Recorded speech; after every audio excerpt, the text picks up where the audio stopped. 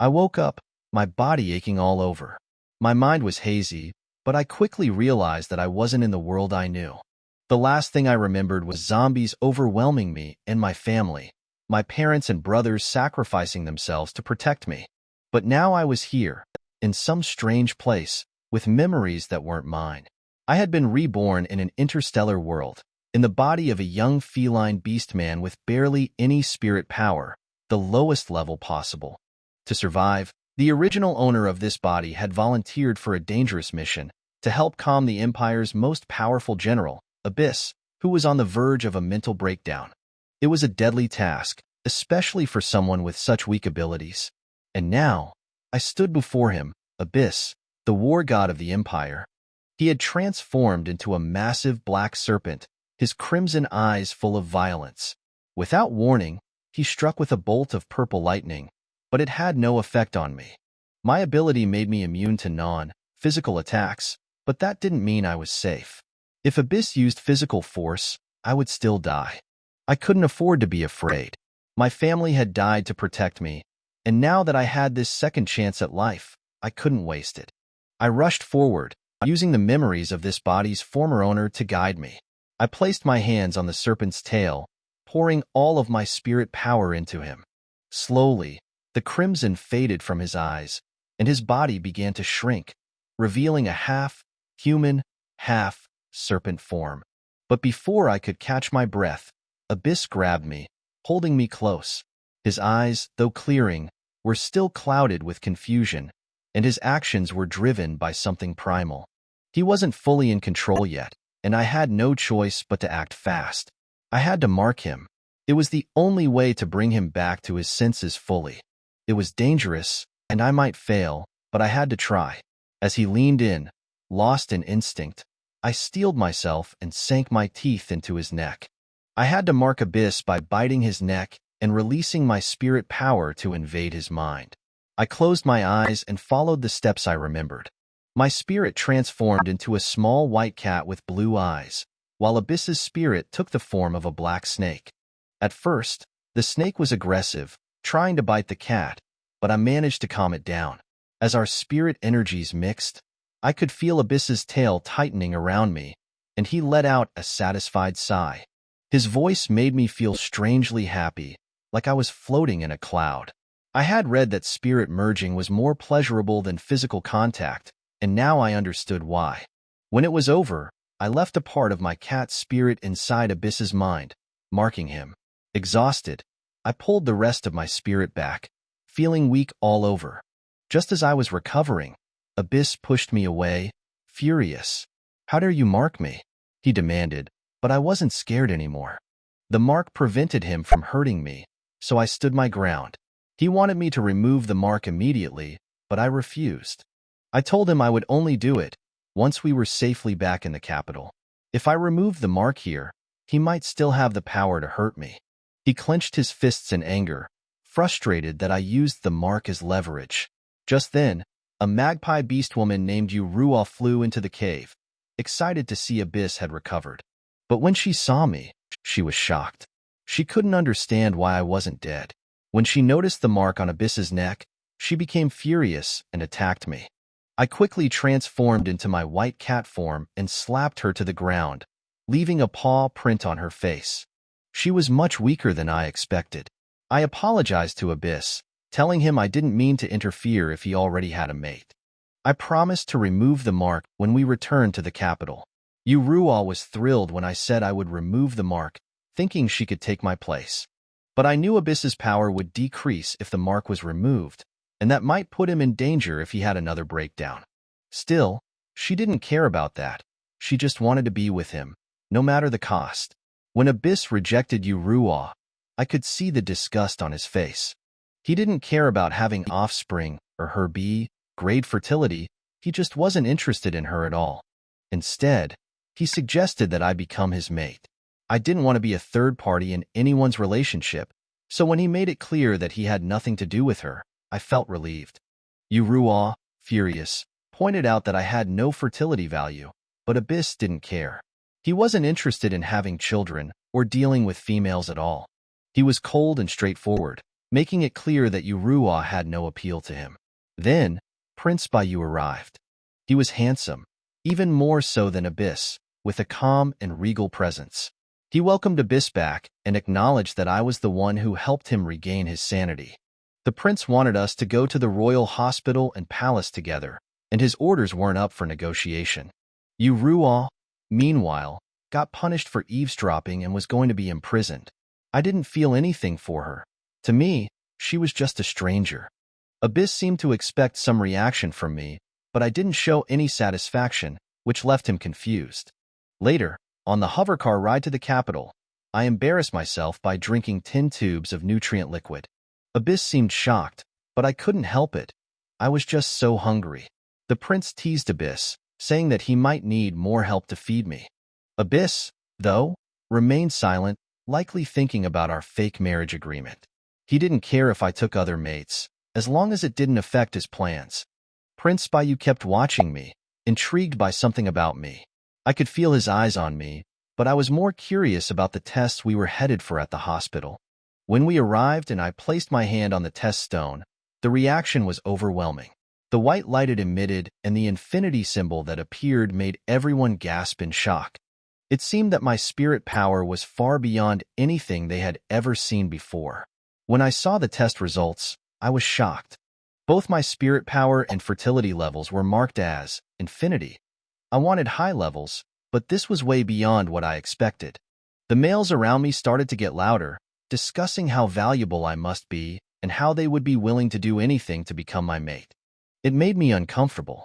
Having such high levels wasn't just a good thing. It could also bring a lot of trouble. Some males would go to any lengths to secure a mate with such abilities, and I feared being targeted.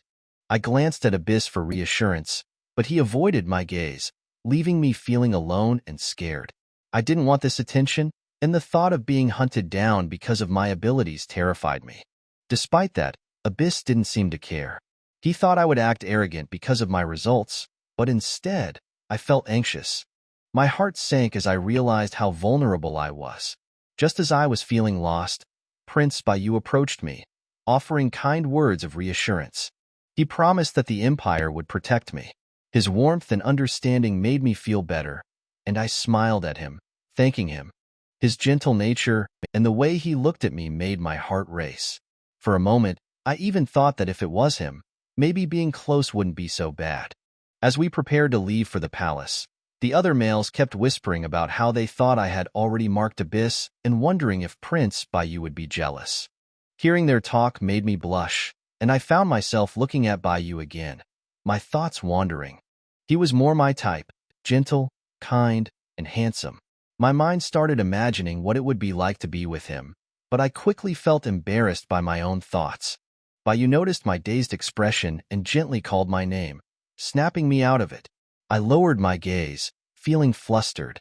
He smiled at me, leading me out of the hospital, while Abyss followed us, clearly irritated by the whole situation. He seemed annoyed that I was now holding onto Bayu's arm when I had clung to him earlier. As we headed toward the palace, Abyss looked angry, but there was nothing he could do. We had to follow the queen's orders. All I could think about was how complicated things were becoming, and I wasn't sure what would happen next. As we headed to meet the queen, I was a bit nervous, wondering if the etiquette I learned would be appropriate in this world. But after recalling some live broadcasts of events here, I realized that many customs, like bowing and formal dances, were similar to my old world. That made me feel more at ease. We arrived at the palace in no time, and instead of walking the whole way, we boarded a small blue flying vehicle. Prince Bayu was very gentlemanly, offering me his hand to help me aboard. I accepted it without hesitation since I assumed Abyss wouldn't want me with him. As we flew through the palace grounds, I couldn't help but admire the grand architecture.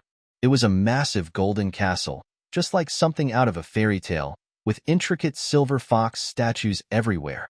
I found the place stunning, and Bayu noticed my fascination, smiling as if he already knew I liked foxes.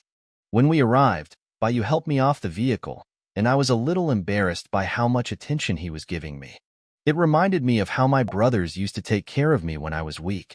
But I didn't know Bayu well, and it felt strange to accept his kindness so easily. I told him I could walk on my own, trying to be polite, but Abyss, who was walking behind us, must have misunderstood. He probably thought I was being insincere. Still, Baiyu insisted, saying he just wanted to protect me in case of danger. After hearing that, I couldn't refuse anymore. His concern for my safety was genuine, much like my brothers protecting me in the past. I relaxed a little, convincing myself that Baiyu was just being protective like a brother would be. Yet, when he intertwined his fingers with mine, I felt my heart skip a beat. I tried distracting myself by asking Baiyu about any assassination attempts. He shared a story about one from his 10th birthday, where he was injured by a fire-wielding assassin. He joked about worrying more about his foxtail going bald than the pain. His lightheartedness put me at ease, and I even joked back, asking if his tail recovered.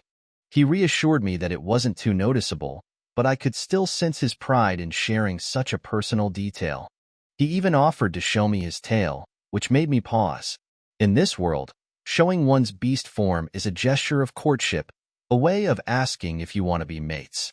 Realizing that, I hesitated, unsure how to respond.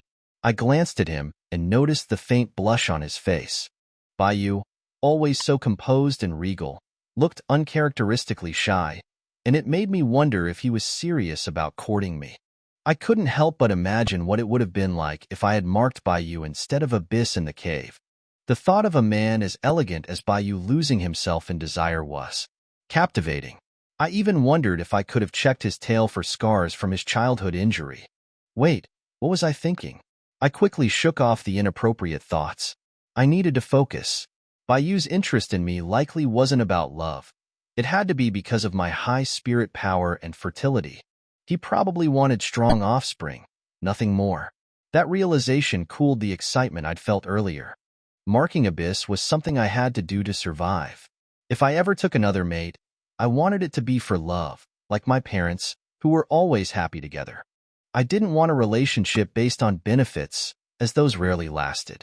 With that in mind, I apologized to Baiyu and withdrew my hand from his grasp. He looked disappointed, but he let go.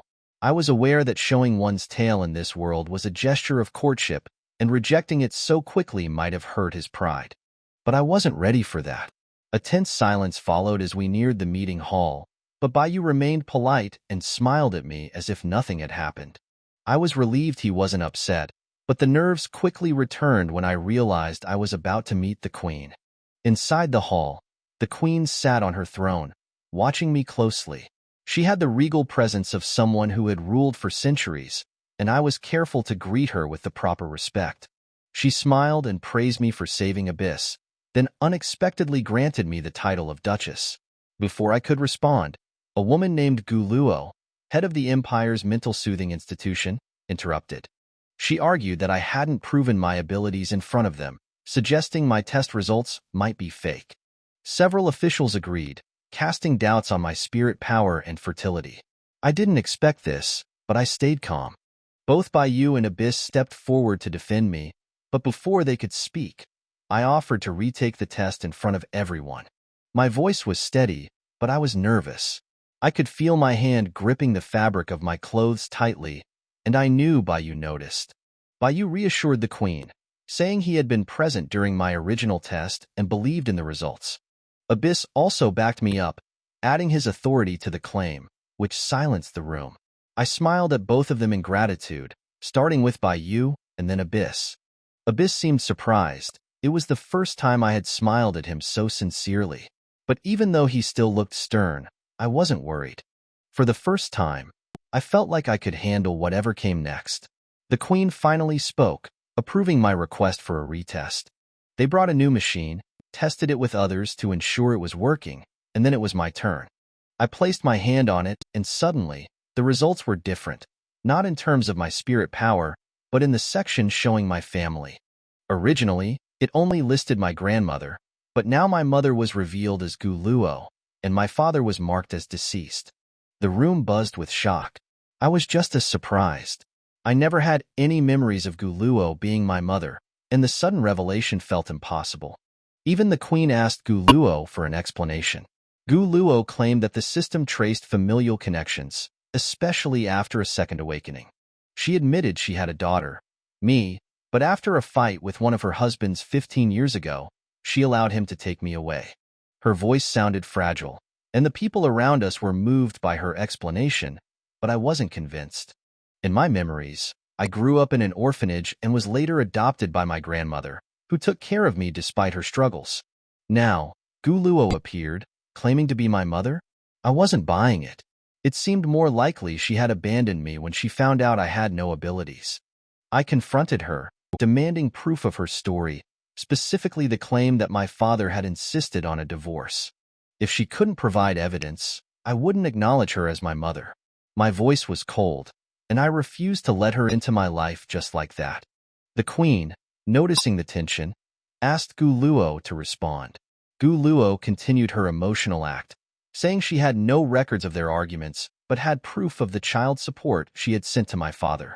She even tried to get closer to me, apologizing with tears and asking me to return to her care. But her sudden affection didn't feel genuine to me. I refused her offer, declaring that I was now an adult and could live independently. The queen supported my decision, emphasizing my right to choose. Finally, the queen returned to the original topic, awarding me the title of Duchess and granting me a territory.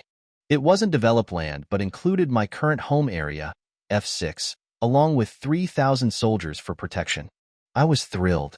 With resources and authority, I could finally live securely. But then, the queen brought up another issue: the empire's declining birth rate. She reminded me that as a duchess, I needed to follow the empire's rules regarding mates. According to the law, I had to choose 2 husbands within 2 months of turning 18, or the system would randomly assign mates. I had only 3 days left, and Abyss already counted as 1 husband because of the mark. I realized that I had to decide soon on the second mate. The thought of the system randomly choosing someone made me uneasy. It might be better to select Prince Baiyu instead. When the idea of choosing Baiyu as my second husband came to mind, I couldn't help but glance at him. But I quickly looked away, scolding myself. I had just refused his offer to show me his tail, which was essentially a marriage proposal. If I now suggested marrying him, wouldn't that be toying with his feelings? I decided to drop the thought for now and wondered if I could find another male like Abyss, someone uninterested in offspring and without desire for a female, making him perfect for a marriage of convenience. As I wrestled with these thoughts, the queen noticed my quick glances toward Baiyu and smiled knowingly. She suggested that Baiyu accompany me to my duchess's residence and stay for a month, along with Abyss, to help me adjust to life in the capital. It was clear the queen was giving Baiyu an opportunity to get closer to me. I was uncomfortable, but there was no refusing the queen's orders. All I could do was agree and prepare for what would surely be an awkward month. As I was about to leave, Guluo, claiming to be my mother, asked for my contact information. I flatly refused. I had never been cared for by her, and I had the right to say no. Her sudden appearance in my life seemed to have ulterior motives, and I wasn't about to trust her. After leaving the hall, I turned to Baiyu, requesting that we go to F6 to pick up my grandmother. Baiyu smiled, already expecting this, and offered to take me in his luxurious Phoenix hovercraft. I knew the vehicle was rare and incredibly fast, and I was touched by his thoughtfulness. Just as I was about to board with Baiyu, Abyss spoke up, asking to talk to me alone. Surprised, I agreed and moved to board the flying vehicle with him instead. To my shock, Abyss lifted me up by the waist and placed me in the vehicle, his touch lingering for a moment longer than necessary. My body reacted, making me feel weak, but I tried to brush it off. When I turned around to speak to him, my lips accidentally brushed against his chest, right where a button from his shirt pressed against a wound inside my mouth, causing a sharp pain. I frowned in confusion, wondering what had happened. But Abyss was already grumpy, pushing me into my seat and snapping at me to sit still. As I sat there feeling flustered, I noticed Abyss acting unusually stiff. He seemed frustrated, as if he couldn't control his reaction to the accidental touch. In an attempt to distract himself, he finally sent me the prenuptial agreement, which I had been waiting for. Reading through the document, I was relieved to see that it outlined clear boundaries. There would be no physical intimacy between us, even during his emotional breakdowns, and he would pay me for soothing him. However, when I reached the section about the mating season, I was taken aback. Abyss had written that during his season, he would take suppressants, and I should handle my needs with another husband, just not in front of him. The wording was cold and almost insulting, as if he wanted to distance himself from me entirely. I was furious with Abyss's words in the agreement. What did he mean by saying I shouldn't purposely appear in front of him during my mating season, as if I'd try to seduce him? It made me seem desperate, which was far from the truth. Trying to hold back my anger, I kept reading the rest of the contract. Most of it was reasonable. Our finances would remain separate, and if I had children with another husband, Abyss wouldn't be responsible for them. But I couldn't ignore the part about the mating season. I pointed out the issue to Abyss, suggesting he should add that he wasn't allowed to force himself on me either. Abyss scoffed, saying I shouldn't forget that I was the one who marked him, accusing me of taking advantage of him. That accusation hit me hard. I was only defending myself when his mating season and breakdown overlapped. I angrily showed him the small wound inside my lip where he had bitten me, reminding him of what really happened. Seeing the wound, Abyss tensed up. He tried to brush it off, apologizing for his behavior during that time. But I wasn't done. I told him not to touch me without permission again, especially after what had happened earlier when he suddenly picked me up. Without arguing further, Abyss silently revised the contract, making the language more neutral and fair. Once I was satisfied, I quickly signed it. We saved it to our records, just as the flying vehicle stopped and Bayou knocked on the door, signaling it was time to get out. I felt an overwhelming desire to leave the vehicle. Being stuck with Abyss in this closed space was uncomfortable. As soon as he opened the door, I was ready to go. Bayou helped me down, and as soon as I touched his arm, I felt calm again. Compared to the tense atmosphere with Abyss, being with Bayou felt safe and reassuring. But I couldn't help feeling guilty. My thoughts kept swinging between the two, Abyss, who I was bound to by the mark, and Bayou, who was kind and gentle. Maybe, despite everything, it would be easier to be with Bayou, instead of constantly dealing with Abyss's coldness and the need for contracts. Feeling embarrassed by my changing thoughts, I looked away from Bayou. Unbeknownst to me, Bayou's eyes were on my lips, which had turned red from the earlier interaction with Abyss. He was beginning to wonder what might have happened between us while we were alone. Though he trusted that Abyss had no interest in women, he couldn't be sure that I felt the same. As we stood by the Phoenix hovercraft, I marveled at how beautiful and luxurious it looked, its fiery design glowing like a mythical phoenix. Bayou admired me for a moment before gently reminding me it was time to get in. Before we could leave, Bayou turned to Abyss and asked if he wanted to join us to pick up my grandmother. Abyss, clearly irritated, made a snide remark about Bayou already calling my grandmother Grandma, even though nothing had happened between them yet. It was obvious Abyss wasn't pleased with the situation, but he kept his distance, letting Bayou take the lead for now. When Abyss mocked Bayou for calling my grandmother Grandma, before anything had even happened between us, Bayou didn't seem bothered. He simply smiled, saying it was only a matter of time before he became my husband too, so it made no difference. This annoyed Abyss, and he sneered at Bayou, calling him just like every other male competing for a mate. Bayou, calm as ever, invited Abyss to join us to pick up my grandmother, though I could tell he hoped Abyss would decline so we could be alone.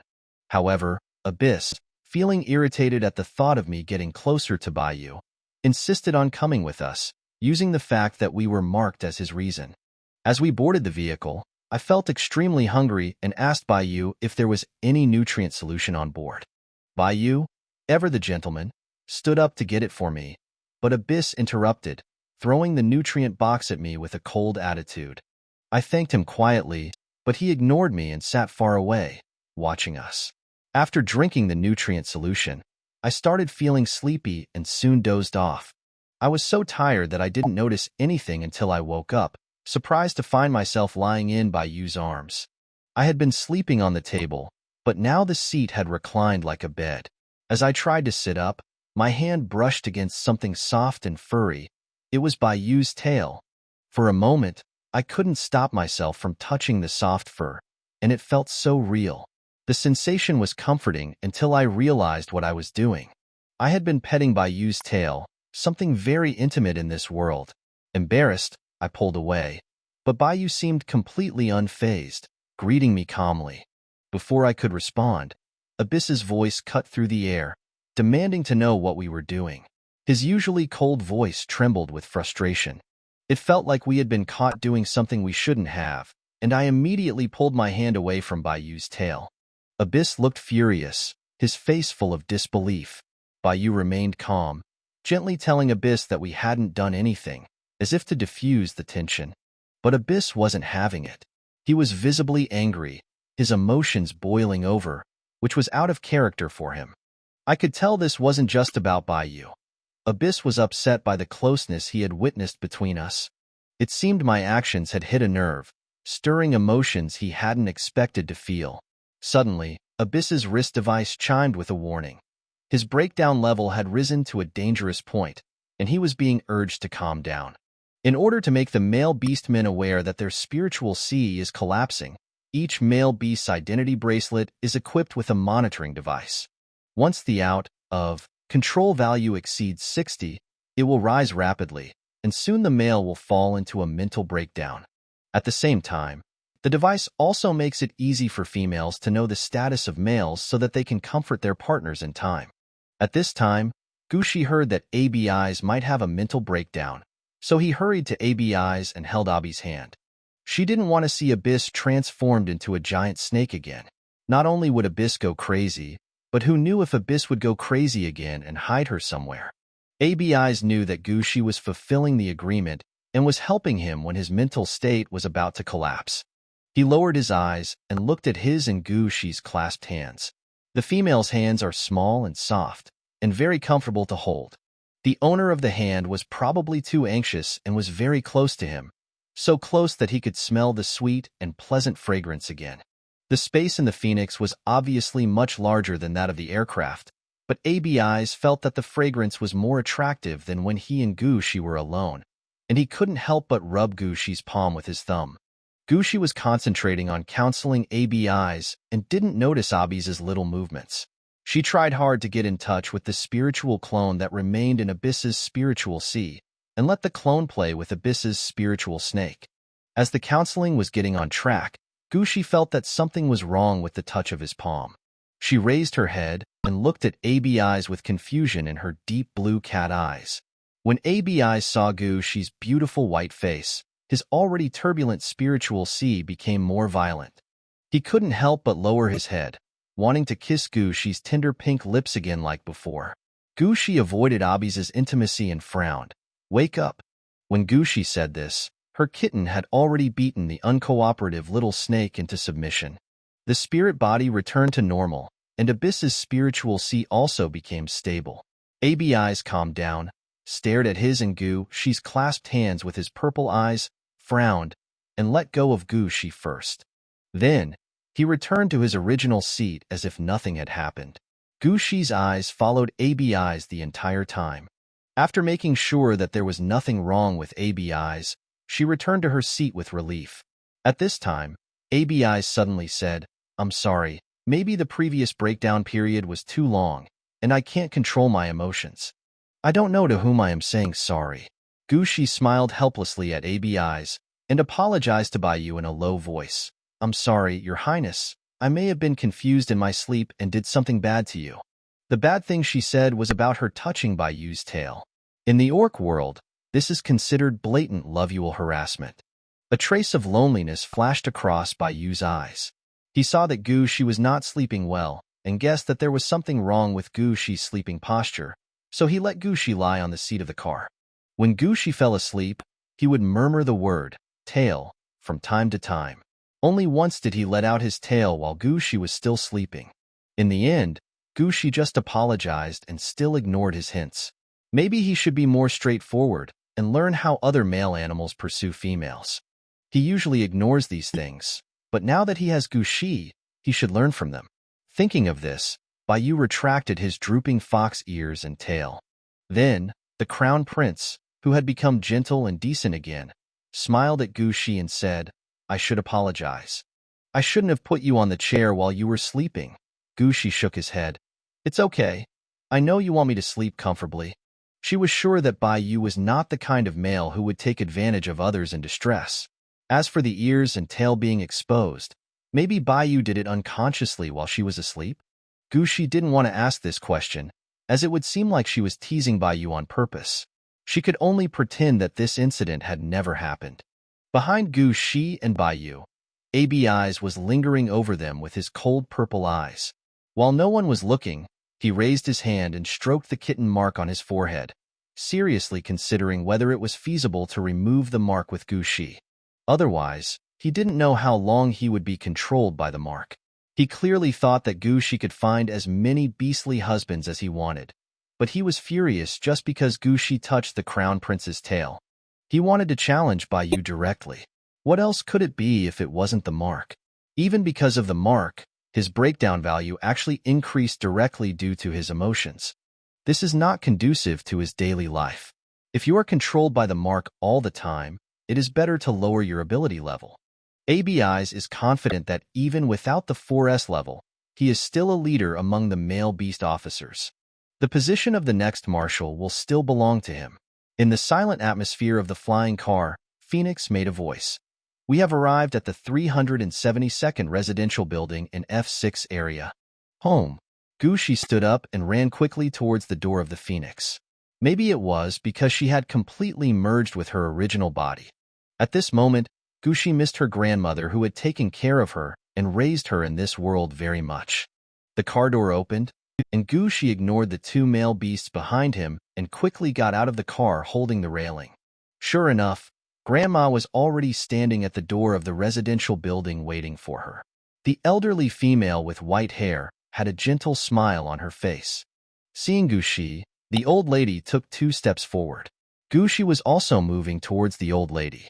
When he got close to her, he hugged her and said affectionately, "Grandma, Cece is back." Old lady Guya had tears in her eyes as she touched Gushi's back. Okay, good boy. It's good that you're back. Grandma has cooked dinner and is waiting for you to come back. Although Guya was old, she also surfed the internet. She saw the buzz about the appearance of the holy female in the Nor Empire, and also saw the public information about the holy female. The one with both unlimited mental power and fertility value is actually her Xiaoxi. Not to mention, Xiaoxi was actually named Duke by the queen herself, owned territory, and had her first husband, Imperial Admiral ABI's. At this moment, the old lady suddenly stopped talking because she saw ABI's. There is a Gushi beast mark on Abyss's forehead, which is the mark of female orcs on male orcs. Since this male with black hair, purple eyes, deep and handsome features is her daughter Xiaoxi's first beast husband, then the male in white uniform with silver hair and golden eyes must be the crown prince of the empire. As Xiaoxi's beastly husband, it is reasonable for ABI's to take the initiative to accompany Xiaoxi home. The crown prince of the empire even condescended to come to area F6. This is a civilian area full of pollution. The old lady suddenly leaned close to Gushi's ear and whispered, "Xiaoxi, does the crown prince really want to be your beastly husband?" Baiyu and Abyss are both 3's level males with excellent hearing. They all heard the old lady's question. Then I heard Gushi's soft and deliberately lowered voice. "Grandma, the crown prince never said he wanted to be my beastly husband. You only know how to ask such questions and don't care about your granddaughter's health." When the old lady heard her granddaughter's coquettish behavior, she said cheerfully, "How can I not care about you? I have read all the news online." After saying this, the little old lady invited the 2 male orcs into the house for some water. F6 is a slum area. Not only are the houses dilapidated, but the tap water supplied to residents is also the kind that has only been disinfected twice. Although it is within the safe range, long-term drinking will also cause harm to the orcs' bodies. This is also the reason why Mrs. Gu looks older than other people of the same age. Baiyu and ABI's had never been to the slums. When they smelled the strange smell in the water, they looked at Gushi at the same time. It turns out that the little female has been drinking this kind of water since she was young. No wonder she was unwilling to recognize Gu Luo as her mother. Gu Luo led other beastly husbands and the children they gave birth to, but she never paid any attention to Gushi. Both males felt sorry for Gushi, but Gushi drank the water as usual. Then she saw her grandmother bringing out some slightly processed meat from the kitchen. The nutrient solution was too expensive, So the orcs in the slums returned to their ancient ways and sometimes went hunting in the forest. They washed the meat they had hunted 10 times with tap water containing disinfectant, then heated it up and used it to fill their stomachs. But this kind of beast meat, like tap water and all plants on the planet, contains pollutants. Eating a little for a short period of time can be excreted by the orcs, but if taken for a long time, it will shorten the lifespan of the orcs. This is also the reason why the noble orcs only eat nutrient solution. The noble class can still make do, but the orcs in the slums can't care about that. A shorter lifespan is better than death. When Gushi saw the meat, she knew that it was her grandmother's love for her, so she took the plate without hesitation. "Thank you, Grandma." She smiled sweetly, but pursed her lips when she saw the beast meat. In her memory, the beast meat she saw looked like normal meat. But why was there some black particles floating on the meat she saw? What were these particles? When Gushi was puzzled, Old Lady Gu had already distributed the remaining beast meat and the nutrient solution at home to Baiyu and ABIs. "I'm sorry, this is the best food we have," the old lady said apologetically. "If you don't like it, there is nutrient solution here." Baiyu smiled gently. "This is something that Cici often eats. I just want to try it." Baiyu suddenly changed his words because of what Gushi and the old lady had said just now. Gushi said that he had never asked to be her beastly husband, and then he realized that this was the problem between him and Gushi. Gushi may need direct courtship rather than implicit expression. The first step is to change the name. Suddenly hearing Baiyu calling him Cici, Gushi looked up in confusion and happened to meet Baiyu's doting golden eyes. Gushi blushed and lowered his eyes. Then something surprising happened again. Abi's cold voice rang out. "Thank you, Grandma. If Cici can eat it, I can eat it too." Gushi raised his eyes again and stared at ABI's. The latter avoided her gaze and cut a piece of meat into his mouth. The meat was only cooked, but the rest still tasted like its original state. It definitely doesn't taste as good as the high-quality nutrient solution after you take it. But ABI's ate it with a normal expression. So is White Jade. Gushi saw that both of them had already put the meat into their mouths. He hesitated for a while, but still didn't say anything more. In fact, Gushi really wanted to ask directly, "Did you see anything black on the meat?" But when she said this, it sounded too much like she was disliking Grandma's cooking skills, and Grandma would definitely be sad to hear it. After the meal, Baiyu took the initiative to speak. "Grandma, ABI's and I are going to go outside for a walk. You and Cici must have a lot to talk about." After Baiyu said this, he patted ABI's on the shoulder and motioned ABI's to leave with him. ABI's understood what Baiyu meant. He was not a fool who knew nothing about the ways of the world. The two males got up and left, and Gushi thoughtfully helped the old lady clean up the dishes and the table. Then, the grandparents and grandchildren sat on the worn sofa in the living room and told each other about their worries and longings for each other. The medical level at StarCraft is very good. After she successfully registered from Area F6, her grandmother stayed in the hospital for a week. Her physical indicators were normal, so she was discharged and went home immediately.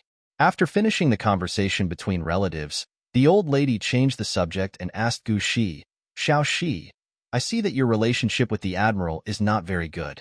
Is there anything going on between you two?" Gushi never hides anything from his family. She said that marking ABI's was an accident and that they signed an agreement but were not actually husband and wife. The old lady's light blue eyes showed some contemplation, and she asked Gushi, "Xiaoxi, what do you think? He has taken your first beast husband's spot. Are you going to wait for random chance to pick the second beast husband?" Gushi was silent for a while, then said embarrassedly, "Grandma, I haven't made up my mind yet. If possible, I still want a male who is willing to be with me." Gushi's words made the old lady sneer. "What's the point of being in love with each other? Have you forgotten that after your mental strength was detected to be only F, your childhood sweetheart decisively abandoned you and got together with the little female from our district chief's family? Childhood sweethearts?" It took Gushi a long time to retrieve the information of this male from his mind.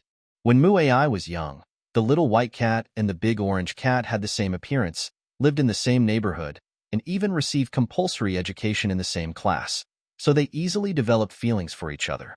Orcs express their emotions very enthusiastically.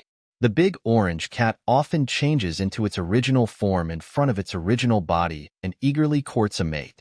Fortunately, the original body was also a shy person and always firmly rejected the big orange cat. She was not as open to having love with the big orange cat as other females. Later, the original body was found to have no fertility value and its mental strength was also F. The big orange cat threw himself into the arms of other females and became one of their beastly husbands. "Grandma, I haven't forgotten," Gushi told her grandmother very seriously, "but I still want to be in love with each other before getting married." Seeing her granddaughter's insistence, the old lady sighed and said, Okay, but Grandma hasn't said goodbye to her friends yet. Can we go to the capital in a few days?" "Good." Gushi would naturally agree to Grandma's request. What's more, it's not too much to go to the Duke's mansion a few days later. So, when Bayu and ABIs came back from their walk, they were informed that they would be back a few days later. Bayu didn't show anything from beginning to end, but when the old lady wasn't paying attention, ABIs whispered to Gushi, "It's just such a shabby house, there's nothing valuable inside, and there's no security system. Is it necessary to stay for several days?" Gushi frowned when he heard this. "Admiral, if you are not used to living here, feel free to leave. I saw that when you were half human and half beast, you ran faster than the phoenix." Her voice was soft, but her words were still very infuriating. ABIs frowned, looked at Gushi deeply, and said coldly, "Let's go." Seeing ABIs leave, the old lady went straight to lock the door of the house, then turned around and spoke with a smile on her face. "There are only 2 rooms in the house. Your Highness the Crown Prince will sleep on the bed today, and Cece, you can sleep on the floor in your room. It's very cold in the F6 area at night, and our heating hasn't been renewed. It would be bad if your Highness the Crown Prince was left cold." After saying that, the old lady went straight to her room to sleep, leaving Gushi and Bayu staring at each other in the narrow living room. Bayu subconsciously wanted to say that he should just go to the Phoenix to rest. But thinking of what Gushi said, he lowered his eyes and stared at Gushi and said seriously, "Cece, I like you. I have never pursued females, and I don't know what I should do." As he said this, Bayu suddenly opened the virtual panel of the bracelet and operated some operations on it. Gushi heard her bracelet making a sound, as if there was a message coming in. After she clicked it, a mechanical reminder sounded, "Dear Ms. Gushi, you have a gift from male white jade to receive." Gushi looked at the white jade and nodded twice. On the gift column of the virtual screen, there was an image of the Phoenix. Bayu suddenly gave her the Phoenix? That is a hovercraft with only 3 in the entire galaxy. It is so expensive that there is no demand for it. "I know you still don't like me." Bayu lowered his eyes, and his voice became lower and lower. "Abyss is 4S, and I am only 3S, but I will try my best to make you like me." The handsome male orc, who was as gentle as the breeze and bright moon, actually had an inferiority and timid look on his face. Gushi panicked. Her refusal actually hurt Bayu? "I won't force you to stay in the same room with me. Let me sleep on your Phoenix, okay?" Bayu's tone was almost humble. Gushi really couldn't bear to see such an expression on Bayu's cold and handsome face, and blurted out anxiously, "No, we can sleep in the same room. Then I'll sleep on the floor." Bayu quickly replied. Gushi shook his head. "No need. Just sleep like we did on the Phoenix." As soon as he said this, Gushi thought of the time when she molested Bayu's tail, and immediately looked at her toes in embarrassment.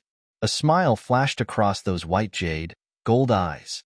Outside the door, ABIs, who was blown by the cold night wind, wanted to go back into the house, but found that the smart door lock displayed the words, "Door is locked, do not disturb." Gushi is really awesome. You just want to kick him out, right? ABIs looked at the door coldly for a while, and the thought of leaving just flashed through his mind. But his sense of responsibility as an admiral of the Empire dragged him down. The female in the room was the most precious one in the Nor Empire at present.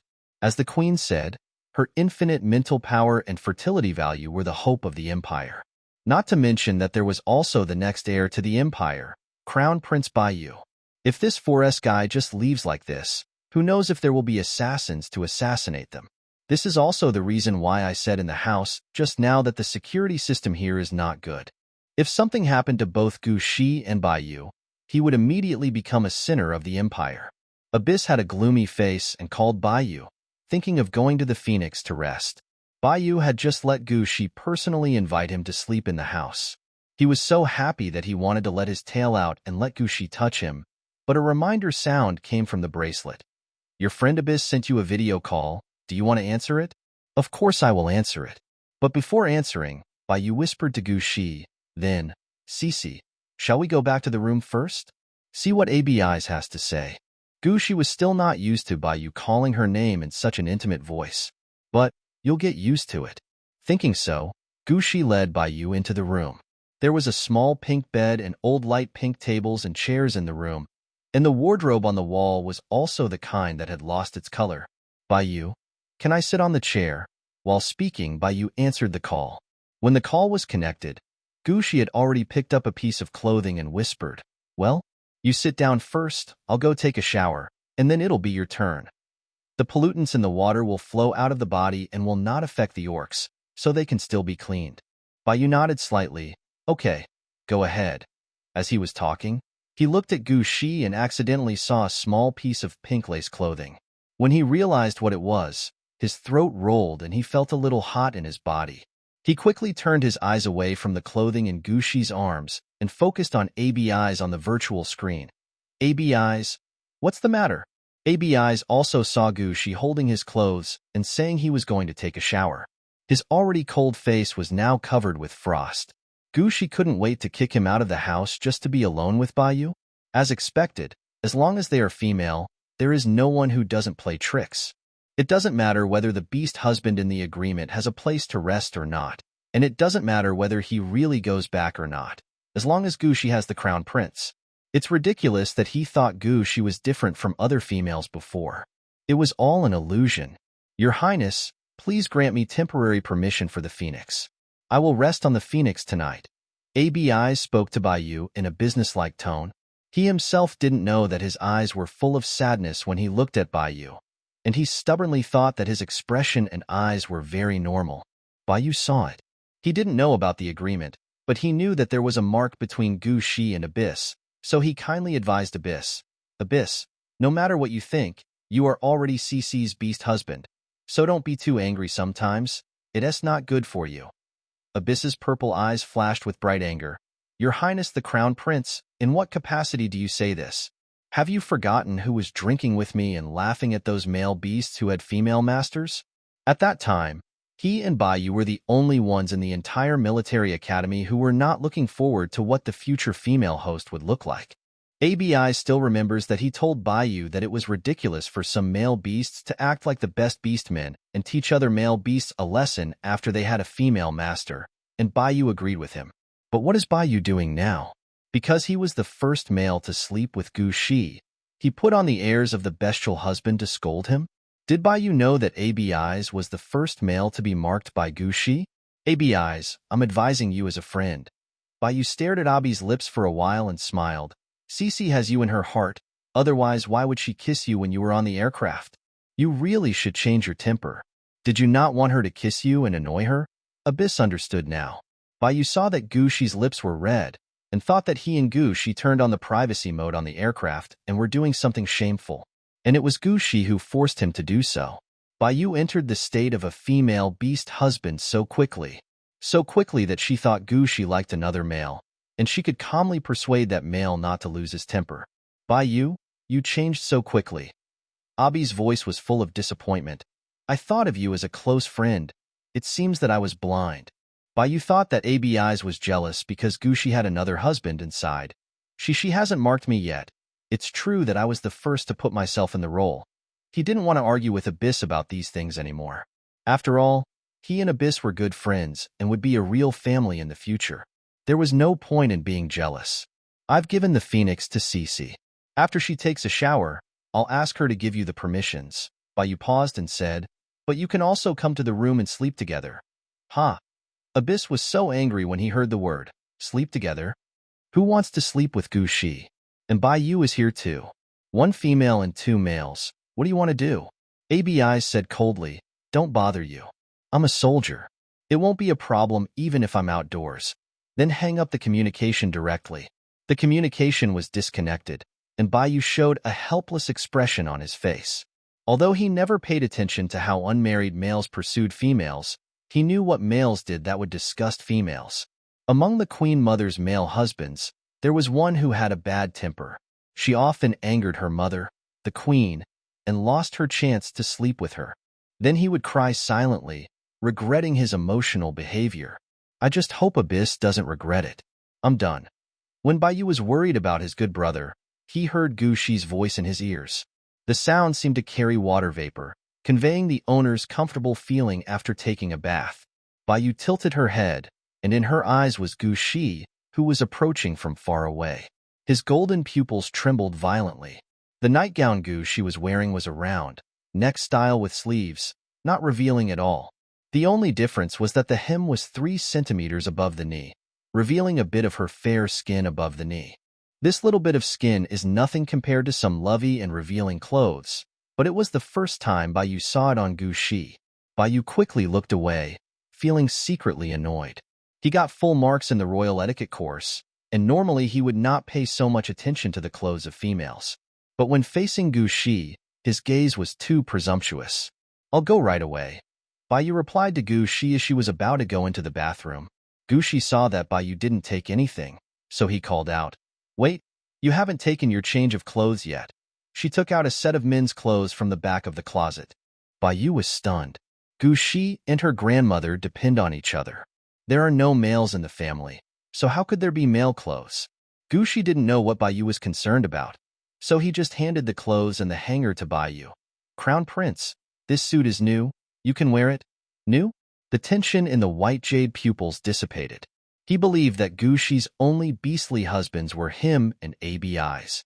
After all, there were no females in the entire Noel Empire who were better than the two of them.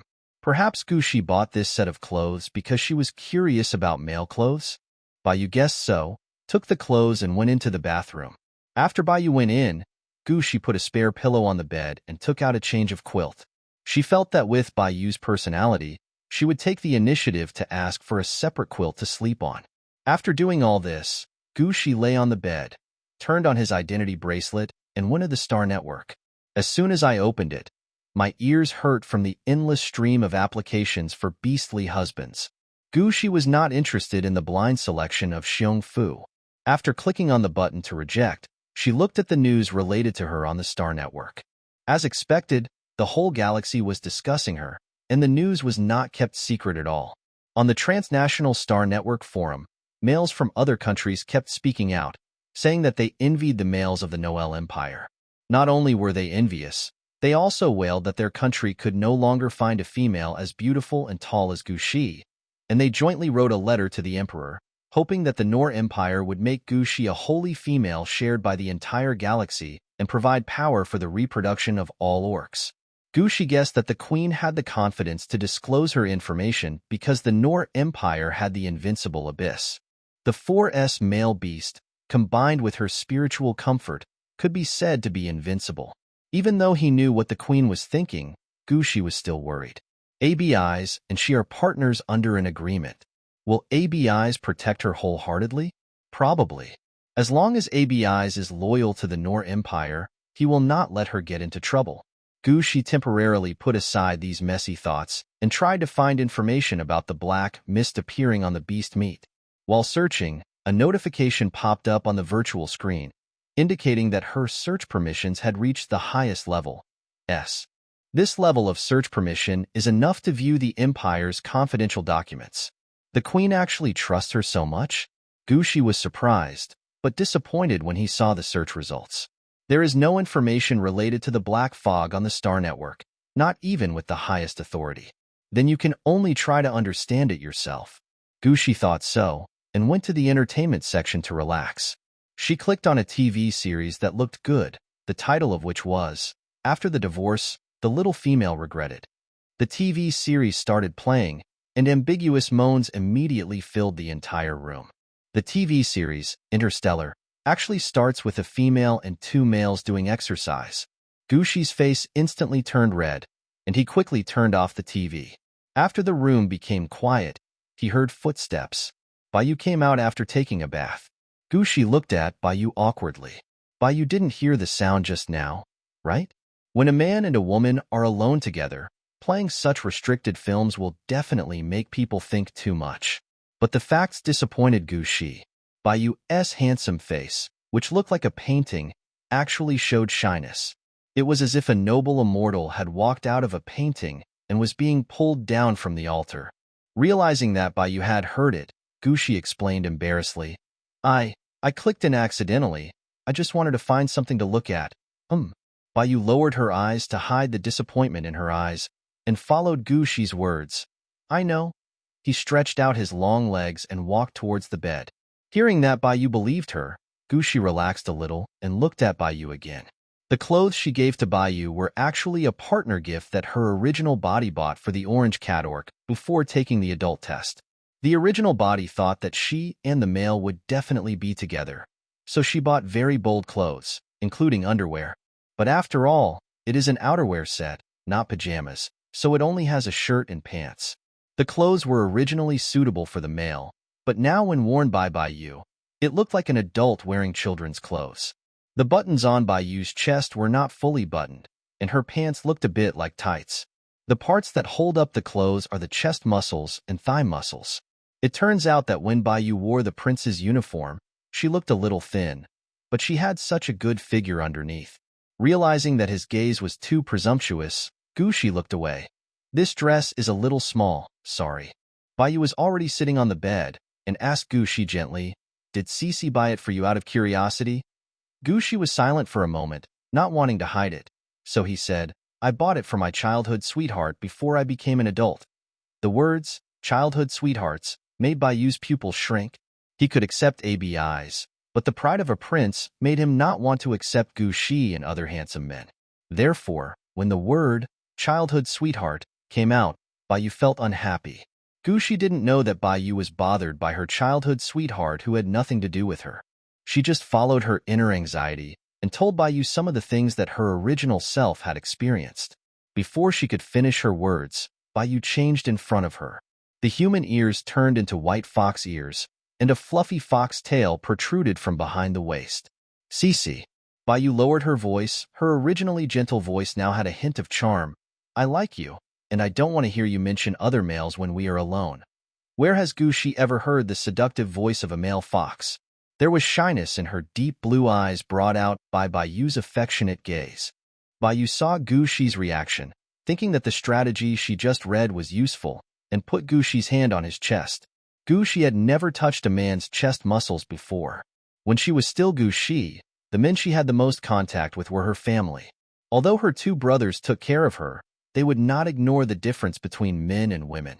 At this moment, watching her hand that belonged to a girl under Bayu's control, pressing Bayu's chest and leaving an indentation, Gushi's mind popped up. So men's chest muscles are also soft? And beneath that layer of soft chest muscles, there is a heartbeat as loud as a drum. That was Bayu's heart, and it seemed to want to jump out of Bayu's chest, and the rhythm was very intense.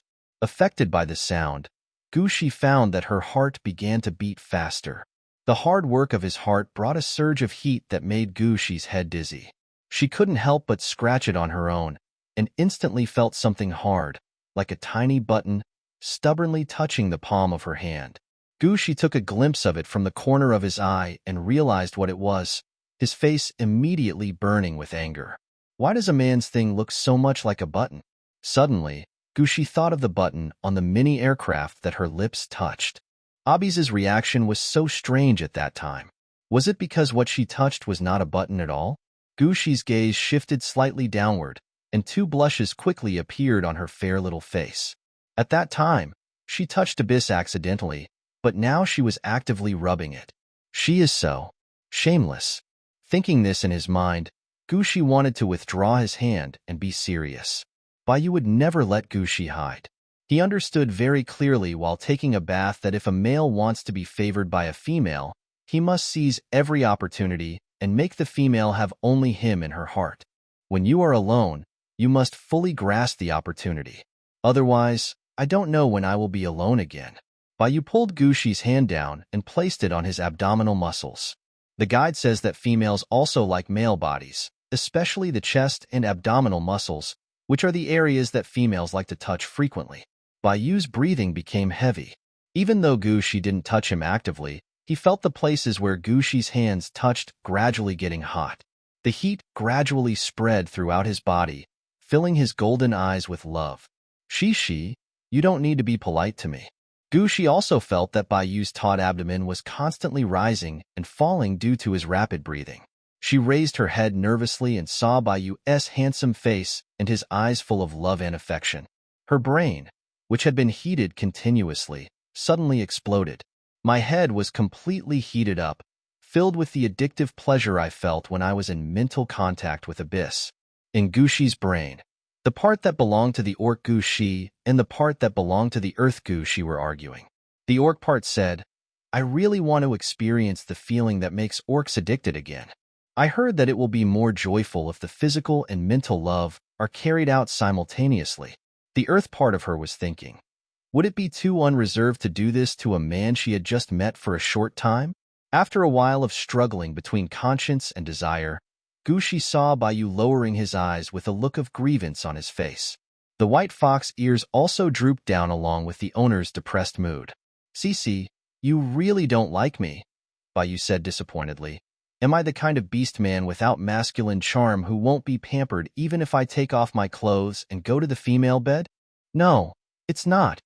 Gushi immediately refuted Bayu. Silver hair, golden eyes, and a handsome face that exudes a cool feeling. How could such a male not be charming? It's her, and she can't let go. Gushi closed his eyes.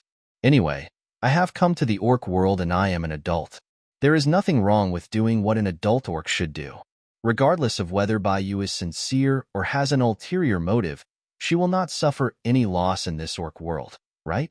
If pregnancy is taken into consideration, the generally recognized rule in the orc world is that the higher the fertility value of a female, the less pain she will experience during childbirth. Even the time of carrying the baby will be shortened due to the high fertility value, and there will be no uncomfortable feelings such as morning sickness during the period. She has infinite fertility value, and her fertility will not be affected. Even if they want a divorce, the unmarked male will suffer. Furthermore, Gushi stared at Bayu's face. She likes Bayu's looks and her gentle personality. Since she was young, her parents and brother told her that since she was the eldest daughter of the Gu family, she should get whatever she wanted, and there was no need to suppress herself. If you like the males in the orc world, just get it. Don't worry about it. Gushi reached a reconciliation with his self on earth, and his face blossomed with a seductive look like a red rose. Seeing Gushi smile, Bayu's fox ears stood up instantly, and he looked at Gushi expectantly. He tilted his head slightly, exposing his neck with a protruding Adam's apple completely to Gushi. The guide also said that females are addicted to marking males. Exposing the neck also represents the male's complete submission to the female. Will Gushi be like what is described in the guide? Bayu called out softly, Cici. Yeah. Having already made the decision, Gushi's voice became softer. Bayu? The mark will bleed and it will hurt. Bayu's face bloomed into a smile. Her pupil shrank, and her fox eyes narrowed slightly. Cici gave it to me, so it doesn't hurt at all. The fox orc with silver hair and golden eyes completely relaxed himself and even took the initiative to put his hands on both sides of his head, just to tell the little female in front of him, Please treat me as you wish. Where had Gushi seen such a scene before? She suddenly felt her teeth itching. If she didn't mark the white jade today, she felt that she might regret it for the rest of her life. What are you waiting for? Gushi turned over and sat on Bayu, leaning over and staring at Bayu's neck. Her eyes first fell on the Adam's apple that is unique to males, and she reached out and touched it gently out of curiosity. Seeing the Adam's apple rolling up and down, Gushi pursed his lips and smiled, and put his cherry-red lips closer to it and took it in his mouth. Bayu's scalp was already numbing when Gushi touched his chest and abdominal muscles just now. Now his more sensitive neck was held by Gushi's soft lips, making him even more unable to control himself. Gushi touched Bayu's Adam's apple and then moved his lips away. Two fangs of the cat beast man were exposed and easily pierced Bayu's left neck. Blood flowed out, and the experienced Gushi sucked all the blood into his mouth. As usual, The spiritual kitten was sent into Bayu's spiritual sea. Because Bayu was completely willing, the little fox in his spiritual sea even jumped twice to express his happiness when he saw the kitten. The cooperation of the male will make marking very easy. She quickly left the kitten inside. Then she licked Bayu's wound and whispered to Bayu in a low voice, "Bayu, I want to try at the same time." Bayu's golden pupils were already filled with surging dark colors. Orcs have the instincts of wild beasts in their bodies. No matter how gentlemanly and polite a male is, he cannot refuse to eat the meat when it is in his mouth. Bayu hugged Shi and leaned over to kiss Shi's lips. When their lips and teeth touched, the two aroused beastmen felt satisfied. The temperature in the small room was rising. After being asked for so long, Shi had some difficulty breathing, and Bayu finally let go of her lips. "Why did you kiss for so long?" Shi complained to Bayu. Her voice was naturally sweet and soft, and it became even sweeter after the deep and intimate contact. When there was a hint of anger in those azure blue eyes, that delicate little face looked even more vivid. The affection in Bayu's eyes was so deep that it was about to overflow. He didn't say anything, but just kissed Shi's forehead again. Then the cheeks, nose, lips. When Shi thought Bayu was going to kiss her fiercely again, Bayu's hot lips fell on her neck. The itchy flesh on her neck became more tender, and the familiar numbness came again. Shi's eyes became more moist, and he breathed softly. Her arousal made the sweet fragrance emanating from her body more pronounced, and the fragrance was transmitted to the outside through the vents on the roof. Eyes, who was leaning against the wall with his arms folded, smelled a familiar scent and suddenly opened his eyes. He knew what this smell meant. When Shi was having spiritual love with him, his nose was filled with this fragrance. It was he who made Shi's fragrance become stronger in the cave, but now it was another male who made Shi's fragrance become stronger. This fact made Eyes clench his fists. He was well aware that he was angry. While trying to suppress his anger, Eyes thought coldly.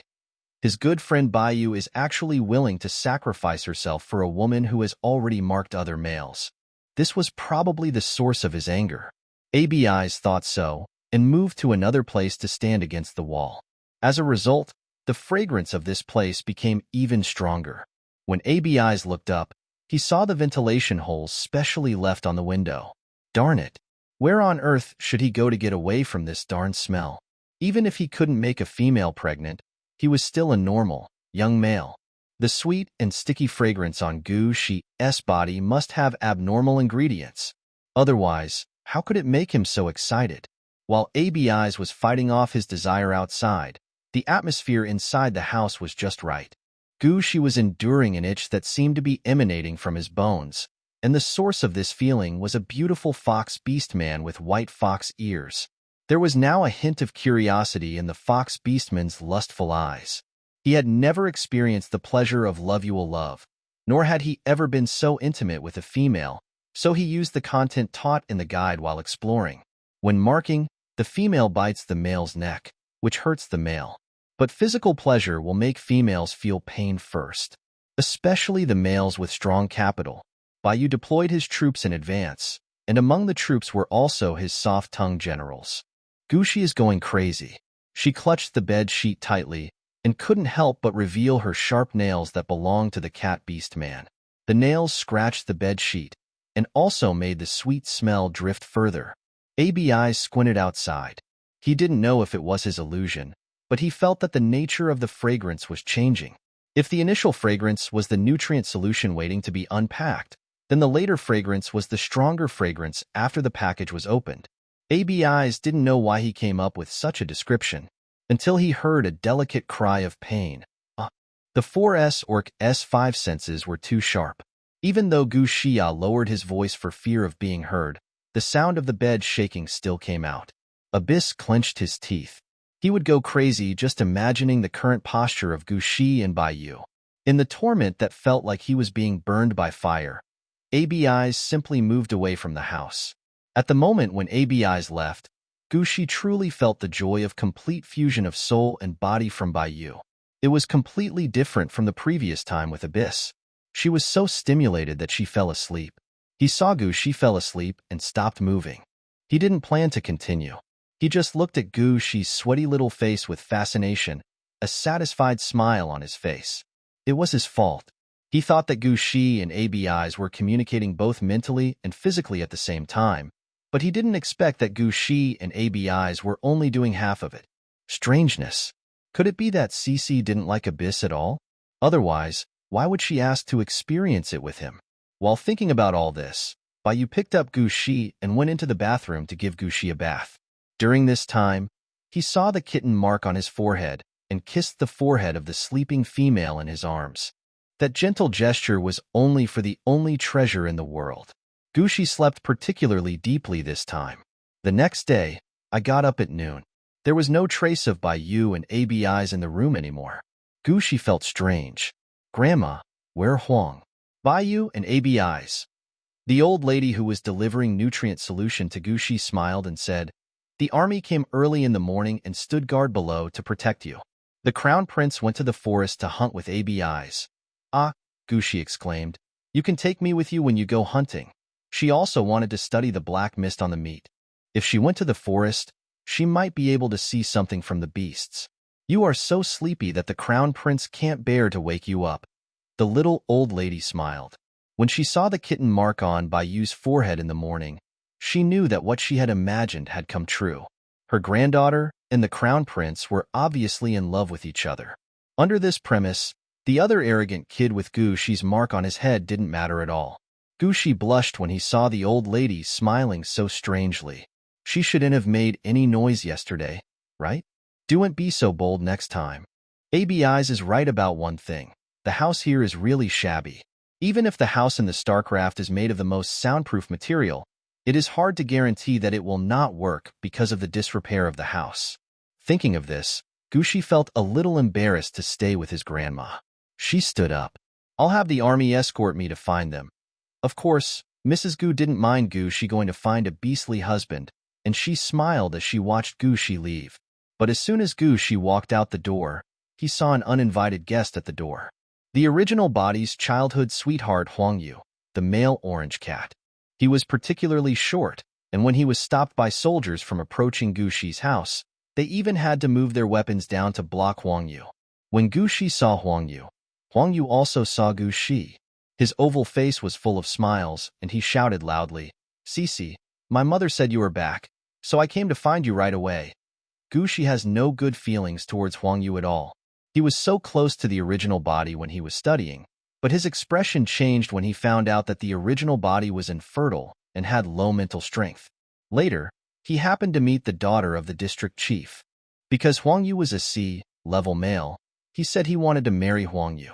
Huang Yu immediately packed up and sent himself to the door, becoming the male husband of the district chief's daughter. Now, there is a mouse mark on Huang Yu's forehead.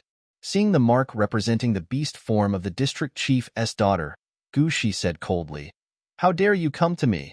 Her voice had indeed become colder, but thanks to that special voice, it still lacked power. It was precisely because of this that Huang Yu was not afraid of Gu Shi's cold face. He still smiled and took out 2 red fruits from his pocket. "Sissy, this is the fruit you used to like the most. I found it specially for you in the forest." Seeing the red fruit, some memories came back to Gu Shi's mind. It was when her original body and Huang entered the forest to pick fruit again, and were chased by a wild beast, and Huang pushed her out again. If there hadn't been another male passing by, the original creature might have died at that time. How could an ordinary female forgive Huang Yu after experiencing this? But the original body was soft-hearted. After being coaxed by Huang Yu for 2 days, she forgave Huang Yu and held hands sweetly again. Fortunately, apart from holding hands, the two did nothing else. Gu Shi didn't look at the red fruit and directly said to the soldiers outside, "Hello, I don't want to see him. Can you please help me drive him away?" Those soldiers were the personal guards specially arranged by the queen for Gu Shi. Gu Shi was already a duke. How could he not have guards? But the queen didn't expect that Gu Shi didn't go to the duke's mansion to stay right away, but went back to F6 to pick up her grandmother in person. Therefore, the guards only arrived this morning. "Your Excellency the Duke, you are too polite." The 2 male soldiers smiled at Gu Shi and stretched out their hands to lift Huang up. "We will drive him away right away." The reason why Huang Yu was not attacked at the beginning was because Huang Yu said as soon as he arrived that he had a good relationship with Gu Shi. The two male soldiers were afraid of hurting Gu Shi's important people if they acted rashly. Now knowing that Gu Shi had no interest in this short and skinny male, he was so happy that he simply carried Huang and threw him across the street. Huang wanted to bypass the two soldiers so that he could go to find Gu Shi, but the two male soldiers stuck to him and refused to move. Huang then realized that Gu Shi really didn't want to see him. He was full of disbelief. Gu Shi loved him so much before, and even agreed to be his only mistress, so why is Gu Shi so cold now? Is Gu Shi still angry? Then he could just ask Gu Shi for forgiveness like he did before. Gu Shi was easy to please and would definitely forgive him. After he became the male of the district chief's daughter, the female treated him very well at first, but later she began to dislike his round face and was unwilling to give birth to a child for him. Although the empire has regulations on the number of cubs that females can give birth to, it does not force females to give birth to one for every beastly husband. Huang Yuqi started to be the bestial husband of the district chief's daughter because he wanted to give birth to a high-quality baby. What's more, the other party's father was the district chief and his family was rich. Who would have thought that once he lost the favor of his mistress, he would be like a servant at home, without any human rights at all? Not only can he not spend the mistress's money, but he is also forced to go out to work. Even during his estrus period, the other party asked him to drink inhibitors himself. So, when Huang heard the female say that Gu Shi came back last night, he immediately returned to Area F6. He saw from the news that Gu Shi had awakened for the second time, had infinite mental power and infinite fertility, and was also named Duke. Even though his ability level would decrease after being unmarked, Huang Yu still wanted to become Gu Shi's husband so that he could live a better life. Thinking of this, Huang shouted to Gu Shi again, "I'm sorry, Gu Shi. It wasn't me who abandoned you before. It was Lin who insisted on marrying me. She is the daughter of the district chief, and I couldn't do anything about it, Gu Shi." Gu Shi drove the scumbag away, and then went to find the soldiers who were also standing guard next to the community wall. She said she wanted to go to the forest to find Baiyu and ABIs, and hoped that they could go on the Phoenix with her. That's right, because the Phoenix was already Gu Shi's car. Neither Baiyu nor ABIs took it. When the Duke travels, of course the guards must follow him. However, for the safety of the elderly at home, Gu Shi still left 10 guards at the entrance of the community, and she brought 30 with her own. Just as they were about to board the Phoenix, there was a sudden commotion from Huang Yu's side. A petite girl in a tank top and short shorts, accompanied by 3 males, asked the soldier to let Huang go. Seeing that the soldier did not obey, he asked the 3 males she brought with her to do it. As long as they form a pair, the male will generally obey the female's orders unconditionally. Therefore, when the 3 males fought with the soldiers, Huang really took advantage of the opportunity and ran in front of Gu Shi again. He continued to yell, "Cici, Cici, believe what I just said. I am willing to be your partner. Let Lin and remove the mark between him and me, and we can be together." Gu Shi frowned. The male soldier standing behind her knew that Gu Shi didn't want to see Huang Yu, so he immediately sent 2 more soldiers to block Huang Yu. Over there, Huang Yu's female mistress Lin and was furious when she saw this scene. She directly clicked on the live broadcast function on the bracelet, approached Gu Shi, and filmed the scene. "Everyone, come and see. The holy female actually seduced my male husband. She made my male husband come to her early in the morning, but she didn't want to be with my male husband anymore." In just 4 sentences, Gu Shi was directly labeled as a mistress who seduced a male with a female mistress, and everyone also knew that her husband Huang was the kind of male who betrayed the female mistress. Lin was originally a well-known anchor, with 30,000 online viewers as soon as he started broadcasting. As soon as she shouted out her opening remarks, she quickly gained traffic because of the keyword, Saint Female, and the number of viewers in the live broadcast room increased tenfold instantly. Saint Female seduces a male with a female. Is this true? Where is this? Why does the house look so shabby? Wasn't the Saint Female made a duke? You are so stupid. The Saint Female must have returned to her hometown.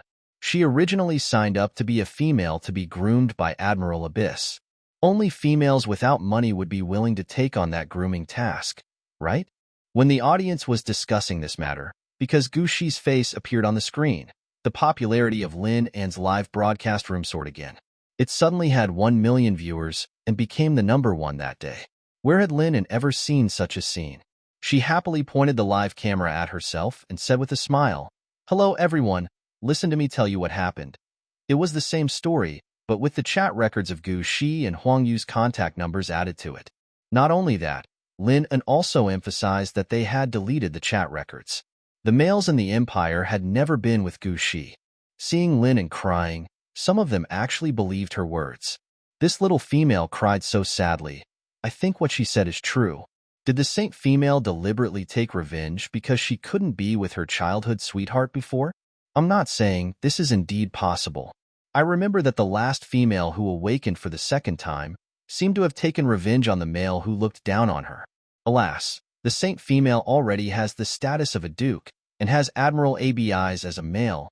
Why is she still playing with us ordinary males? Seeing the brainless males starting to blame Gu Shi, Lin An sneered in his heart. If Gu Shi was still the infertile female with an F mental strength, she would not bother to care about him.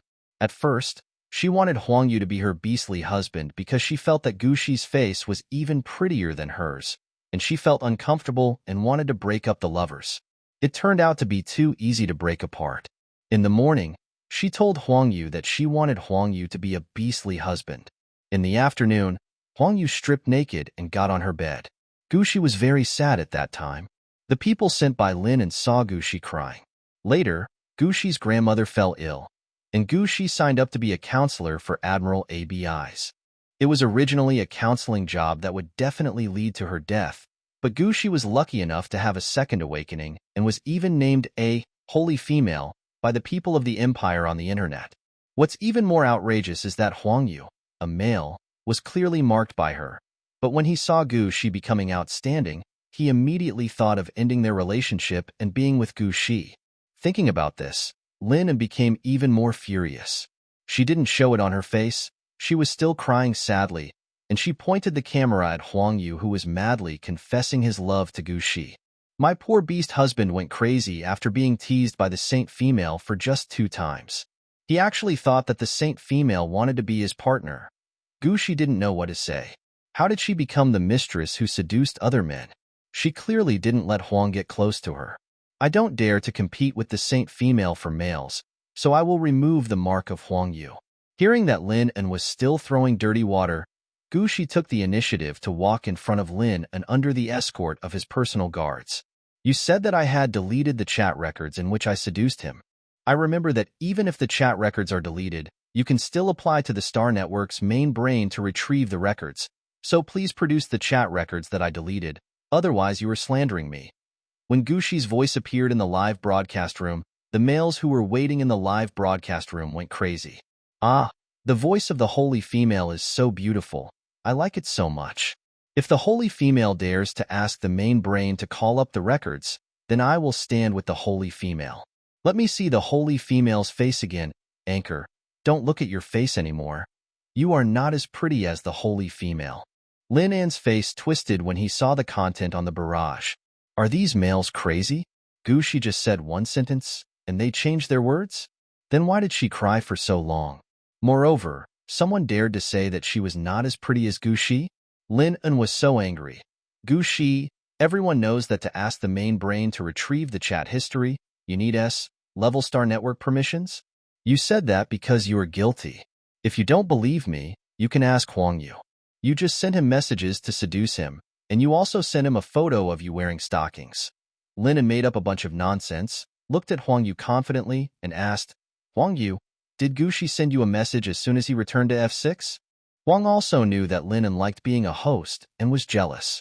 In the entire F area, Lin An would find a way to start a live broadcast and throw dirty water on any good-looking female. It succeeds every time.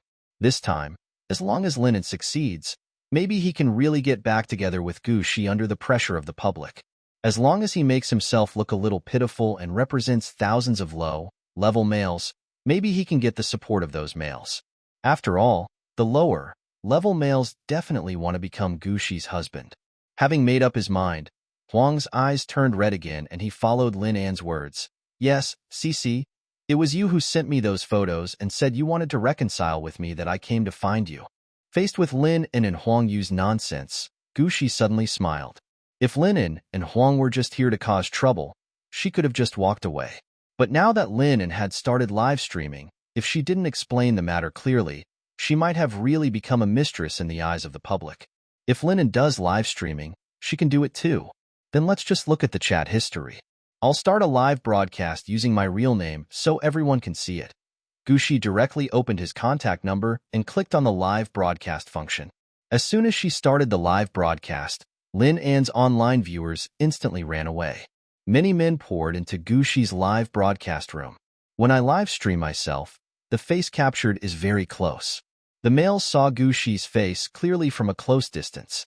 Compared to Gu Shi's headshot on the dating platform, the current Gu Shi has black hair, fair skin, long eyelashes that tremble when she blinks, and her deep blue eyes are so beautiful that they can captivate people. Many wealthy single men started giving gifts to Gu Shi without saying a word. Oh my god, Shang-Xi's eyes are so beautiful, and her eyelashes are so long. Ah, I finally saw Shang-Xi eye. I applied for Shang-Xi eye again, hoping that Shang-Xi eye will be approved. Wait, what is Shang-Xi eye doing? She is really applying to expose the chat records. Gu Shi was indeed applying to have the chat records exposed. In order to let everyone see the authenticity of the chat records, she directly broadcast the application process to the live broadcast room. The men in the live broadcast room saw that Gu Shi had contacted the intelligent customer service for the exposure application. As soon as Gu Shi finished typing and said he wanted to retrieve the chat history, the history appeared on the screen. It shows above that the communication records between Gu Shi and Huang Yu were indeed deleted, but it was because Huang Yu unilaterally deleted Gu Shi. Moreover, the above conversation took place more than 2 months ago. Huang Yu, don't try to come to F1 to find me again, Gu Shi. You are a useless female with F-level mental power and no fertility value. You can only rely on the system to assign you males who are similar to you to live. Don't expect to be with me anymore. I will delete you, and we will never meet again. My female master treats me very well. The males were surprisingly angry when they saw Huang Yu's last words to Gu Shi. There are so many single males in the empire, and there are also a lot of F-level males without female masters. Even if Gu Shi couldn't give birth to offspring more than 2 months ago, there must be males willing to cherish and love her. How can she be a waste? After the males felt sorry for Gu Shi, they belatedly realized that Gu Shi actually already had S-level authority on the Star Network. Lin also shouted, Gu Shi, you are not a member of the royal family and have made no contribution to the empire. How can you have S-level authority? Someone refuted Lin on. The holy female saved our Admiral Abyss. Lin sneered. It's just saving Abyss. This S-level authority is not worthy of the name. As Lin finished speaking, a hovercraft suddenly stopped beside him. The car door opened, and Baiyu and Abyss each carried a huge beast and got out of the car.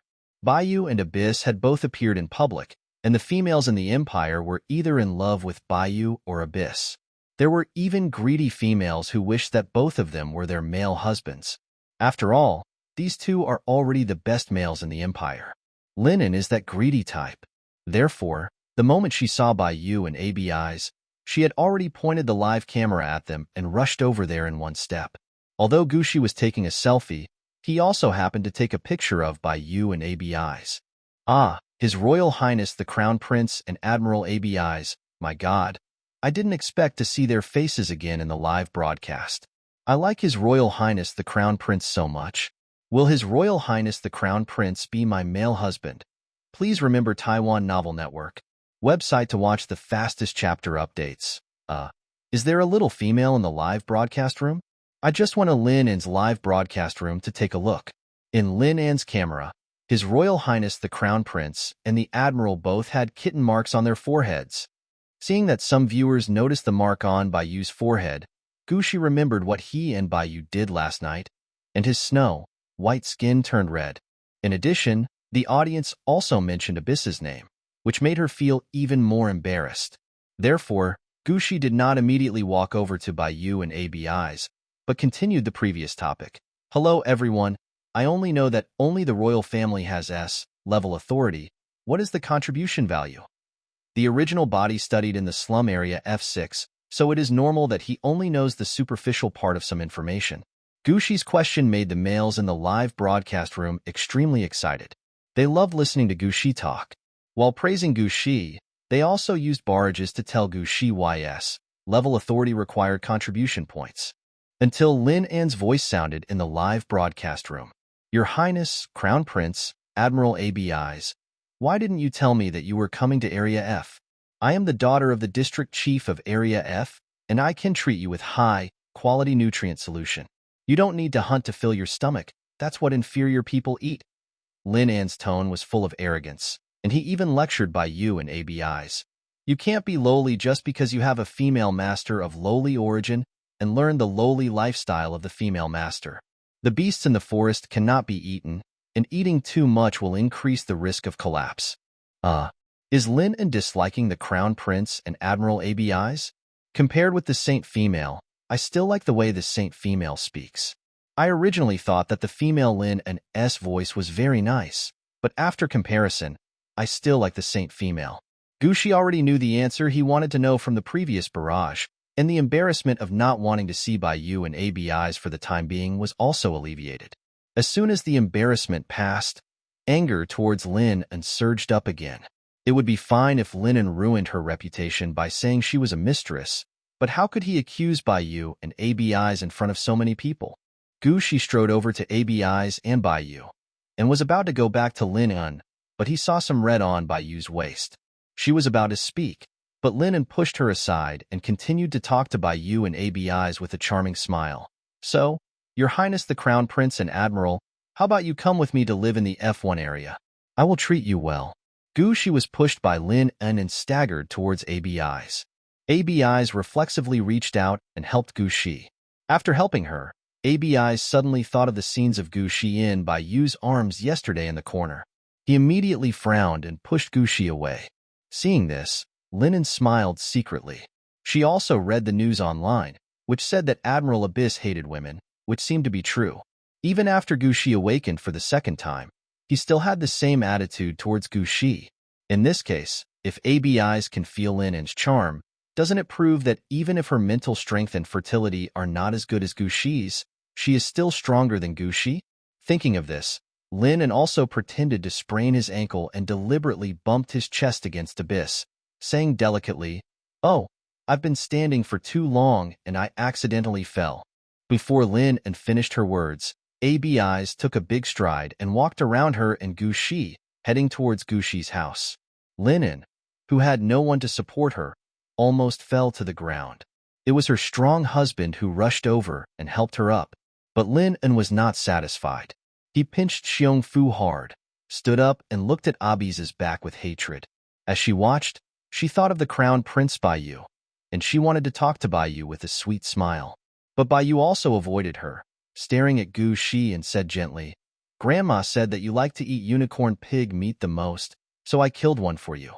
I asked someone to send an antidote to neutralize the pollution source on the unicorn pig as much as possible. We will eat the tenderest part later, eat less, to reduce the probability of contamination, okay?" After Baiyu finished talking about the unicorn pig, Gushi finally had the chance to speak. "Baiyu, your waist is injured. Is it serious? Did you apply medicine?" "No," Baiyu answered quickly. "It's the blood of the unicorn pig, not mine. My waist is fine. I can use it at night like I did last night." Baiyu approached Gushi and said the last sentence right into his ear. Gushi's face suddenly turned red. This happened in public. How could Baiyu be so bold? She suddenly remembered that in her original world, some women would also say dirty words, one of which was that once a man started to have dirty talk, even the most gentlemanly person would gradually turn into a beast and would want to hint at doing it again every few days. The gentle and refined crown prince of the empire couldn't escape this cliché. Gushi patted Baiyu's palm and said, "I'm live streaming, don't do that." Baiyu saw that Gushi really didn't like to hear such words, so he immediately lowered his eyes and reflected, "I'm sorry, Cici, I won't say it next time." He thought Gushi liked to express himself boldly, so he changed the way he spoke. Now it seems that even boldness must be measured. The conversation between a male and a female was perfectly recorded in the live broadcast room. Even Baiyu's words, which were deliberately spoken in a low voice, were heard by the males in the room. They were frantically posting comments. "Oh my god, I envy the crown prince so much. My waist is also very good. Can the saint choose me too? Woohoo, has my application for a beast husband fallen on deaf ears again?" The audience in the live broadcast room heard it, and Linen at the scene heard it clearly. She looked at Gu Shi with disdain. Gu Shi's figure was too petite, and her breasts were small, which made her look too childish compared to her deep cleavage. But how come Crown Prince Baiyu and Admiral Abi's didn't seem to notice her? Even Gu Shi ignored her and treated her like air. This was the cold treatment Lin and had never received before. She was still trying to pester Baiyu, but Baiyu said coldly, "The Empire wants you to love and care for females, but have you forgotten to prioritize the holy female?" He went out hunting early in the morning to make his beloved female happy, not to be disturbed by some ignorant clowns. With Baiyu's instructions, these soldiers who were originally the royal guards quickly formed a human wall and blocked Lin on. Gu Shi had never seen such a scene before. He looked back and asked Baiyu, "What are they doing?" Baiyu whispered, "Soldiers dare not touch crazy females." He quietly explained the relevant laws to Gu Shi. If a female makes trouble, even if it is the female's fault, the male dare not use rude means to the female, because this is likely to be complained by the female. If there are obvious scars on the female, the court will definitely rule that it is the male's fault. Even if the female who makes trouble is punished according to the law, the male will also be severely punished accordingly, even if the male is the righteous party. In this situation, a human wall is the best way to stop the crazy female. Listening to Baiyu talking about law in a voice as pleasant as the sound of spring water, Gu Shi also recalled the relevant content that his original self had learned in school. It is true that females should be treated preferentially, but such laws are too harsh on males. It's a little unfair, Gu Shi murmured. Shouldn't everyone be equal before the law? This is the rule that has been operating in this world for a long time, and she has no other way to change it. Just say it, that's all. What Gu Shi didn't know was that even though she just said this, the men in the live broadcast room and the men at the scene were so shocked. The males know that the laws are too protective of females, but it is indeed difficult for females to bear children for males, and they have long been accustomed to these regulations that favor females. Maybe when the law first became like this, some females felt sorry for males. But in today's world, few females take the initiative to speak for them. The saint is indeed different.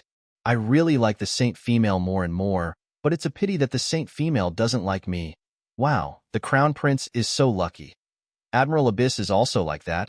He is the first male marked by the saint female. Abi's, who was mentioned by the audience, was looking at Gu Shi in surprise at this time. He felt that Gu Shi was like a female from another world. If not, how could Gu Shi feel sorry for males? Especially since she had been rejected by males before her second awakening. After such an experience, shouldn't one be full of resentment towards males? When Abi's was thinking about this question, a short figure suddenly appeared in front of him. This person is Huang Yu. He looked at Abi's expectantly. You are Gu Shi's #1 male husband, right? Gu Shi and I are childhood sweethearts, and she can't live without me. So can you help me plead with Gu Shi? Don't worry, I will serve you and Gu Shi well after I get married, and I may give you 1/3 of my time, so you won't suffer any loss. Huang said again and suddenly lowered his voice. I think you don't seem to be as favored as the crown prince, but it doesn't matter. If we join forces to compete for favor, we will definitely be able to snatch it from him. Huang also thought that what he said was from the bottom of his heart, and as a male who had had a female master, he was sure that Abi's would agree to the conditions he proposed. After all, Lin An's husband formed cliques like this. The 3 men who were brought by Lin and to capture him this time formed an alliance at Lin An's home, always snatching the time that other men could spend with Lin An. Huang also felt that Abi's would definitely agree to his request. Who would have thought that Abi's fair and noble face was full of condescending disdain? Join hands with me to compete for favor. You are a scum who puts down the weak and flatters the strong. Are you worthy? A bolt of lightning struck Huang again, causing him to faint on the ground. After chopping Huang Yu, Abi's glanced at Gu Shi quietly. On the way back, Baiyu received a reminder from Gu Shi that he was going to broadcast live, and entered Gu Shi's live broadcast room. He happened to see the chat record of Huang abandoning Gu Shi again. It's true that Huang Yu is a scum, but who knows if Gu Shi is blind and whether he still has a place for Huang Yu in his heart. What if Gu Shi starts to make trouble with him because he hurt Huang Yu, just like he did when signing the agreement? While ABI's was thinking about these things, Gu Shi had already seen Huang Yu, who was covered in black. She couldn't help but smile happily, and her deep blue eyes revealed joy. It was really satisfying to see Huang Yu, this scumbag, fall to the ground. ABI's, who taught the scumbag a lesson, was quite handsome. Gu Shi looked at ABI's and smiled. ABI's saw Gu Shi smile and felt relieved knowing that Gu Shi would not make trouble with him again because of Huang. But when he inadvertently lowered his eyes, he accidentally saw the ambiguous red mark on the white and tender undulations of Gu Shi's collar. The red mark represents the happiness that Gu Shi had with Baiyu last night. ABI's felt a pain in his heart and could not help but snorted coldly, glancing at Gu Shi and saying, "Hypocrisy." Gu Shi frowned. "What did you say?" Abyss, who was feeling sorry for the males just now. "Now that you see the males competing for you, are you happy again?" Gu Shi couldn't understand Abyss's train of thought at all and angrily said, "I'm happy because the scumbag deserves to be beaten, not because you and him are competing for me. If it was the females who flattered the powerful and abandoned the weak, I would also think that the females were wrong. Besides, how could the Admiral compete for me? I know myself very well." After saying the last sentence, Gu Shi walked straight past ABI's and quickly returned to his doorstep. Just when I was about to knock on the door to ask Grandma to open it, the door was opened. Old Mrs. Gu came out, smiling. "Oh, Grandma's good grandson, in-law is back. It must have taken a lot of effort to carve such a big pig. Let's go to Butcher Zhang's house and ask him to help cut it up. The old lady likes Baiyu no matter how she looks at her. Baiyu is willing to get it back immediately if her granddaughter likes it. This kind of heart is precious." As for Abyss, the old lady also watched the live broadcast just now and naturally saw ABI's attitude towards Gu Shi. The grandson, in-law, hates this agreement no matter how he looks at it. The little old lady held Gu Shi's hand with one hand and beckoned Baiyu to follow with the other hand, leading the two of them to the market in District F6. ABI's, who was deliberately ignored, could only follow the three people silently. Huang Yu on the ground had been taken away, and Linen over there was unable to break through the wall of the royal guards. Moreover, the black-faced Huang Yu was considerately thrown in front of her by the guards, which made her even more angry. She kicked Huang Yu, then decisively made a big fuss in Huang Yu's mental sea, and then removed the mark on Huang Yu. After suffering both physical and mental damage, Huang turned into a small-eyed orange cat again. When the males who were still watching Lin An's live broadcast room saw Lin An like this, they all stopped following Lin An and quickly followed Gu Shi. Gu Shi soon heard the system reminder. "Your fans have reached 5 million. You can open a live streaming channel to sell goods." Is there such a thing as live streaming selling goods in Starbeast World? Gu Shi curiously clicked on the system panel and looked at the rules of live streaming. It turned out that live streaming in this world was no different from the previous world. The only difference was that the equipment in the interstellar space had been upgraded, and the delivery robots were very fast. They could deliver goods anywhere in the world within 2 hours through the space jump function. Because he was curious about why the car people were riding in could not space jump within this planet, Gu Shi prepared to search. Then I heard Baiyu's popular science again. The transmission of items will not change due to space transmission, but the orcs need to take a spaceship equipped with an anti-decomposition device to make space jumps. The manufacturing materials of the device are very expensive, and it is generally only used in spaceships for interstellar travel, and will not be used for transportation within the planet. When Baiyu was explaining, Gu Shi always had the illusion that he was being taught by an old scholar, and couldn't help but look at Baiyu a few more times. Baiyu also gave Gu Shi a faint smile. Seeing her granddaughter and her grandson-in-law being so sweet, the old lady took the initiative to put her granddaughter's hand in the palm of her grandson-in-law and said, Okay, you two can go together."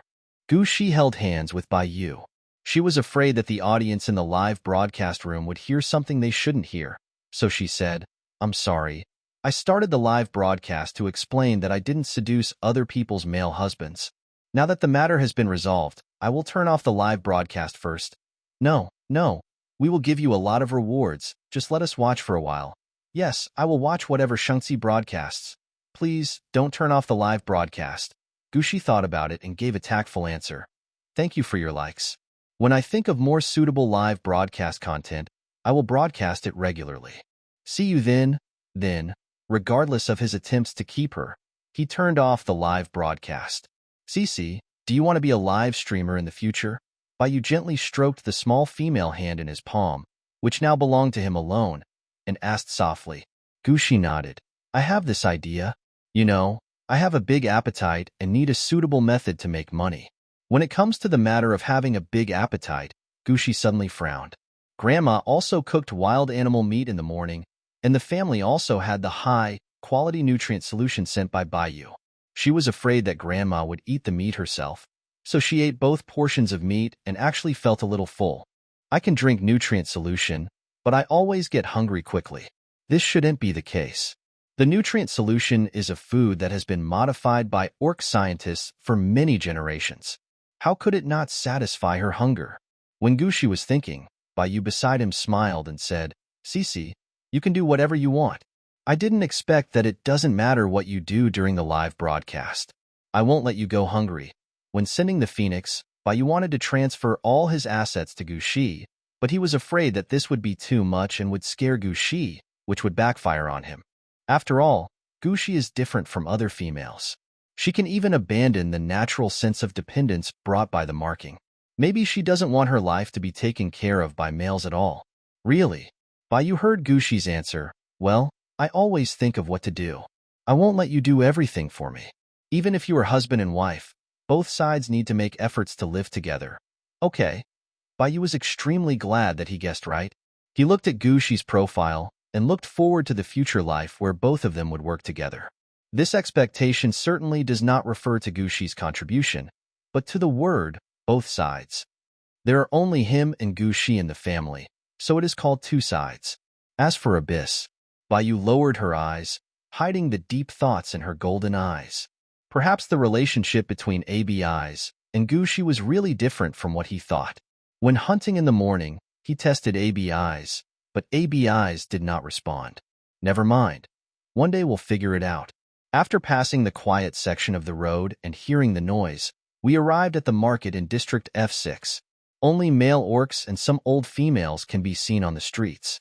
Young females are unwilling to come to such a dirty place. Therefore, Gushi's appearance quickly attracted the attention of the surrounding males. Fortunately, there were the personal guards. Otherwise, Gushi would have been surrounded by the males. Under the escort of the guards, they came to Zhang the butcher's stall. Baiyu and ABIs put the prey on the stall, and Mrs. Gu went to negotiate the price with the butcher, and then Baiyu paid quickly. As the beasts were all very large, Zhang the butcher's stall was the largest in the entire market. There was already a sheep, horned rabbit being decomposed on the scene, and the smell of blood made Gushi frown. However, what made her feel even more uncomfortable was the black air in the flesh and blood of the sheep, horned rabbit on the ground. Compared to the black mist on the meat that Grandma made yesterday, the rich texture on the sheep, horned rabbit seemed to be almost formed.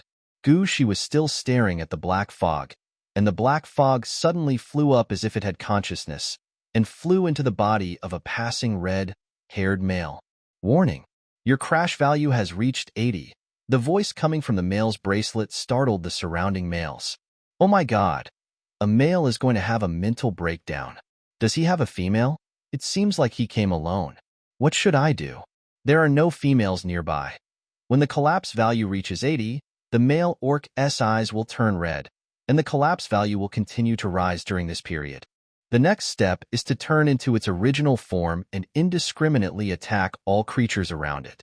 Sure enough, the next second the male orc turned into a giant lion. Watching the black fog causing the male orc to collapse, Gushi pursed his lips and said, Baiyu, I want to save him. The male beast that was in a state of collapse could not be approached casually. She had been counseling Abyss before and had made a desperate effort to hug Abyss because she had no other choice at that time. Now that Baiyu and the personal guards are by his side, Gushi won't be so stupid as to just rush forward. Bai Yu Tsai had guessed Gu Shi's thoughts long ago and ordered the guards to attack the lion. He quickly found the identity of the lion orc through the bracelet on the lion orc's front paw. Seeing the information of the lion beast man, Bai Yu frowned. It turned out to be him. Gu Shi held Bai Yu's hand tightly and asked reflexively, "Do you know him?" Yes, he and Abyss were orcs who joined the army at the same time. His name is Chi Yin. He originally had a 3S talent and was the best soldier of his time. Later, in a battle with the Zerg, he was attacked by the Zerg with psychic abilities, and his ability level dropped to a level.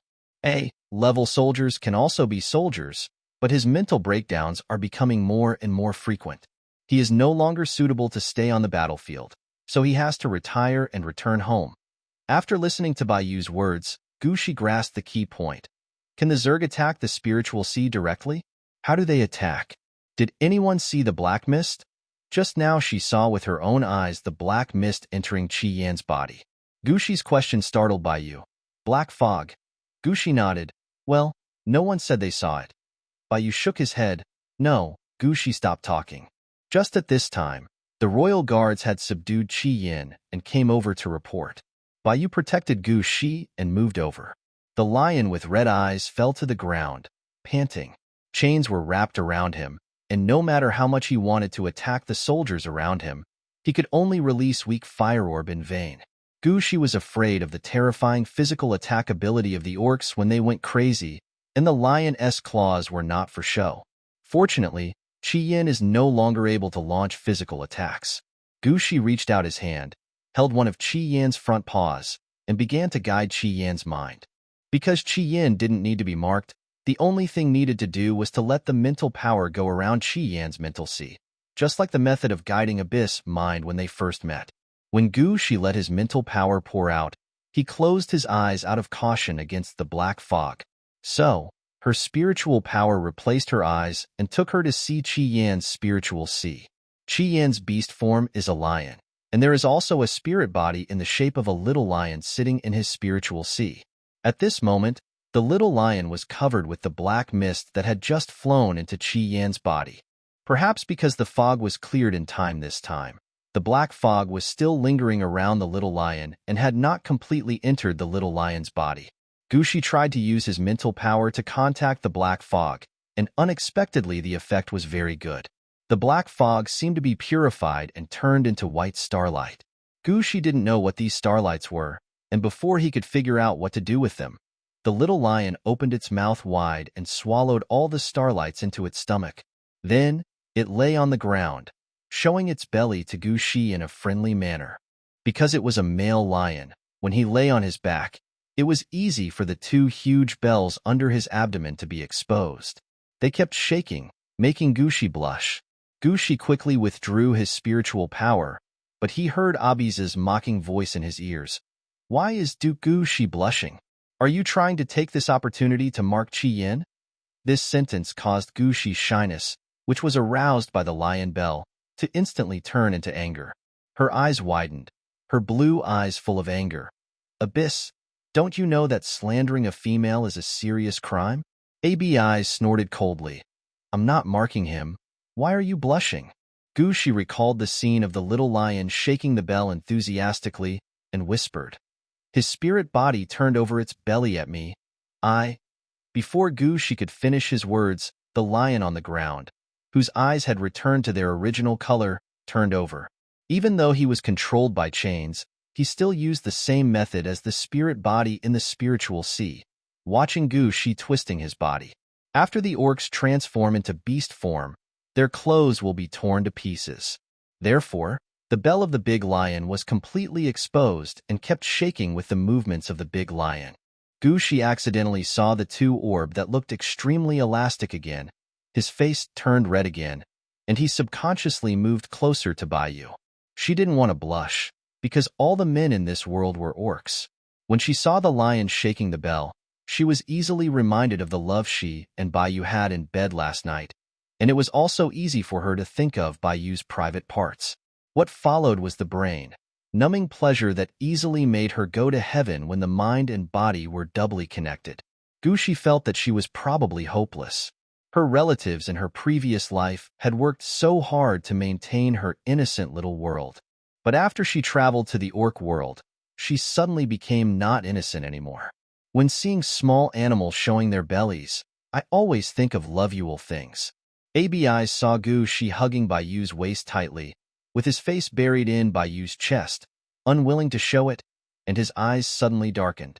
The first female who had marked him now naturally acted coquettishly towards the second male she had marked. As the little female acted coquettishly, a small patch of white skin on her back revealed faint traces of ambiguity. ABIs could almost imagine the process of leaving that mark. He turned his eyes away from Gushi and stared at the lion on the ground. He said coldly, "Chi Yin, now that you have recovered, don't show such stupidity and embarrass the soldiers." Abi's tone was quite firm, but the big lion on the ground seemed to have heard nothing at all. It used fire to burn the ropes on its body, stood up and rubbed Gushi's legs. Gushi smelled the pleasant fragrance on Bayu's body. He finally suppressed the heat in his heart, but then he felt itchy on his calves again. She looked down and saw that it was the big lion rubbing against her legs. The big lion noticed that Gushi was looking at him. He raised his head and stared at Gushi for a while, then let out a soft roar. The furry tail behind him swayed left and right like a propeller, and the word, flattery, was written all over his body. Bayu had never seen a male that had not fully recovered after being groomed. Even if he could not recover into human form, he should be able to speak and be rational. But now Chi Yin roared like a beast, as if he had turned into a pure wild beast, trying to please his master like a pet. "Cici, Chi Yin's condition is a little strange. We need to take him to Area 1 for a checkup." Gushi nodded. "Okay." Even if Bayu didn't mention it, Gushi wanted Chi Yin to go for the test. She was afraid that she had done more harm than good, causing the black mist to turn into starlight and cause harm to Chi Yin's body. Gushi was still thinking about this when Bayu spoke again. "Cici, turn on the automatic navigation permission and the Phoenix will drive here by itself. Does the interstellar car have this function?" Gushi followed Bayu's instructions and tapped a few times on the bracelet's Phoenix virtual screen. Sure enough, in less than a minute, the Phoenix was hovering above the streets of the market. Other orcs were talking around. "Oh my god, is this the Crown Prince's Phoenix? I can actually see the real Phoenix with my own eyes in my lifetime. Brother, I thought you were going to say that you were happy to see the holy female. Why are all you see are cars?" "I am happy to see the holy female, but I am also happy to see the Phoenix. There is no conflict between the two. Chi Yin is so lucky that he can be guided by the holy female. I also want to break down in front of the holy female." When ABIs and Bayu heard what the male said, they both glanced over with anger. The high-ranking males all had a sense of oppression in their gazes, and the male who was talking big immediately shrank his neck in fear. The guards asked the other males who were watching to move aside so that the Phoenix could land. At this time, Bayu said to ABIs, "ABIs, you misunderstood Cici and have not apologized to Cici yet." When Bayu said this, Gushi remembered that ABIs had indeed not apologized for misunderstanding her. She raised her pale little face and looked at Abyss angrily. Under the pressure of Gushi and Bayu's double gaze, Abis's purple eyes dimmed, and he whispered, "Sorry, Gushi, I misunderstood you just now." Gushi felt much better. She emphasized again, "I'll tell you again, Abyss. I marked you before because you had a mental breakdown and I was afraid you would hurt me. Unless I am abducted by a mentally broken male again, I will not forcibly mark any male while I am in a relationship." Gushi's words were powerful, and every word was an explanation for what happened just now. But Abyss found this particularly harsh. It was as if the mark on his forehead was something he had shamelessly forced upon himself. Gushi didn't want to have anything to do with him. If he did, he wouldn't have approached Bayu instead of him. The thoughts in his mind made ABIs feel upset. When he saw the Phoenix open its door, he said, "Stop talking nonsense, Duke Gushi. Take Chi Yin to the hospital." ABIs frowned and was obviously annoyed, but Bayu felt vaguely happy. It turns out that his Cici and ABIs are not a couple because of love. Gushi turned around and said a few words to his grandmother and left 10 guards for her before he got into the car with peace of mind. After she got in the car, the big lion followed quickly, and after she sat down, he lay at her feet again. The other soldiers were scattered throughout the Phoenix, standing straight. With Bayu's help, Gu Shi set the destination for the Phoenix. After a while, the car arrived at the hospital in the F1 area. Area 1 and Area 6 look completely different. Not only are the buildings new, but there are also many more skywalks. The various hovercrafts driven by the rich in Area 1 emit different lights. After taking a quick glance at the street in front of the hospital, Gu Shi was led by Bayu into the hospital. Just now on the Phoenix, Bayu had already told the hospital director that he was coming to the hospital. Therefore, as soon as they entered the hospital, they received an important welcome from the important people in charge of the hospital. Meet His Royal Highness the Crown Prince, meet Duke Gu Shi, meet Admiral Abis. After the responsible persons saluted one by one, they led Gu Shi to the department where Qi Yin was to be examined. A male nurse wanted to take Qi Yin in, but Qi Yin growled threateningly at him, and even spit out a fireball that burned the nurse's hand when the nurse reached out her hand. The dean was puzzled. It's strange. This male's eyes have obviously returned to normal, so why is he still so aggressive? When the lion came in just now, it followed Gu Shi obediently. He thought that the crown prince had said something wrong and that the male lion was normal and had no problems after the counseling was over. But now it seems that this is not the case. The normal behavior of the male lion seems to be only towards the holy female orc. When the dean was guessing, he also deliberately approached the lion. Sure enough, the lion bared its teeth and growled at him. The dean had no choice but to speak to Gu Shi. Duke, it seems that this male can only be taken in by you. Can you please take him in? Once you go in, just follow the instructions and he will complete the physical examination. After hearing this, Gu Shi said to Bayu with some apology, Bayu, I might have to take this male in. She has already had skin contact with Bayu, and they are in love with each other. Moreover, she already has 2 beastly husbands, and it would feel unfair to Bayu if she had any contact with other males. Bayu was a little surprised that Gu Shi was so nervous about coming into contact with other males. But what followed was joy. The female will only explain to the male she cares about, which means that he has a very high status in Gu Shi's heart. Bayu smiled and said, Cici, don't be nervous. Take him in. With you here, the examination will definitely go more smoothly. Bayu said she didn't mind, and Gu Shi felt relieved. She had seen her father get extremely jealous whenever her mother talked to the handsome young men in her mother's company, and she was really afraid that Bayu would be the same. Fortunately, Bayu didn't. Gu Shi walked into the examination room with confidence, and sure enough, Qi Yin followed him obediently. When he was completely inside, Qi Yin looked back at Bayu and Abis with a hint of pride in his eyes. Abis frowned. Why do I feel like Qi Yin is playing dumb? The smug look in his eyes just now didn't seem like something a wild beast that couldn't understand words could show. Bayu also discovered this. I ain't be sure what's wrong with him yet, but, Abis, you are also a male who has been mentally guided by Cici. Don't you feel anything strange? When the dean heard Bayu's words, he also looked at Abis expectantly. Not to mention Qi Yan's physical condition, Admiral Abis is also a male who has been counseled by the holy female, and what he said is very helpful to the examination results. Abis knew the reason why Bayu was asking about this, so he didn't hide it and said directly, I was unconscious for a while, but I can speak normally.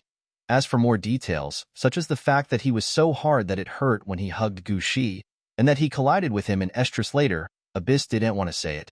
Bayu saw that Abyss seemed to be hiding something and whispered, You know, Cici is the rarest double infinite female in the history of the orcs. What will happen to her grooming is very important to the Nor Empire. Bayu's words made Abi silent. After a while, he said, I don't remember who I was at that time, but I only felt that Gu Shi was very important. Next, it was the Estrus period and the collapse period that collided with each other. Your Highness the Crown Prince, do you want me to explain it in more detail? Abyss's last words carried a resentment that he was not even aware of. Bayu noticed it, but didn't care. Only male animals have estrus, and the estrus period is very regular, only once a month. Abis's mental breakdown did last for a month, so it was normal that it happened to be during the estrus period that day. No wonder Cici emphasized the reason for marking Abyss again just now. It turns out there is really nothing between them. Only. Bai Yu frowned and suddenly whispered, "What do you think is the probability that Qi Yin is like you?"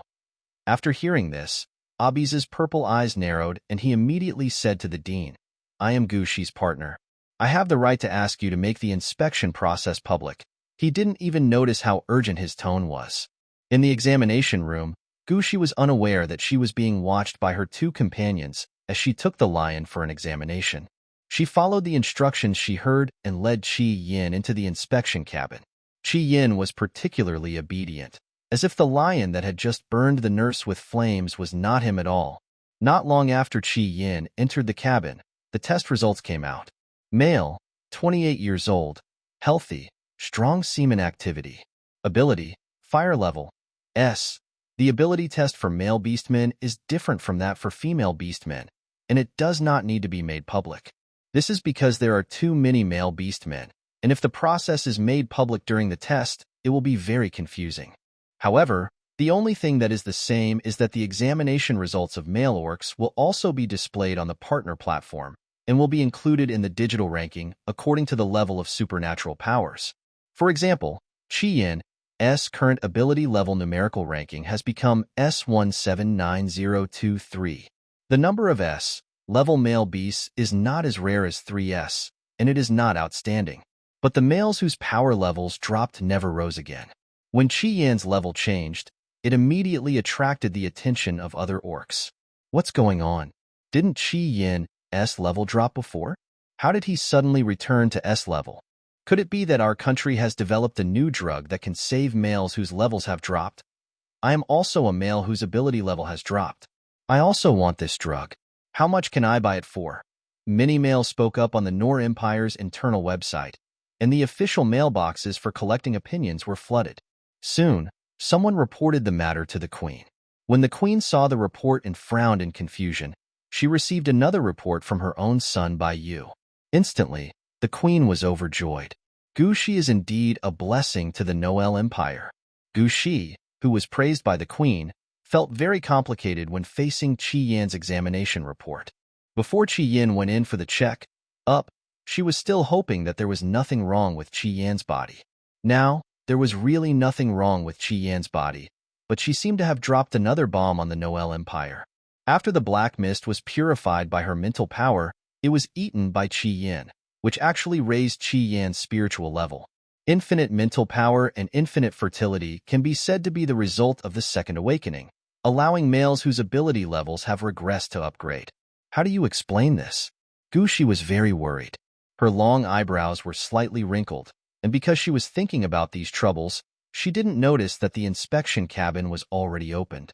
Qi Yin, who had transformed into a human form, walked out. The naked male has a wheat-colored body with distinct texture, and between his wasp waist and plump buttocks is a lion's tail that sways left and right. He approached Gu Shi, his amber eyes dark with love. In Qi Yin's eyes, Gu Shi's frown made people feel love or pity. The faint, sweet smell made Gu Shi look like a soft and fragrant cake, and he really wanted to eat the little cake in one bite in this place where there were no other males. When Qi Yin's masculine body approached him, Gu Shi finally came back to his senses, and the first thing he saw was the fiery red maple leaf forest. There are wild beasts lurking in the jungle with bulging veins, full of aggressiveness. Realizing that something was wrong, Gu Shi hurriedly retreated, but Qi Yin didn't give her this chance and grabbed her waist with his big hand. "Little female." Qi Yin's voice was full of heat. "It hurts, help me." His equally hot cheek pressed against Gu Shi, rubbing against Gu Shi's face in an irregular manner. With the previous experience of facing Abyss, Gu Shi knew that Qi Yin had also entered the estrus period. She stretched out her hand to push Qi Yin away, but what she touched was a chest muscle that was fuller than Abyss and Bai Yu. The feeling of touching the muscles made her palms start to feel hot. The numbing feeling on her ears and waist from the male's touch almost made Gu Shi lose her balance, and her heart was in turmoil. The happiness with Bai Yu that day was once again expected by the brain. "No. Qi Yin, calm down." Gu Shi swore that she had tried her best to keep her voice steady so that it would not irritate Qi Yin, but her throat still had a hint of hoarseness due to her weak body. Hearing Gu Shi's voice, Qi Yin's pupils constricted. He felt like he was about to explode, but he didn't know how to relieve it, so he could only follow his instinct and stick close to Gushi. The inspection room was open to the public at this time. Seeing the scene in the examination room, Bayu's pupils shrank. When Bayu knew that there was nothing between ABIs and Gushi, he had already conceded in his heart that as the crown prince, he could have Gushi all to himself. When he saw Gushi being hugged by another male, his brain was immediately dominated by anger and his golden pupils lit up.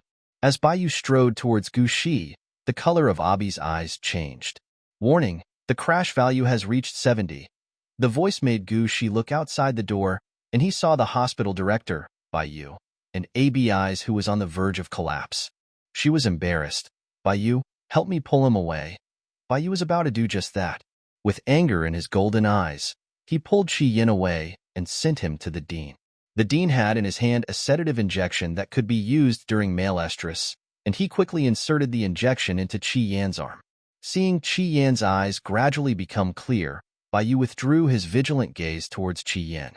He raised his hand and stroked Gu Shi's cheek that was rubbed by Chi Yan, and whispered, "Cici, next time this happens, I will follow you." Gu Shi thought so too.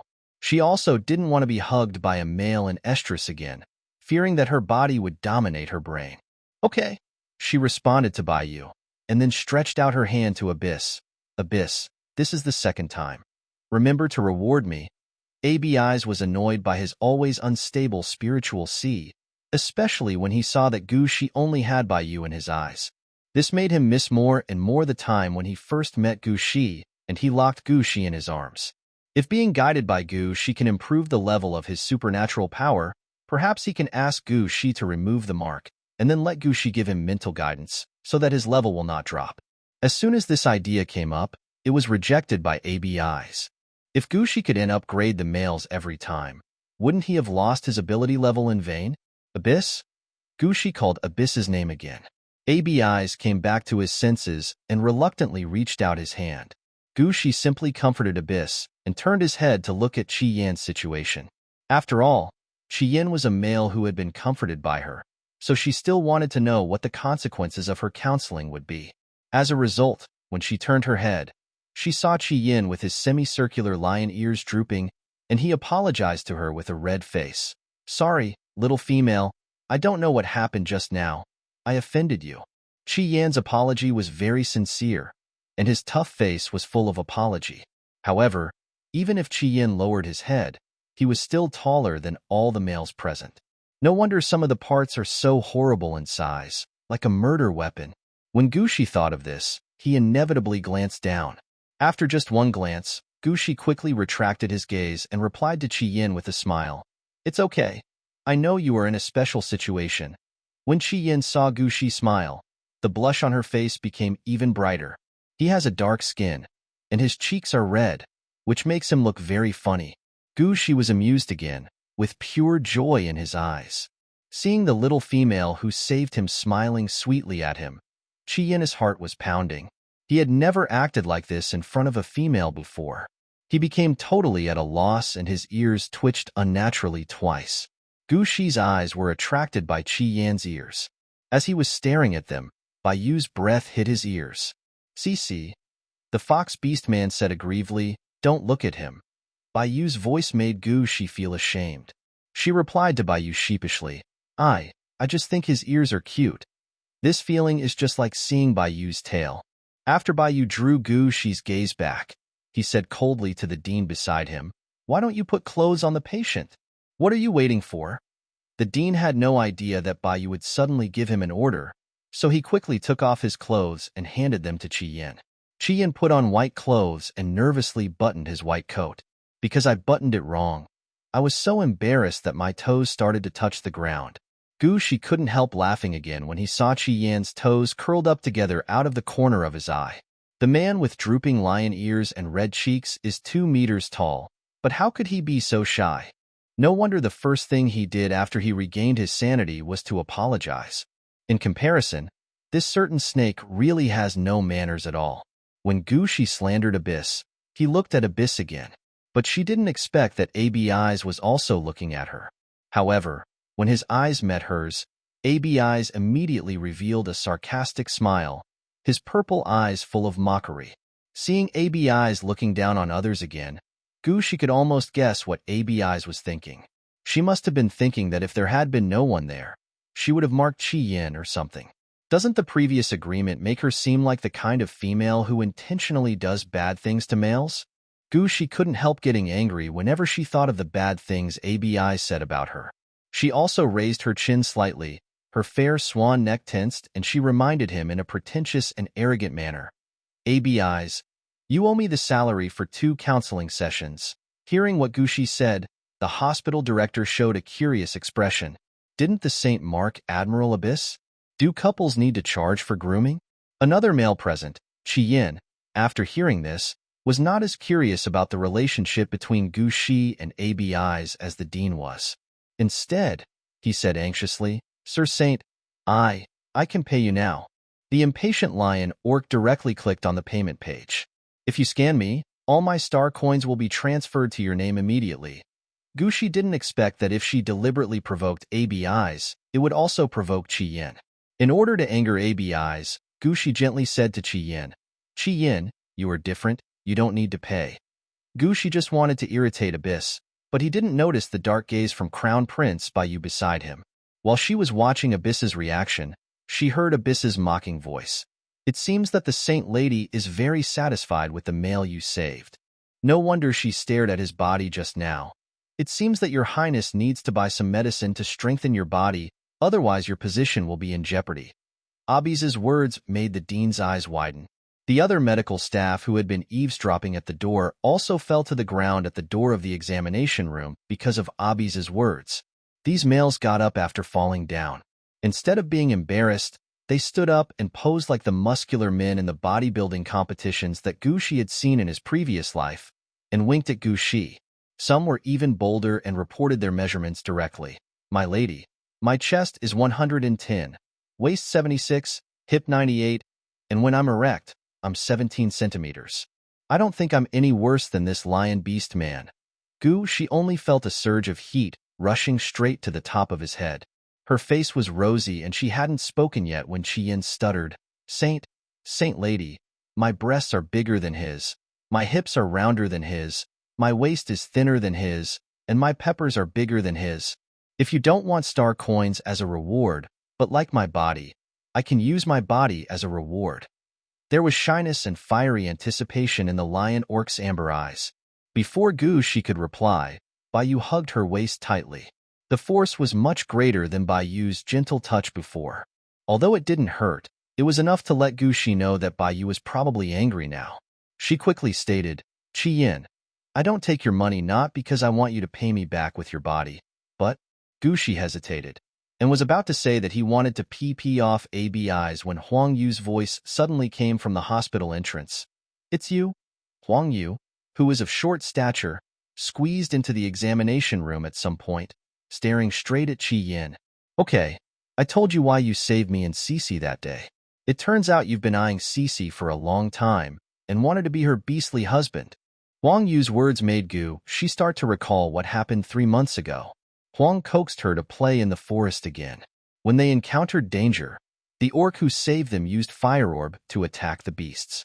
And is Int Fireball Chi Yan's special ability? Gushi immediately said to Chi Yin, I saved you just to repay you, so you don't have to worry too much. Hearing Gushi's words, Chi Yin's bright eyes suddenly dimmed. His ears drooped again, and he lowered his head and said, Sorry, I have offended the saint again. Although Chi Yin looked a little sad, this little disturbance was resolved satisfactorily. As for the Huang Yu that popped up again, Gushi called the guards and asked them to take Huang away. Huang Yu pretended to be pitiful and cursed at times, but Gushi didn't want to listen to it. She looked up at Baiyu. Seeing that Baiyu's bright and gentle golden eyes were full of loneliness, Gushi stood on tiptoe without hesitation and kissed Baiyu on the cheek in front of everyone. Don't be angry, we'll talk about it tonight. Baiyu's eyes suddenly lit up. He replied softly, Yeah, if it wasn't in such a public place, Baiyu would also like to show his tail and ears and tell Gushi how much he liked this kind of intimacy in public. But in the end, it was the identity of the crown prince that bound Baiyu, and Baiyu could only touch Gushi's forehead affectionately as a response. Just when Baiyu was about to say something, his communicator rang. "It's the Queen's call." Bayu glanced at ABI's and said, "ABI's, this is the Queen Mother's call. You should take good care of Cece." After instructing ABI's, Bayu gently told Gushi, "Let ABI's take you for a walk outside." "Gushi, will the call take a long time? I want to go shopping with you." Seeing the attachment in Gushi's eyes, Bayu's heart softened. It was the best thing that his little female was so attached to him. After thinking for a while, Bayu operated the communication interface again and smiled. "Cece, you should come to the meeting as well. ABI's and Chi Yin should also come." "Meeting? Are you going to talk about how Chi Yan's ability level just increased?" Gushi thought about this and returned to the Phoenix with several mails. The Phoenix can be turned into the highest defense mode, and soldiers guarding beside the Phoenix can avoid possible dangers. After sitting down on the Phoenix, Gushi followed Bayu's instructions and allocated a bit of his mental energy to the bracelet that entered the meeting mode. Then, the scene in front of her shook, and she appeared at another conference table. As luck would have it, Gu Luo was sitting next to her. Gu Luo smiled at her, his expression full of tenderness and kindness. "Cece, I've reserved a room for you at home. Be sure to come and see it when you have time." After a pause, Gu Luo said, "I've also sorted out some photos of your father and his belongings. I'll give them to you when the time comes." Gushi certainly knew why Gu Luo said that. This female who showed up halfway wanted to have a good relationship with her. At least she wanted others to think that she had a good relationship with him. Moreover, Gu Luo also felt that as long as he brought her dead father into the picture, she would definitely submit. But Gu Luo was wrong about one thing. Gushi hated moral kidnapping the most. She also smiled back at Gu Luo. "I don't know if Marquis Gu has ever heard a saying that the grace of raising is greater than the grace of giving birth. I am very grateful to you and Father Xiong for giving me life, but you didn't ask for my opinion when you created a human being. Later, Father Xiong and I were driven out by you. Oh no, we left the Gu family together. I lived in an orphanage until I was 7 years old, and then was raised by my grandmother. I don't know when Father Xiong died, and I don't want to see any of his relics. My only relative is my grandmother, so I hope that when Marquis Gu sees me, he will treat me as a stranger. And, oh, I remember that I was personally conferred the Duke by Her Majesty the Queen. Shouldn't Marquis Gu call me Your Excellency the Duke?" At the conference table, other important officials present heard Gu Shi say this in a gentle voice and looked at him sideways. They had never seen a female like Gu Shi, who could openly state on the table that she did not want to have any contact with a female, or this kind of important occasion where a meeting is about to take place. But if you think about it, what Gu Shi said is not wrong. These males who are normally raised by a female mother and a male father, in a family where there are other fathers besides their biological father, will also be closer to the male father who will take good care of them. Even if that male father is not their biological father at all, they don't care at all. Therefore, there is really nothing wrong with what Gu Shi said. "Cece, how can you talk to me like this?" Gu Luo didn't notice the looks of other officials around him. He stared at Gu Shi with red eyes and said pitifully, "I am your mother and your elder. It's not my fault that I didn't take care of you before. Where in the world are there parents who don't love their children? I really want to make it up to you." As Gu Luo finished speaking, ABI suddenly sneered, "Marquis Gu, what you said is wrong, right?"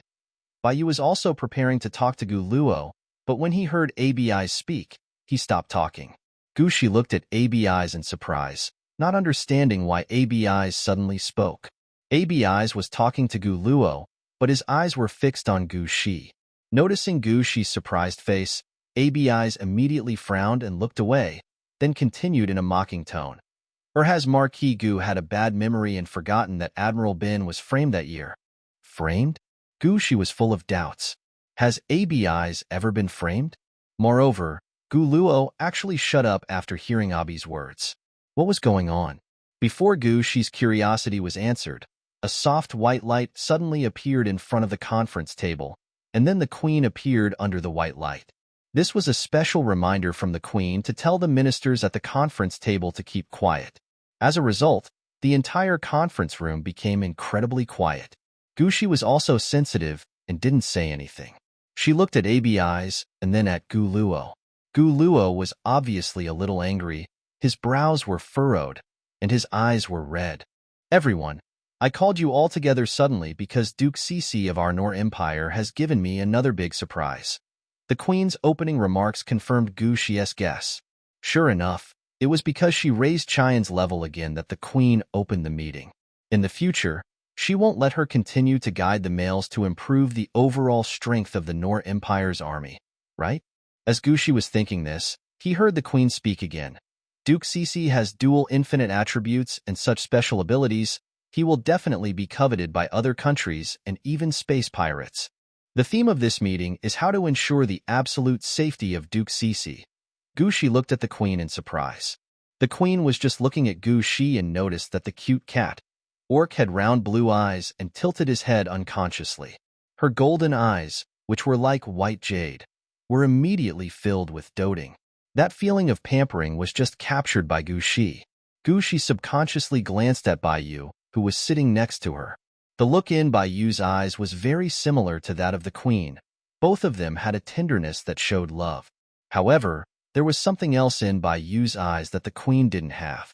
Gushi knew what those missing parts were, and helplessly patted Baiyu's palm under the table. But Baiyu reacted quickly and held her hand, with a gentle smile on the corner of her lips, and said, "Mother Queen, there is only a thief who can steal for 1,000 days. But there is no such thing as a thief who can guard against thieves for 1,000 days. Other countries want Cece, just to get Cece's ability to restore the male's level. Only when everyone becomes a community of interests, I think only by becoming a community of interest with other countries can we protect Cece's safety. However, in the process, our Nor Empire must take the initiative." Baiyu said this purely because she wanted to better protect Gu Shi. Since Gu Shi can raise the power level of males who have fallen, let those who want to raise their power level come to Gu Shi themselves. Moreover, with him and ABIs always guarding Gu Shi, nothing will happen to Gu Shi. Baiyu is confident in Abyss and his strength. The Queen heard her son's suggestion and smiled and asked the others, "What do you think?" The other ministers simulated various possibilities in their minds, and the final result was that what Crown Prince Baiyu said made the most sense. Become a community of interest with other countries, and let those countries that want to contact the Saint Female pray for the Saint Female's mercy. In the process, their Nor Empire will naturally gain the greatest benefits from the exchanges. I agree with the Crown Prince's suggestion. Me too. Me too. I agree too. Many ministers expressed their opinions, but Gu Luo disagreed and instead proposed a different opinion. Your Majesty, the Crown Prince's suggestion will make other countries push their luck. If the males in their country can also be upgraded through Duke Cece, and Duke Cece allows them to have 4S level male soldiers, then our country will be in greater danger. Gu Luo's eyes flashed with a sharpness. I suggest that Duke Cece come to work in my counseling center to counsel those soldiers who have been demoted, so that our country's overall strength can be improved. In this way, our country can maintain its transcendent position in the interstellar space, and it is not impossible to become the overlord of the interstellar space. Gu Luo's purpose is very clear. Let Gu Shi continue to guide the troops and make the soldiers of the Noel Empire stronger, so that they can invade other countries. Isn't this what it means to be a Star Master? Gu Luo's speech made other ministers start to feel uneasy. Males are inherently predatory. How wonderful it would be if the Noel Empire had dominance over other countries.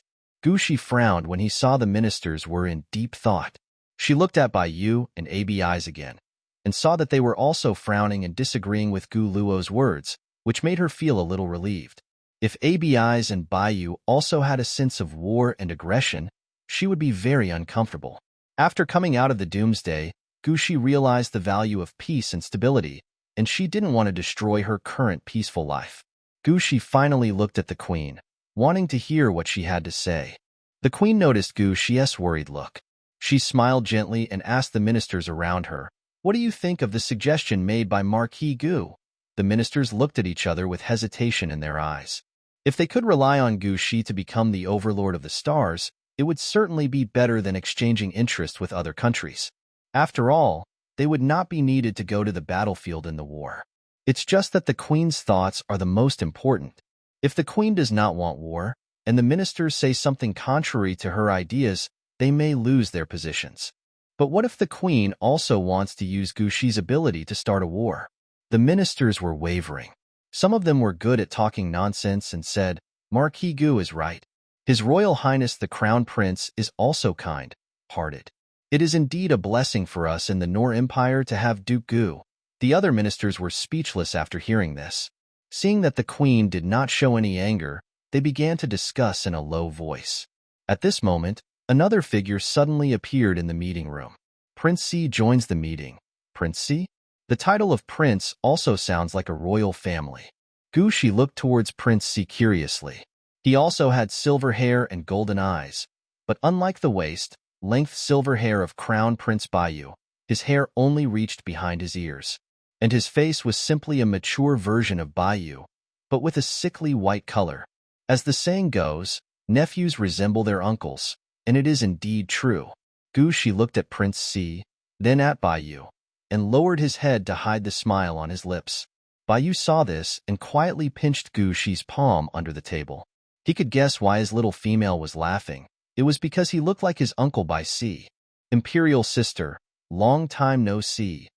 Bai Si first saluted the Empress, and his golden eyes swept over Gu Shi without leaving any trace. Greetings, Your Highness. After Bai Si finished his salute, the ministers present also bowed to him to show their respect to the prince. Gu Shi wanted to call him the prince, but Baiyu reminded him, Cici, this is the emperor's uncle. Baiyu's words were to tell everyone that she was already the crown princess. Gu Shi had no choice but to change his words urgently and followed Baiyu in shouting, Uncle Emperor. Bai Si smiled, Good children, your uncle will give you wedding gifts another day. However, I am attending the meeting this time to object to Marquis Gu's words. The Zerg may come back at any time. We have peace treaties with other countries. If we tear up the treaty because of the appearance of the saint female, won't it give the Zerg an opportunity? 150 years ago, this prince was ambushed by the Zerg during the war between my country and other countries and became a disabled person.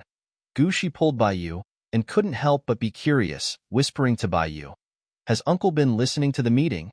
Baiyu felt Gu Shi's warm breath on her ear and suddenly thought of the temperature of Gu Shi's lips when she was infatuated with love.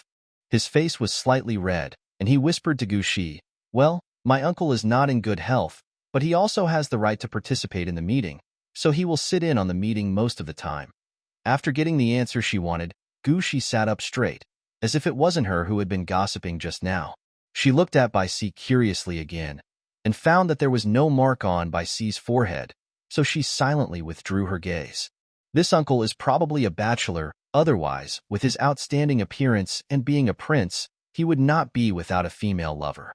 After hearing Prince Bai Si's well-reasoned explanation, Gu Luo lowered his head and changed his words. I didn't think it through. After a while, she continued, But since Duke Gu Shi has a different grooming ability than other females, she should become a member of the grooming center so that she can provide grooming treatment for males more conveniently. This statement was unanimously recognized by other ministers. The main reason is that the orc's spiritual C fluctuates most violently only between the ages of 18 and 200. Once they are over 200 years old, they will not collapse as easily as when they were young. The ministers are at an age where they are not prone to breakdown, but their male cubs are in need of guidance.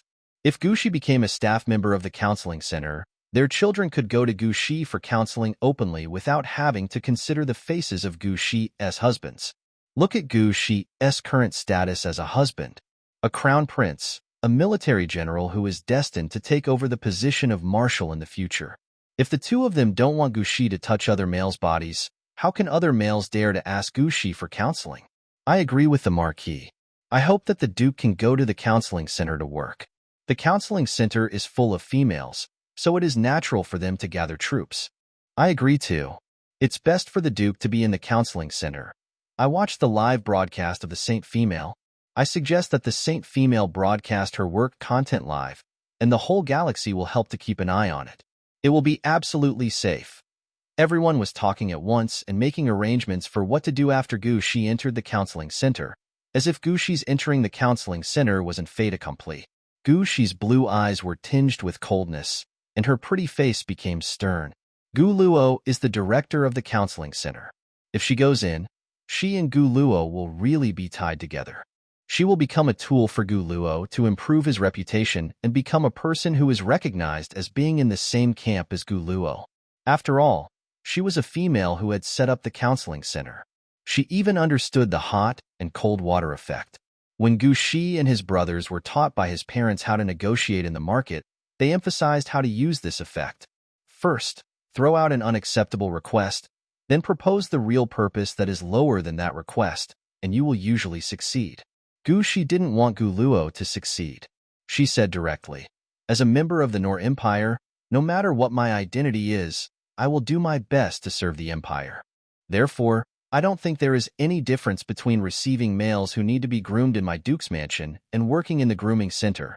Gu Shi's eloquent talk attracted Qi Yan's attention. As a male who had just met Gu Shi, Qi Yan felt that Gu Shi was particularly charming when he spoke. So charming that he couldn't help but think of the scene in the examination room. Qi Yan quietly crossed his legs and lowered his head, fearing that the big guys at the table would notice that something was wrong with him. Abi's was sitting next to Qi Yan, and the movements of Qi Yan caught his attention. Abyss sneered. After all, he was discharged from the army early. This classmate has a very poor self-control. I don't know what he was thinking, but he could be so horny in a serious meeting with so many people present. How could Gu Shi be so charming? While thinking this, Abi's looked at Gu Shi. I heard Gu Shi just say, "What's more, I have the crown prince and the strongest male in the empire, Abi's, by my side. They can guarantee my safety in the duke's mansion." When Abi's heard Gu Shi call him the strongest male in the empire, the tips of his ears began to heat up. Gu Shi actually admitted his excellence in public. Abi's frowned when he realized that his heart was beating a little fast. Could it be that he was happy because of Gu Shi's praise? How is that possible?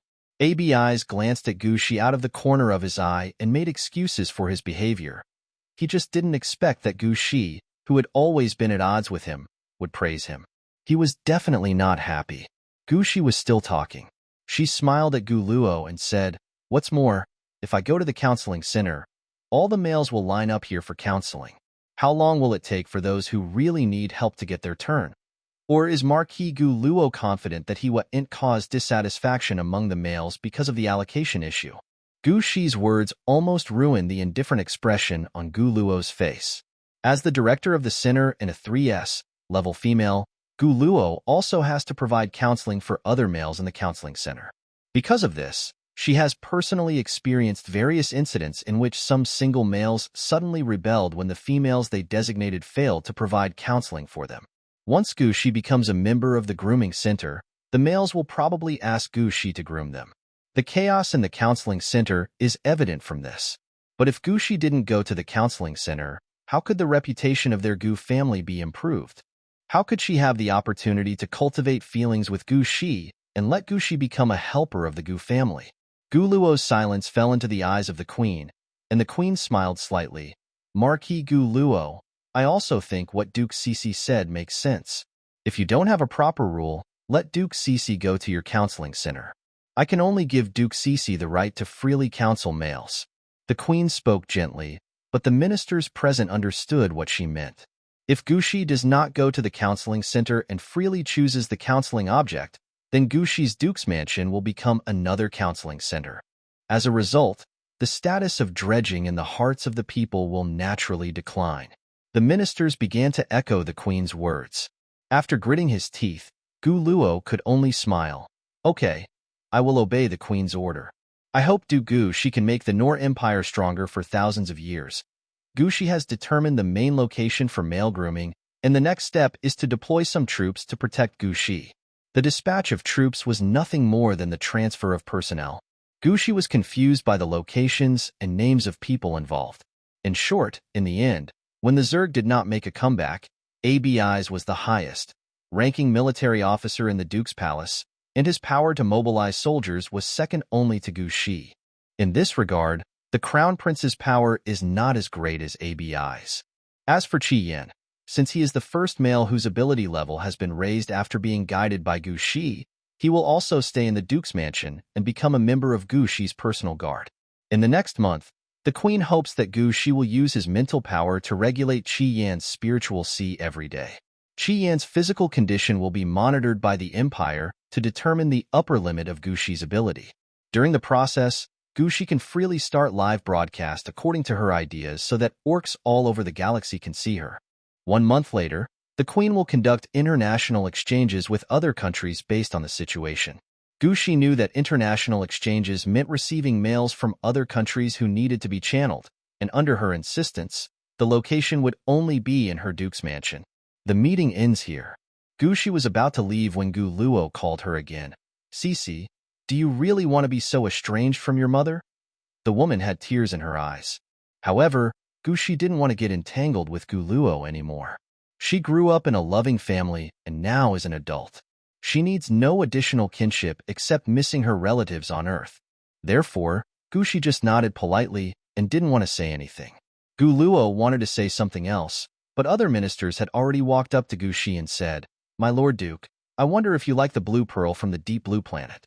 I will let my son send it to your Duke's mansion as a moving gift. I have a red fire ore, which I am also willing to give to you as a moving gift. I only hope that you will let my son have the opportunity to be your friend." The ministers were so eager that they took out all the good things in their homes just to ask for a chance for their male cubs to meet Gushi. However, Gushi politely refused and left the meeting room decisively. After his mental power regained control of his body, Gushi sighed tiredly. In her original world, her parents did allow her to receive relevant education so that she could control the company in the future. But it was not enough to just talk about it on paper. This was her first time attending such a formal meeting, and she really played tricks on others. It is true that the greater your strength, the greater your responsibility. Gushi's wailing voice immediately attracted the attention of all the males present. The soldiers cast concerned glances at Gushi, and Baiyu took the initiative to walk behind Gushi and gently massaged his temples. Gushi felt a little embarrassed to let the crown prince serve him. "Baiyu, I'm fine, you don't have to do this."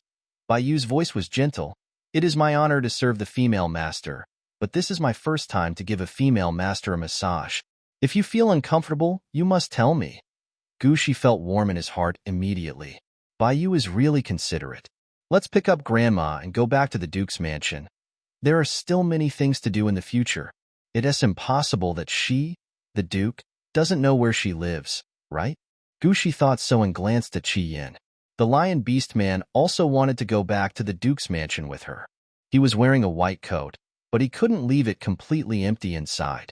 "Qi Yin, I'm going to pick up Grandma first and then take you home. You pack your things and move with me." Qi Yin nodded hurriedly. He liked the phrase, "moving together," that Gushi said, which sounded as if he and Gushi were a family. Grandma was still at the market waiting for the butcher to finish cutting the meat. After Gushi arrived, he asked the soldiers to help send the cut pieces of meat back home, and then drove the phoenix to where Qi Yin lived. Originally, Gushi didn't want to get off the car, but his grandmother was a kind, hearted old lady. After hearing Qi Yin say that his parents had been killed by the Zerg in the car, she insisted on helping Qi Yin to clean up. Grandma got off the car, and Gushi was embarrassed to wait in the car, so he had to get off as well. Baiyu, ABIs, and the soldiers naturally followed Gushi. Qi Yin is a single male and keeps his house very clean. What surprised Gushi was that there were a lot of bottles and jars in Qi Yin's kitchen, and they were labeled according to their flavors. Qi Yin treasured these things very much. He went into the kitchen immediately and put them into a cardboard box, forgetting to change his clothes first. The hospital's white coat was a thin layer. When Qi Yin bent down to adjust it, the muscle lines of his buttocks were actually visible on the white coat. Moreover, because Qi Yin was too tall, the area that could be covered by the hem of the white coat was limited. Gushi didn't expect to see such a scene, and hurriedly turned back and reminded, "Qi Yin, shouldn't you change your clothes first?" After Gushi consciously looked away, he secretly glanced at Baiyu. Fortunately, Baiyu didn't look angry. She didn't want to help Qi Yin clean up, so she asked the soldiers to help Qi Yin and his grandmother to avoid Baiyu's misunderstanding. From her parents' previous interactions, Gushi knew that it was difficult to appease a man when he got jealous. Baiyu felt sweet in his heart when he saw that Gushio cared about him. It makes no difference whether there is Abyss's mark or not, and Cece cares about him so much. There is no better family situation than this. Soon, Qi Yin's things were packed up. Apart from a few sets of clothes, his only belongings were those in the kitchen. In addition to the bottles and jars that Qi Yin treasured the most at the beginning, There was also a complete set of tableware. Everyone got on the car together. Gu Shi's eyes kept lingering on the box of tableware, and he finally couldn't help asking Qi Yin, "Do you always eat animal meat at home?" Qi Yin, who was wearing the cheapest white linen shirt, immediately lit up his amber eyes when he heard Gu Shi's question. He sat upright, turned to Gu Shi and replied, "Well, I have a big appetite, and the nutrient solution is too expensive, so I will process the animal meat and plants myself to eat." Abi's, who was standing by, felt something was wrong when he heard this and asked Qi Yin, "You are a disabled veteran. You should be able to receive a subsidy of 5,000 star coins every month. If you work another job, it will be enough to support yourself." When Abi's asked, Qi Yin told him the truth about his situation. There were subsidies, but he would give them to other single, elderly males who needed star coins more. As a result, the money he could spend on himself was drastically reduced. In addition, his mental state is still unstable, and he needs to go to the counseling center to find female counselors from time to time. Not to mention he only learned how to fight in the army. His last job was as a bodyguard for a female, but the female tried to tag him, so he quit. Without a stable source of income, he could no longer afford the low-grade nutrient solution that cost 50 star coins. He could only feed himself in the most primitive way. Although there was a risk of mental breakdown, there was nothing he could do. It was better than starving. Qi Yan's words made Abi silent for a while. After a long time, he spoke again. "If you eat animal meat, won't it only increase your expenses? When the probability of mental breakdown increases, you will have to find a female to relieve yourself, which will cost more. This is the stupidest way of life." This time, Qi Yin also fell silent. The dark-skinned male orc blushed with embarrassment and lowered his eyes, too embarrassed to speak. He felt that what he did was indeed a bit stupid. Seeing Qi Yin was speechless after what Abi said, Gu Shi comforted Qi Yin. "It's okay. Your ability level has been upgraded now. As long as your spiritual sea is stable, your life will not be so tight in the future." Gu Shi's comfort cheered Qi Yin up again. He gave Gu Shi a big smile, and his white teeth almost dazzled Gu Shi's eyes. "Well, Qi Yin does look a bit silly and cute. It was quick to pack up the things at home. Bai contributed his space button, so he didn't need to pack things in cardboard boxes like Qi Yin did, so it was much faster than before." An hour later, Gu Shi arrived at the Duke's mansion assigned to her by the Queen. Seeing that the style of the building was very similar to that of the Imperial Palace, Gu Shi asked in confusion, "Are all Duke's palaces built in this style?" Bai shook his head. "Originally, this was my uncle's palace. My uncle is in poor health and needs to recuperate quietly on the holiday planet, so the palace is empty. So this is Prince Baisius' residence?" Gu Shi nodded, a little embarrassed. "If the emperor's uncle returns to the capital, won't he have no place to live?" Although it was the queen's order, occupying someone else's house would intensify the feeling of stealing. Gu Shi had a thin skin and a faint blush appeared on her cheeks again. Bai couldn't help but stretched out her hand and gently pinched it, whispering, "Don't worry, the queen mother must have asked for the consent of the imperial uncle before letting you live here. If the imperial uncle comes back, he can also live in the palace." Gu Shi thought about it and agreed. After all, the other party is a royal relative and also a male. Even if he returns to live in the palace in the future, it will not have a bad impact. Gu Shi began to appreciate the house with peace of mind. It is very convenient to view the room. You only need to project the virtual scene of the entire house to see all the details.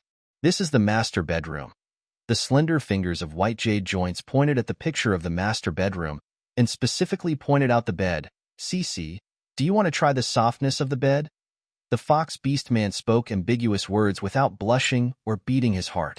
Maybe it wasn't ambiguous, but Gu Shi thought of what she said about talking about it in the evening and gave Bai an angry look. Bai was serious and introduced the windows and wallpaper of the master bedroom. "If Cici likes pink, you can also ask someone to repaint it. It will be quick." Gu Shi shook his head. "It's fine as it is, no need to change it." The pink color of the room was the original owner's favorite color, not her favorite. The current platinum decoration style is also very good. After looking at the master bedroom, Gu Shi looked at the other rooms and asked Grandma where she wanted to live. The old lady looked at Gu Shi and smiled, then took the initiative to choose a more remote room.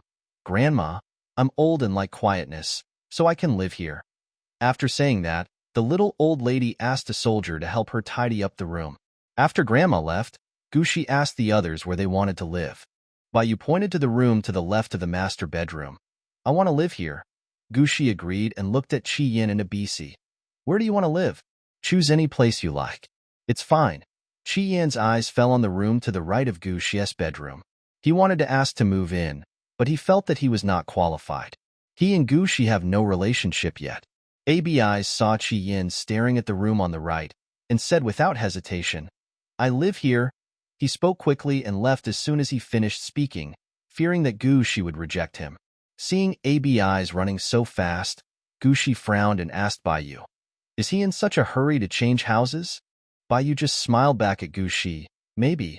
Now Chi Yin is the only one left with no place to live. Gushi looked at Chi Yin. Chi Yin, where do you want to live? Chi Yin hesitated for a while and chose the room next to Abi eyes. He and Abi eyes were classmates in the same military academy, so he is more familiar with the prince than the crown prince. After the rooms were divided, Gushi asked Bayu, where will the guards who start a stand guard live? Bayu said, the guards also live with us, but in a shared room. You can let Abyss take care of this. Rest today. I'll take you to choose servants tomorrow. The two of them went into the master bedroom together. Gushi immediately took her pajamas and was about to take a shower when Bayu's voice came to her ears. Can we take a shower together? Cici. When the fox beast man mentioned taking a shower together, his voice was particularly low. The hot breath hit his ears, bringing a tingling sensation. Gushi also imitated Bayu and lowered his voice to speak. I want to see your ears and tail. Bayu saw the ears of the little female in her arms turn from white to pink, especially the round and cute earlobes, which were the cutest. She took her thin lips and gently bit them. Then he smiled and said, Cici, if you want to see it, you can look at the tail and the front. It's better to touch it. Gushi didn't expect that after the negative distance contact, the crown prince Bayu, who was as gentle as the breeze and bright moon, would keep talking dirty. She leaned back with her elbow and gently tapped Bayu's belly. Who wants to touch your tail in front? Bayu didn't say anything, but used her arms to hug Gushi tightly. The bathroom door opened automatically, the clothes were thrown on the floor, and the privacy mode was turned on indoors. Buildings of the highest level built in the empire would never be like the houses in District F6, which not only had poor sound insulation, but even the beds creaked. Even a 50-square-meter bathroom can be turned into a waterbed according to the owner's preference. Bayu loosened her hand and wanted to put Gushi, who was wearing a bathrobe, on the waterbed. Gushi didn't know there was a waterbed in the bathtub. When Bayu let him go, he subconsciously tensed his body and waited to be completely submerged in the pool. Unexpectedly, the body was caught by a soft and elastic substance. Gushi swayed along with him twice. Gushi was curious and looked sideways to see what the soft substance under her body was, but her hand was held by Bayu. She only glanced at the jelly, like waterbed quickly, and her hand touched Bayu's soft chest. The white jade golden eyes stared at her and said softly, Cici, should I practice more? The fox orc's long silver hair was spread out, and his water-stained fox ears were half drooping, with a pair of fox eyes that were affectionate yet aggrieved. Gushi knew that Bayu was still jealous of her staring at Chi Yan's body. She met Bayu's gaze, and her slender white fingers playfully grabbed a part of the male's body that she had used as a button and gently twisted it. I really look at him because he is a little scary because of his sturdy body, but Bayu, I like your current appearance the most, just right. Her eyebrows and eyes are as white as picturesque jade, and her fair skin is very suitable for her when she takes off her clothes and reveals her thin muscles. It would be scary if the muscle texture became as obvious and large as Chi Yan's. After hearing what Gushi said, Bayu's cherry-pink lips curled up into a gentle smile, as if the snow on the mountain top was melting by the warm sun. He took the initiative to send the parts of himself that were praised just right to Gushi's palm. Then Cici, touch me more, then I will believe you. It had happened once before, and Gushi was no longer as overly shy as before. She gently touched the place that had deepened its blush due to her twisting, and suddenly slyly withdrew her hand, turned over and sank into the pool. I only promised you to take a bath together, not to touch you. The bathroom was originally as big as a swimming pool. So Gushi really treated it as a swimming pool and do butterfly strokes in the water. It was the stability and abundance that made her more accustomed. Bayu felt disappointed when she saw Gushi running away. But he did not force Gushi back. Instead, he sat on the waterbed and looked down at the pool for Gushi's figure. The silver-haired fox orc occasionally shifted her gaze, and her thick silver eyelashes and fox ears trembled slightly. In the transparent pool, Gushi's swimming posture changed from time to time, and when she occasionally came up to breathe, water drops rolled down her fair little face. His watery blue eyes were full of smiles, as if he was rejoicing at her escape. He had specifically asked to take a bath together, just wanting to do what an adult orc should do, but Bayu suddenly lost the desire to do so. During the meeting, Gushi's brows were furrowed from time to time, and his soft lips were pursed in worry. Bayu once wanted to take Gushi away and serve her well, so that Gushi would only have him and happiness in her life. But he also clearly understood that Gushi was not that kind of female. She is stubborn and will never be willing to be a vase placed in the home by many males, not to mention that Gushi herself has better abilities than other females. Isn't it because Gushi didn't want to be controlled and wanted to live according to her own wishes that she refused to work at the counseling center? So it doesn't matter. Bayu decided to be Gushi's best supporter. Gushi said it was just a bath, so it could be just a bath. He would try to make Cece see him, but he would not force her. Bayu's mind was thinking about Gushi, but gradually she could no longer suppress her physical desire for Gushi. The separation between mind and body made Bayu feel distressed. He stood up and stood in the bathtub again, wanting to leave the bathroom so he could take care of himself before that restless part of him really exploded. But Gushi, who had swam to the corner of the bathtub, suddenly swam back. The waterline of the pool was below Bayu's waist. When Gushio came to Bayu's side, he suddenly turned and grabbed Bayu's hand and floated to the surface. Bayu's body trembled slightly because of Gushi's sudden touch. Then, he heard Jiao Jiao's soft complaint. "Your Highness the Crown Prince is a little too uncivilized. Why does the tail in front keep spitting water?" Gushi knew that he was saying dirty words, and his face turned red with embarrassment after he finished speaking. But she didn't want to miss Bayu's reaction, so she forced herself to look at Bayu's face. The handsome male with fair complexion had a slight blush on his cheeks and looked away, not daring to look at her. Well, it was just disobedient. Gushi suddenly found the pleasure of saying dirty words. When white jade is shy, it is really beautiful. Gushi swallowed his saliva spinelessly and quietly approached the disobedient tail with his fingers, trying to teach it a lesson. After the pool rippled, Gushi was so lazy that he didn't even want to move a finger. Bayu held her in his arms and cleaned her from inside to outside, then put her on the soft big bed. Gushi tried to open her eyelids to look at Bayu, and saw that Bayu had also laid down. He gently hugged her and patted her back. "Cece, I'm sorry, I tired you out. Don't you want a baby?" After hesitating for a while, Gushi still asked this question. Bayu used contraceptive measures just now. She had the memories of her original body and knew how much males wanted offspring. Not to mention that Bayu was the crown prince, so their union would have political implications anyway. It is normal for Bayu to want a baby. Looking at Gushi's blue eyes that were still misty in his arms, Bayu smiled gently and kissed Gushi's forehead. "Cece, you are still young." Bayu said seriously, "It is normal for orcs to enjoy love, but once you give birth to a cub, you will become a female. Even if the cub does not need you to raise it yourself, you will have more concerns because you become a female. You can have a child at any time. The life of an orc is long, but once your mentality changes and you are burdened by the responsibility of raising a cub, you can't go back. Cece, I hope you understand that I am willing to be marked by you because I like you, not because I must have you give birth to my child." Bayu's gentle voice was very helpful in helping one sleep. With a satisfied smile on his lips, Gushi slowly fell into sleep. She thought that she liked Bayu even more. After sleeping on the big bed for a night, Gushi was still a little dazed when she woke up in the morning.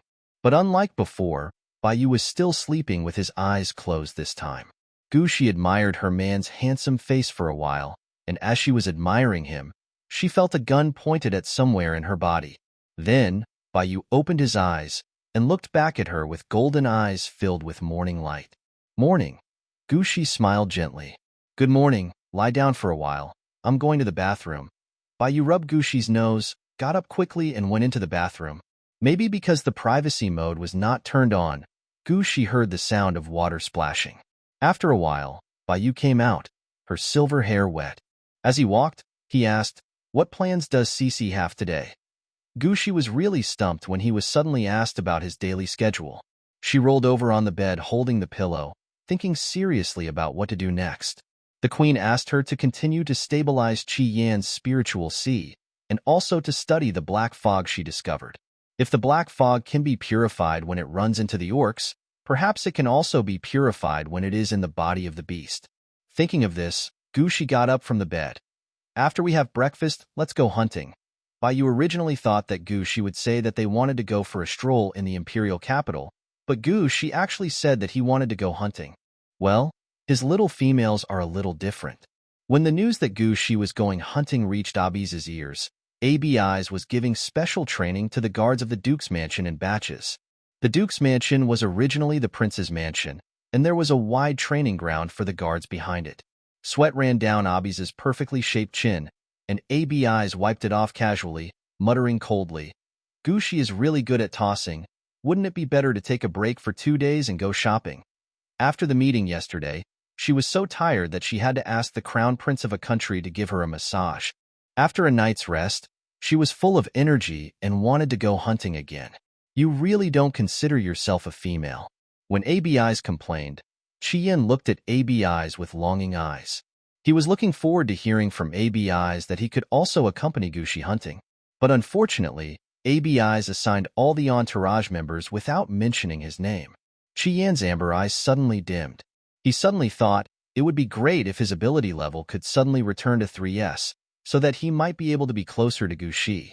For example, during this morning's training session, he came on his own and joined the training. Admiral Abi's pretended not to see him and just gave orders indifferently. After hearing Abi's say that the group was disbanding, Qian wiped the sweat from his forehead and returned to his room with a downcast look.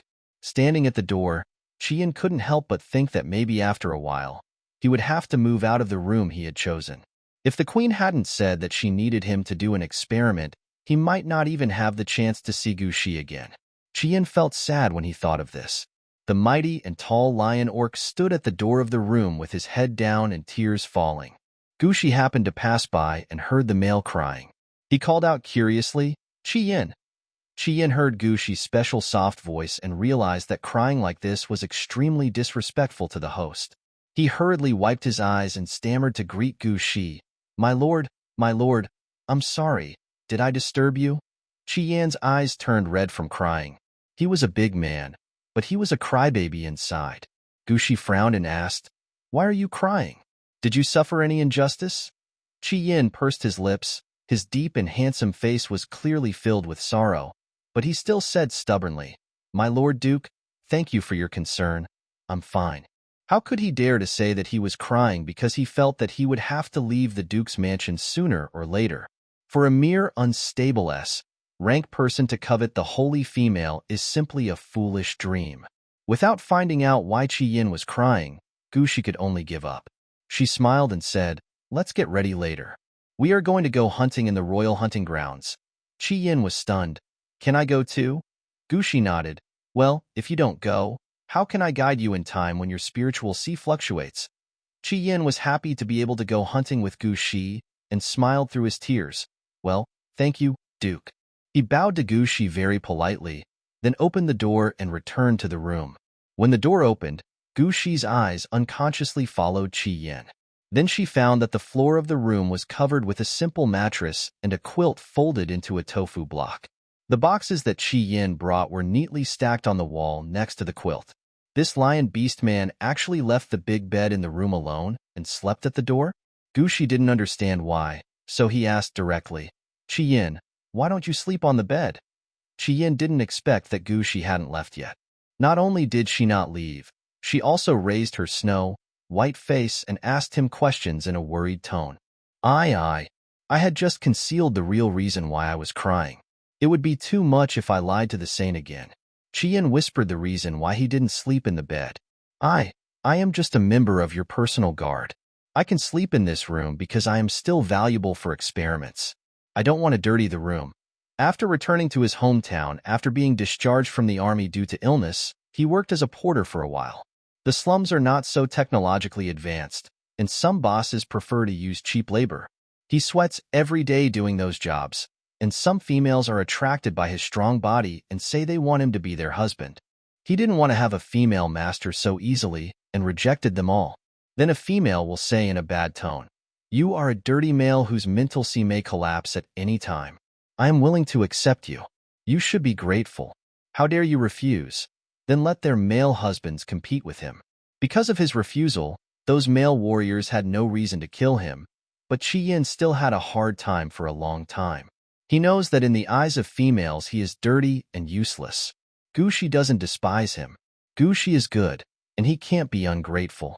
Chi-Yin lowered his eyes, not daring to look directly at Gushi.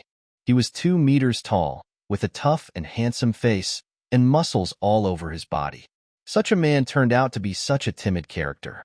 Before retiring, he was still a soldier willing to protect the empire with his life. Gushi was very helpless, and there was a trace of heartache in his heart. She made a promise directly. "There are many rooms in the Duke's mansion. You can live here. Unless you do something extremely evil, I will never let you leave. So go to bed, understand?" Chi-Yin never expected to hear such an answer from Gushi. He looked at Gushi in surprise. Seeing Gushi's sincere expression, tears began to accumulate in his eyes.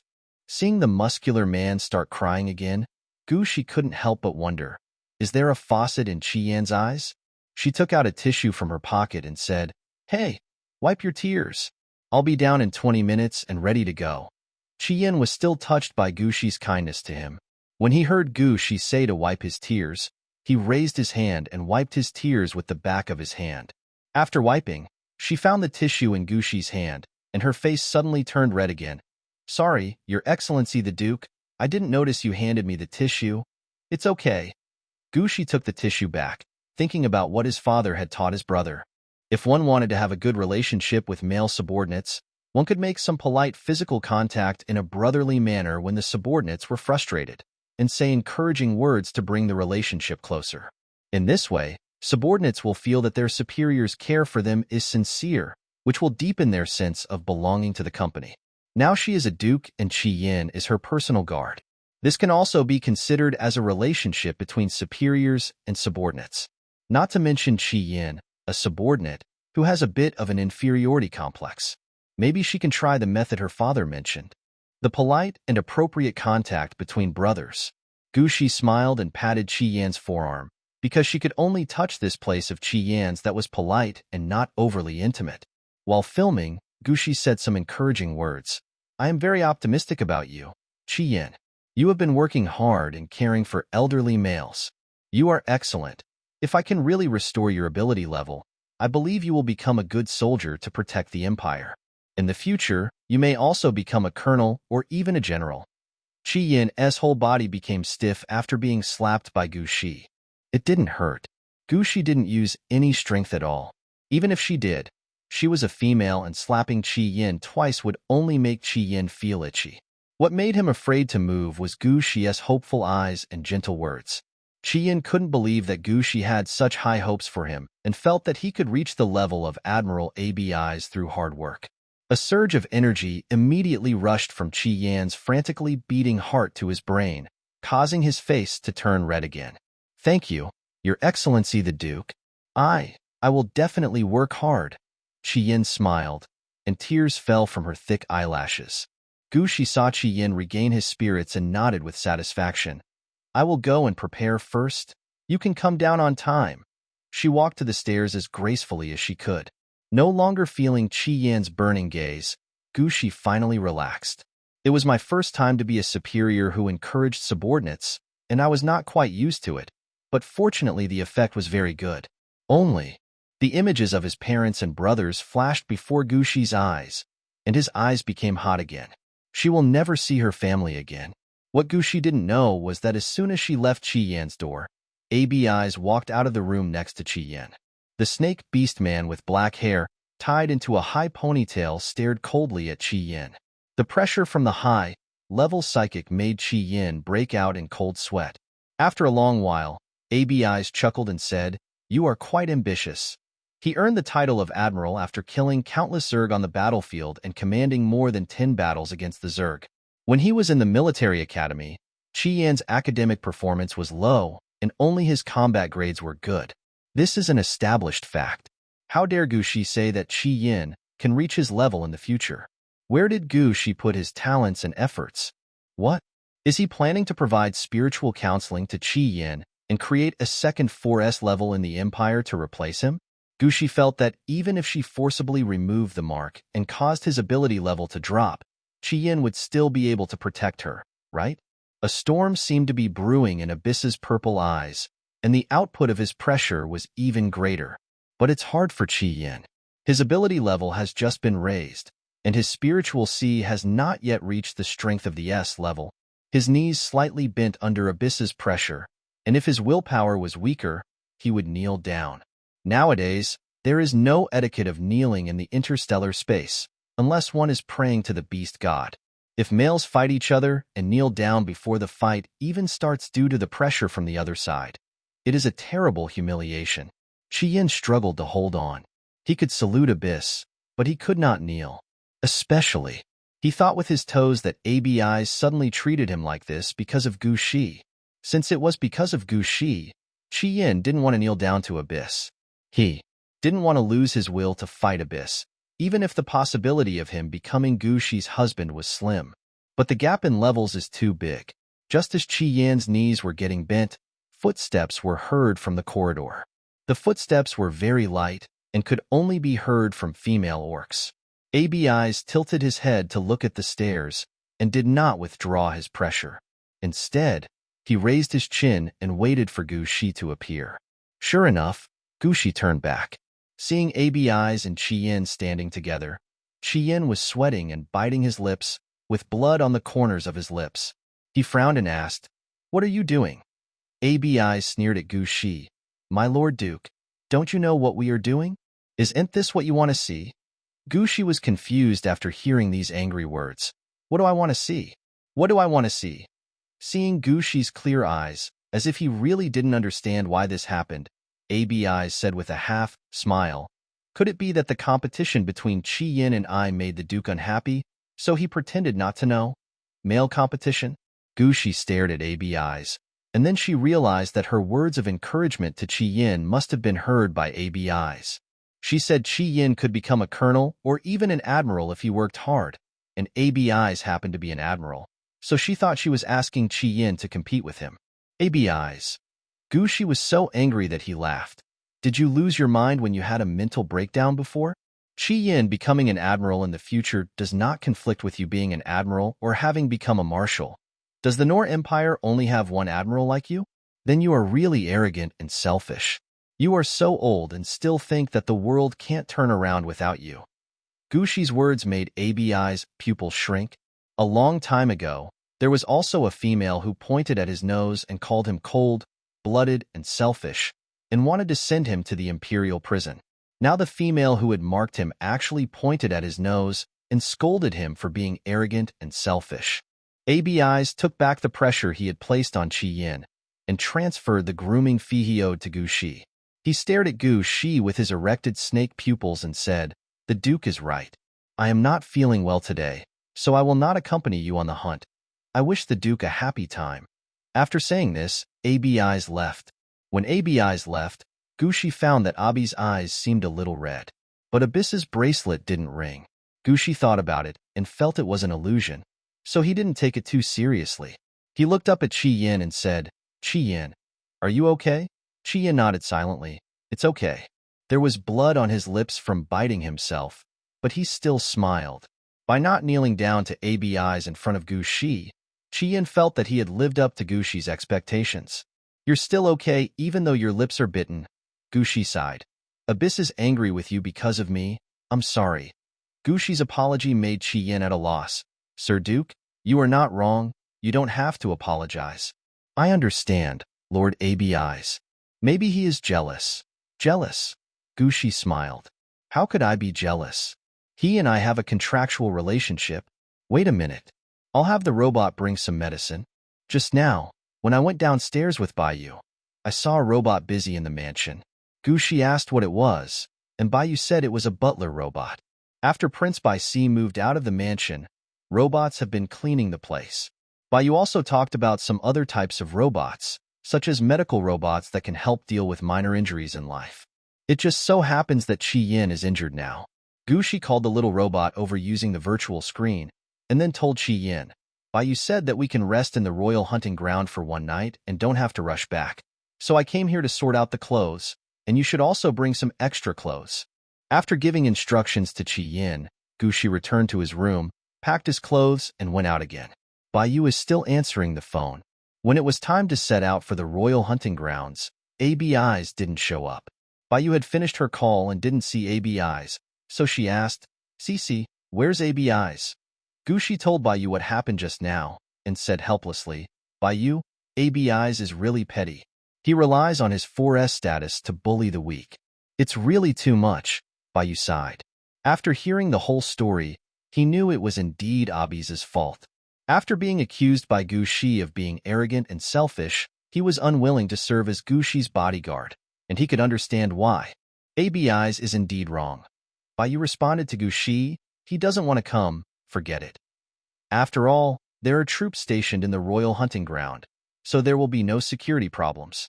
The Phoenix sped all the way and finally arrived at the royal hunting grounds.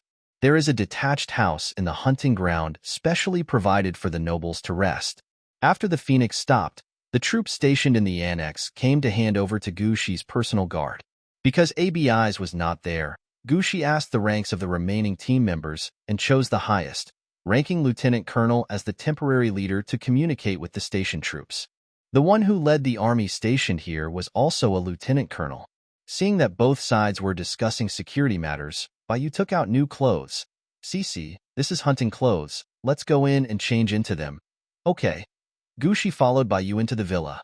Fearing that Chi Yin would feel uncomfortable, he asked Chi Yin to go along. In the villa room, after putting on the new clothes, Gushi looked at himself in the mirror for a while. The hunting suit has sleeves and is blue and white in color. Because it is a women's style, it is decorated with lace. The high-waisted pants lengthen the body proportions and show off the figure. Gushi walked out of the cloakroom. Bayu, who was changing clothes outside the cloakroom, had just put on his shirt and pants and was slowly buckling his belt. Gushi sat on the chair and waited quietly for Bayu to get dressed. From her angle, she could just see Bayu's perfect profile and the prominent Adam's apple on her neck. Last night, she kissed Bayu's neck. It seemed that the neck was Bayu's sensitive spot, so Bayu used that soft voice like the sound of spring water to make an ambiguous and low panting sound. Because they were close, the panting sound reached his ears, making Gushi's ears itchy. Now that I think about it, my ears are actually starting to feel warm.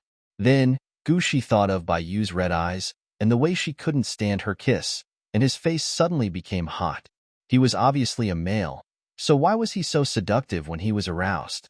So seductive that she wanted to see it again, and wanted the white shirt on Bayu to fall to the ground.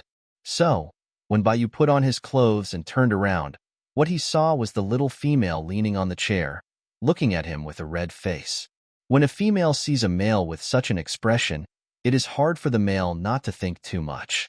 Bayu smiled and approached Gushi, knelt on one knee, held Gushi's hand, and kissed the back of her white hand. Then she smiled and said, Your Excellency the Duke seems to need my service. His golden eyes were fixed on the unspeakable part of Gushi. Gushi suddenly thought of Bayu's tongue skills last night, and even though he wanted to, he bit his lip and refused. If something happened now, wouldn't everyone outside know about it? Then where would they put their face? No need. Gushi silently recited the core values in his heart, threw away the unhealthy contents in his mind, and walked out of the villa holding Bayu's hand. The weather was excellent today, with a clear blue sky and no clouds. The wind in the forest carried the fragrance of some unknown flowers and plants, which made Gushi feel particularly good. How do we hunt? Gushi asked curiously. Then she saw soldiers coming with horses. The horse had a single horn on its head, and looked very much like the unicorn in mythology, but unlike the unicorn, each horse had two tails. We ride slowly on horseback and take action when we see prey. Bai Yu explained the hunting method. There are some hidden situations that he didn't mention. Because the weather was excellent today, with a clear blue sky and no clouds. The wind in the forest those that are most threatening will not appear in front of Gu Shi to avoid accidents. Gu Shi had learned horse riding in his previous life, but he had never ridden a horse to his heart's content. Her heart disease prevents her from doing any strenuous exercise that would speed up her heartbeat. Sitting on the back of a docile horse and leisurely riding around the horse farm a few times under the protection of her bodyguards and family is already her limit. So when she heard Bai Yu say that she was riding a horse in the forest, she immediately stepped on the stirrup and got on the horse's back with a bright smile. Then let's go quickly. Bai Yu felt a little disappointed when he saw Gu Shi mount the horse so skillfully. He was thinking that if his CC didn't know how to ride a horse, he could still hold CC in his arms. But now it seems there is no such opportunity. There are 3 horses in total. After Bai Yu and Gu Shi were seated, Qi Yin did not move. Gu Shi turned around and asked, "Qi Yin, can't you ride a horse?" Qi Yin thought that the extra horse was because the people here didn't know that ABI's was not here and brought too many horses. When he heard Gu Shi's question, he realized that the horse was prepared for him. He quickly mounted his horse and said, "My Lord Duke, I will." "Then let's go." At Gu Shi's command, the 3 horses walked slowly in the forest. The soldiers hiding in other parts of the forest rode in mini aircraft, relying on thermal scanners to determine the level of prey in the forest to ensure that no blind and ferocious beasts would scare Gu Shi. Gu Shi was very happy riding a horse, but she did not forget that she was here to test her mental power to purify the black fog. So while riding the horse, he tried to release his mental power to search for living things in the forest, just like he drove away zombies in his previous life. After discovering its prey, it used its mental power to scan the opponent's body and quickly turned the black mist into starlight. The starlight spread in the prey's body and was then driven to Gu Shi by the soldiers. Gu Shi pulled out the gun from his waist and shot the prey dead with 1 shot. But soon Gu Shi discovered something was wrong. The large prey that she found with her mental power were being driven away by soldiers hiding in the woods. After releasing her mental power, she also heard the soldiers' conversation. "Oh my God, the Saint's spear skills are amazing. She kills with 1 shot every time. It seems like she is not afraid of these carnivorous beasts at all. It's normal for the Saint female to be different from other females. I think the Saint female won't be too scared when seeing the Zerg." Gu Shi still felt a little embarrassed by the soldiers' praise. She is different from the females in this world because she is not a native orc. Gu Shi stopped paying attention to the soldiers who were praising her and continued to do what she was doing. Then, she discovered a strange spiritual sea. Just as Gu Shi frowned, wondering what that was, a soldier shouted, "S, level alert. Zerg, how could there be Zerg in the royal hunting ground?" The warning made the surrounding soldiers quickly return to Gu Shi and surround him. The 2 lieutenant generals directly pressed the button on the bracelet, released the mecha from the space button, and entered the mecha in front of Gu Shi. The mechas of the 2 were orange and brown respectively. After they entered the mechas, they unexpectedly changed into a leopard and an eagle. This was the first time in Gu Shi's memory that she saw the mecha in this world. After seeing it, she really felt that this was a high-tech world. However, the next second, the admiration for the mecha was replaced by fear. The thing that came into contact with after releasing my mental power just now came out. It was actually a human-faced cockroach with antennae and 6 legs, nearly 8 meters tall. Once the Zerg have human characteristics, it means they have evolved to the intermediate level. The hard shell on their bodies can resist a certain degree of physical and supernatural attacks, and their strength is equivalent to that of a 2S level orc operating a mecha. Gu Shi tightened the reins of the horse under him, his expression stiff. Why is it a cockroach? In her previous life, she was afraid of cockroaches and always felt that these crawling insects made her feel uncomfortable. Now that the cockroaches have grown bigger, the discomfort has become stronger. Bai Yu saw that Gu Shi was afraid, and he and Qi Yin surrounded Gu Shi from the front and back, and ordered the soldiers to retreat to the villa. The annex has a protective shield that can better resist the Zerg. At this time, Gu Shi did not issue any orders, and Bai Yu's identity was there, so the soldiers obeyed Bai Yu's words and escorted Gu Shi to retreat. The mechas operated by low-level soldiers are simply not enough in front of the medium-level Zerg. Therefore, they were afraid that another Zerg would appear. When Gu Shi started to retreat on his horse as Bai Yu said, the big cockroach suddenly stuck out its butt and spit out countless small cockroaches. The small cockroaches surrounded the two beast-shaped mechas in an overwhelming manner. Even though the two used their special powers to drive them away, the big cockroaches had the opportunity to take advantage of it and flew in front of Gu Shi. Immediately afterwards, four more identical cockroaches flew into the woods. The soldier used a laser gun to attack the two cockroaches, temporarily slowing down the attack of the big cockroach. But the cockroach's shell is extremely hard, and the laser gun cannot cause any fatal damage to it. Bai Yu has summoned his white mecha and used the time the soldiers delayed to enter the interior of the mecha.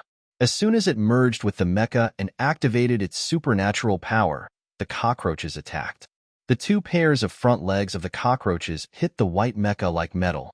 Even if Bai Yu used his mental power to kill two cockroaches directly, there were still three attacking him. He did not transform the mecha into a beast form. While pulling out the laser sword on the mecha, he kept an eye on Gu Shi's situation, fearing that other Zergs would pounce on Gu Shi. Qi Yin had turned into a lion and ran to Gu Shi. "Sir Duke, sit on my back. I will take you back to the annex as quickly as possible." Qi Yin spoke very quickly, and just as he finished speaking, a soldier received news from the villa. Two medium-sized Zergs, worms, also appeared near the annex and have captured the annex from underground. Before Gu Shi came, the royal hunting ground had been cleared of danger once. After eliminating them, the journey only took half an hour, and during this half an hour, a medium-sized Zerg appeared in the hunting ground. While Bai Yu was operating the mecha to fight the cockroaches, he was looking at the leopard orc over there. This situation happened. Either the Zerg evolved the ability to conceal an anti-reconnaissance equipment, or there was a spy in the army of the annex. The Zerg was just a part of them, and they just wanted to take this opportunity to capture Gu Shi. At this time, Abyss didn't even get angry. For the first time, Bai Yu's gentle face showed obvious anger. While he was using the mecha to send a communication to Abyss, he gave an order to Qi Yin. "Qi Yin, connect the communication and take CC away from the royal hunting ground." Gu Shi also realized the urgency of the situation, so she jumped directly from the horse's back onto Qi Yin, tightly grasping Qi Yin's lion mane, with her back pressed against Qi Yin's spine. This posture can reduce wind resistance and try not to affect Qi Yin's running. The other soldiers surrounded Qi Yin and Gu Shi to prevent any other dangers that might arise. Qi Yin rushed all the way until Abyss's voice came from the bracelet. "Qi Yin, east. The general is coming." Qi Yin was excited. "I hope the general is here." The lightning ability is the nemesis of the Zerg, and with the blessing of level 4s, it is easy to kill the Zerg. The holy female is safe. However, just when Qi Yin was excited, a huge shadow suddenly appeared under his feet. Gu Shi looked up and his pupils shrank. It turned out to be a giant fly. Its face was similar to a human's, except that its eyes were the giant compound eyes of a fly. At this moment, the pair of compound eyes stared at her and Qi Yin, and with a swoop, they grabbed her and Qi Yin tightly. Gu Shi heard Qi Yin groan in pain because the fly's legs were firmly stuck in Qi Yin's body. At the same time, black mist was released from the fly's body and sank into Qi Yin's body. Gu Shi knew that the black mist was the culprit that would cause the orc's mental breakdown, so she immediately released her mental power to purify all the black mist. At this time, she and Qi Yin had been carried into the sky by the fly. The black mecha on the ground rose from the ground and tried to catch up with the fly, but was blocked by dozens of giant bees flying from other places. After the black mecha disappeared from view, Gu Shi pinched Qi Yin's mane. Qi Yin also saw the black mecha being overwhelmed by bees. He was filled with despair and called out to Gu Shi with a hoarse voice, "My Lord Duke." Gu Shi could tell that Qi Yin was in extreme pain. She still kept close to Qi Yin and said softly, "Qi Yin, don't be afraid. Since the Zerg didn't kill us on the spot, they must have other purposes. Maybe we won't die." After saying this, Gu Shi showed a bitter smile. Even though she comforted herself by saying that the Zerg had other purposes for not killing her on the spot, she still could not be completely reassured. Who knows what the Zerg's purpose is? Qian heard Gu Shi's voice trembling and knew that Gu Shi was also scared. He hesitated for a moment, but still expressed his thoughts. My Lord Duke, the Zerg capture prey without killing it only because they want to lay eggs. Qian didn't know how to be tactful and he burst into tears after saying this. Gu Shi's heart was pounding. It is true in the original body's memory that when the Zerg attacked the Empire, they would sometimes capture the orcs and use them to hatch their young. This is also the reason why high-level Zerg look more and more like the human form of the orcs. When her reason was about to be washed away by fear, Gu Shi suddenly remembered something. If the Zerg really wanted to lay eggs this time, why didn't they capture more soldiers? Not only did they not capture them, but they only let more flying Zergs stop the Black Mecha after capturing her and Qian. Could it be that the Zerg are also picky about catching orcs and won't accept any unless they are of high level? While Gu Shi was thinking, the giant fly, flying at full speed, had already reached the top of the mountain.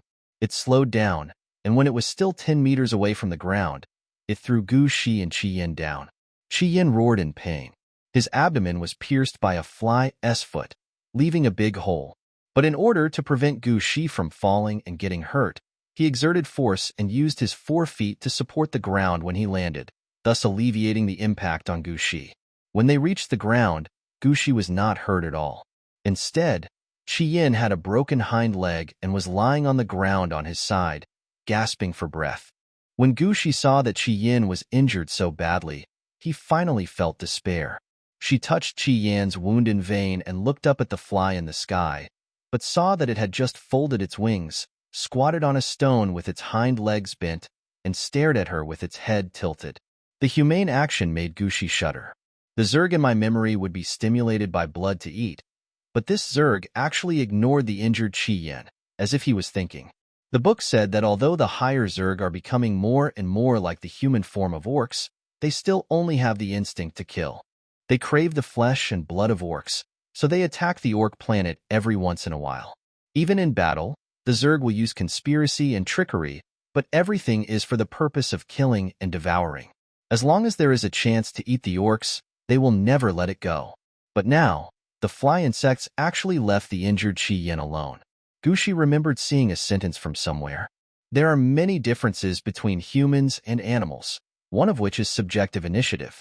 People will judge what they can do in their current state based on the environment and stop certain behaviors driven by instinct, but animals are unable to suppress their instincts most of the time. There is also this difference between Zerg and orcs.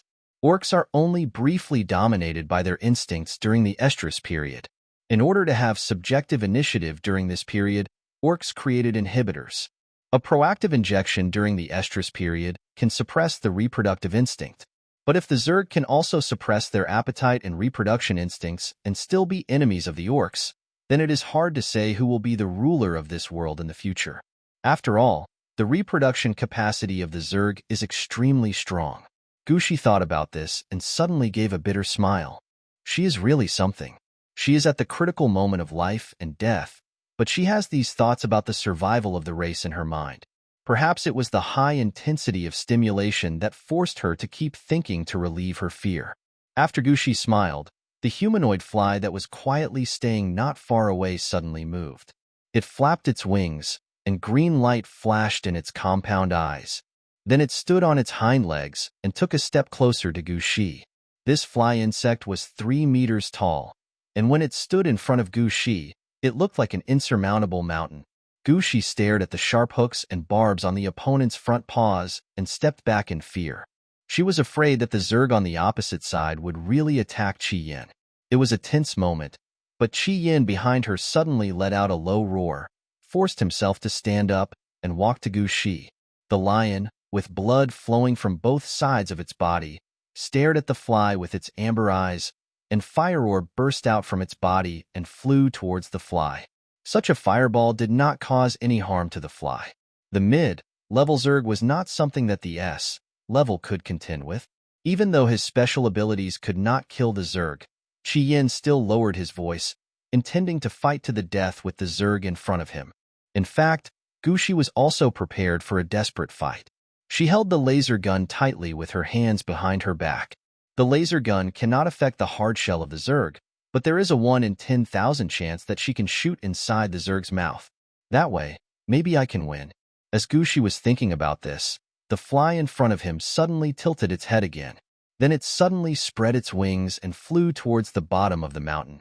Actually, left? Only then did Gushi have the opportunity to check Qi Yan's injuries. The fly's foot had pierced too deeply, and both sides of Qi Yan's abdomen had been stained red with blood. A large amount of blood formed a blood puddle on the uneven mountain top, which was shocking. They were at the top of a crater.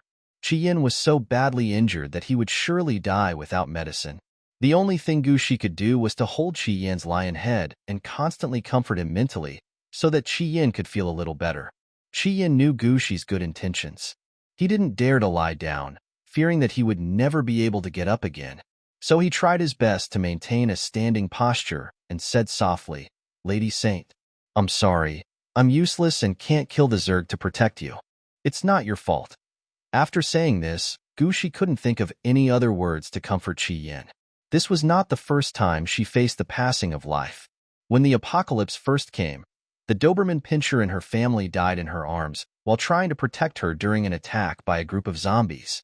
The Doberman Pinscher was originally raised by her second elder sister. Her second elder sister was busy with work and seldom came home, so the Doberman Pinscher stayed at home with her all the time, and later on, the dog became more obedient to her. Gushi didn't know why. The more nervous she was, the more she started to think about it. By the time she realized what was happening, her tears were already flowing like beads from a broken string. She didn't want Qi Yan to die. Gushi's eyes were blurred with tears as she leaned close to Qi Yan's head. Qi Yan noticed that Gushi was crying and thought, his death could make Xingqi so sad. It was worth his life in this world. He rubbed Gushi's face carefully. Although he knew that such an action was an offense to Gushi, he could not stop his greed before his death. The loss of blood caused Qi Yan's body temperature to drop and his limbs gradually became weak. Gushi's crying became farther and farther away, but a smile appeared on Qi Yan's lips. He thought he was very happy to be able to receive the tears of the saint. Just as Qi Yan was about to close his eyes, the sound of an insect flapping its wings was heard again from the top of the mountain. The fly had returned, and its legs under its abdomen were grabbing an oval treatment chamber. The fly dropped the nutrient compartment and flew away quickly. Gushi knew that the treatment chamber could be used directly under the sun, so he called out to Qi Yan, who was already in the dying stage. "Qi Yan, don't sleep. With the treatment chamber, you won't die." "Treatment chamber?" Qi Yan looked up and seemed to really see the treatment cabin, but he no longer had the strength to move forward. "You want me to face the Zerg alone?" Gushi's originally soft and sweet voice was filled with fear. She pushed Qi Yan and said, "If you die like this, what should I do? The red flame is too heavy." If Qi Yan didn't stand up and walk into the treatment chamber by himself, Gushi would have no way of saving him. In order to make Qi Yan feel concerned, Gushi could only use herself as bait. She kept telling him about the various crises she would face if Qi Yan died, and she was the only one left. When Qi Yan heard that the Zerg might fly over in large numbers and use Gushi's body to hatch eggs, he suddenly opened his eyes. He can die, but not now. Seeing that Qi Yan really reacted, Gushi hurriedly supported Qi Yan and walked towards the treatment cabin. The petite female was supporting the huge and seriously injured male lion. The scene was very miserable. The fly orc hiding behind the stone had a strange light flashing in his eyes. Qi Yan finally entered the treatment chamber. Gushi's whole body went limp and he sat down on the ground. She looked around and didn't see the fly orc, so she tried to open her smart bracelet to ask for help. However, the smart bracelet could not be activated and became useless. Well, since the Zerg can suppress their devouring instinct and prepare a treatment chamber for Qi Yan, how could they give her the opportunity to contact for rescue?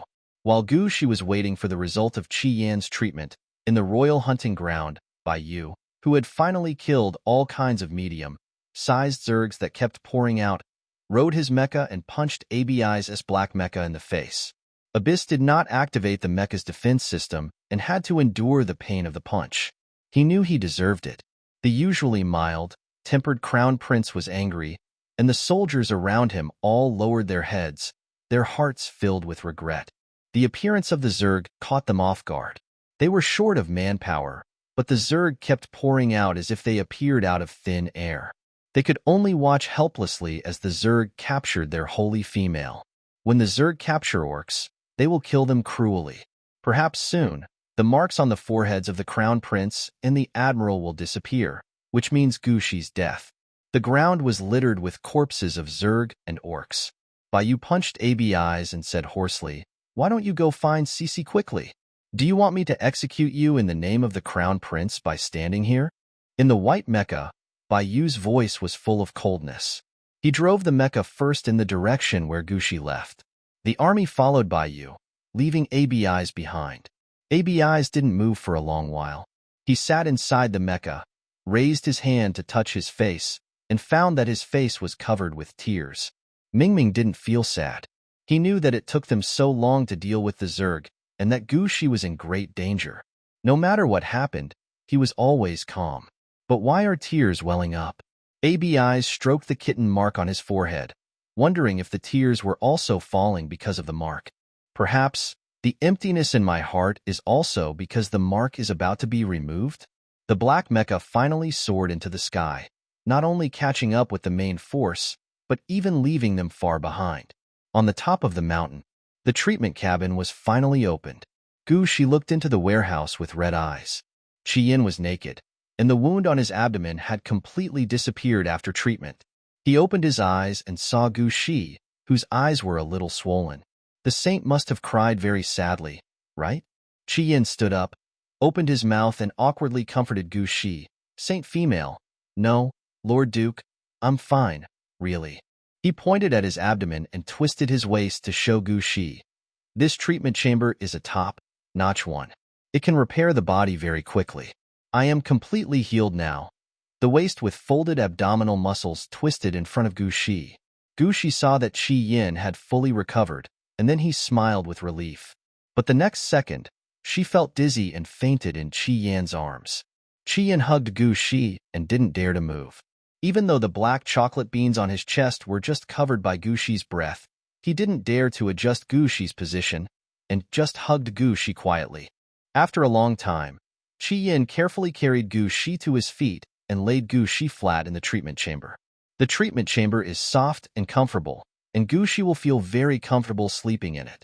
After making sure that the treatment chamber had sufficient power, Qiyin closed the lid of the treatment chamber and began to check the surrounding environment. They seemed to have reached the border of the Nor Empire. There was no one living here, and the cliffs were 8,000 meters high. Qiyin also tried the smart bracelet on his hand and found that it could not be activated. His eyes fell on the cave in the platform. The nighttime temperature in the mountains here can drop to below zero, and it is very dangerous to be exposed to the outdoors without any shelter. So the only way is to go into a cave to seek warmth. Qiyin looked around the cave himself and made sure there was no danger inside before he carried Gushi from the treatment chamber into the cave.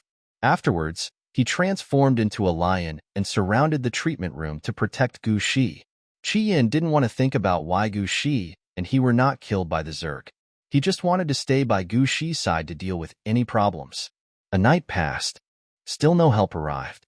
Qiyin opened his eyes first, only to see the fly insect flying in again, bringing with it a bunch of crimson fruits. After dropping the fruit, the flies and insects left again. Gushi, who was sleeping in the treatment chamber, woke up at this time. She pressed the open button of the treatment chamber and looked for Qiyin immediately. Gushi was relieved to make sure Qiyin was fine, and then he saw Qiyin in lion form staring at the red fruits in a daze. "Is this the breakfast you found?" Gushi tried to speak in a cheerful tone. "I'm just hungry." Qiyin hesitated for a long time and finally told Gushi, "My Lord Duke, this is not the fruit I brought. This is sent by the fly insect." "That doesn't matter," Gushi said. "It didn't kill us yesterday anyway. Maybe it wants to feed us for a while? It's uncomfortable to be hungry, so let's just eat it." As soon as Gushi finished speaking, he saw an embarrassment on the face of the Qiyin lion. After a long while, the lion closed his eyes, blushed, and whispered, "My Lord Duke, have you forgotten? This red fruit is called the love fruit. If we eat it, we will all enter the estrus period." Now Gushi was silent. She stared at the red fruit for a while, and actually found the information about the love fruit from her original body's memory. The orc's estrus period is only 1 day a month, but after eating the love fruit, they are in estrus every day. During this period, the semen vitality of male beasts will increase, and the female's pregnancy state will become the best. In other words, this is the most natural medicine to promote the birth of orcs. Even if the love fruit would not be contaminated, no beast man would pick and consume this plant. As long as they were normal beast men, they would not want to take estrus as fun. It seems to be planning something bad. Gushi thought for a moment, stood up, grabbed the branch, and tried to drag it out of the cave. Chi Yin saw Gushi's action and quickly bit the branch. "Do you want to throw away the love fruit, Duke?" "I will do it." The big lion ran so fast that he threw the branch off the cliff as if it was burning his mouth. After throwing it away, he breathed a sigh of relief. Chi Yin admitted that he liked Gu Shi and fell in love with her when she gently guided him. But he didn't want to get together with Gu Shi under such circumstances. This is no different from taking advantage of a woman's misfortune. What's more, even though he was simple-minded, he understood that the Zerg had ill intentions in providing them with such food. When Chi Yin and Gu Shi breathed a sigh of relief, the fly insects did not appear again. Chi Yin looked around again in the form of a lion, and all he saw were rocks of various shapes, but no food at all. He told Gu Shi the fact dejectedly, biting his lip, and suddenly said, "My Lord Duke, if you are really hungry, you can eat me." During the Great Famine in ancient times, orcs sometimes treated each other as food. Although eating too much meat of the same kind will make you sick, as long as you can survive, the disease can always be cured. Chi Yan's thoughts were very simple, but Gu Shi was looking at the sky. She regretted throwing away the red fruits. If she hadn't, she might have been able to use them to attract. Just as Gu Shi had this thought, a bird flying in the sky was killed by a swarm of flies and insects that suddenly appeared. The fly grabbed the bird's body, hovered over her and Chi Yan's heads, and then carried the bird's body away. Such behavior clearly says, "If you don't accept my feeding, you won't get any food." After knowing the fly's intention, Gu Shi was so angry that he trembled. Could it be that these bugs really have figured out a plan and wanted to use her to give birth to talented Zerg cubs and then eat them? Research shows that the Zerg are evolving into more and more humanoid forms of orcs because they absorb the orc genes after eating them. The Zerg want a higher level plan? That's not right either. The Zerg were clearly divided into different levels, and the middle level Zerg unconditionally obeyed the orders of the higher level Zerg. If forcing her to be with the male beast was a strategy agreed upon unanimously by the higher level Zerg, it would not make sense to just send a middle level Zerg to put her here. She should be in the hive. Gu Shi got a headache thinking about all this and returned to the sanatorium with a cold face. Chi Yin saw that Gu Shi was angry and whispered to comfort him, "My Lord Duke, I will find a way to catch the prey. You can rest in the cave for a while. Don't worry. Don't be too tired." Gu Shi didn't want Chi Yin to become as desperate as she was, so she didn't tell him all her guesses. She just said, "That fly won't let us get food so easily. If you can't find a way, you can come back and lie down to rest. This will save your energy." Hearing Gu Shi's soft voice full of concern for him, Chi Yin felt warm in his heart. He still looked like a lion, with the lion's tail behind him shaking left and right uncontrollably, and he even wanted to lie directly on the ground with his belly exposed. But no, facing Gu Shi in animal form was already an offense to him, at least in animal form. Some parts of his body could be hidden under the hair. But if he was in human form, he was afraid that his despicable thoughts would be seen through by Gu Shi. Chi Yin didn't dare to think about it any further. He just squatted at the entrance of the cave, thinking about how to get food for Gu Shi. As Chi Yin thought about it, it really occurred to him.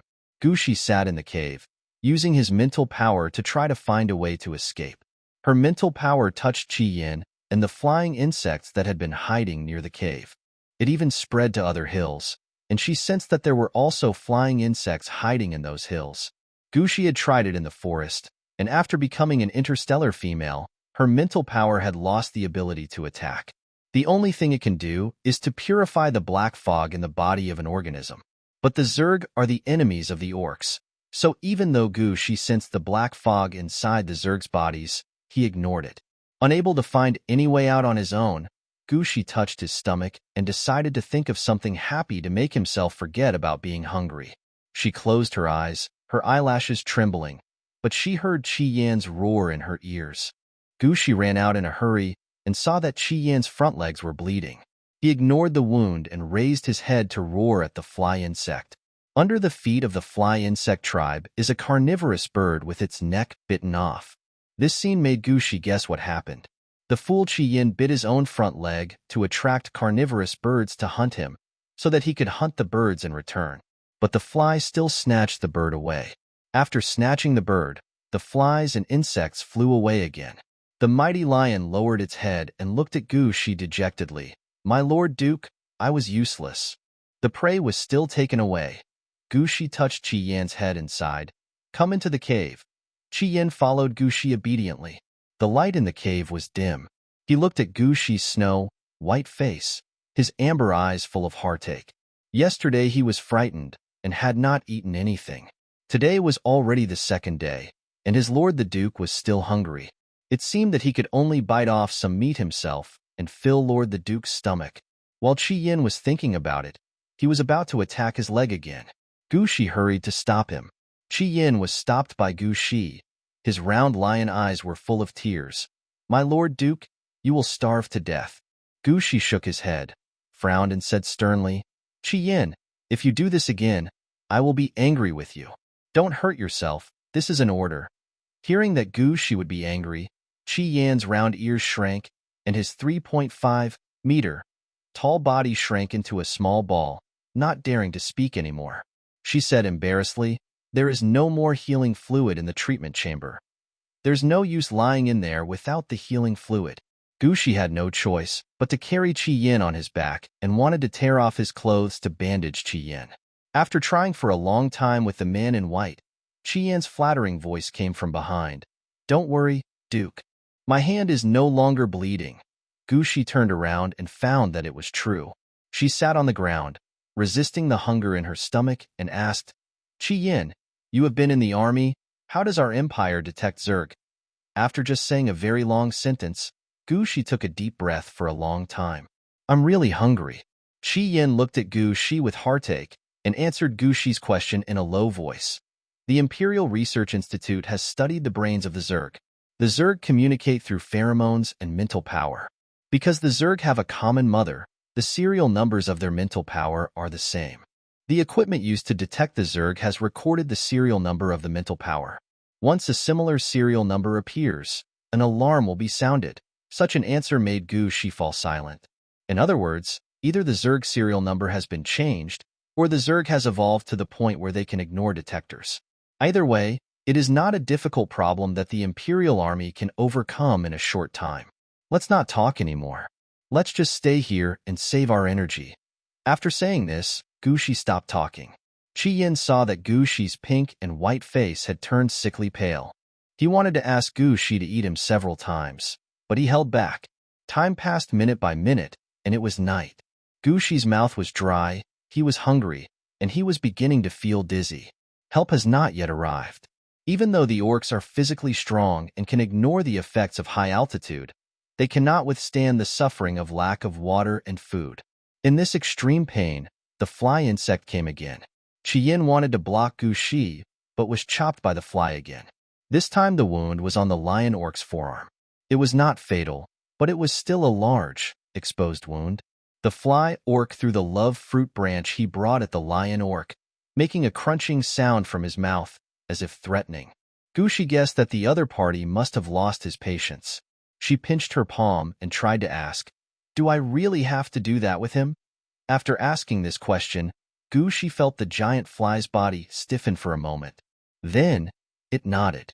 Gushi took 2 deep breaths before asking again, "If I agree, will you give us normal food?" The fly's body stiffened again, and it took a long time before it nodded. Gushi had a strange illusion, as if the ugly Zerg in front of him was not controlled by the Zerg itself, but by another entity. Otherwise, if this was really the plan of the Zerg in front of him, why would it take so long for it to react? After thinking for a while, Gushi asked tentatively, "Can you give me normal food first? I will do what you want." The fly froze again, and after a while, It shook its head and pierced a love fruit next to Qi Yin with its front paw. The bright red juice fell to the ground. Gushi understood the meaning of this behavior. If it doesn't, it will switch to another male. But Qi Yin will die. Of course, stubbornly continuing to stay hungry and waiting for rescue is also an option. Just as Gushi was thinking this, another Zerg appeared at the entrance of the cave.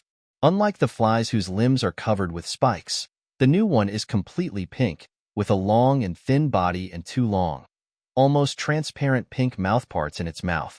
Gushi was still wondering why this insect came here when he saw it eat the love fruit. After chewing it twice, the flesh of the love fruit entered its mouthparts.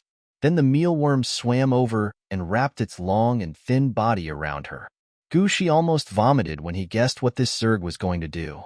She shook her head frantically. No, please go away. I don't want the love fruit. I will do it myself.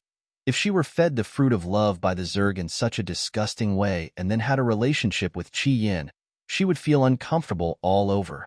Gushi's words finally worked, and both Zergs retreated. The sun sets, and the last ray of light in the cave disappears. Orcs can see normally at night. Gushi pursed his lips and called softly, Qi Yin. In the darkness, Qi Yin didn't make a sound for a long time. Just when Gushi thought Qi Yin didn't want to pay attention to her, Qi Yin whispered, My Lord Duke, I am very happy to meet you.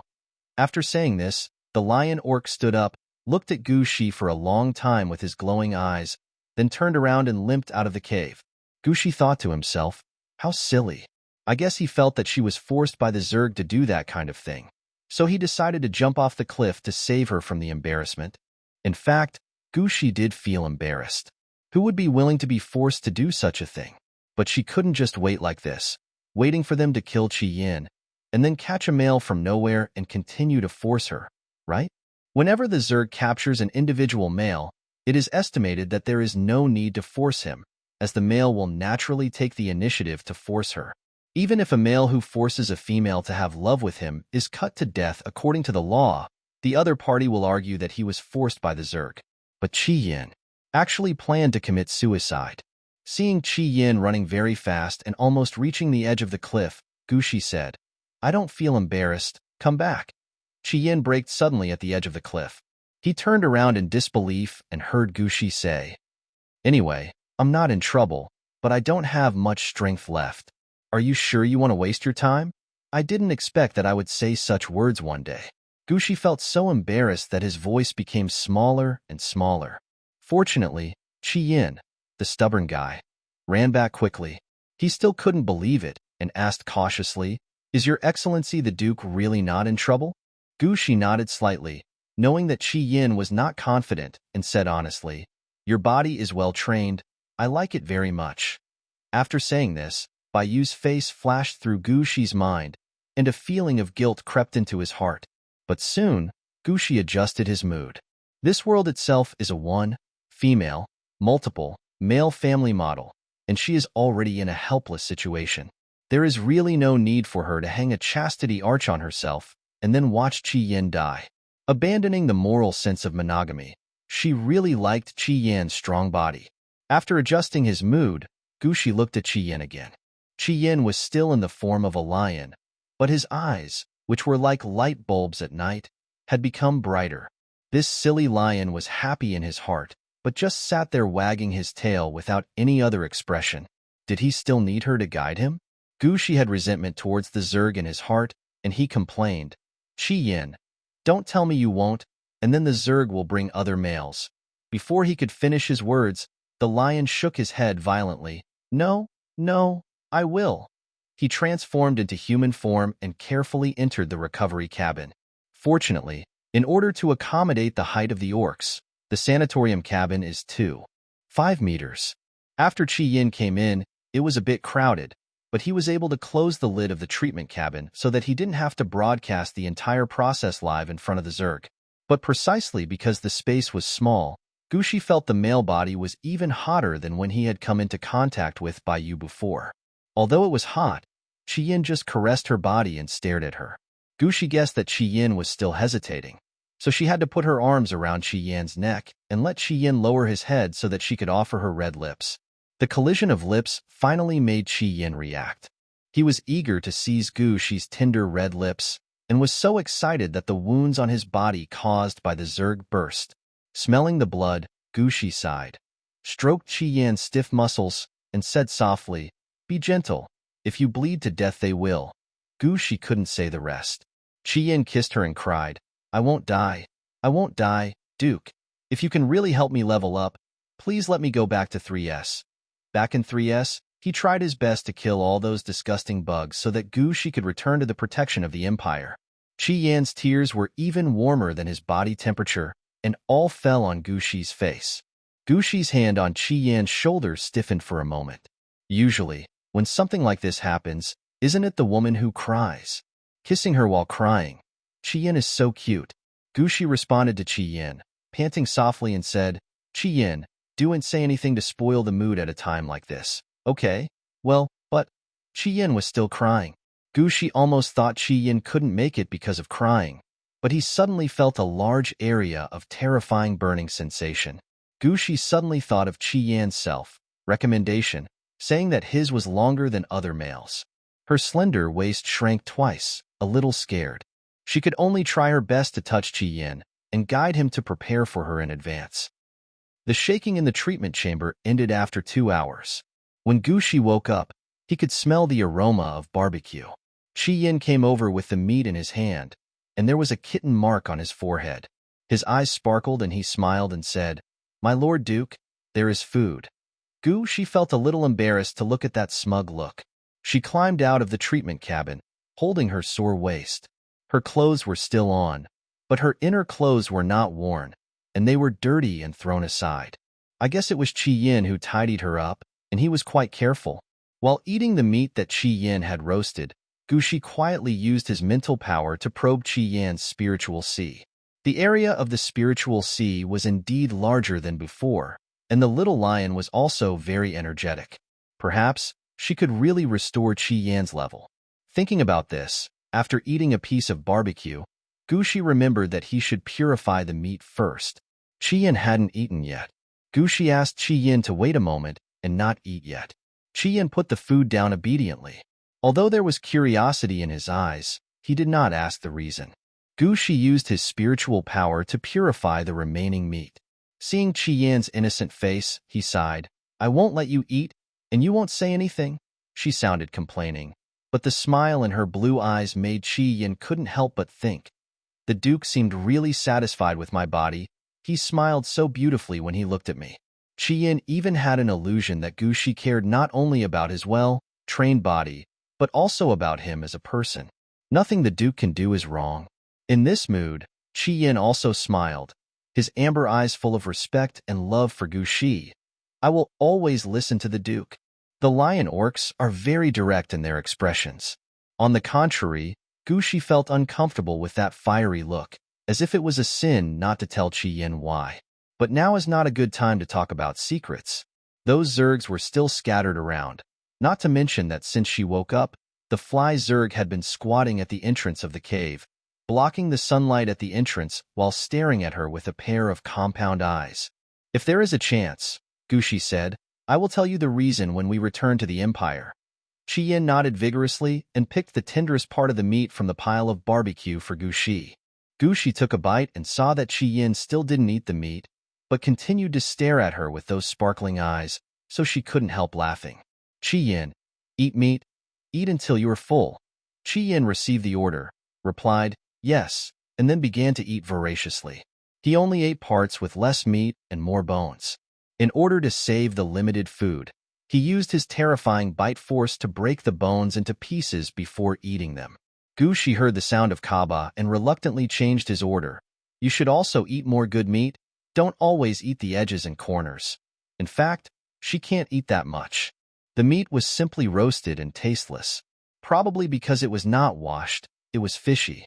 However, because he had the experience of eating this kind of food in the Doomsday, Gu Shi still endured the discomfort and filled his stomach. She was surprised. "I used to drink nutrient solution and could drink 10 bottles. But now the amount of meat she eats is consistent with her previous appetite. Is there any difference between nutrient solution and meat?" Gu Shi couldn't tell. After eating her fill, Gu Shi stood up and stretched her bloated stomach. She walked tentatively to the fly insect tribe, and seeing that the fly insect tribe did not react, she suddenly smiled sweetly at him. Can I have some normal after-meal fruit? Eating meat alone is not good for my body. The fly insects remained stiff for a long time like they did yesterday, before flapping their wings and leaving the cliff. Seeing the fly orcs leave, Gu Shi pulled Qi Yin and said, "Let's go in and take a look." When he heard that Gu Shi was going to enter the cave, Qi Yin quickly changed into a lion and let Gu Shi sit on him. The ground in the cave was not smooth, and he didn't want to hurt his mistress's delicate soles. This cave is natural. Logically speaking, in a place like this, the further you go inside, the cooler it should be, because you are entering the interior of the rock. But Gu Shi felt the burning sensation. She released her mental power and looked down, and found that there was indeed a heat source on the other side of the mountain. Volcano. This word appeared in Gu Shi's mind, and Gu Shi asked Qi Yin to continue walking inside. After walking for a long time, there was no way out in the cave. Gu Shi saw that the gap on one side seemed suitable for a petite person to pass through, so he asked Qi Yin to put her down. Just as I was about to walk inside, I suddenly heard a clicking sound behind me. Those were flies and insects that were looking for fruit.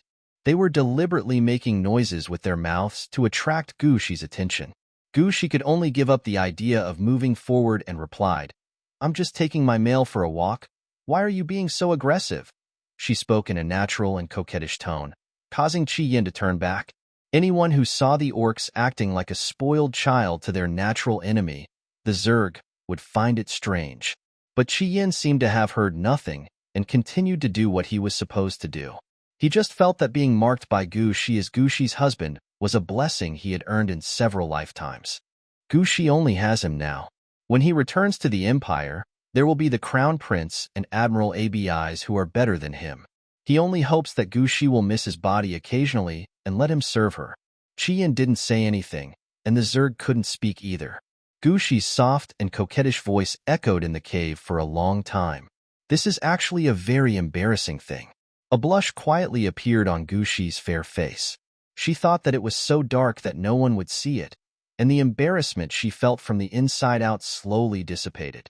Gu Shi was not crazy for deliberately acting like a spoiled child towards the Zerg. She was thinking that if there really was a mastermind behind the Zerg, she might be able to take advantage of it. Of course, this also requires the other party to be a male. Thinking of this, Gu Shi felt embarrassed again. It was as if the environment had changed her, making her feel particularly attractive, and she was even considering using seduction to get herself out of trouble. Really? Gu Shi patted his face, lowered his eyes, and thought quietly for a while. It's okay, just seduce her, in order to survive. She wants to survive with her family, and can't give up easily. After returning to the outside of the cave, Gu Shi finally got to eat fruits other than the fresh love fruit as he wished. As usual, she purified the fruit with her spiritual power before taking a bite. The first bite was sour and bitter. Gu Shi spit out the fruit and frowned. "This one is too sour, change another one." The fly insect tilted its fly head, with no emotion expressed on its human-like face, but it stabbed Qi Yin with its front paw. The blow was not too severe, but it was a warning. Gu Shi understood what it meant. It wanted to kill Qi Yin if he did it again. When it comes to threats, it all depends on whose heart's balance will tip. Gu Shi asked Qi Yin to transform into a human form and looked at him lovingly. "Ah Yin, we are already married, and now we are trapped here without any human rights. I am already very satisfied to have spent one night with you. Maybe we are destined to die together." After saying this, Gu Shi held Qi Yin's big hand with her small hand and walked towards the edge of the cliff step by step. There was mist in her eyes, her red lips were tightly pursed, and her eyes gradually became empty. The fly flew in front of Gu Shi and deliberately stretched out its pointed forelimbs in front of Gu Shi's body. Gu Shi pretended not to see it and walked straight past. She squeezed Qi Yin's palm with her small hand, hoping that Qi Yin would not get excited. This was a gamble on who was more afraid of her death. Qi Yin really wanted to save Gu Shi from the Zerg's forelimbs, but before he pulled Gu Shi, he felt Gu Shi scratching his palm. Qi Yin thought of Gu Shi comforting him all the time, saying that they would not die, including last night when Gu Shi chose to mate with him. If Gu Shi chose to die, he would not do those things. Is Gu Shi testing the enemy? Qian tried desperately to recall some of the strategies he had learned in military school, and ultimately chose to remain in place. He tilted his head and stared at Gu Shi, his eyes full of attachment. That look seemed to be saying that he was willing to die with Gu Shi. The tall male and the petite female just stood there straight in contact with the Zerg's forelimbs. Gu Shi felt some pain in her chest, but her face still showed the determination to die. So, the Zerg forelimb that was piercing her chest finally retracted. The fly Zerg flew into the forest while making a clacking sound. Gu Shi held Qi Yan's hand tightly again and lowered his eyes to hide the complicated thoughts in his eyes. After the fly orc left and came back, she ate the sweet fruit as she wished. The fruit is delicious. Gu Shi ate some and replenished his water. Half an hour later, he shouted to the outside again. I want to take a shower. I'm really going crazy if I can't take a shower. I might as well die. She seemed to have finally collapsed mentally, pulling her hair and running towards the outside of the cliff. Qian stared at Gu Shi blankly, and for a moment he couldn't figure out what was wrong with Gu Shi. Then he pulled his hair with Gu Shi and ran towards the outside of the cliff with Gu Shi, until the flies and insects kept clicking and flew away. Only then did Gu Shi calm down and took Qi Yan's hand and returned to the cave. This time the flies and insects were gone for a long time before they were finally brought back to the compressed bathroom. There is only a bathroom, but no water. Gu Shi was about to go crazy again when he heard the sound of flapping wings. It was a giant aqua blue bee with a round body and very small wings, especially like the Xiong Feng in Gu Shi's memory. The bee's face is also similar to that of a human, but its eyes are black, round, and even weirdly cute. In Gu Shi's impression, the belly of a bee is yellow and black, but this bee's is blue and white. It faced the bathtub, releasing water from its oval soles, quickly filling the bathtub with water. The Zerg actually learned superpowers? Gu Shi looked at the bee in shock, and so did Qi Yan.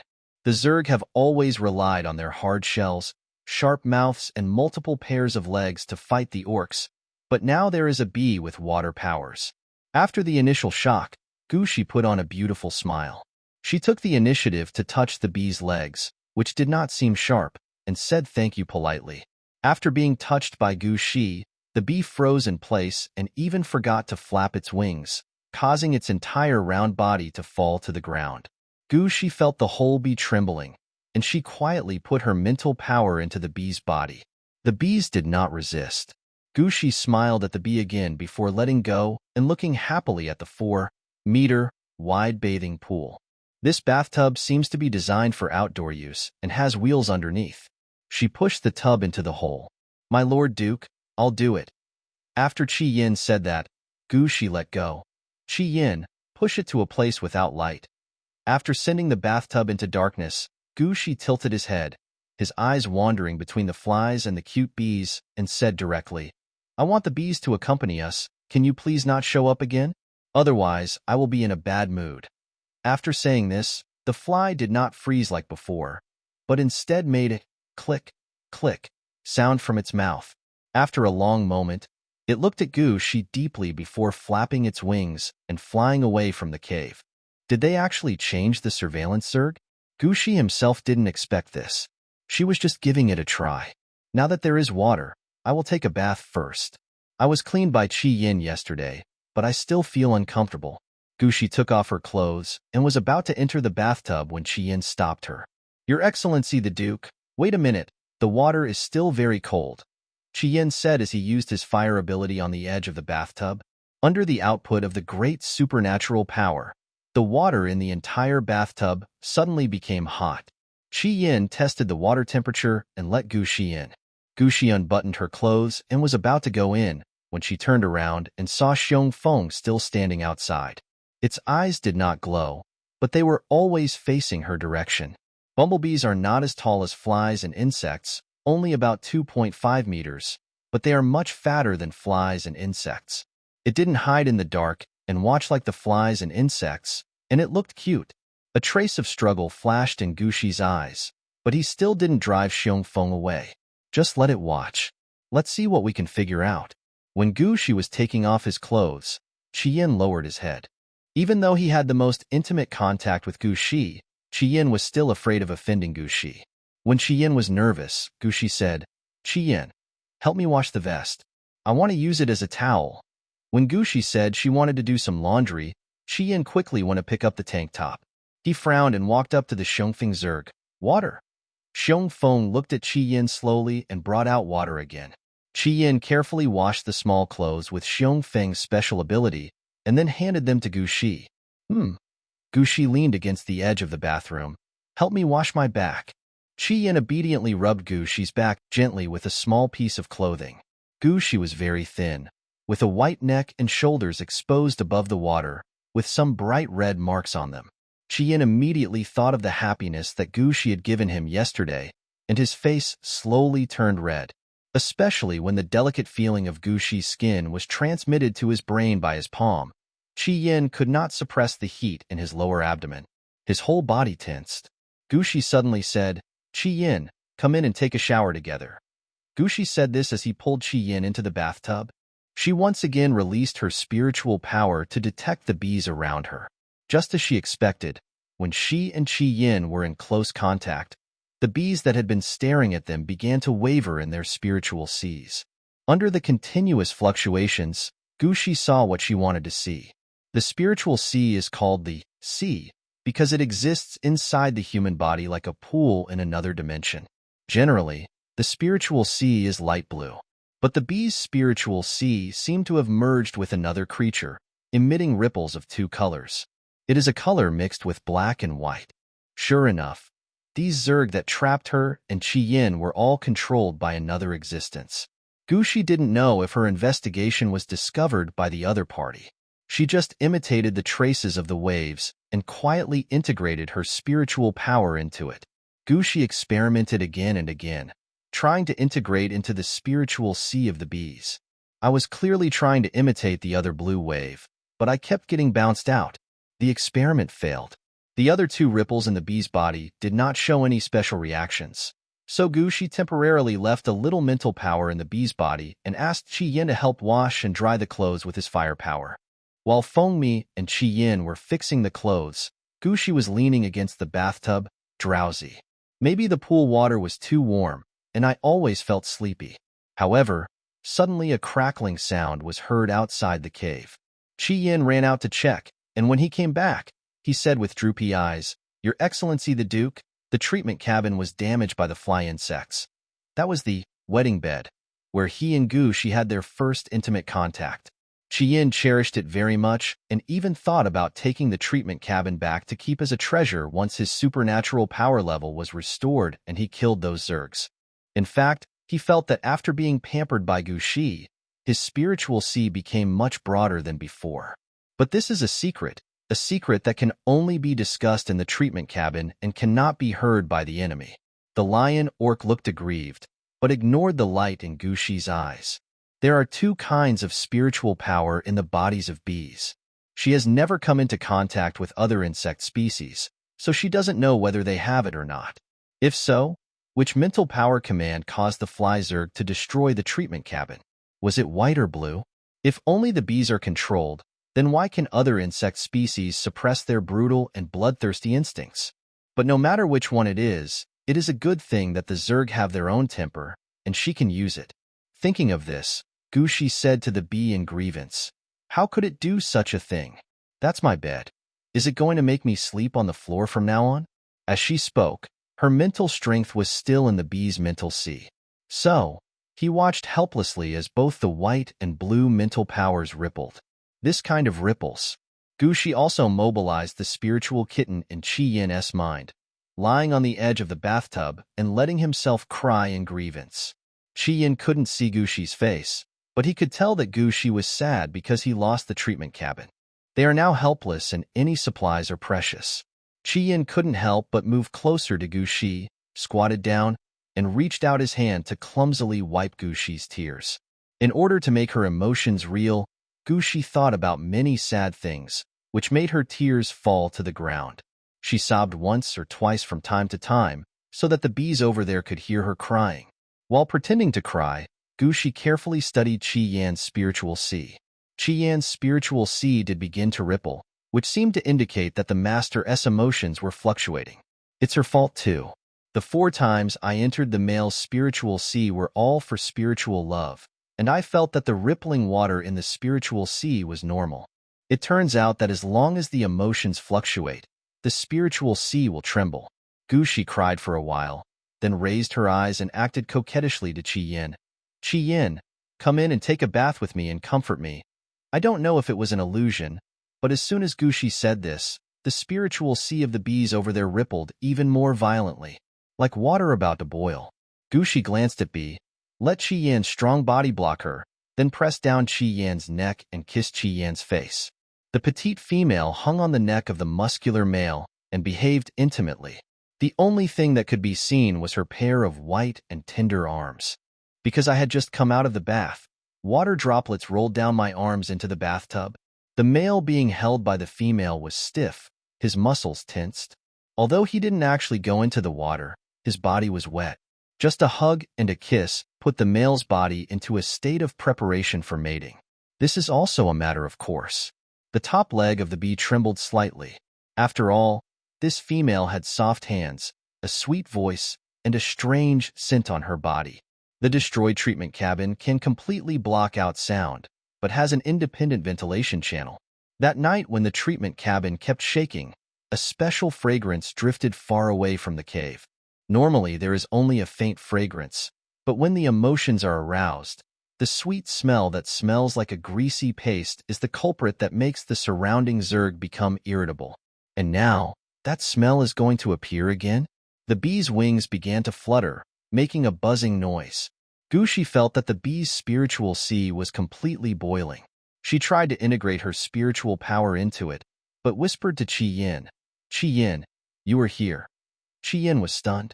The voice of the little female in his arms was filled with charming temptation. He was originally a male who had just tasted the sweetness of love. How could he resist? But the treatment cabin is gone, so it's just out in the open air. It's so disrespectful to Gushi. The Zerg are still watching. Chi-Yin was full of worries, but Gushi suddenly took a step back. Since Gushi was standing up, Chi-Yin was afraid that Gushi would be seen by the bees and insects, so he had to step into the bathtub. He used his body to block Gushi firmly and said in a low and aggrieved voice, the bee is still watching. Gushi stuck to Chi-Yin. Let it watch, it can't do anything. Chi-Yin didn't say anything, but he refuted Gushi in his heart. No. He sat in the bathtub and let Gushi sit on him, refusing to expose Gushi's skin. Over there, the buzzing of bees' wings did not stop. While enjoying the trembling feeling brought by Chi-Yin's rough palm, Gushi tilted his head to see how the chubby bee would react. As a result, just as she revealed half of her face and had not yet seen the scene outside the cave clearly, Chi-Yin grabbed her belt and pulled her back. The buzzing sound in her ears was getting farther and farther away. Gushi knew that the bee had run away, but the mental power she had left in the bee's spiritual sea had not yet withdrawn. The bee's spiritual sea was particularly agitated. When Gushi was distracted, her abdomen felt sore and numb, and she couldn't help but make some soft and sweet sounds. Chi-Yin's voice was hoarse, and he said aggrievedly, is it because I am useless that the Duke is distracted? After hearing the words of the lion orc, Gushi raised his eyes and stared at Chi-Yin with his watery blue eyes. Chi-Yin looked like he was about to cry again. Who would have thought that a strong man with broad shoulders, narrow waist and 8-pack abs would shed more tears than come out of his lower body once it came to this point? Gushi took a bite of the chocolate bean in front of her and touched her abdomen with Chi-Yin's hand. When I touched it, the force was a bit too strong. Gushi's chest rose and fell due to the stimulation, and he said vaguely, you are so profound, and you still say you are useless. The water is rippling. As the atmosphere inside became increasingly hot, the Zerg outside the cave became restless again, especially the fly insect, which flew in front of the bee and started making a clicking sound in its mouth. That voice was filled with anger. Gushi experimented again and again, trying to merge into the spiritual sea of the bees. I was clearly trying to imitate the other blue wave, but I kept getting bounced out. The experiment failed. The other 2 ripples in the bee's body did not show any special reactions, So Gushi temporarily left a little mental power in the bee's body and asked Qi Yin to help wash and dry the clothes with his fire power. While Feng Mi and Qi Yin were fixing the clothes, Gushi was leaning against the bathtub, drowsy. Maybe the pool water was too warm, and I always felt sleepy. However, suddenly a crackling sound was heard outside the cave. Qi Yin ran out to check, and when he came back, he said with droopy eyes, "Your Excellency the Duke, the treatment cabin was damaged by the fly insects." That was the wedding bed, where he and Gushi had their first intimate contact. Qi Yin cherished it very much and even thought about taking the treatment cabin back to keep as a treasure once his supernatural power level was restored and he killed those Zergs. In fact, he felt that after being pampered by Gushi, his spiritual sea became much broader than before. But this is a secret that can only be discussed in the treatment cabin and cannot be heard by the enemy. The lion orc looked aggrieved, but ignored the light in Gushi's eyes. There are two kinds of spiritual power in the bodies of bees. She has never come into contact with other insect species, so she doesn't know whether they have it or not. If so, which mental power command caused the fly Zerg to destroy the treatment cabin? Was it white or blue? If only the bees are controlled, then why can other insect species suppress their brutal and bloodthirsty instincts? But no matter which one it is a good thing that the Zerg have their own temper, and she can use it. Thinking of this, Gushi said to the bee in grievance, "How could it do such a thing? That's my bed. Is it going to make me sleep on the floor from now on?" As she spoke, her mental strength was still in the bee's mental sea. So, he watched helplessly as both the white and blue mental powers rippled. This kind of ripples. Gushi also mobilized the spiritual kitten in Qi Yin's mind, lying on the edge of the bathtub and letting himself cry in grievance. Qi Yin couldn't see Gushi's face, but he could tell that Gushi was sad because he lost the treatment cabin. They are now helpless and any supplies are precious. Qi Yin couldn't help but move closer to Gushi, squatted down, and reached out his hand to clumsily wipe Gushi's tears. In order to make her emotions real, Gushi thought about many sad things, which made her tears fall to the ground. She sobbed once or twice from time to time, so that the bees over there could hear her crying. While pretending to cry, Gushi carefully studied Qi Yan's spiritual sea. Qi Yan's spiritual sea did begin to ripple, which seemed to indicate that the Master's emotions were fluctuating. It's her fault too. The 4 times I entered the male's spiritual sea were all for spiritual love, and I felt that the rippling water in the spiritual sea was normal. It turns out that as long as the emotions fluctuate, the spiritual sea will tremble. Gushi cried for a while, then raised her eyes and acted coquettishly to Qi Yin. "Qi Yin, come in and take a bath with me and comfort me." I don't know if it was an illusion, but as soon as Gushi said this, the spiritual sea of the bees over there rippled even more violently, like water about to boil. Gushi glanced at Bee, let Qi Yan's strong body block her, then pressed down Qi Yan's neck and kissed Qi Yan's face. The petite female hung on the neck of the muscular male and behaved intimately. The only thing that could be seen was her pair of white and tender arms. Because I had just come out of the bath, water droplets rolled down my arms into the bathtub. The male being held by the female was stiff, his muscles tensed. Although he didn't actually go into the water, his body was wet. Just a hug and a kiss put the male's body into a state of preparation for mating. This is also a matter of course. The top leg of the bee trembled slightly. After all, this female had soft hands, a sweet voice, and a strange scent on her body.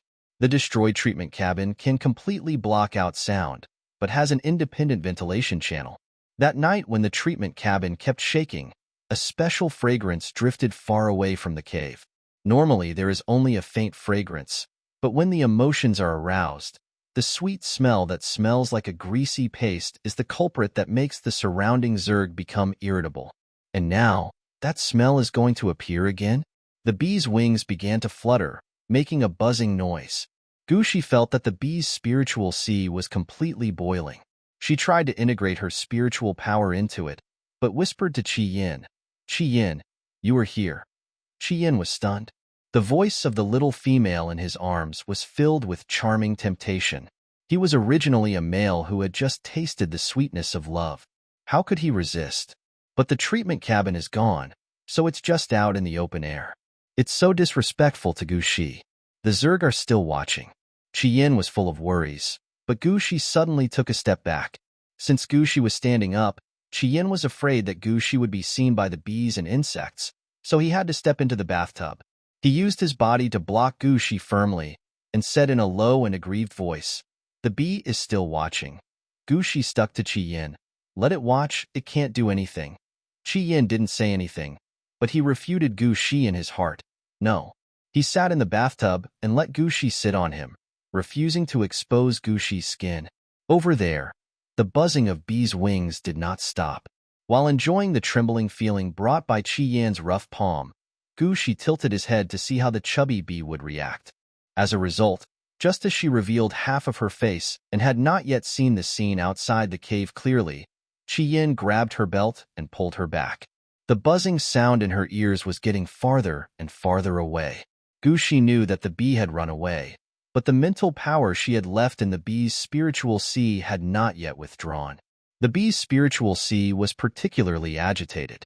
When Gu Shi was distracted, her abdomen felt sore and numb, and she couldn't help but make some soft and sweet sounds. Qi Yan's voice was hoarse, and he said aggrievedly, "Is it because I am useless that the Duke is distracted?" After hearing the words of the lion orc, Gu Shi raised his eyes and stared at Qi Yin with his watery blue eyes. Qi Yin looked like he was about to cry again. Who would have thought that a strong man with broad shoulders, narrow waist and eight-pack abs would shed more tears than come out of his lower body once it came to this point?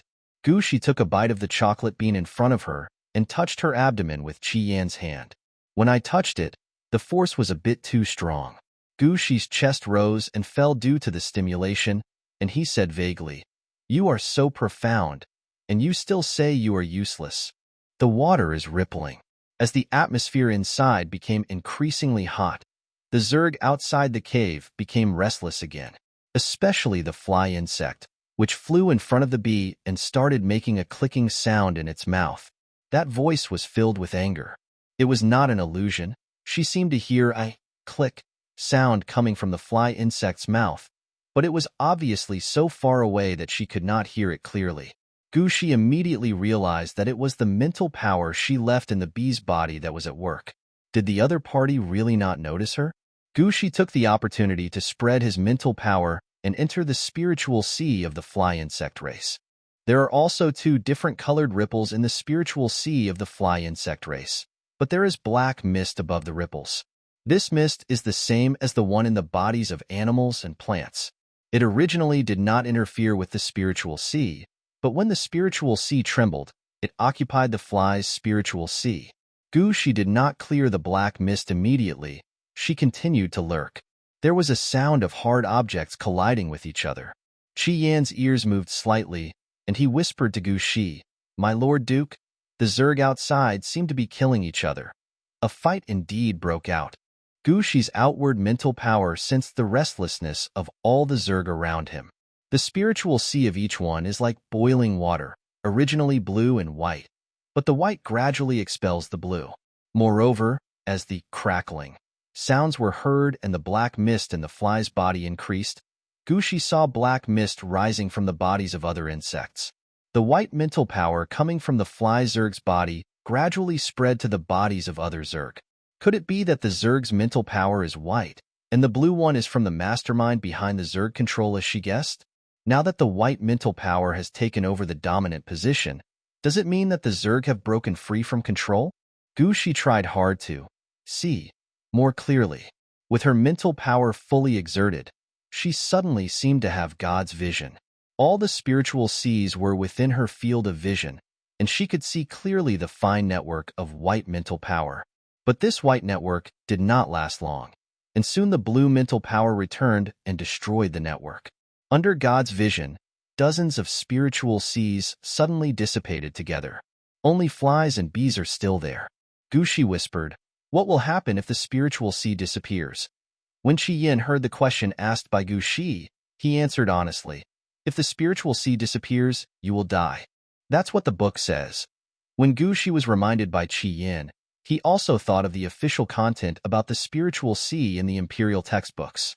The concept of spiritual sea was proposed by females. The spiritual power of males cannot be shared with others, which is why males can only be marked by females. After the female marks the male dies in front of the male's spiritual sea disappears, and the female's spiritual body returns to the female's spiritual sea.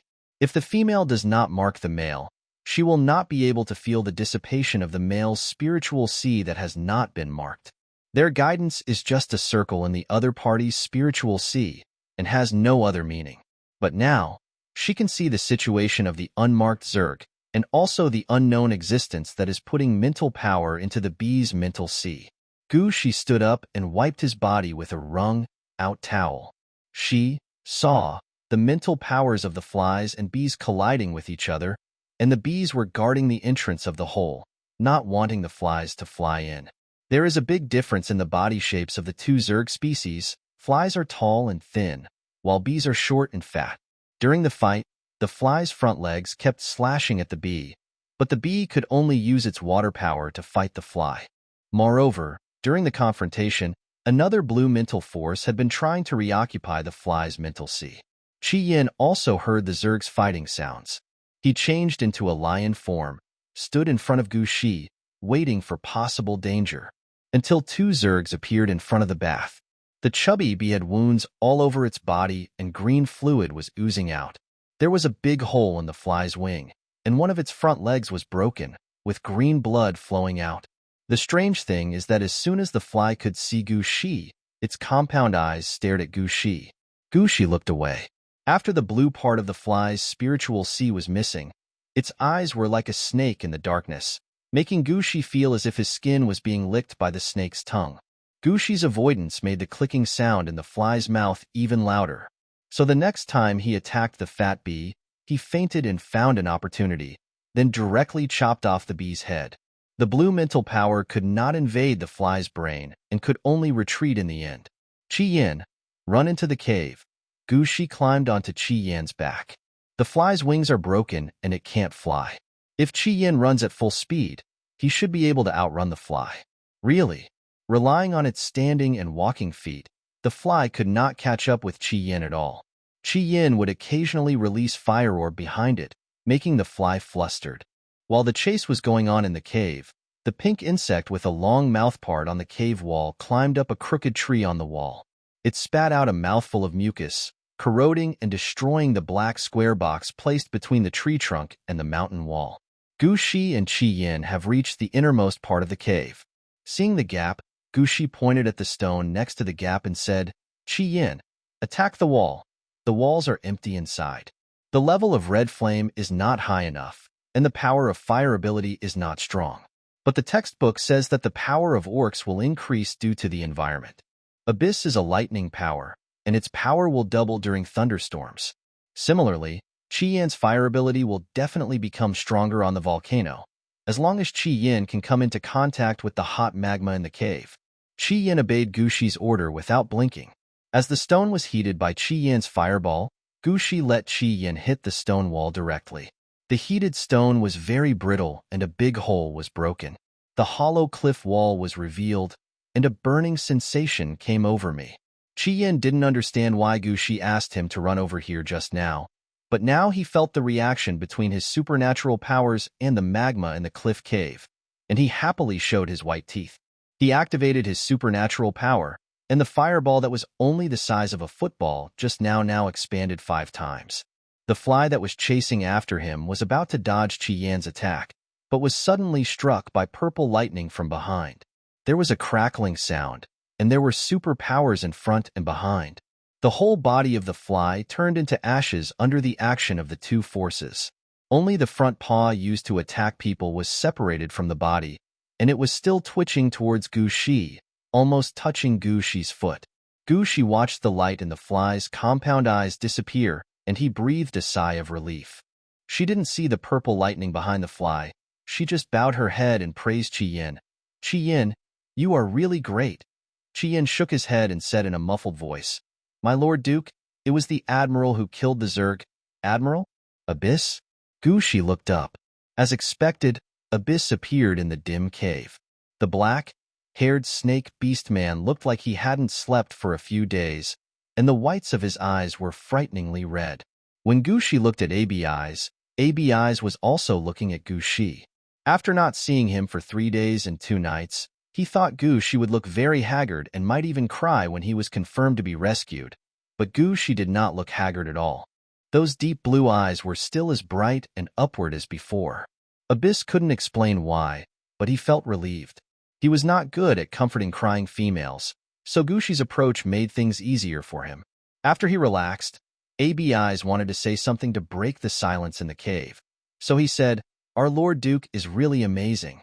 He looks like he is on vacation after being kidnapped by the Zerg. He is not injured at all, right?" Abyss had been mocking him for a long time, and Gushi didn't expect Abyss to say anything pleasant. She was about to respond to Abyss's sarcasm when she saw a white mecha appear behind her. "That's Bayu's mecha." Gushi's eyes lit up and he shouted, "Bayu." As he spoke, he tried to get off Chi Yin and get closer to Bayu.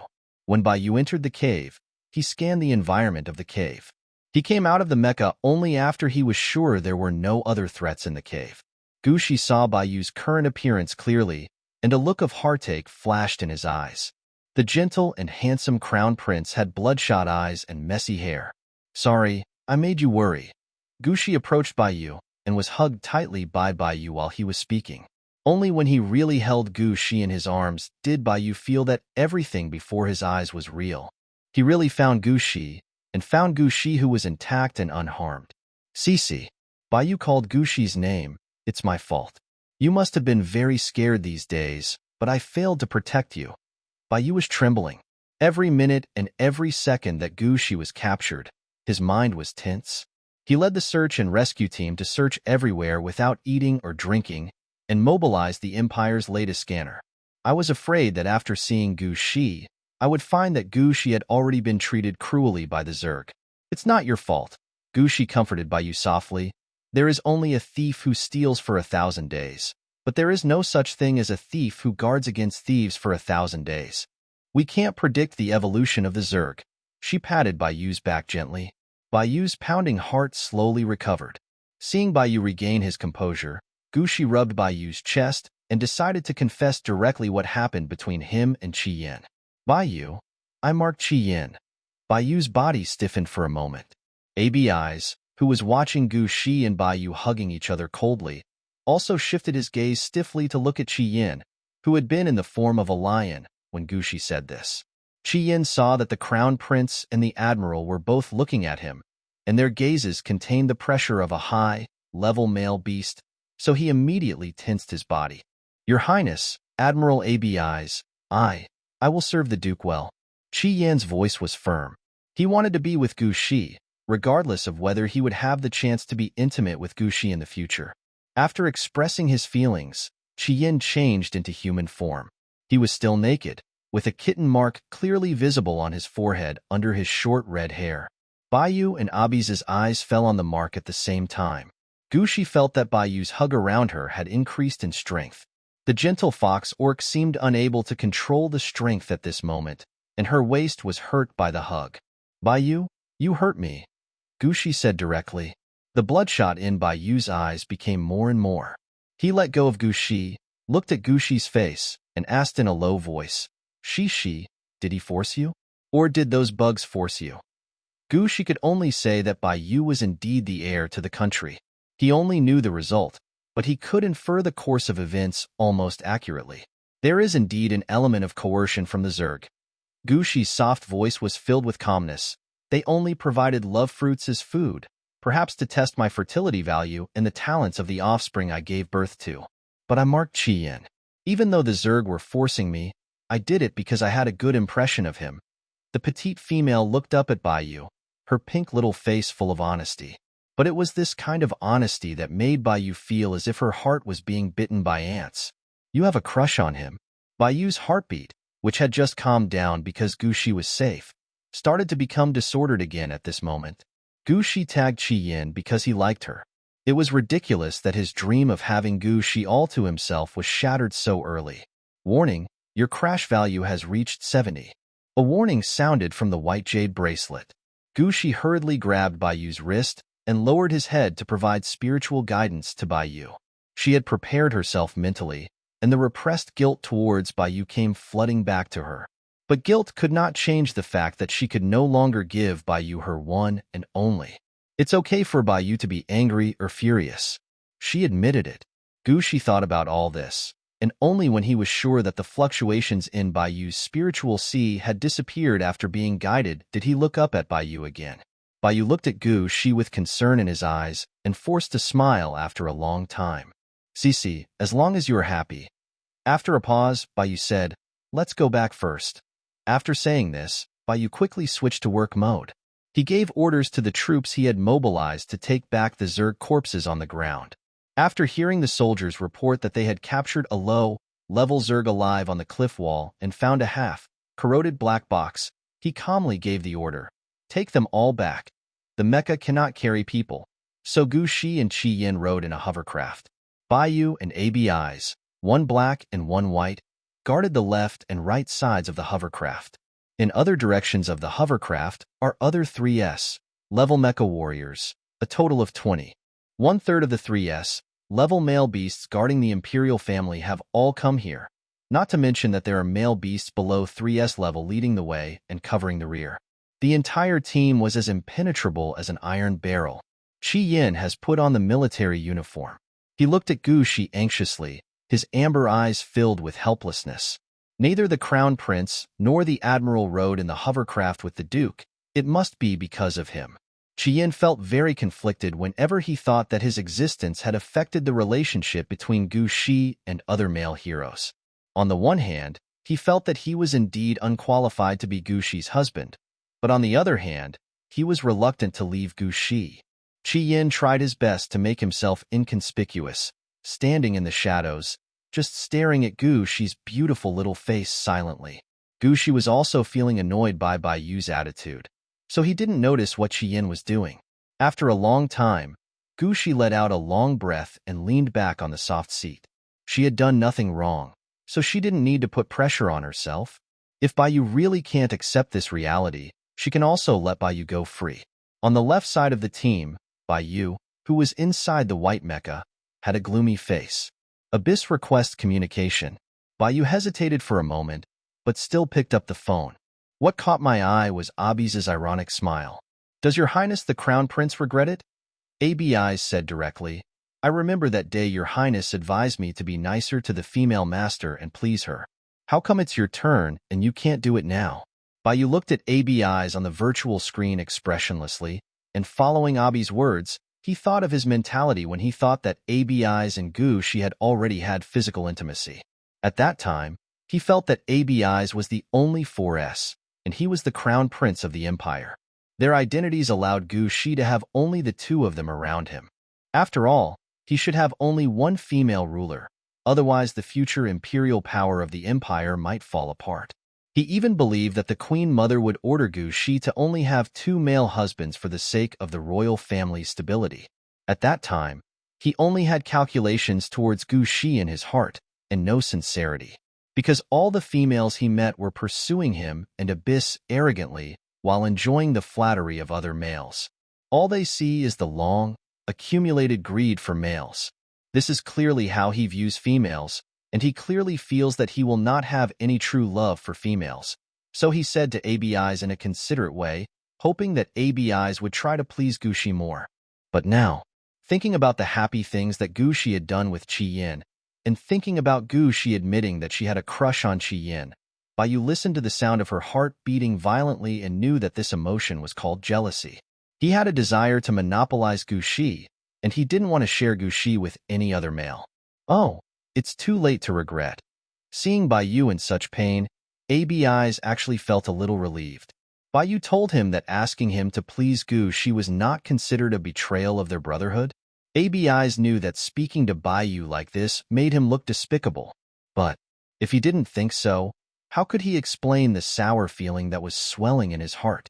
And that sour feeling was because of the red flame. It's not like Abyss didn't know the feeling of jealousy. It was natural for Bai to become Gu Shi's male husband. Gu Shi's female qualifications were there, so it was normal for her to marry the imperial crown prince. But why was Qi Yin, a male whose strength declined after being injured on the field, also marked by Gu Shi. Gu Shi took the initiative to say that she marked Qi Yin because she had a good impression of Qi Yin. That sentence was clearly to protect Qi Yin. A high-level female, who has all the talent she wants, actually protects a useless male. Gu Shi is so gentle to Qi Yin, but never has a good face when he sees him. AB's could no longer maintain the mocking smile on his face, and suddenly changed the subject. The responsibility for this incident is mine, and I will take the initiative to ask His Majesty to punish me. As soon as he finished speaking, he heard Baiyu mutter to himself, I don't regret it. AB's was stunned. Baiyu closed his eyes, and a trace of relief appeared on his handsome face. I don't regret being marked by Cici. If those vases who regard males as playthings can be cared for by many males, why can't a perfect female like Cici be cared for?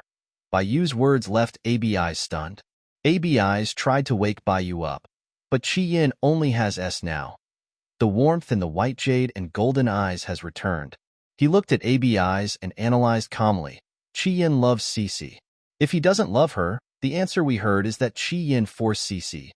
Don't forget, even if they are only S level, when their lives are threatened by the Zerg, S level males can force females at will. The Zerg's attack can't be just this time. If we encounter such an attack again in the future, at least I can be sure that Qi Yin will never leave Cici even a step. Even if Qi Yin minds that Cici has another female, he will put Cici's life and safety first. As he said this, the bitterness in Baiyu's heart slowly dissipated. Having Gu Shi all to himself certainly made him feel happy, but if he was the only male, how could he really ensure Gu Shi's absolute safety? If Cici died? When Baiyu thought of this possibility, he felt the pain in his heart being torn apart again. He took a deep breath to regulate the negative reaction in his body, and it took him a long time to recover. ABI's, you really should be punished. Baiyu showed the dignity that a crown prince should have. Your negligence and my carelessness almost caused the Nor Empire to lose its most precious female. We should all be punished. After saying this, Baiyu hung up the phone. After listening to Baiyu's praise for Qi Yin and being hung up by Baiyu, ABI's face turned extremely bad. He was silent, thinking about what Baiyu had just said, and clenched his fists. As the only 4S male in the Noel Empire, is he really no match for Qi Yin? How is this possible? The team escorted by Mecha finally reached the edge of the city from the uninhabited forest.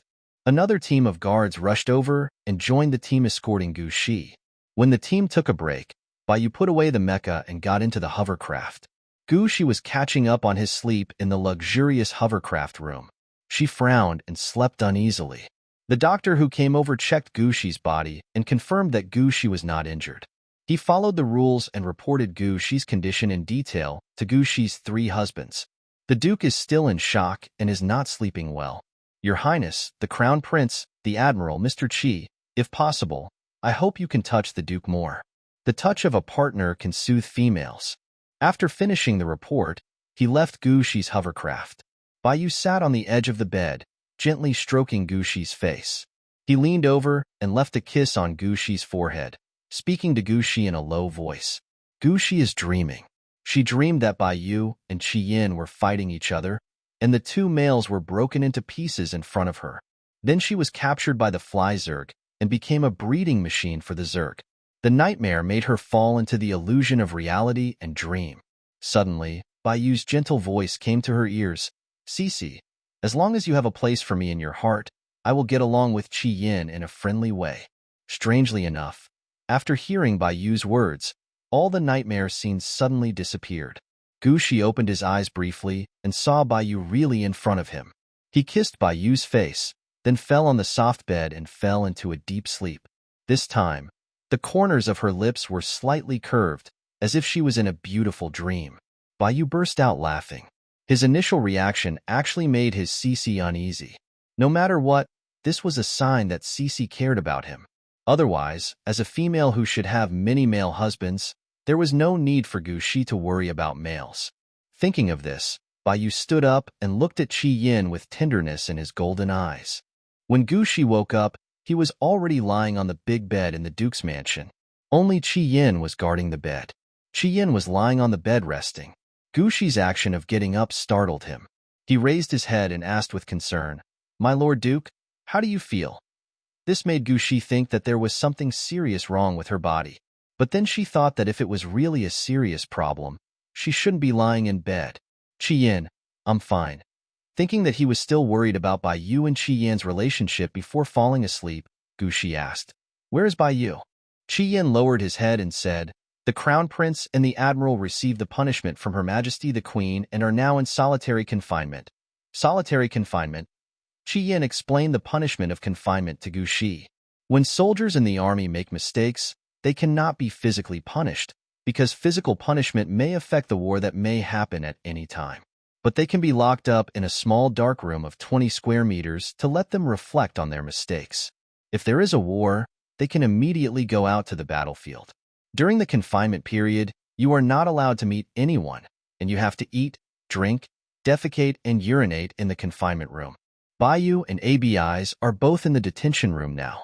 Is it because I was arrested? Gu Shi asked. Qi Yin nodded, indicating that this was indeed the reason. Gu Shi fell silent. She had not forgotten the Queen's vague reminder that she was very precious to the Nor Empire.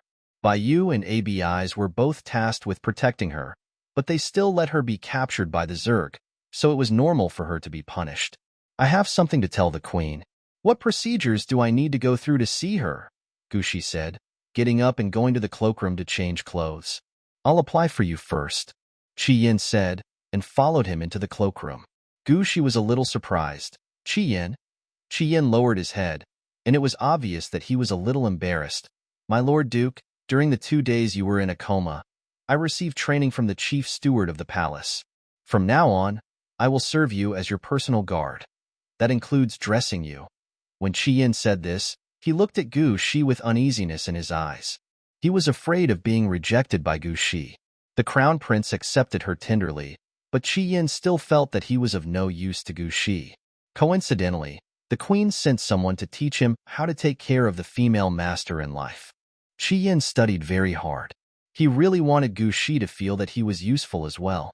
Gu Shi suddenly realized that Qi Yin was not confident in himself, and if he refused, it might make Qi Yin sad. So he nodded. Okay, you come. Your Excellency the Duke, please stand still. At Qi Yin's request, Gu Shi stood still.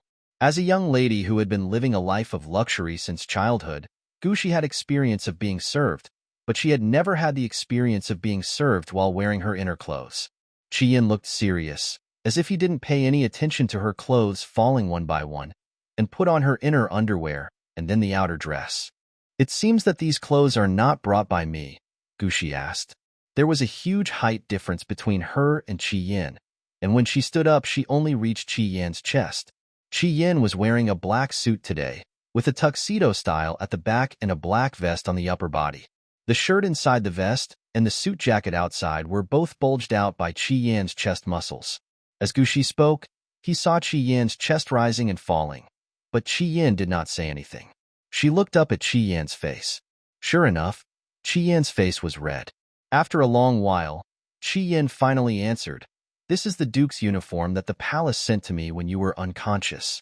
There are golden patterns on the clothes of nobles, and the Duke's official uniform is no exception." Qi Yin served Gu Shi in a black and red skirt, style official uniform, with a deep V waist. The hem was ankle length, and there was a crinoline inside the skirt. The skirt was now put on Gu Shi, and Qi Yin was about to tie the belt behind her. He gently straightened the front of Gu Shi's clothes, and then moved to the back. The belt is tied, and the hair needs to be combed. Qi Yin asked Gu Shi to sit in front of the dressing mirror and pressed the button on the bracelet. Then a middle-aged male with 2 males in black waiter uniforms came in and greeted Gu Shi. "Hello, Duke. My name is Hans.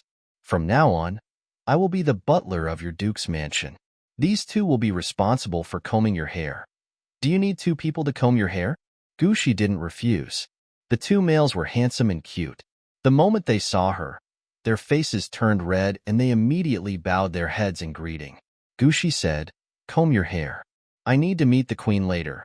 Meeting the Queen was a formal occasion, and the 2 little males got busy on Gu Shi's head. Gu Shi continued to talk to Qi Yin. "Has His Majesty agreed to let me meet her? Well, Your Excellency the Duke can take the phoenix directly to the palace later." Qi Yin replied, lowering his head, his eyes on his nose on his heart, not daring to look at Gu Shi. When Gu Shi saw that Qi Yan's ears were red, he easily thought of Qi Yan's sturdy body with a red glow all over in the cave. At that time, Qi Yan was moved, and now, Gu Shizwa casually glanced at Qi Yan's lower abdomen, but didn't see any movement. Qi Yan is not moved? Then why are you blushing like that? There was curiosity in Gu Shi's eyes, and he looked at Qi Yan's face frequently during the whole process of combing his hair. Qi Yan felt Gu Shi looking at him. He thought to himself, no wonder the butler who taught him to help the female master get dressed said that serving the female master personally is a happy yet painful thing. Indeed, if he hadn't worn the chastity belt in advance, he might have lost his composure in front of outsiders. Qi Yan recalled the beautiful scene he saw when he was putting on Gu Shi's clothes just now, and his lower abdomen contracted. Inside the suit pants, there is a black leather chastity belt wrapped around Qi Yan's hips, which is equipped with a monitoring device. Feeling that Qi Yan's body temperature was getting higher and higher, and somewhere in his body his fighting spirit was high, the chastity belt determined that Qi Yan needed to calm down. It automatically sends a tube of potion into the little red flame. The potion is called sedative, and it is made to be used on male chastity belts. Its function is to calm males down. It feels warm to the touch and has no side effects. Qi Yan felt the potion for the first time, clenched his teeth, and beads of sweat oozed from his forehead. He did not dare to show any discomfort because the steward of the Duke's mansion, who was appointed by the Queen herself, was staring at him. Just as the Empress's concubines in the imperial palace have butlers, the steward of the Duke's palace is given the same mission as the butler, which is to manage the male men in the Duke's palace for the Duke. If males lack discipline, they will offend their female masters or embarrass them in various situations. Hans has received professional training and is now grading Qi Yan's performance. Once Qi Yan shows signs of losing his composure in front of outsiders, he will strip Qi Yan of his status as a personal bodyguard and replace him with another male to help Gu Shi dress and bathe. Generally speaking, males of this status will be taken into the harem by the female owner. This is also the reason why Qi Yan was trying hard to stay comfortable. Gu Shi now has 3 male husbands, and the Crown Prince and Admiral Abis always have other things to do. If he doesn't serve Gu Shi in this regard, Gu Shi will have 1 more male husband. At least for now, Qi Yan didn't want another male to share Gu Shi's affection. While Qi Yan was enduring, Gu Shi's hair was combed. She looked at herself in the mirror. She had a half-down hairstyle with a hairpin, which matched her black and gold dress very well and gave her a very stable temperament. Gu Shi deliberately adjusted his face to be expressionless, which looked quite intimidating. But the expressionless face could not be maintained for a while, and the corners of Gu Shi's lips relaxed, returning to that kind and innocent look. Qi Yan, let's go. Yes. Qi Yan tried his best to control his voice, fearing that Gu Shi would find out something was wrong. He was even more afraid that if the fact that he couldn't tolerate it came to light, he would lose his position as a personal bodyguard. But no matter how careful Qi Yan was, his voice, which became hoarse after being immersed in love and then withdrawing from it, still caught Gu Shi's attention. Gu Shi was puzzled. Qi Yan, your voice is a little strange. Qi Yan lowered his head. Maybe I caught a cold. Then you should take care of yourself. Gu Shi smiled and extended his hand to Qi Yan. Let's go and see Her Majesty the Queen. It is acceptable for the female master to offer her hand, and for the personal guard to do so. Qi Yan was overjoyed and shook hands with Gu Shi. Hans, the butler at the side, reminded him at this time. My Lord Duke, when you meet the Queen, if you want to be with your male companion, it is best to hold hands. This will appear more dignified and natural. Hans' voice was gentle and his advice was sound. Gu Shi knew how to hold hands, and she looked at Qi Yan. Qi Yan was a little reluctant to let go of Gu Shi's hand. He paused for a while before bending his arm to make it easier for Gu Shi to hold on to it. The two of them boarded the Phoenix, arrived at the palace, and got off the car arm in arm. When the servants in the palace saw Gu Shi coming, they all greeted him. After Gu Shi left, the attendants whispered, "That lion orc is really lucky. He was marked by the Duke just because he went through hardships with him once. He is indeed lucky, but you know what? The lion orc looks very compatible with the Duke in a black suit. Then I still think His Royal Highness the Crown Prince and the Duke are a better match." Gu Shi didn't hear what these people were talking about, but she really missed Bai Yu at this moment.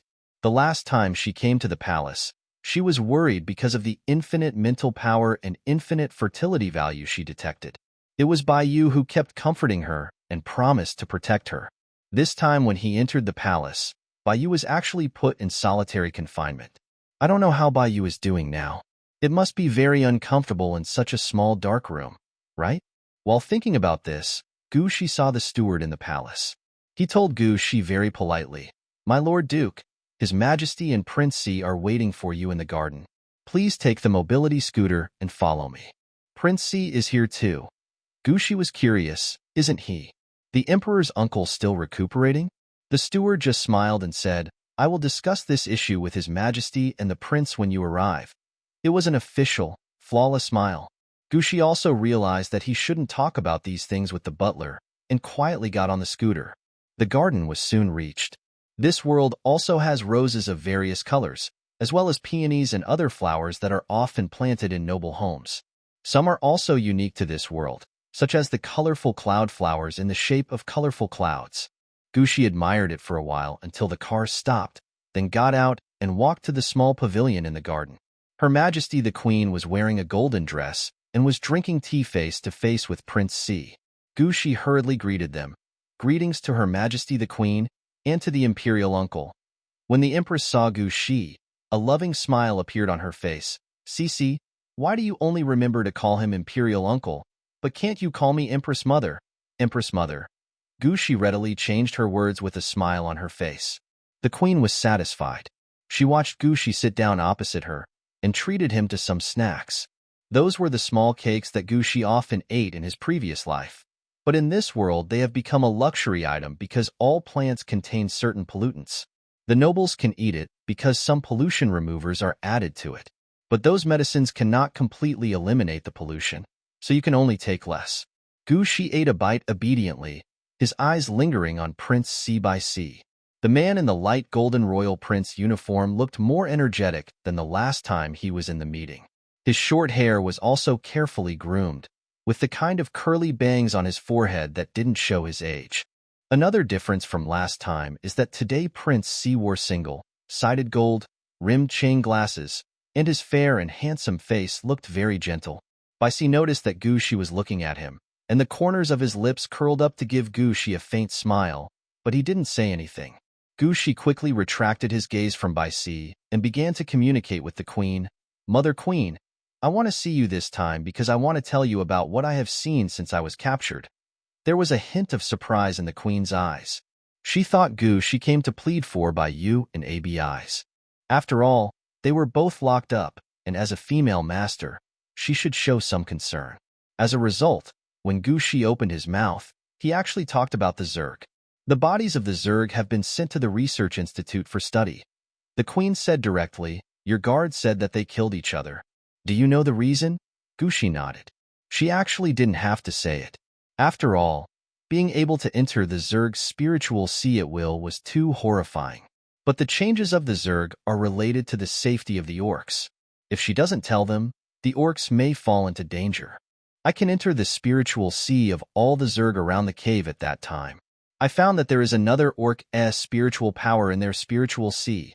Gu Shi paused. The Zerg was controlled by that orc, and it seems that they want to know the special features of my infinite spiritual power and infinite fertility value. After Gu Shi said this, Bai Si and the queen looked at Qi Yan. After that, the siblings looked at each other, and the queen responded to Gu Shi, "We guessed the purpose of the Zerg. The original guess was that the Zerg had evolved. After all, they used shielding props, which made all the scanning systems we made before scrapped. Now it seems that it's not that the Zerg evolved too fast, but that some orcs have become crooked." When the queen finished speaking, a hint of coldness flashed in her golden eyes. After all, he is the ruler of a country, and when he shows his murderous intent, his momentum is very strong. Bai Si spoke up at this time. "So Sisi can enter the Zerg's spiritual sea without any contact? What about using it on orcs?" Gu Shi also thought of this key point. In the cave, when she later looked at the Zerg's spiritual sea, she had no contact with those later Zerg, and later she awakened the god's vision. It seems that it is also possible to use this ability on orcs? "I haven't tried it yet," Gu Shi answered Bai Si honestly. I was sitting on Qi Yin at that time. Qi Yin, who was standing behind Gu Shi, blushed when he heard Gu Shi suddenly say, "Sit on him." If he had not had anything with Gu Shi yet, and Gu Shi said this, he would just think that Gu Shi was treating him as a mount. Now that he and Gu Shi had done it once under the surveillance of the Zerg, using the navel orange position, his mind automatically thought of the scene at that time. Bai Si happened to be standing opposite Qi Yin. Seeing Qi Yan's red face, he lowered his eyes and felt uncomfortable. Although he had never had a female, Shirashi had lived for 200 years. Even if he relied on suppressants to get through the estrus period, he had also comforted himself during normal times. Naturally, I also read some related. Bai Si frowned and cleared his mind of the strange images. We were clearly discussing serious matters. Why did his mind suddenly go astray? This is not good. Bai Si took a sip of tea and said in a gentle tone, "Then Cece can try it now. If you can enter directly, you will not be ambushed again in the future. You can tell your male husbands in advance and let them prepare in advance." Bai Si asked Gu Shi to give it a try, so he actually did the experiment. She tentatively released her mental power and used God's vision to look at the mental seas of the surrounding waiters, including Qi Yin and Bai Si. It was indeed very clear, but one also discovered that Bai Si's spiritual sea was in tatters. The seawater, representing spiritual power, was sparsely distributed in some small puddles, and the dry areas were all covered with black mist. Gu Shi looked at Bai Si in shock. Not only was the imperial uncle's spiritual sea damaged, it was also almost entirely occupied by black fog, yet the imperial uncle was still able to maintain normal sanity. When Bai Si saw the look in Gu Shi's eyes, he knew that Gu Shi knew about his physical condition. A faint smile appeared on his sickly pale face. "It seems that Cece can really see without touching." Gu Shi nodded, and was just hesitating whether to say that she could save Bai Si, when she heard Bai Si speak. "I wonder if Cece can help me with my problem? Although I won't have a mental breakdown, my health is very poor because of the regression of my ability level. If you can help me with my problem, I'm willing to give it to you." Before Bai Si finished speaking, someone came to report, "Your Majesty, Prince, Marquis Gu Luo brought his daughter to see you." "Gu Luo is here?" Gu Shi saw the queen looking at her the first time, and knew what the queen's eyes meant. Gu Shi said, "The queen, please meet Marquis Gu Luo. It has nothing to do with me." Anyway, she never took Gu Luo seriously, so it didn't matter whether she met him or not. Gu Shi took the initiative to speak, and the queen nodded. "You are a generous child." Being praised by the queen, Gu Shi was appropriately shy for a moment, and then looked at Bai Si again. She wanted to know what Bai Si was going to say. Bai Si smiled and said, "What I want to say is that if you can heal my spiritual sea, I can transfer a mineral property under my name to you as a reward. The minerals in this world are very valuable because mineral energy is needed in many places. At any time, money will never let people down." "Okay, then I can help my uncle now." Gu Shi agreed directly, not hiding the fact that she was indeed tempted by the minerals. This instead made both the queen and Bai Si smile lovingly. The greed of the younger generation only makes them feel cute. After all, the royal family has the power to give. "Then Cece, why don't you try to guide me in a non-contact way?" Bai Si suggested. Just as Gu Shi was about to speak, Gu Luo's voice came from the other side. "Greetings to Her Majesty the Queen and to Prince Si." The two females, who looked similar, bowed their heads respectfully and saluted the queen and Bai Si. I don't know if he didn't see it or what, but the sentence about saluting the duke was missing. The queen and Bai Si's faces darkened at the same time. Just as Gu Shi was about to speak, he heard Qi Yin behind him speak in a stern voice. "How dare Marquis Gu disrespect the duke? Doesn't he take the royal family seriously?" Qi Yan's voice was deliberately dignified when he spoke, which was different from his usual honest voice. Gu Shi really wanted to look back and see what Qi Yan's expression was now. Perhaps Qi Yin was deliberately keeping a stern face, instead of smiling brightly like he usually did when he was relaxed. So curious. But Qi Yin said this to help her save the situation. Gu Shi suppressed his curiosity, his deep blue eyes showing a coldness as he looked at Gu Luo and the female that Gu Luo brought with him. I don't know what Gu Luo was thinking. Anyway, she paused for a while before looking up and looking at Gu Shi in shock. "Sorry, Your Excellency the Duke, I didn't notice you were here." Then he bowed his head again and said to his daughter, "Greetings to His Excellency the Duke." Gu Luo performed the ceremony obediently, and the queen spoke. "Get up." Gu Luo stood up straight. Gu Weiwei, who was behind Gu Luo, also showed her face in front of Gu Shi. It was a bright and elegant face, which in Gu Shi's original world was a beauty with a strong complexion. Gu Shi was looking at Gu Weiwei, but Gu Weiwei was not looking at Gu Shi. Her eyes, the same black as Gu Luo's, stared at Bai Si with an extremely presumptuous look. Gu Luo was talking to the queen. "Your Majesty, I heard that Prince Si has returned, so I brought my daughter here to give Prince Si his monthly routine counseling." The queen's gaze fell on Gu Weiwei. Gu Weiwei was wearing a white dress which was very thoughtfully designed. It revealed her cleavage in the front and most of her snow-white back. How is it possible that she would dress like this just to come to the imperial prince for counseling? The queen suppressed her dissatisfaction with Gu Luo and said directly, "What a coincidence." Asi had already asked Cici to help him with his counseling. Marquis Gu arrived a little late. This is enough to give face. Gu Shi has infinite mental power, and her guidance is definitely much more useful than that of 2-3s females. To say that you are a step late is already a rejection. When Gu Luo heard the queen say that Gu Shi was going to help Bai Si, her eyes revealed some dissatisfaction. But she hid it well, and just pulled Gu Weiwei and smiled. Our Weiwei's level is said to be 3s, but it is actually higher than 3s. Before, when Admiral Abyss's collapse value exceeded 60, it was Weiwei who served him. The Prince's spiritual C has always been guided by Weiwei. Didn't another female guide the Prince before, causing the Prince's collapse value to increase? Now rashly changing the counselor may make the Prince feel uncomfortable. That is true. Bai Si's counseling is not something that any female can do. Some females tried to guide Bai Si, but ended up making things worse and causing Bai Si to become even more frustrated. This is also the reason why Bai Si has been asking Gu Weiwei to counsel him every month for so many years. Over the years, Bai Si is the most suitable for counseling Gu Weiwei's mental power. Although Bai Si rarely participates in politics due to health reasons, he was able to put forward opinions that the ministers could not refute during the last meeting, which was enough to prove that he could still influence the queen's thinking. How could they not seize such a powerful resource?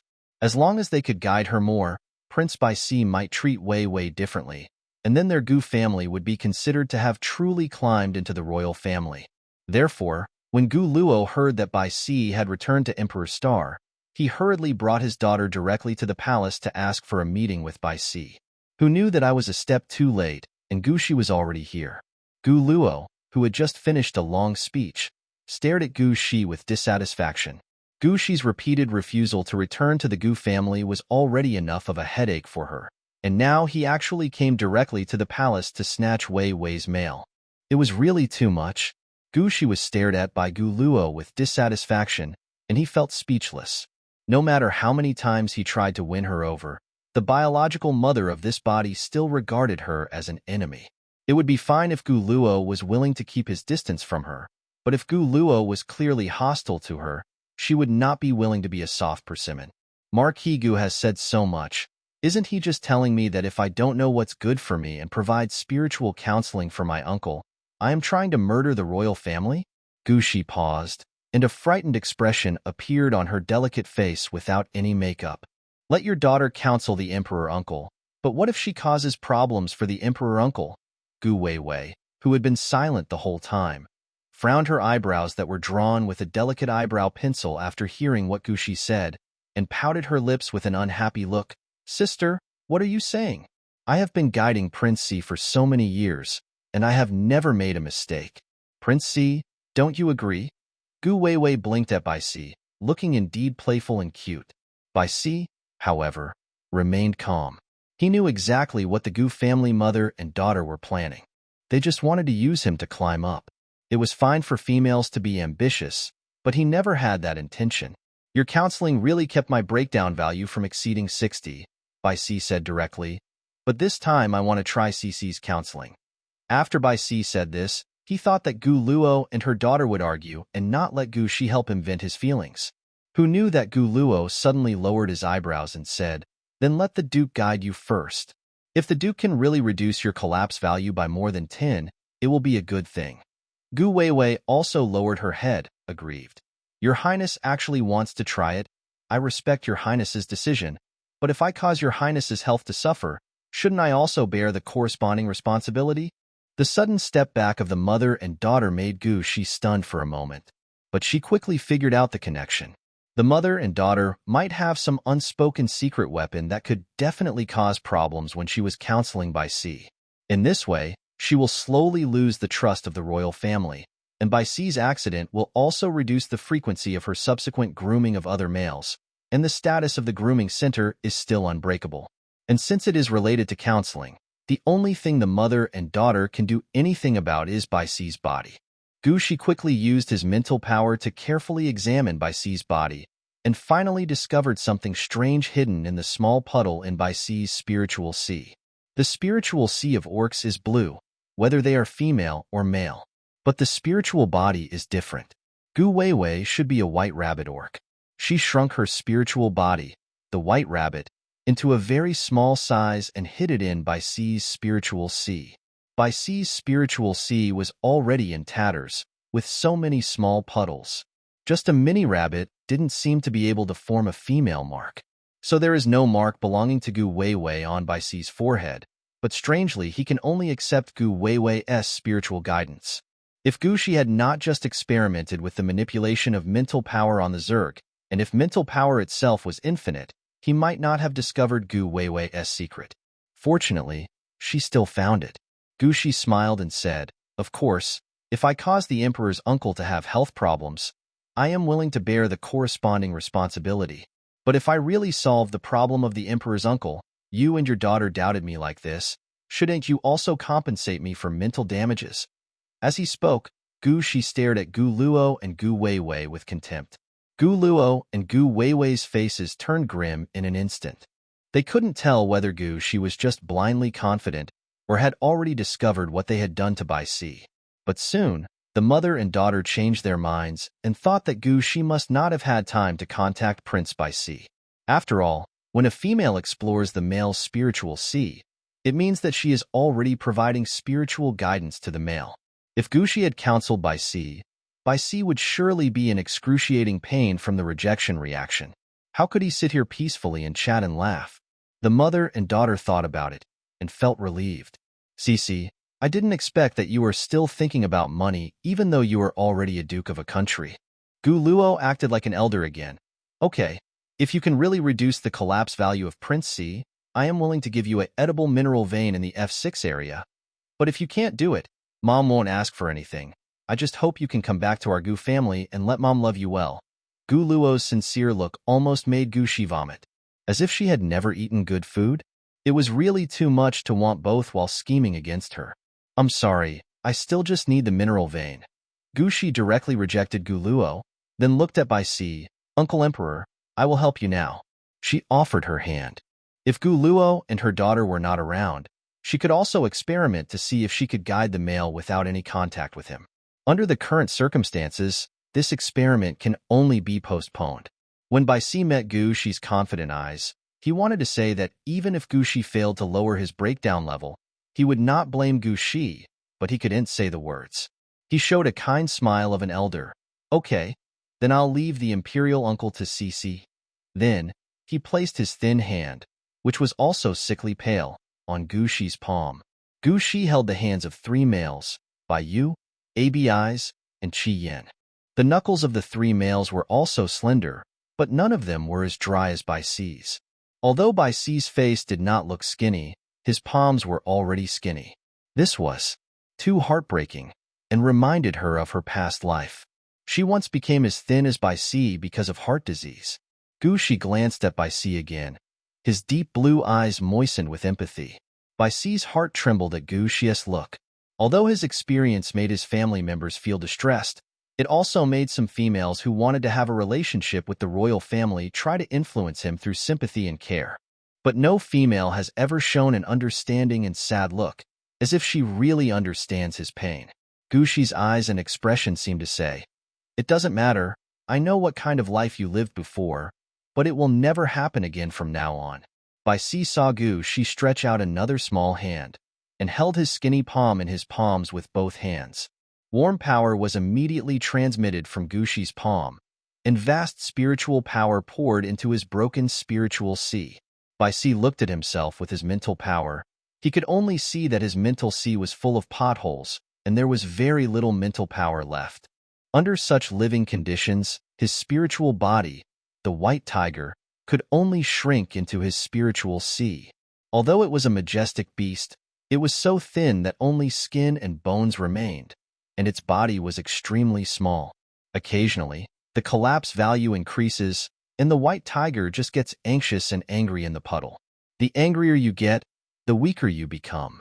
Even if Gushi's mental power was useful to him, at most it could connect the small puddles with lines, and then after a while, those thin lines would slowly disappear. Bai Si is ready. But the next second, he looked shocked. After Gushi's kitten spirit entered his spiritual sea, it just jumped a few times between puddles, and he felt an inexplicable warmth that made him feel as warm as spring. The thin white tiger spirit suddenly raised its tiger head, as if it was experiencing a blessing from heaven, and squinted its eyes with a relaxed expression. The relaxation of cats can be seen at a glance. In addition to squinting its eyes, it will also turn over its body, exposing its belly and act coquettishly.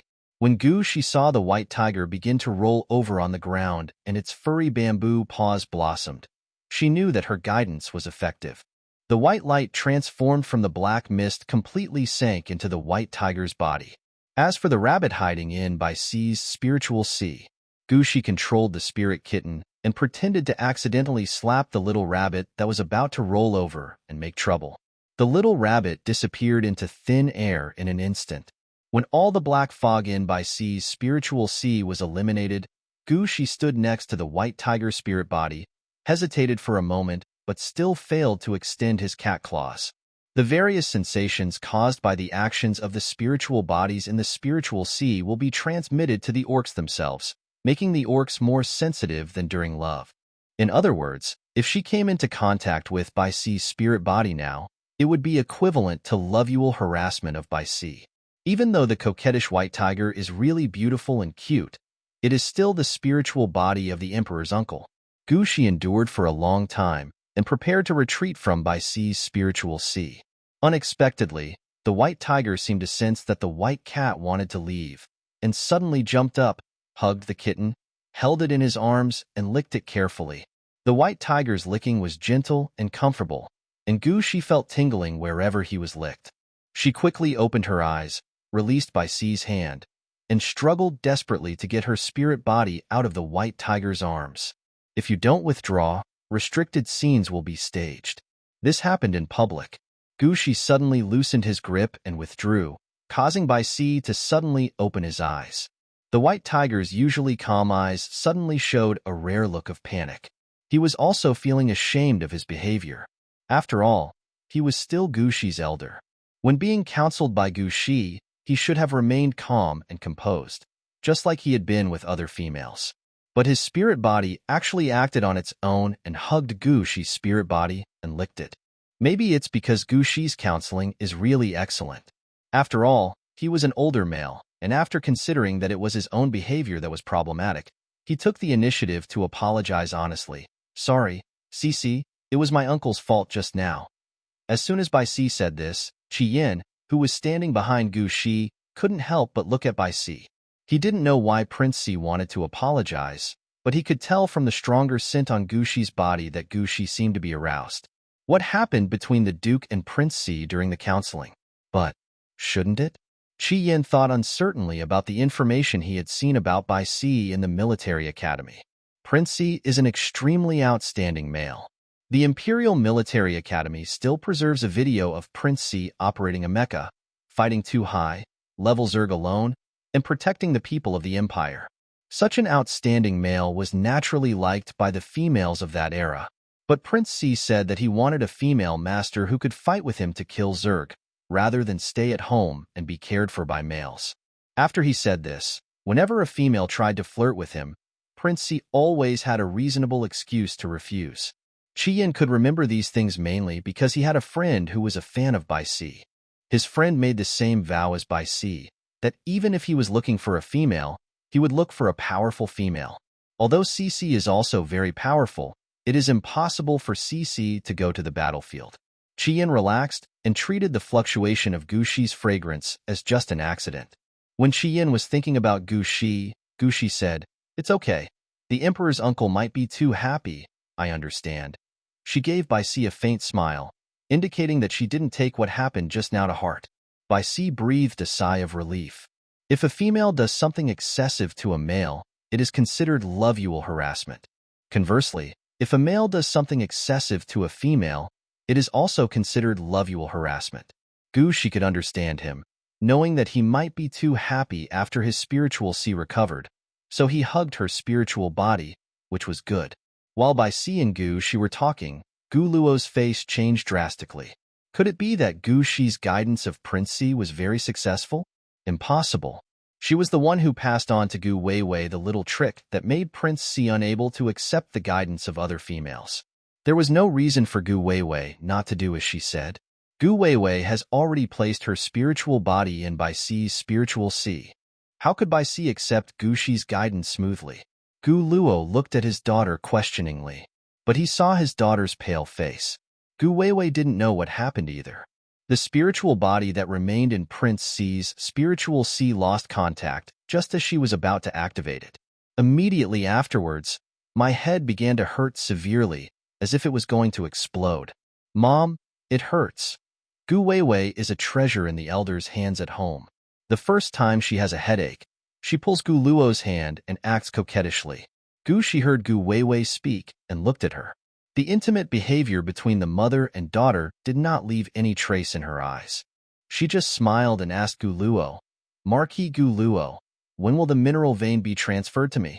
Prince Bai Si's dredging has been completed. You don't want to deny it, right?"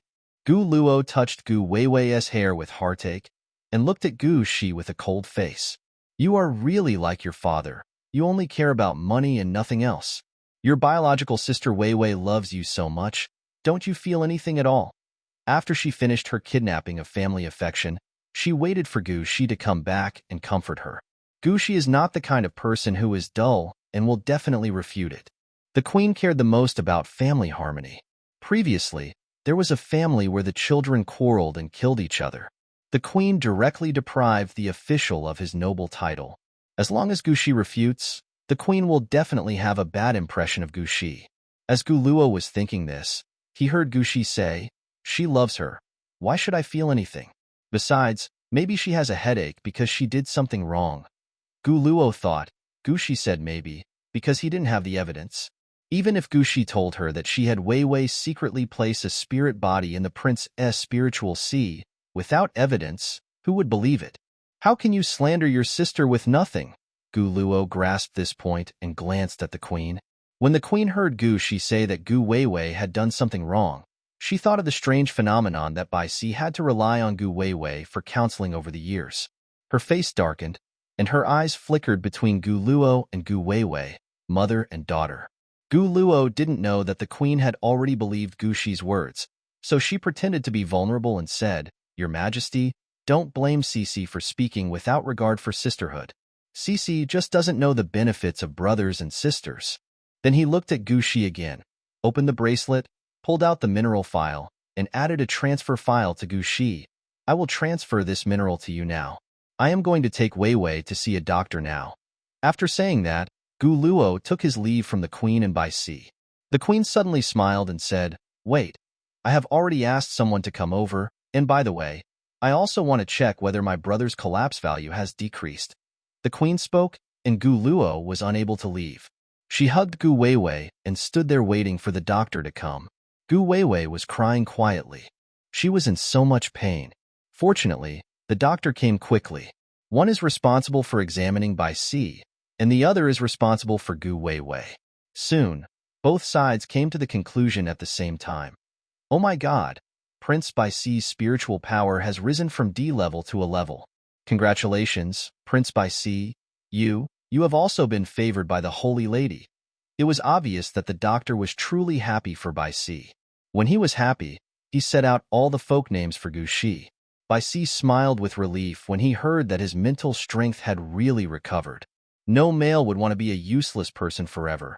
Not to mention that after his ability level dropped to D level, he could lose his life at any time. Ah, see, that's great. The queen forgot to be arrogant because of her joy. She held Bai Si's hand like a sister who really cared about her brother, with a happy light in her eyes. While everyone was having fun here, Gu Luo and her daughter both looked grim. Miss Weiwei's mental strength. The doctor in charge of Gu Weiwei stammered. Miss Weiwei's mental strength is damaged. She only has 2 seconds left. Females are rare to begin with, and there are only 32 registered at level 3S in the entire empire. Now one of these 32 has dropped from the 3S level. No wonder the doctor dared not say it out loud. Gu Luo didn't expect to hear from the doctor that his daughter's level had dropped from 3S. He asked in disbelief, "Can you test my daughter again? How could her mental strength drop?" The queen said coldly, "Just test her daughter again." The doctor then used the instrument to measure Gu Weiwei's mental strength level again, and the result was the same. He bowed his head and said, "Your Majesty, Miss Gu Weiwei is really already 2S, and according to the regulations, her new level has been made public. After losing the 3S level, the males that can be contacted will also change from 3S to 2S. Some empire-related female treatment will also be greatly reduced." Gu Weiwei didn't want to accept this result and fainted. Gu Luo's expression also became extremely ugly. She gave birth to a total of 8 male cubs, all of whom were useless and whose ability level could not reach 3S. Only Gu Weiwei, a daughter, was promising and perfectly inherited her qualifications. Now that Gu Weiwei's level has dropped, isn't she even further away from the position she wants? Gu Luo lowered her head, not daring to let anyone see the resentment in her eyes. "Here are some painkillers." The doctor handed the painkillers to Gu Luo. Gu Luo lowered his head, thanked the doctor, and asked to leave again. After the mother and daughter left, the doctor also packed up and left. Gu Shi exhaled deeply and felt that the air in the garden had finally become much fresher. Seeing Gu Shi's cute puffy face, Bai Si chuckled and transferred the mining star he promised to Gu Shi. After signing and getting a share of the property, Gu Shi smiled and said, "Thank you, uncle." Following the principle of giving back what one has received, Gu Shi asked sweetly after receiving the minerals, "Uncle, why don't you go back to your princess palace? That way, I can give you counseling every day." Gu Shi took the initiative to invite, but Bai Si hesitated. It is true that he is Gu Shi's elder, but he is also a single male who has been an adult for many years. If he lives with Gu Shi like this, some bad rumors may spread. Bai Si was about to refuse, but the queen beside him said, Shi, this is a good idea. Ah Si, you should move over. It will also be a good opportunity for you to take care of these young people and prevent them from doing something wrong and causing Shi to get hurt." Bai Si thought about the time when ABI's and Baiyu came to apologize. ABI's admitted that he was angry with Gu Shi and failed to accompany Gu Shi, which caused Gu Shi to be captured by the Zerg and sighed. "Okay, then the royal uncle will live back in the prince's mansion." He paused. "I hope you young beasts don't think the royal uncle is nagging." "Gu Shi, how could that be? I hope the emperor's uncle doesn't dislike us." She just glanced at the transfer certificate and found that what Bai Si transferred to her was not the mineral vein on the imperial star of the Nor Empire as she thought, but an entire mineral planet. It is still women's favorite jewelry mineral planet. There is only one like this in the entire galaxy, and its value is immeasurable. The Nor Empire's royal family was really generous. Baiyu gave her the phoenix, and her uncle gave her an entire planet. How could I dislike you? Bai Si's face, which had a mature and masculine charm, was full of a loving smile. Taking advantage of the good atmosphere, Gu Shi said, "It's just that Baiyu can't come with me to welcome the emperor's uncle." "Mother, is Baiyu afraid of the dark?" The empress was drinking tea when she suddenly heard Gu Shi ask this question. She almost lost her dignity as an empress. She coughed twice and said with a smile, "It is right for the two of them to reflect on themselves in the small dark room." Baiyu failed to fulfill his responsibilities as a crown prince and allowed the Zerg to enter our country. Abyss even admitted that he missed the time to kill the Zerg because of jealousy. Our Cici is so sensible, she wouldn't plead for them, right? Gu Shi heard this and felt aggrieved. "Baiyu is my beastly husband, Queen Mother. It is my duty to plead for him." What's more, what happened that day? In addition to the enemy's overly sinister plan, isn't the biggest responsibility on Admiral Abyss. So, Queen Mother should share half of Bayu's guilt with Abyss and let Bayu get out earlier. Having said these words, Gushi stood up and suddenly squatted at the feet of the queen, blinking pitifully. In the past, at home, if she wanted something that her relatives were unwilling to give her, or wanted to do something bad for her health, she would act pitiful in front of her relatives. Her parents and two brothers all said that once she started to act like a spoiled child, she would deliberately find postures that looked aggrieved and pitiful, which made people feel sorry for her, and almost no one could stand it. The queen didn't expect Gushi to suddenly act like this. The cute white cat orc was squatting at the man's feet, with his delicate little face tilted up to reveal his white and fragile neck. His deep blue eyes were filled with mist, as if he was about to cry in the next second. The queen had never seen anyone act so nice and coquettishly to her, and her heart softened immediately. She gave the order directly. Okay, then let Bayu stay in the confinement room for only 3.5 days. As for ABIs, he is also your beastly husband. Even if you don't like his personality, you can't be too biased. Otherwise, he will have a grudge against you. How can he try his best to protect you in the future? The queen agreed to reduce Bayu's punishment time, and Gushi was very happy. But the queen actually advised her to be fair to Abyss. How is it fair? ABIs has no feelings for her, and they have an agreement between them. She will not treat ABIs the same way as Bayu. Anyway, when the agreement was signed, there was no mention of confidentiality. Gushi's curled eyelashes trembled, and she pouted slightly, saying directly, Mother Queen, in fact, apart from the mark, there is only a relationship between Abyss and me, and a relationship between superiors and subordinates.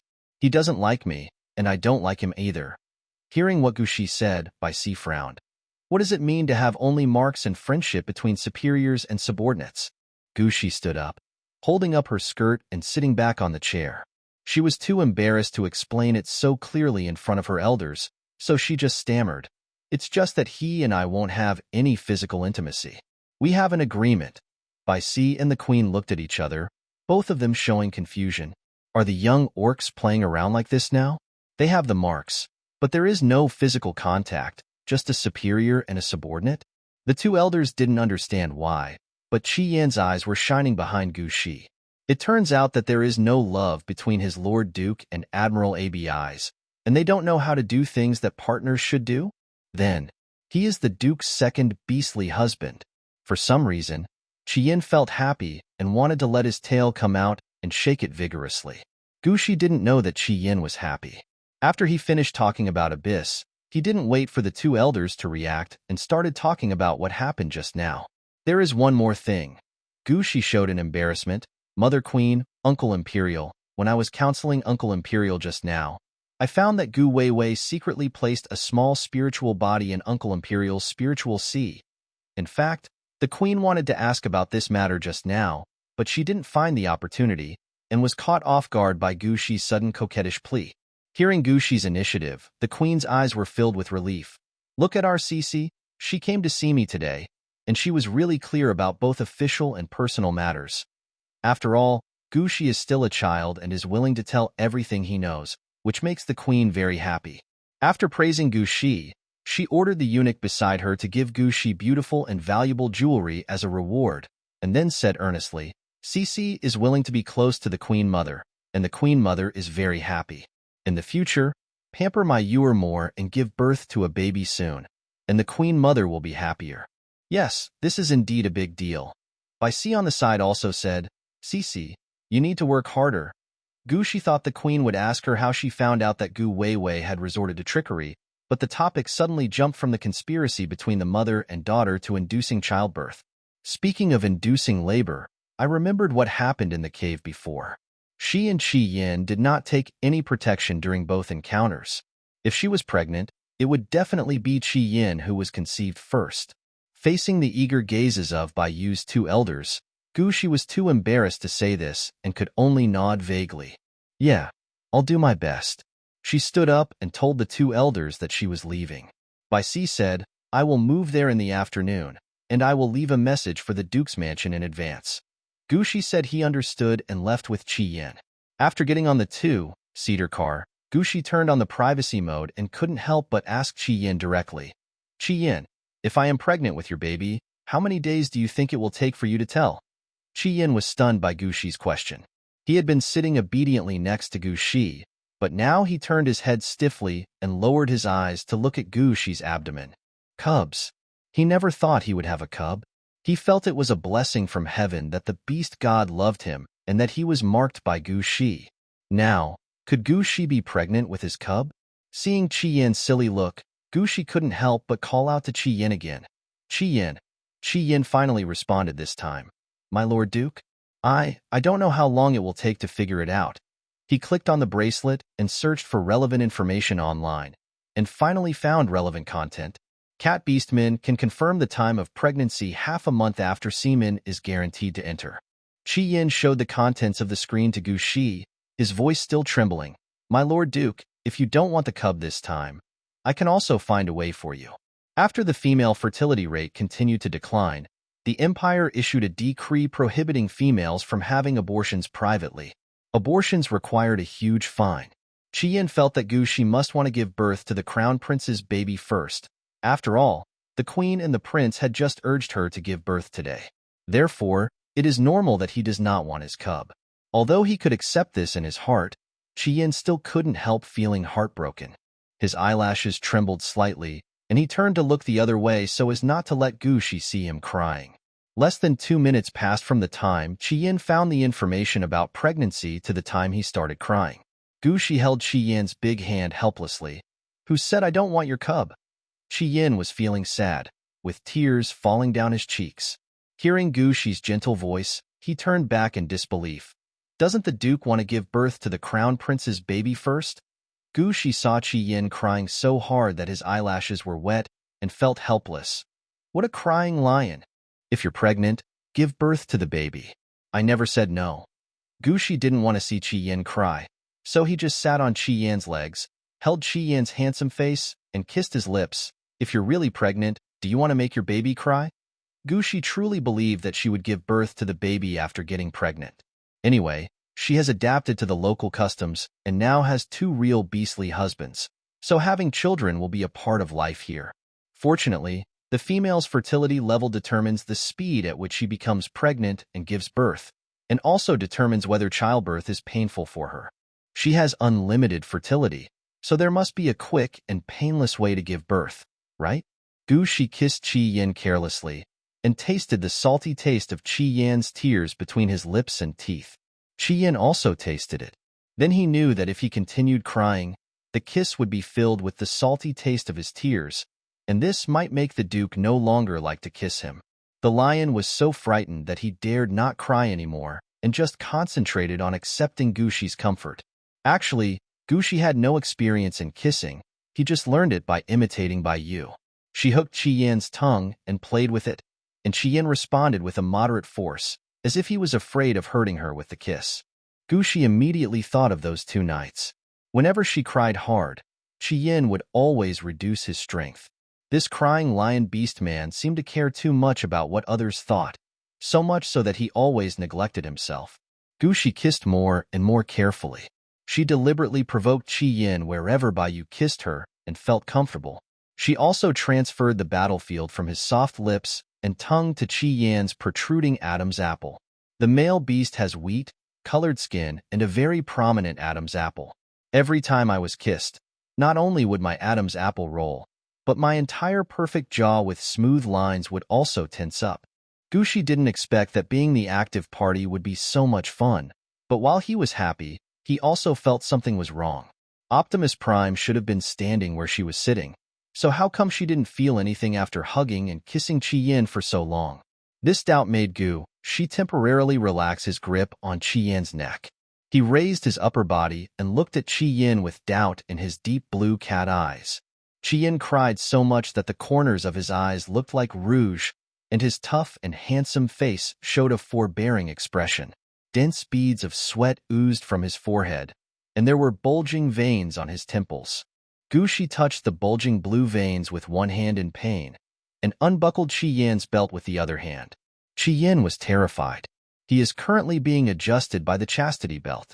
If Gushi knew that he simply couldn't endure it, would he do as the housekeeper said and never take him out again?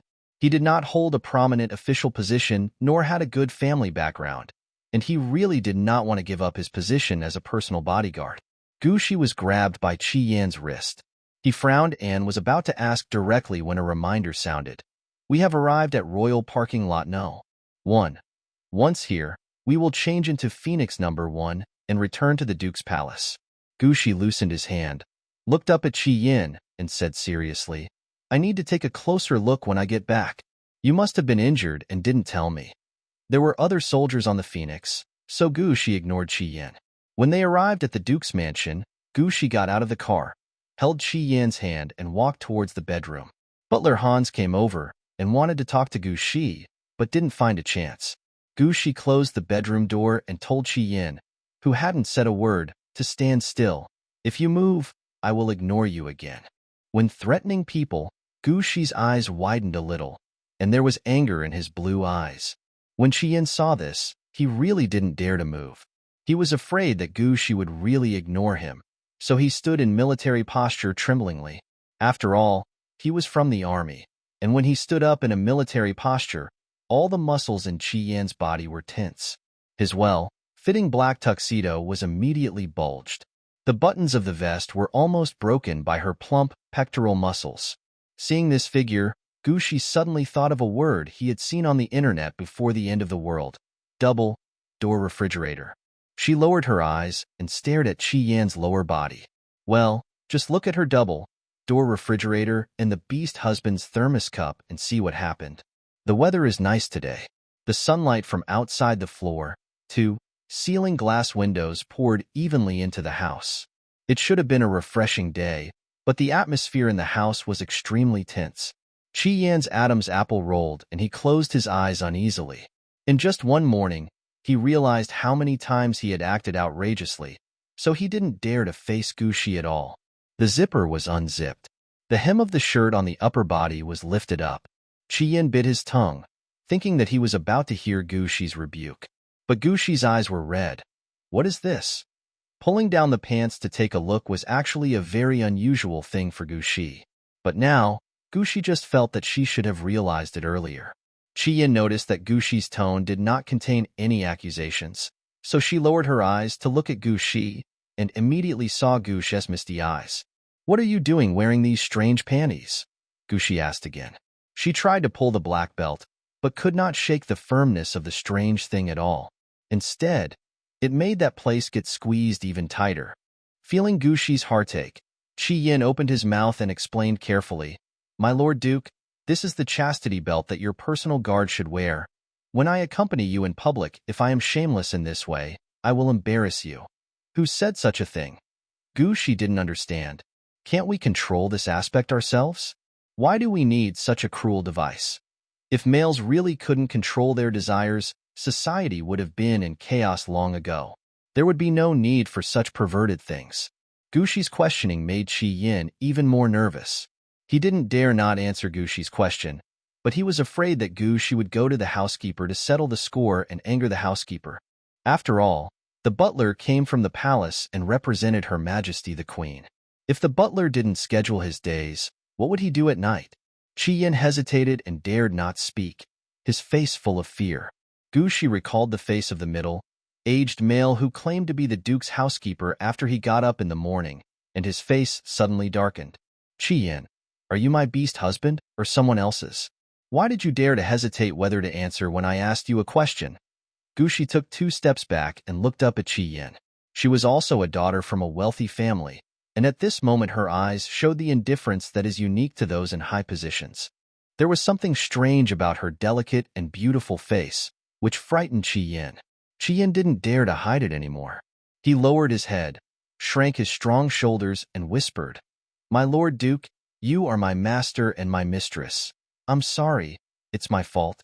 This was given to me by the butler. He said that all the concubines of Her Majesty the Queen in the palace must wear this.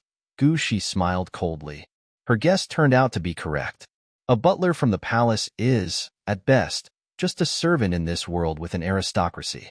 Where does she get the right to control her beastly husband? Asking him to take charge of the Duke's mansion's food, clothing, and other expenses was already a favor. Gushi didn't want anyone else to interfere.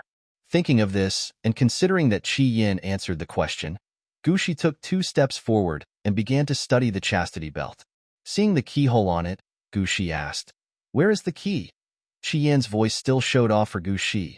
"My Lord Duke, it's with the butler. He said he would keep it for you. Because we left immediately, it seems that we didn't have time." "I know." Gushi looked up and down and found that Qi Yin was soaked as if he had been caught in the rain while he was talking. He asked again, "Can I take a shower while wearing this?" Yes, you can." After receiving a positive answer, Gushi gave Qi Yin an order. "Go to my bathroom and wash yourself clean, then wait for me inside." Gushi's tone was cold, but there was still some anger on his delicate face. Qi Yin didn't dare to say anything more. He put on his pants with his broad hands and said, "Okay, Your Excellency the Duke, I'll go right away." He bowed his head, then strode away. Gushi covered his forehead and calmed down for a while. He recalled the scenes he had seen before where his father taught his disobedient subordinates a lesson, and then looked up some relevant laws on StarNet. After making some general preparations, Gushi sent another message to Bai Si. There was no way, she was not from this world, and she had 0 experience of being a noble, so she would still feel a little insecure if she didn't ask an authority figure. Fortunately, the message she sent received a reply from Bai Si very quickly. After reading Bai Si's instructions, Gushi walked out of the room with his head held high. Outside stood the 2 male waiters who were combing her hair. Gushi said directly, "Let the housekeeper come to the study." 2 handsome male teenagers nodded their heads and said yes. Gushi sat on the leather chair in the study, waiting for Hans to come. Hans came in with a small box in his hand. Seeing that Gushi had a strange expression, the smile on his face froze a little. He lowered his head and said, "Your Excellency the Duke, I'm here." Gushi didn't say anything either, just stared at Hans coldly. Hans kept his head down, not daring to move. In this orc world, the males who are willing to be waiters are those with low levels of superpowers and low mental strength. They have no other way out but to choose to serve others to get a better life. Some places also use females who have no fertility and mental strength, but females are females after all, and not many are willing to serve others. With a low social status and a low status, male waiters generally do not dare to challenge nobles. But after standing there for a long time, Hans spoke up unconvinced and asked Gushi, "May I ask, Lord Duke? I have been managing the Duke's mansion conscientiously since I came here. I wonder what I did to make you so angry." He came to the Duke's mansion as a butler with a mission. How could he be willing to be easily controlled by the young Gushi? Gushi said in a cold voice, "How dare you, a mere butler, question your master? For this, I can send you to the servants' prison." The servants' prison was a punishment institution set up by the nobles to control the servants in their houses. As long as there was a class of nobles, there would be no true equality for all people. Once you enter the servants' prison, you won't be able to find a job when you get out and will end up in the slums. Even though Hans felt that his master was not Gushi, he was inevitably frightened by Gushi's words. After he successfully became a palace attendant, he lived a privileged life for decades. How could he be willing to become a pauper? At the same time, Hans still felt strange. After Gushi woke up in the morning, he treated the servants very kindly. That sweet and innocent smile made even a middle-aged male like him feel moved. Why is it that she seems like a female now, with the unique pressure of a superior in her words? Hans's forehead was covered with beads of sweat. He couldn't help but bend his waist even more tightly and answered Gushi respectfully, "Duke, it's Hans' fault. Please don't send me to prison." Gushi changed to a more comfortable posture and leaned back in the chair, supporting his chin with his white little hand, and asked nonchalantly, "I heard that you are in the palace, and you are the steward of the palace of the Crown Prince's biological father? Speaking of which, since this Duke has marked by you, I should also call him Father Queen while calling him Mother Queen. Father Queen cares about this Duke. This Duke already understands. But the Duke's mansion is just the Duke's mansion after all. If everything is managed according to the palace's management model, outsiders will know about it, and who knows whether they will say that His Royal Highness the Crown Prince wants to succeed to the throne earlier, or that I, the Crown Prince's mistress, want a rebel." As soon as Gushi said this, Hans felt weak all over and fell to the ground. The royal family of the Nor Empire has always had only a crown princess, and this is the first time a male crown prince has appeared. Once a male becomes a bestial husband to a female, he becomes an appendage in the female's family and in some cases will be punished as well. The crime of treason is included in the scope of joint punishment. Not to mention Gu Shi's beastly husband. Once it is confirmed that Gu Shi is plotting a rebellion, the entire Duke's mansion will be imprisoned in the interstellar prison. Not to mention that the queen is in good health now. If the crown prince wants to rebel in advance, who knows if he will be disliked by the queen. By then, even if the crown prince has offspring, what can he do? Seeing that Hans began to get scared, Gu Shi said again, "Leave the box, and you are not allowed to interfere in anything about my beastly husband in the future. Just manage the waiters and other trivial matters in the Duke's mansion. If you do a good job, your salary will naturally increase. But if you eat 2 meals at the same time again and stretch your hands too long, this Duke doesn't mind if there are some accidents and I will chop them off for you." "Yes, Duke, I got it." Hans tremblingly put the box on the table and left trembling. Only after Hans left did Gu Shi breathe a sigh of relief. She fiddled with the earbuds in her ears, started the video call, and asked, "Uncle Emperor, how did I perform?" On the virtual screen, Bai Si, who was still wearing his glasses, had a pleased smile in his eyes. "Cici did a great job," Gu Shi complimented playfully. "It was my uncle who taught me well, otherwise how would I know how to say it?" "No way." Bai Si's golden eyes were filled with genuine praise. "Uncle Emperor, don't dare take the credit for this. Those words are very impressive, they are all your own thoughts." He was a prince of the empire, and he had no desire to fight for power. As the empress's sister, she would not be defensive against him and showed him all of Gu Shi's information. Gu Shi came from a poor area and only suddenly got a noble title after his second awakening. He had only been an adult for 2 months and had been a duke for less than a month, so it was really great that he could control the butler with both kindness and force. Well, it's more than good. She can survive the Zerg successfully. She is not an ordinary female. Bai Si thought about it and gave Gu Shi another suggestion. "Since you want to be in charge of the Duke's mansion, you still have to pay the salaries of the guards in the Duke's mansion. It would be best if you find another person who is completely your own to work for you and manage the Duke's mansion's property." Gu Shi learned this from his parents. When managing a company, you must learn to let each department check and balance each other. When promoting subordinates, you cannot just promote one person, but let them fight with each other. Only in this way can the company be good. It seems that this is how the Duke's mansion should be managed. However, where can she find people who only listen to her? Bai Si saw Gu Shi frowning and gave another suggestion. The Nor Empire has a job market on the Star Network. Cici can go to the Star Network to have a look. Internet access in Interstellar is not just about tapping on the screen. There is also a holographic internet access mode. Gu Shi knew what to do and thanked Bai Si again. Then she suddenly remembered that Chi Yin was waiting for her in the room. "Uncle Huang, I won't bother you packing up anymore. I'm going to get busy now. See you this afternoon." Bai Si saw the box that Gu Shi collected. It was a product of the royal family and had a special label on it. Gu Shi didn't want her beastly husband to suffer, so it was obvious what she was anxious to do. "Go ahead," Bai Si said gently, "but you just woke up from a coma, so you still have to take care of yourself." Gu Shi regarded Bai Si as his elder, and when he heard the hidden instructions, his face turned red. She clearly didn't say why she wanted to criticize the butler, so why did it feel like the imperial uncle seemed to know everything? Gu Shi took the key box and found Chi Yin. As expected, Chi Yin was waiting in the bathroom. In the diffuse mist, Chi Yin, who was in a daze, heard the noise and turned to look at Gu Shi. The handsome man with deep features, his originally dull eyes suddenly lit up.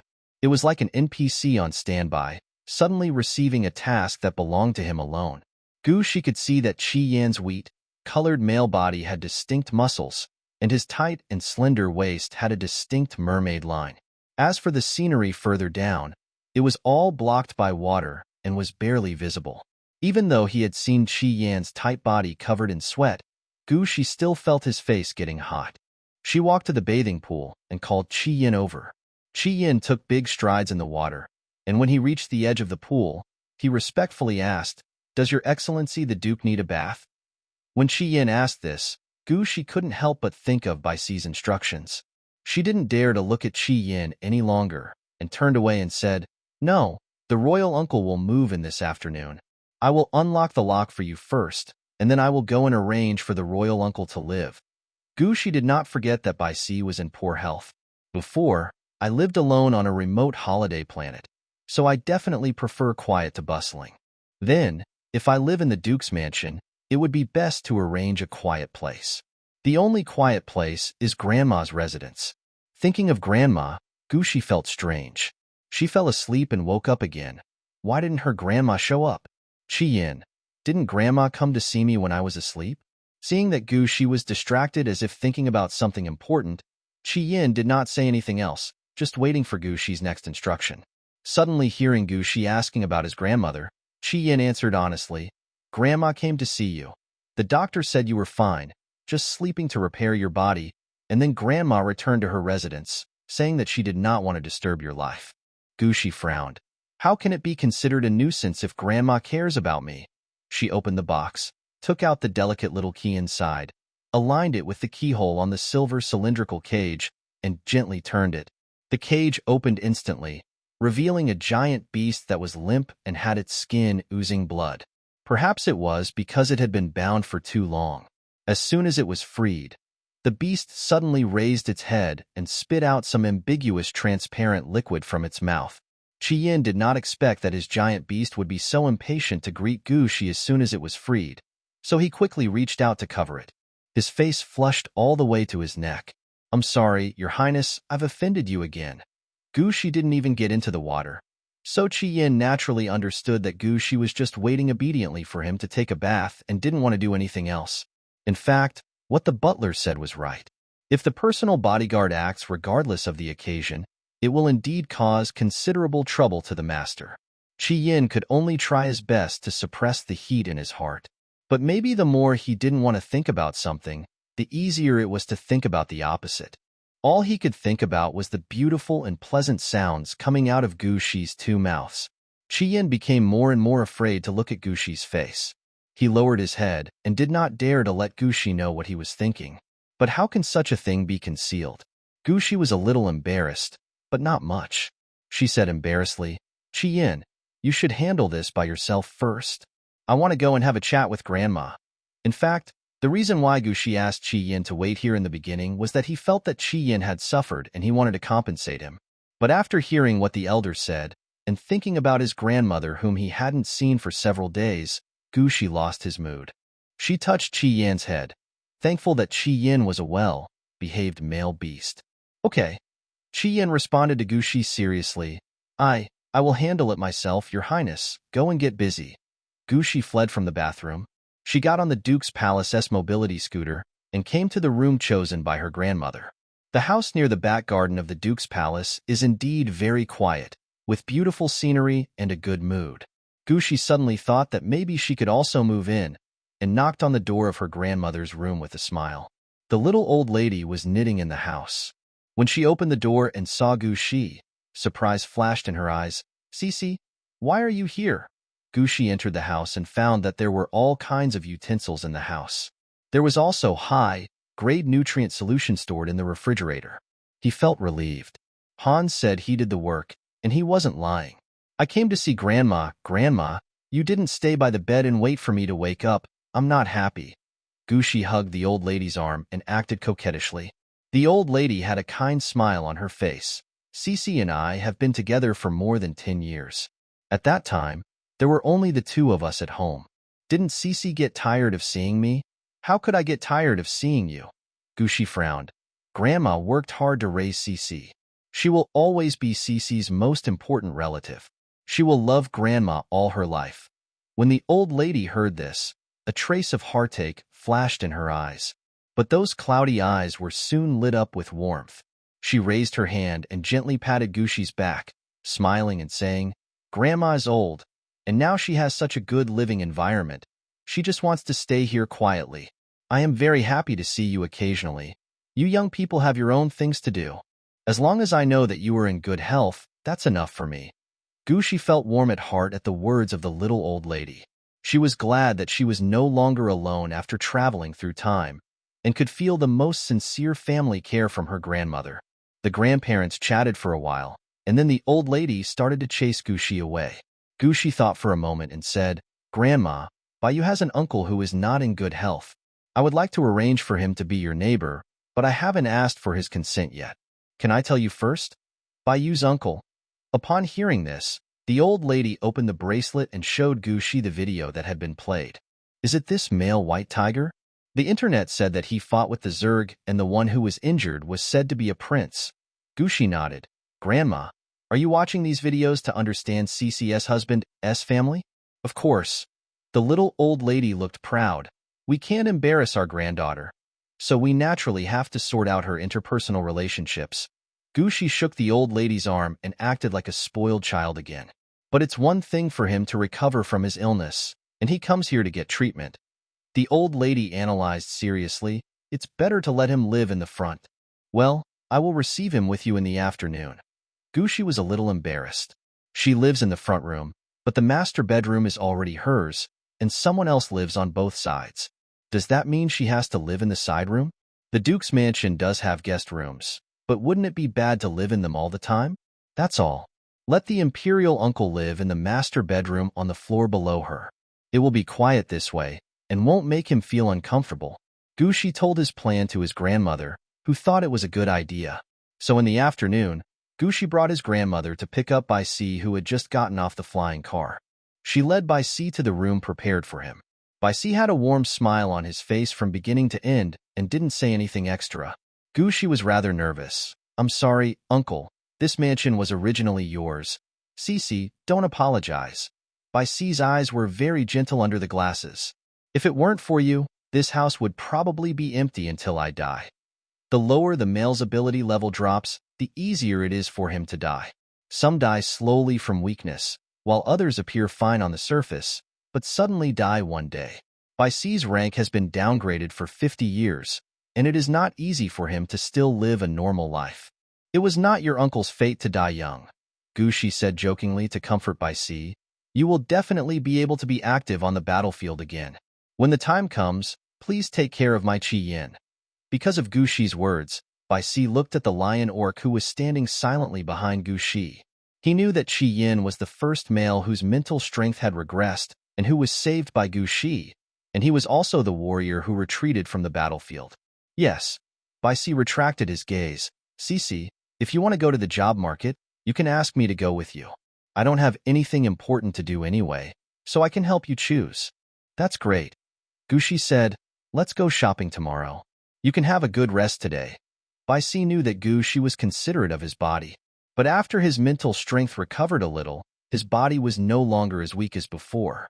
If possible, he would like to do more things for Gushi now, so as to repay Gushi for his help. Just giving money is so tacky. But Gushi told him to have a good rest, and as an elder, he couldn't ignore the younger's intentions, so he said, "Okay, let's go tomorrow." Watching Bai Si enter the room, Gushi breathed a sigh of relief. She thought again of the real purpose of going hunting that day, and called the Duke's palace's highest leader, the Lieutenant General, to ask what had been done with the prey that had been hunted that day. The Lieutenant General saluted Gushi and said, "Your Excellency the Duke, your prey has been stored in the warehouse of the Duke's mansion." "Oh." Gushi looked at the butler Hans beside him. Hans, who had just been scolded by Gushi, immediately replied, "Your Excellency the Duke, the meat has been sorted and processed under the instructions of His Royal Highness the Crown Prince, and it has become a suitable ingredient for cooking." Hans actually had something else to say. Do orcs still eat meat these days? After going to great lengths to hunt, he was captured by the Zerg, and when he came back he even asked where the meat was. But Hans didn't dare to say it directly. No matter whether he would obey the Queen's orders or not, he still had to put Gushi first in the Duke's mansion. "How suitable is it for cooking?" Gushi asked again. "By the way, does the Duke's mansion have a pot ready?" The old lady at the side heard Gushi mean to cook meat now, and thought that her Cici was really a good child who did not forget her roots, so she smiled and said, "Cici, if we are talking about pots, the ones in our F6 area are the best. Should we take the Phoenix back to buy some?" Hans smiled and said, "Old lady, why do you and the Duke need to condescend to go to District F6 to buy them?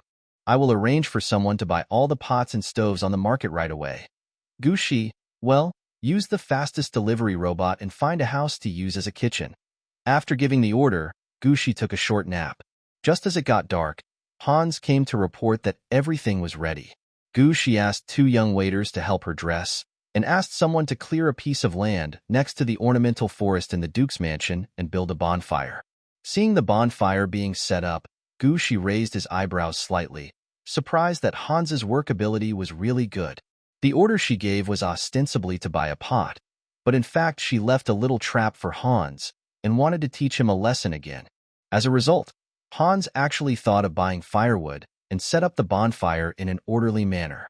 When they got to the campfire, Gu Shi looked at the meat and was about to speak, but Hans spoke first.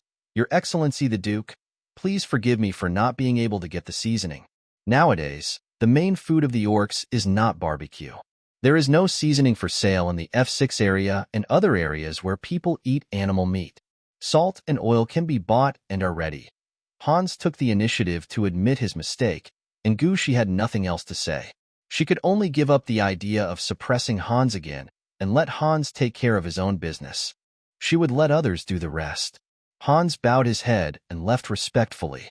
As soon as Hans left, Gu Shi heard Qi Yin say, "My Lord Duke, I think I have the seasoning you mentioned." Gu Shi looked at Qi Yin in surprise. "Do you have barbecue seasoning?" Qi Yin said, "In order to make the barbecue taste better, I made it according to the information in the history book. I wonder if it suits the Duke's taste." Gu Shi asked Qi Yin to bring the seasoning over, and after he finished speaking, he saw Bai Si. Bai Si heard from his servant that Gu Shi seemed to be going to have a barbecue and thought it was very interesting, so he came over and wanted to join in. When he arrived, he saw Gu Shi standing by the fire. His little white face was reddened by the fire, but he still looked very excited. He smiled dotingly. After all, he is a child at heart, wanting to imitate the orcs of ancient times. He had done something similar when he was young. He didn't want to drink the nutrient solution during training, so he hunted an Angora rabbit and wanted to roast it. As a result, after eating it, his collapse value increased by 3 points, and he was severely scolded by the instructor. Thinking of the things he did when he was young, Bai Si's eyes were filled with nostalgia. "Why is the Emperor's uncle here?" Gu Shi went to meet Bai Si. "Come over here quickly. The wind blowing over there will make you feel uncomfortable." Bai Si, with Gu Shi supporting his arm, had the illusion that he was already old. But the 200-year-old orc is clearly still in his prime. He should have been angrily telling Gu Shi not to treat him like that, but he was a little reluctant to say harsh words to Gu Shi. That's all. Just help him. It's also the younger generation's kindness. Bai Si sat down on the tree stump that Gu Shi had arranged for him. "You can have a barbecue for fun, but you should still eat less." Gu Shi blinked his eyes and said, "Uncle, you don't have to eat less. Just eat it with confidence. I guarantee there will be no problem." Bai Si frowned slightly when he heard Gu Shi's firm tone. He and Gu Shi had only met for a short time, but he could tell that Gu Shi was not the kind of childish female who spoke without thinking. Does Gu Shi really have a way to solve the pollution problem in meat? Since Sisi has said so, then the Emperor's uncle will definitely give it a try. Gu Shi noticed Bai Si's confusion, but Bai Si gave it enough emotional value, not spoiling the fun at all, and even directly asked to eat more. "Uncle Royal is so nice," Gu Shi said a little embarrassedly. "Also, I want to do a live broadcast of the barbecue this time. Does Uncle Royal mind? I had promised the Queen that I would let more people see her, but I was captured by the Zerg and fell into a coma for several days, and I haven't started the live broadcast since then. This barbecue was a good opportunity for people to see her. I don't mind." Bai Si knew that Gu Shi was completing the task given by the Imperial sister. He didn't mind being on camera, or rather, it was better to have him on camera. He was a prince of a country with power, and if something bad happened in the live broadcast room, he could naturally clear the obstacles for Gu Shi as the prince of the Noel Empire. Gu Shi was very happy to get Bai Si's consent. At this time, Qi Yin came back. He was holding the box he had brought with him when he moved. Gu Shi suddenly remembered the scene when Qi Yin turned into a lion and then into a human, wearing a white doctor's coat and bending down to pack things. Strong thighs and a nice, perky butt. Qi Yin at that time was dressed in black suits and looked so serious now that they looked like two different orcs. It also makes it seem that Qi Yin's clothes are worth taking off and taking a look at. Gushi's face turned red immediately because his mind was suddenly filled with blushing and heart-pounding images. The elders are still here, but her mind is full of things that shouldn't be there. It's really shameful. Chi-Yin didn't realize that Gushi was thinking about him without clothes, and he just seriously recommended the seasoning he made to Gushi. My Lord Duke, this bottle contains the spicy flavor mentioned in the history books. Gushi took the small bottle, opened the wooden cork, and indeed smelled a scent of chili pepper. In addition to chili powder, there is also cumin spice, powdered sugar, mint powder, spicy, and garlic powder. Chi-Yin is amazing. Gushi praised sincerely. How did you make these powders? Chi-Yin scratched his head and said embarrassedly, I first tasted it from the history book and then roasted it with my fire ability. Many times, it was to the point where it turned into powder. Putting them in barbecue makes the barbecue taste delicious. Gushi had some other plans, but it was not the time to speak them out. She put these seasonings aside, carefully found a live broadcast platform with the highest popularity, and created a new and ordinary account, the Duke's Daily Life. This number is separate from the communication number. A private communication number can directly start a public live broadcast, but an account on this public platform cannot do so. It requires 1,000 followers. Gushi first completed the identity verification, then changed his profile picture and signature. After completing all of that, he accidentally sent out a message using the system default starblog of a new account. It's sent out, it doesn't matter. Gushi was editing her first official blog post, hoping to appeal to the people who saw it to pay attention to her. Before she finished editing the content, she was overwhelmed by the overwhelming messages of attention. Wow, how come there are so many internet addicts in StarCraft who hang out online all day long? Gushi complained quietly. Chi-Yin and Bai Si both heard Gushi's muttering and looked at him in confusion. What does networm mean? Could it be that they are orcs who have been online for a long time? But Cece herself is also a new generation of orcs, and should have only experienced this era. How could she have such a feeling of interstellar? However, these thoughts were just in their minds, and neither male asked out loud. Chi-Yin felt that he was already Gushi's beastly husband, and no matter what secrets Gushi had, he was willing to stand on Gushi's side. However, Bai Si was thinking that if Gushi was a female with bad intentions, when his spirit body hugged Gushi's spirit body and refused to let go, Gushi would have taken the opportunity to mark him in order to control him, a member of the imperial family. But Gushi didn't. Did Cece open a new account? Bai Si asked with a smile. Gushi nodded and clicked on the account to share. Come on, Uncle Huang and Chi-Yin should also follow me. The two waiters looked at each other, and one of them, who was more daring, asked Gushi in a low voice. Mr. Duke, can we pay attention to it too? Okay. Gushi agreed. You can follow them all. It was just a follow-up, not something excessive. How could she not agree? Besides, the account itself was public. When the male soldiers standing guard around heard Gushi say that they could all follow him, they really wanted to open the Star Network right away and follow Gushi as well. But they have not forgotten their current responsibilities. Especially the two soldiers standing in front of the Zerg scanning device. They were extremely nervous, fearing that this time, like the last time in the royal hunting ground, some hidden Zerg would suddenly appear and kidnap Gushi. They were just as scared as Bai Yu and ABIs, fearing that they would never see Gushi again. It doesn't matter if they can't be Gushi's beastly husband. Being Gushi's bodyguard is one of the few lucky things in the world, and it is enough for them. Gushi didn't know that just one account had made the males around her think so much. She turned on the live broadcast of the new account and deleted the search and add functions on the private communication number. After thinking about it, I turned off the function of applying for a bestial husband on the companion platform. She has already publicly stated that she has 3 beastly husbands, Bai Yu, Abyss, and Chi-Yin, and the application function can be turned off by herself. The number of beast husband applications is still 9999 plus. All can be cleared with one click. While Gushi was busy doing these things, 100,000 viewers had already poured into the live broadcast room. Seeing Gushi looking at the screen and operating, the males shed tears. Ah, I finally see the Saint Female again. I am so happy. Did the Saint Female dress up today to look better on camera? Rounding it off, she dressed up just for me. Saint Female, when are we getting married? Is this the Saint Female that you males admire? She is not very good, Not even as pretty as the eldest daughter of the Marquis's mansion. The comments kept scrolling, and when Gushi finished his operation and looked up, he happened to see a repeated sentence. She is not as pretty as the eldest lady of the Marquis's mansion. Isn't the eldest lady of the Marquis mansion Gu Weiwei?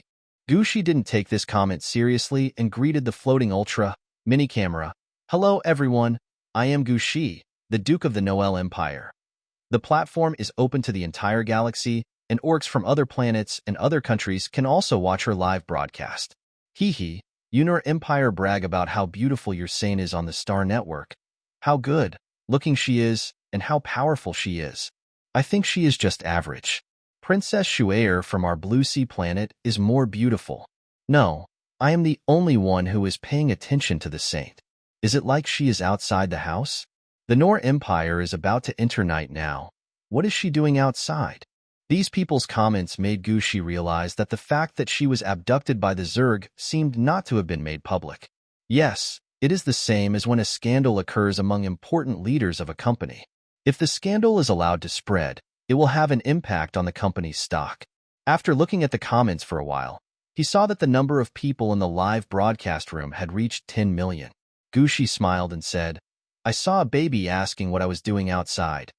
Gushi walked to the fire, turned around to make sure everyone could see the bonfire, and said directly, My uncle the Emperor and my beast husband Chi Yin and I are grilling meat. As soon as Gushi said this, the comments in the live broadcast room skyrocketed, and the popularity went off the charts. Everyone knows that the meat of wild animals and plants cannot be eaten now. And now Gushi is publicly announcing that he wants to barbecue meat? Isn't this intentional harm to the beasts? Many beastmen question Gushi's behavior in the comments. Isn't this a bad idea? It's common sense that beast meat and plants cannot be eaten. Scientists from all over the galaxy have not been able to overcome this difficulty. Eating beast meat will cause the orc's mental breakdown value to increase. I heard that the holy female is a female from the slums. Do you not know this at all? Although there are many powerful males active on the battlefield now, no one has forgotten our prince by sea of the Nor Empire, right? The video of him defeating 3 high-level Zergs by himself is still popular on the internet. It was in that battle that his ability level regressed. Gushi openly roasted beast meat to feed Prince C. Does he think that we are fools? A barrage of comments of unlimited length instantly attracts the audience's attention. The audience, who had only watched Gushi since the show started, just now discovered that on the wooden stake in the corner sat by C, the prince of the Noel Empire, wearing a white uniform. A man with short silver hair and golden eyes that reveal a sense of vicissitudes of life. His delicate face was pale as a bloodless cloud, and if the curve of his lips was a little less, he would look sharp. He was seriously injured while defeating the Zerg, and his collapse value has been hovering between 60 and 80 for a long time. He has to receive regular mental counseling every month to maintain normalcy. And such a hero who dedicated himself to the country was actually sitting at a barbecue? What's going on? Doesn't he know that barbecue will cause harm to his body? When the audience was confused, Gushi pretended not to see the bad reviews and said directly, The Emperor's uncle also agreed to eat barbecue, so babies don't worry. As she said this, she glanced at Bai Si with a cunning look in her deep blue eyes. Bai Si instantly understood what Gushi was doing. He raised his hand to cover his light pink lips, smiled softly, and said to Gushi lovingly, Yes, as the uncle of Duke Cece, I agree to eat the barbecue she made. After receiving a positive answer from Bai Si, Gushi raised his chin towards the screen and said with a smile, Did you hear that, kids? The Emperor's uncle himself agreed to eat the barbecue I made. The audience, who had just praised Gushi, suddenly felt that Gushi's smile was extremely dazzling. No, why are you still so proud? Prince Bai Si's collapse value has increased, and he will have a mental breakdown, turn back into a beast, and lose his mind. His health is not good to begin with, and he may die suddenly if he is stimulated. Yes, listen to me, Saint. Cancel the barbecue. After all, you can't joke about the lives of the heroes of the Empire. I am really convinced. Why don't you give me the double unlimited qualifications? Even if you rely on your strong ability to guide, you can't use this as a threat to play with our prince. Otherwise, why would the prince agree to something that would harm his body? Seeing another comment with a clear direction, Gushi understood. It should be Gu Weiwei who personally came out to tear her apart, trying to induce the audience to boycott her. But the more resistance, the better, so that more people can see it. Gu Shi methodically placed the skewered meat on the rack over the fire. Qi Yan and Bai Si also came to help, brushing the meat with oil and various seasonings as she instructed. As the seasonings are added layer by layer, the meat exudes a unique aroma. StarCraft Live. You can choose to share your current feelings with the audience. Gu Shi clicked on the sharing function. Instantly, the aroma of barbecue spread to tens of millions of live viewers. They had just been sending comments to Gu Shi to tell him not to do something he shouldn't do. But now their hands suddenly stopped typing, drooling over the special aroma. No, is this really the smell of barbecue? Why is it so fragrant? Actually, I've tried it secretly. Barbecue should have a strange smell. The kind of rotten. It seems that the more powerful the beast, the stronger the smell. I've eaten the one in front of it, too. Qi Yan also smelled the aroma of barbecue, and his eyes were full of light. When he cooked meat before, although he had read the records in history books, he only knew to put it in the pot and cook it over a fire. All the seasonings were added in at once. Although the fishy smell of the meat can be reduced, the unpalatable feeling is still very obvious. Now, following Gu Shi's instructions, the meat tastes so delicious that one wants to swallow one's tongue. His Lord Duke is indeed very powerful. Bai Si was also surprised. In addition to being shocked by the aroma of the meat, Qi Yan also had a deeper doubt that he had not expected. Could it be that these seasonings were the reason why Gu Shi said that meat would no longer cause mental breakdown? But if orcs eat plants, their collapse value will also increase. Gu Shi also knew that there would be problems with the plants, but she had quietly used her mental power to purify the seasoning powder and eliminate the remaining black matter. There is absolutely no problem with the barbecue now. Seeing the color of the meat completely changed, Gu Shi picked up a skewer and said, "Babies, I'm going to eat it now." After saying that, he couldn't wait to stuff the barbecue into his mouth. The soft and tender feeling that lingered on the lips and teeth instantly made Gu Shi narrow his eyes in happiness. After the end of the world in the previous life, animals and plants mutated together, and eating them would turn them into zombies. Having something normal to eat is already pretty good, but being able to eat barbecue that is colorful, fragrant, and delicious is definitely like a dream. Reborn into the interstellar world, I can finally satisfy my appetite again.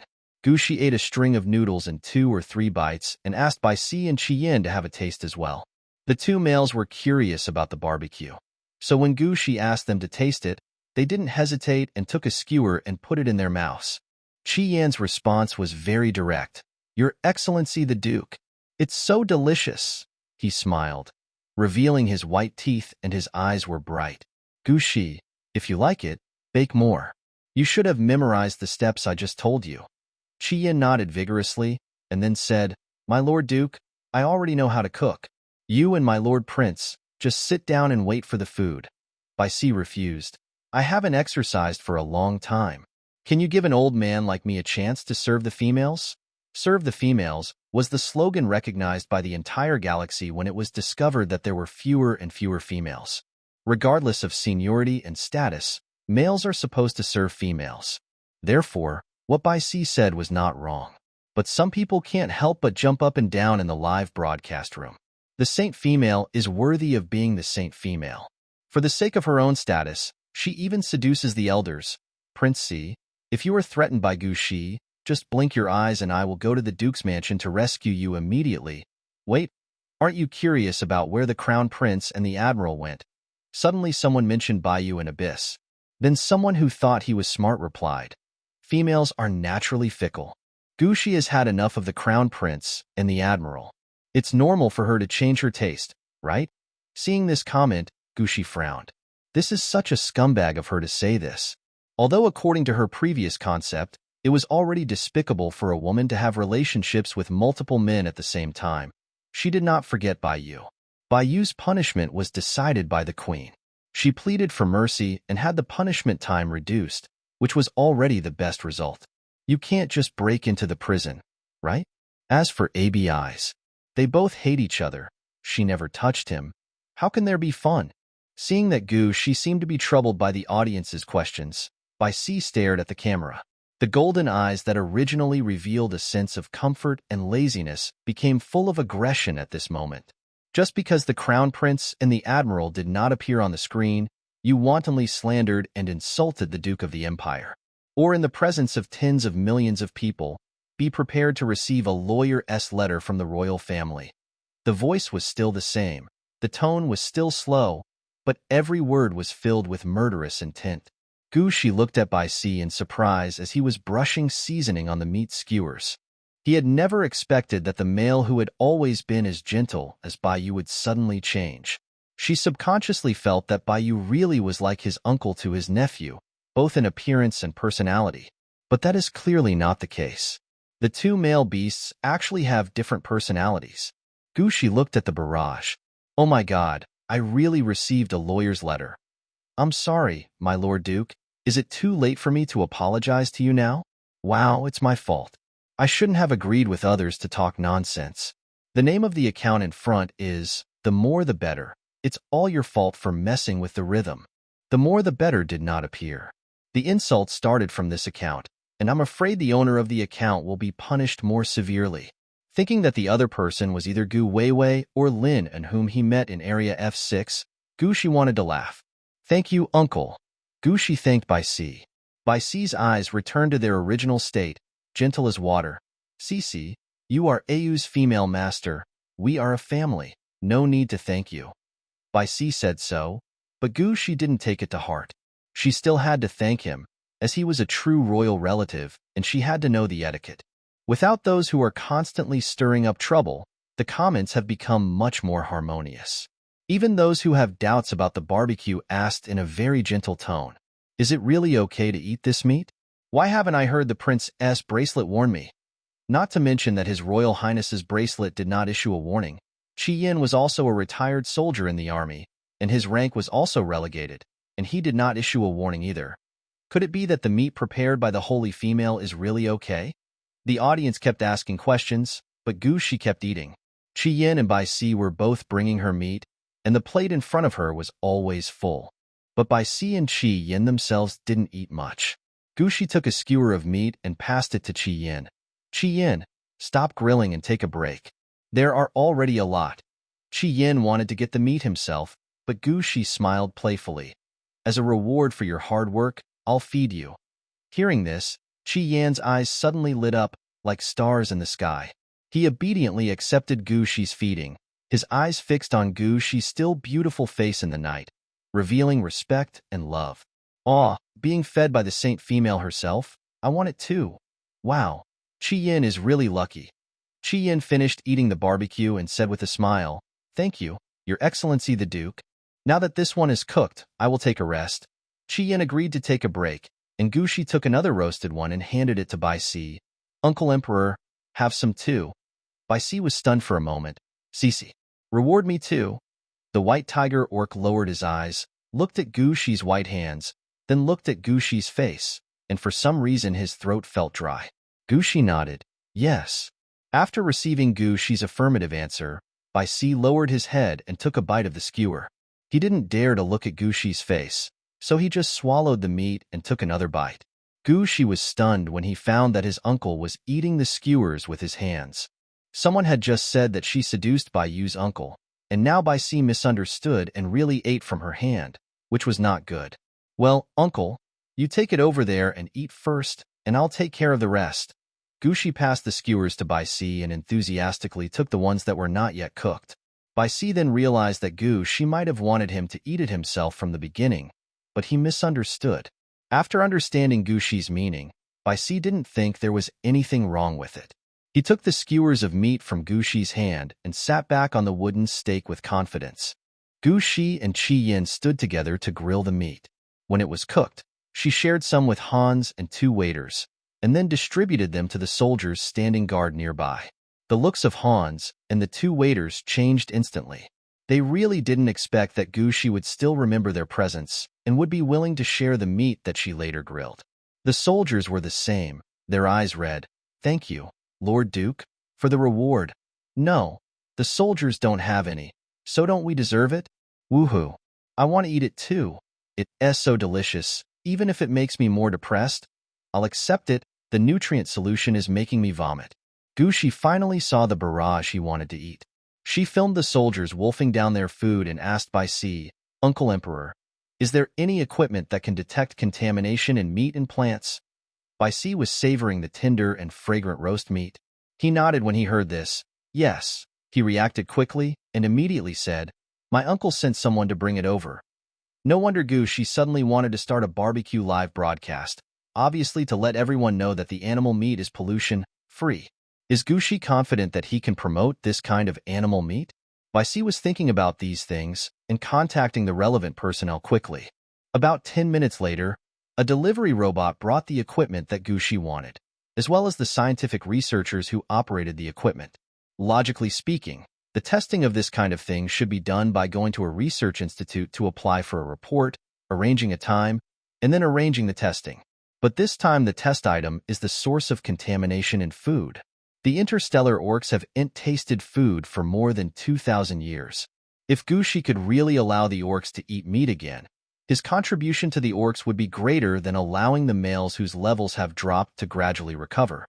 The staff called by C immediately inspected the animal meat. The test results showed zero contamination. The gray-haired old man in the lead looked at Gushi with tears in his eyes. Duke CC, please tell us, how did you eliminate the pollution in the beasts' bodies? We have studied for thousands of years, and we have only developed a machine to test the pollution level, but we can't eliminate it correctly. It's as if this pollution was deliberately caused by the extinction of the orcs, and there is nothing that can restrain it. The old scientist was in tears, and Gushi didn't know how to answer.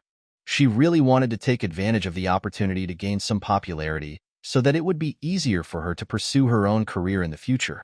However, she never expected to meet an old man from the research institute who was crying like this.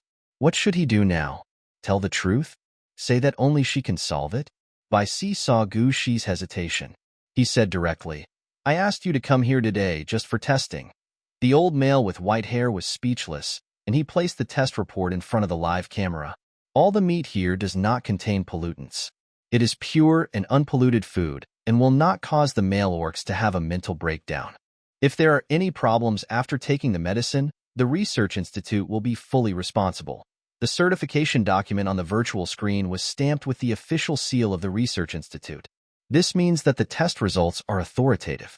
Gushi picked up the seasonings and said, let's test these as well. They are seasonings for sprinkling on meat. The seasoning is put into the testing equipment and the results come out quickly to ensure safety. With the documents from the research institute proving that everything Gushi used today was safe, the audience went crazy. Sir, look at me. You still have some unfinished skewers of meat you made today. I am willing to pay 1 million star coins to buy them. You want to eat pure natural skewers for 1 million star coins? I think you are crazy. I will pay 5 million star coins. Stop talking. I'm willing to pay 10 million star coins. There are still many rich people, and the bids are getting higher and higher. Gushi smiled and said, no, today is the first day of broadcasting, so I will give you these skewers as gifts through a lottery. Please actively participate. After saying this, Gushi started the live broadcast and then contacted the logistics company. There are 10 portions of barbecue in total, 3 skewers in each portion, and they are arranged in different categories. Soon, the nearest logistics staff came to the door and put the skewers of meat prepared by Gushi into a special packaging bag. The lottery results soon emerged. Gushi just took a quick glance and gave the addresses of these people to the staff. After the staff input the navigation address, the skewers disappeared from the logistics box. In 5 minutes at most, they could appear anywhere in the interstellar space, including other planets. When the person who receives it opens the package, the contents are still the same as when they were delivered, without any deterioration. But that is when the nutrient solution is sent by mail. A few of the lucky ones who received the skewers did not put the fragrant skewers into their mouths right away, but let the waiters beside them taste them in advance. Knowing that someone has received it, the audience in the live broadcast room are sending comments to express their depression. I am so envious. Woo, is it true that the weirder the name, the more likely it is to be drawn? I saw that the ID of one of the lucky people is, I am a water monster. There is also a person's ID, the return of the Demon King. What kind of weird word is the Demon King? How come I have never heard of it? Before, have you forgotten that among the ancient documents dug up on Blue Star before, there is a historical document called The Master's Little Runaway Wife, which is called a novel. The Demon King is the villain in it. Gushi smiled and read the comments for a while, then waved her hand. Well, babies, today's live broadcast ends here. See you next time.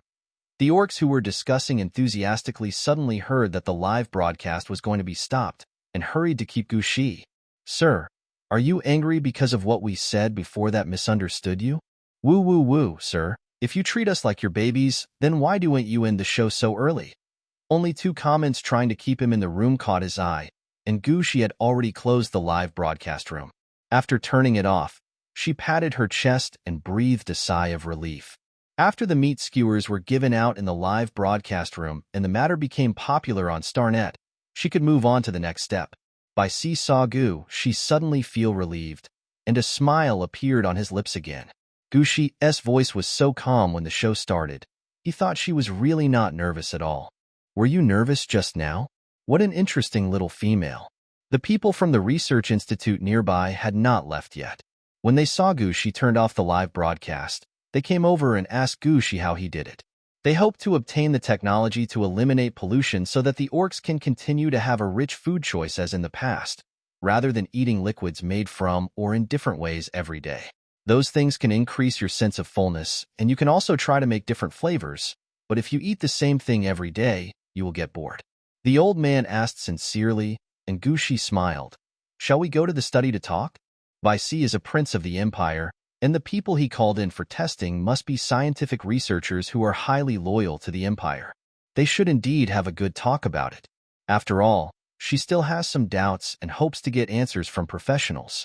Gushi took the old man into the study for a detailed discussion. Bai Si and Qi Yin were also present. After Qi Yin poured water for several people, he stood obediently behind Gushi. This brief meeting lasted until 10 o'clock in the evening, and the old researcher left the Duke's palace happily under the protection of the 3's male soldiers. Bai Si and Gushi were still in the study. Cici, go to bed early. Gushi nodded and said, Uncle Emperor, please go to bed early.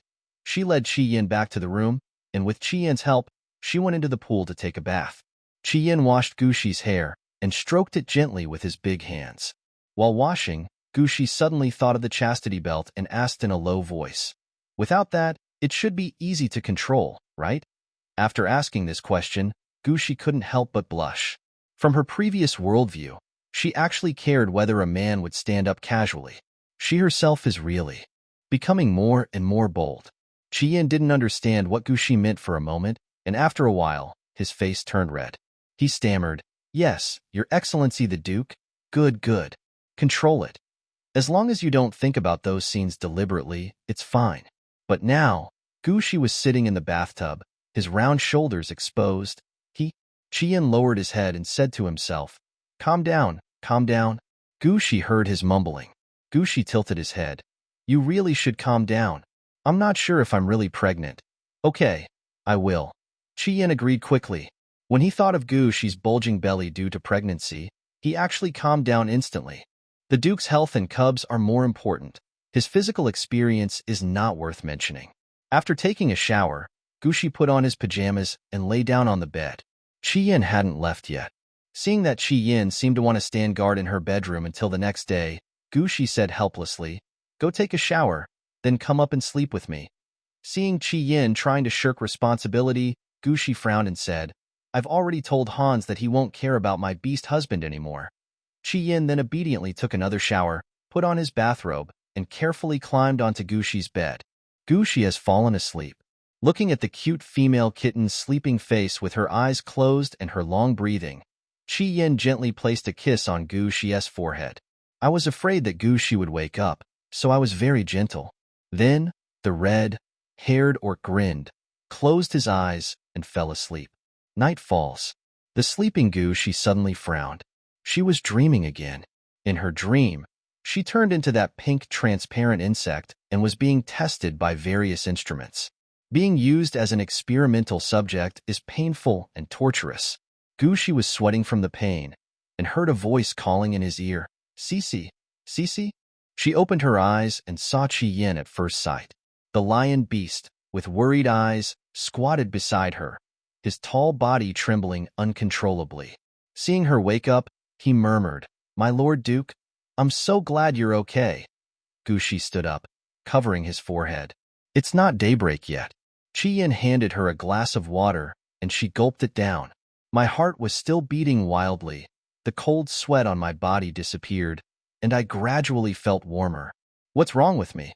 As soon as she spoke, Gushi realized that her voice was hoarse. Chi-Yin said, "Your body was sometimes hot and sometimes cold, and you kept calling for your father, mother, and brother, saying that you were in pain." When the red-haired orc said this, tears finally fell from his moist eyes. He didn't know what was wrong with Gushi and was afraid that Gushi was sick.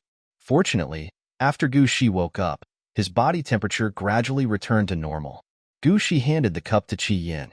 When Chi-Yin got back on the bed, Gushi hugged Chi-Yin's lean waist and buried his face in Chi-Yin's soft chest muscles. "I just had a bad dream. It's okay." Chi-Yin felt the nervousness in Gushi's voice. After hesitating for a moment, he reached out and patted Gushi's back gently. Gushi knew that Chi-Yin was trying to comfort her clumsily, so she curled up her lips into a smile and rubbed Chi-Yin's chest twice. The lion beast man never asked unnecessary questions, and even if she showed signs of something being wrong, he would ignore it all, with only her safety in his heart. "That's good." Gushi finally fell asleep peacefully again. After waking up, she found Bai Si and asked him to take her to the interstellar talent market. Bai Si agreed. Going on the holographic star network is similar to the previous meeting operation, except that after going on the star network, you must first set up your virtual appearance in your personal room. Of course, you can also choose not to set it and enter with your own appearance. Gushi thought about it and chose the appearance setting. After yesterday's live broadcast, I guess many netizens recognized her. If she still appears on the star network with that face, it will definitely cause quite a stir. When adjusting his face, Gushi directly chose his appearance in the previous world. Black hair and black eyes, a small and delicate oval face, almond eyes and long eyelashes. The face after traveling through time and space is two different beauties. After completing the settings, Gushi filled in her favorite name when playing games, Susisi. My two brothers once said that this online name was very good, and the good thing about it was, there was no difference at all. At that time, Gushi just smiled and said, "Anyway, I have a different online name." Seeing this name again, Gushi concealed the bitterness in her eyes. Her two brothers would no longer complain about her. She was living a life without family. After everything was set up, Gushi chose an original white dress, put it on, walked out of the room, and contacted him according to the name given by Bai Si. Bai Si's name in Star Network is Sibai, and it seems no different from before he changed his name. But his face had changed too, with long black hair and a mustache. The mustache was particularly cute, and Gushi couldn't help but stare at it for a while longer, feeling that Bai Si now looked a lot like the hero Lu Xiaofeng in the movie she had seen before. After a while, Gushi contacted Chi-Yin. Chi-Yin turned his hair yellow. One of his eyes was covered with an eye ornament, and he was wearing black armor. The name of his star network was also very sloppily chosen, called Hua Hua. "Where are we going next?" Gushi opened the team voice chat and looked around curiously. The buildings on the star network were very beautiful, and there were many orcs who had just landed around. Everyone was strange in their own way, and Gushi felt like she was a player who had just entered the holographic game. "We are directly transported to the job market." Bai Si taught Gushi how to teleport. The word, teleport, made Gushi feel more and more like she was playing a game. She followed the steps and clicked on the talent market on the map in front of her. A white light flashed in front of her eyes, and the surroundings became very lively. "This board is for job seekers to post messages." Bai Si said, "Some of them may be orcs from other countries or planets. If you hire them, you will need to pay a resettlement fee." After Gushi clicked it, he read through it quickly. She wanted to find a trustworthy accountant in the Duke's mansion. After all, she was already a wealthy woman with two minds. She was worried about not having a professional to take care of it. After looking at many job applicants in a row, Gushi selected 10 orcs whose resumes looked very outstanding. After she clicked on the people she was interested in interviewing, the information of those people turned into pieces of paper and appeared in her hands. "Uncle, please help me take a look at these orcs." Bai Si took the paper from Gushi's hand and read it carefully. He helped Gushi eliminate 6 people and let Gushi choose from the remaining 4. Gushi took a look and found that Bai Si had excluded a boy from the White Wolf clan. The boy's resume clearly stated that he had management experience and had managed various assets, and there were relevant documents to prove it. Why was he excluded? Gushi asked curiously. Seeing that Gushi didn't understand, Bai Si sighed and began to explain to Gushi. Although there are few newborns in the interstellar world now, the orcs were actually very fertile in the past. Some females even gave birth to more than a dozen babies in their lifetime, which once led to a huge population explosion. Later, the orcs began to explore new places to live and led the orcs to settle on other habitable planets. After the orcs were scattered across the stars, they developed independently and often fought internal wars. The young man from the White Wolf clan that Gushi had taken a fancy to was the bloodline of the White Wolf Kingdom. After their planet was attacked by the orcs from the neighboring planet, it was destroyed by the Zerg. Only a part of the orcs escaped and became the residents of the Rabbit Planet. However, the royal family of the White Wolf Kingdom did not give up their ambition to become emperor. After being accepted by the Rabbit Planet, they behaved themselves at first, but 18 years ago they suddenly started a war and tried to invade the Rabbit Kingdom. After the rebellion failed and the orcs were tired of the civil war, they established the Interstellar Court. The first case established by the court was the White Wolf Clan's rebellion against the White Rabbit Kingdom, and the entire White Wolf clan was imprisoned in an interstellar prison. This White Wolf boy was a child from an interstellar prison. Interstellar law states that children are innocent, and cubs born in interstellar prisons will be adopted by orcs from other planets. The White Wolf was originally adopted by a White Rabbit family, but later news came out that the White Wolf had been abused by that White Rabbit family. The police in the Interstellar Court investigated and collected evidence, and found that it was true. They asked White Wolf for his consent to let him live as a beast. As a result, a year ago, when he was 16 years old, he suddenly fought with a female at school and was expelled from school.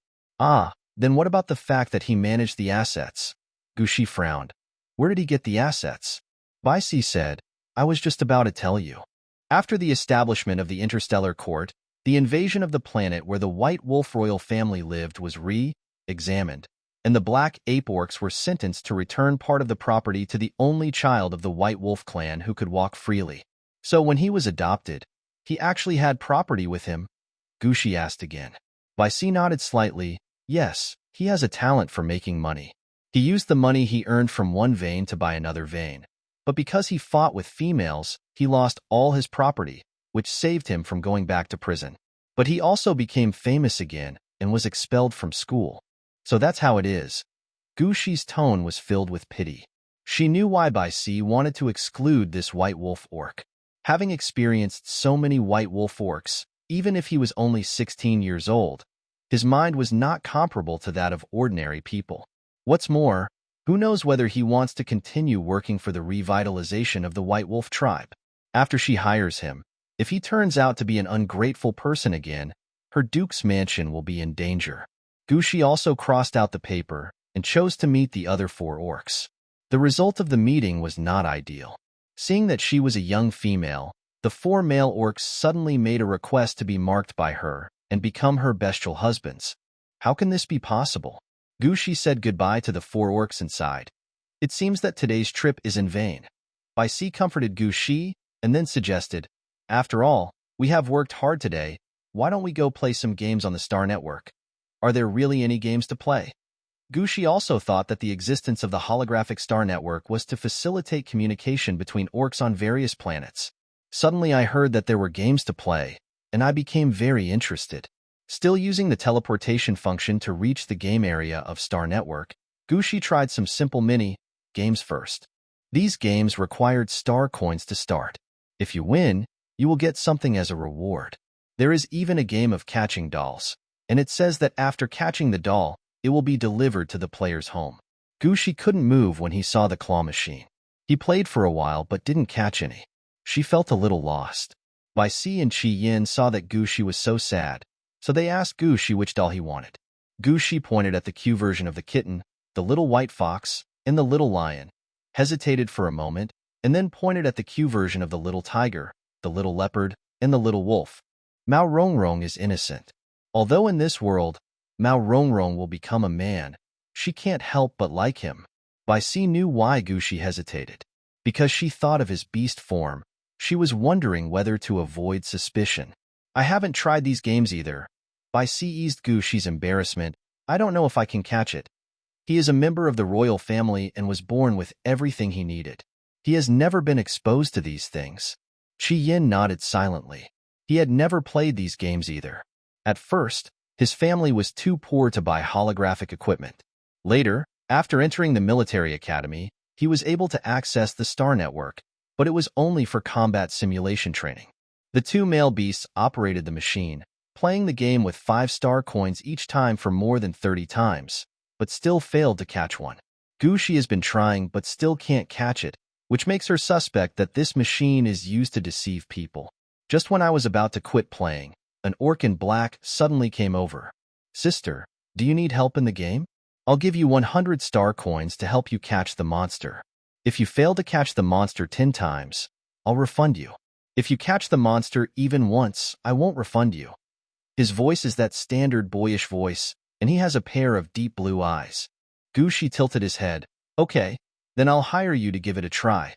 She was about to transfer 100 star coins to the boy when Bai Si next to her said, I've already paid. The boy got the money, and on the 10th try, he caught the white kitten doll that Gushi had pointed at the beginning. The doll was obtained and turned into a kitten card. The card can be put into the backpack in the Star Network. After use, fill in the address and the backstage staff will express the doll. Seeing this, Bai Si transferred another 3,000 star coins to the boy and asked him to continue catching. The dolls that Gushi had just clicked on quickly turned into cards and went into Gushi's backpack. There's still some extra money. The boy asked Gushi to take another look to see if there were any other dolls he liked. Gushi hesitated for a moment and chose the black snake with big eyes. The snake coiled its body like a pile of feces. The boy caught the snake after 7 tries and was ready to return the money to Bai Si. Bai Si refused. No, the remaining money is a tip. The boy said coldly, thank you. Then turn and leave. Gushi wandered around the game area again and chose a shooting game to play with Bai Si and Qi Yin. When he came out of the game area, Gushi saw the boy who was catching dolls again. He was trying to sell his skill of catching dolls to a female, but before he could say a few words, he was forced to compete with the male of the other party. Can you compete here? If both parties agree to the competition between male animals, they will not be punished by law if they die in it. Yes, you can also compete on the StarNet. Bai Si answered Gushi's question. If you die in it, your body in reality will also die. Soon Gushi discovered that the male competition in the Star Network would also make a voice announcement and tell the surrounding orcs which duel arena they would enter. After the announcement was made, the system also reminded, interested viewers, please pay 1,000 star coins for a ticket to go to the 23rd duel arena to watch this male competition and place a bet on the male beast you like. Can you still gamble openly? Everyone knows that this will kill people, so why do you still bet on such things? When Gushi was shocked, she suddenly saw the masked boy turned around and glanced at her. Then he smiled and walked in front of Gushi. Bai Si and Qi Yin hurriedly blocked Gushi's way. Seeing this, the boy smiled and said, Sister, I wonder if I will have a chance to catch the doll for you again. After saying this, his figure disappeared from the spot. Gushi was silent for a moment. She was not interested in such activities that involve gambling with human lives. But when the young man suddenly said this to her, she suddenly wanted to go and have a look. Uncle Emperor, Qi Yin, shall we go and have a look? Qi Yin has never had any objection. Bai Si heard that Gushi was soft-hearted inside. Forget it. Let's go and take a look. When I was teleported to Duel Arena number 23, the duel had already begun. The two males stood in the middle of the circular duel arena, staring at each other. One was tall and could not wait to pat his chest to show how powerful he was. The other was thin and small, standing quietly in the same place, not moving. There were many orcs watching around, and some even said, this boy called Fong has played many games and wins every time. I wonder what level he is or what abilities he has. I heard that he makes money this way, deliberately mocking males for being bad at playing games and angering males with females around them. Gushi felt strange after hearing this. This boy whose fictitious name is Sharp Fong did not anger Bai Si or Qi Yin just now. The audience spoke confidently, and some even mentioned the number of times Sharp Fong competed. More and more people agreed, saying that Fong did make money by angering males and then having them place bets on him after the competition. Gushi couldn't help but think that if what they said was true, this kid named Sharptooth would definitely be good at treating people differently. Maybe before the duel, what he said to her about helping her catch the doll next time was intentional. This kid might have seen through their soft heartedness. After all, Bai Si gave them a tip of more than 1,000 star coins. Gushi sighed. Bai Si heard it and asked Gushi what happened in the team channel. Gushi said gloomily, "It seems that I was fooled by him when I came to watch him duel." Bai Si listened and comforted her. "It's okay. Kindness is a very beautiful virtue." The white tiger's voice was full of the tolerance that only elders have, which made Gushi feel more comfortable. She was not wrong to worry about the boy she had only met once. But, does Xiong have to exist? Gushi murmured, "It's not easy to be alive." In the original body's memory, many reports about male competitions ended with the death of one party. If you change your mind, you don't have to kill the other party. Bai Si said, "Cece, don't be sad. In the history books, when our ancestors first hunted, one beast occupied a territory. When other male beasts came, the two sides would start a fierce fight. Only those who were alive could get good resources. Although you don't have to fight for survival resources now, if you don't want to serve the female master with a male beast you don't like, male competition is the best choice." Bai Si explained various reasons.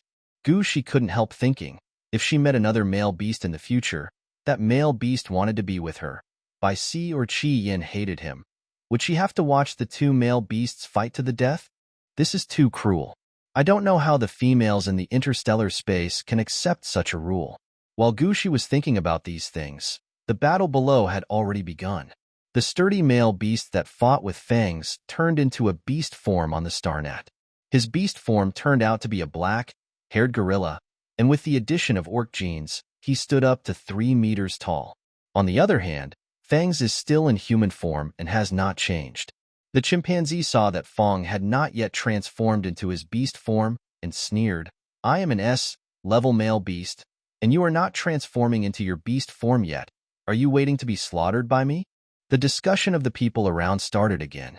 "It's actually S rank, that S pretty strong."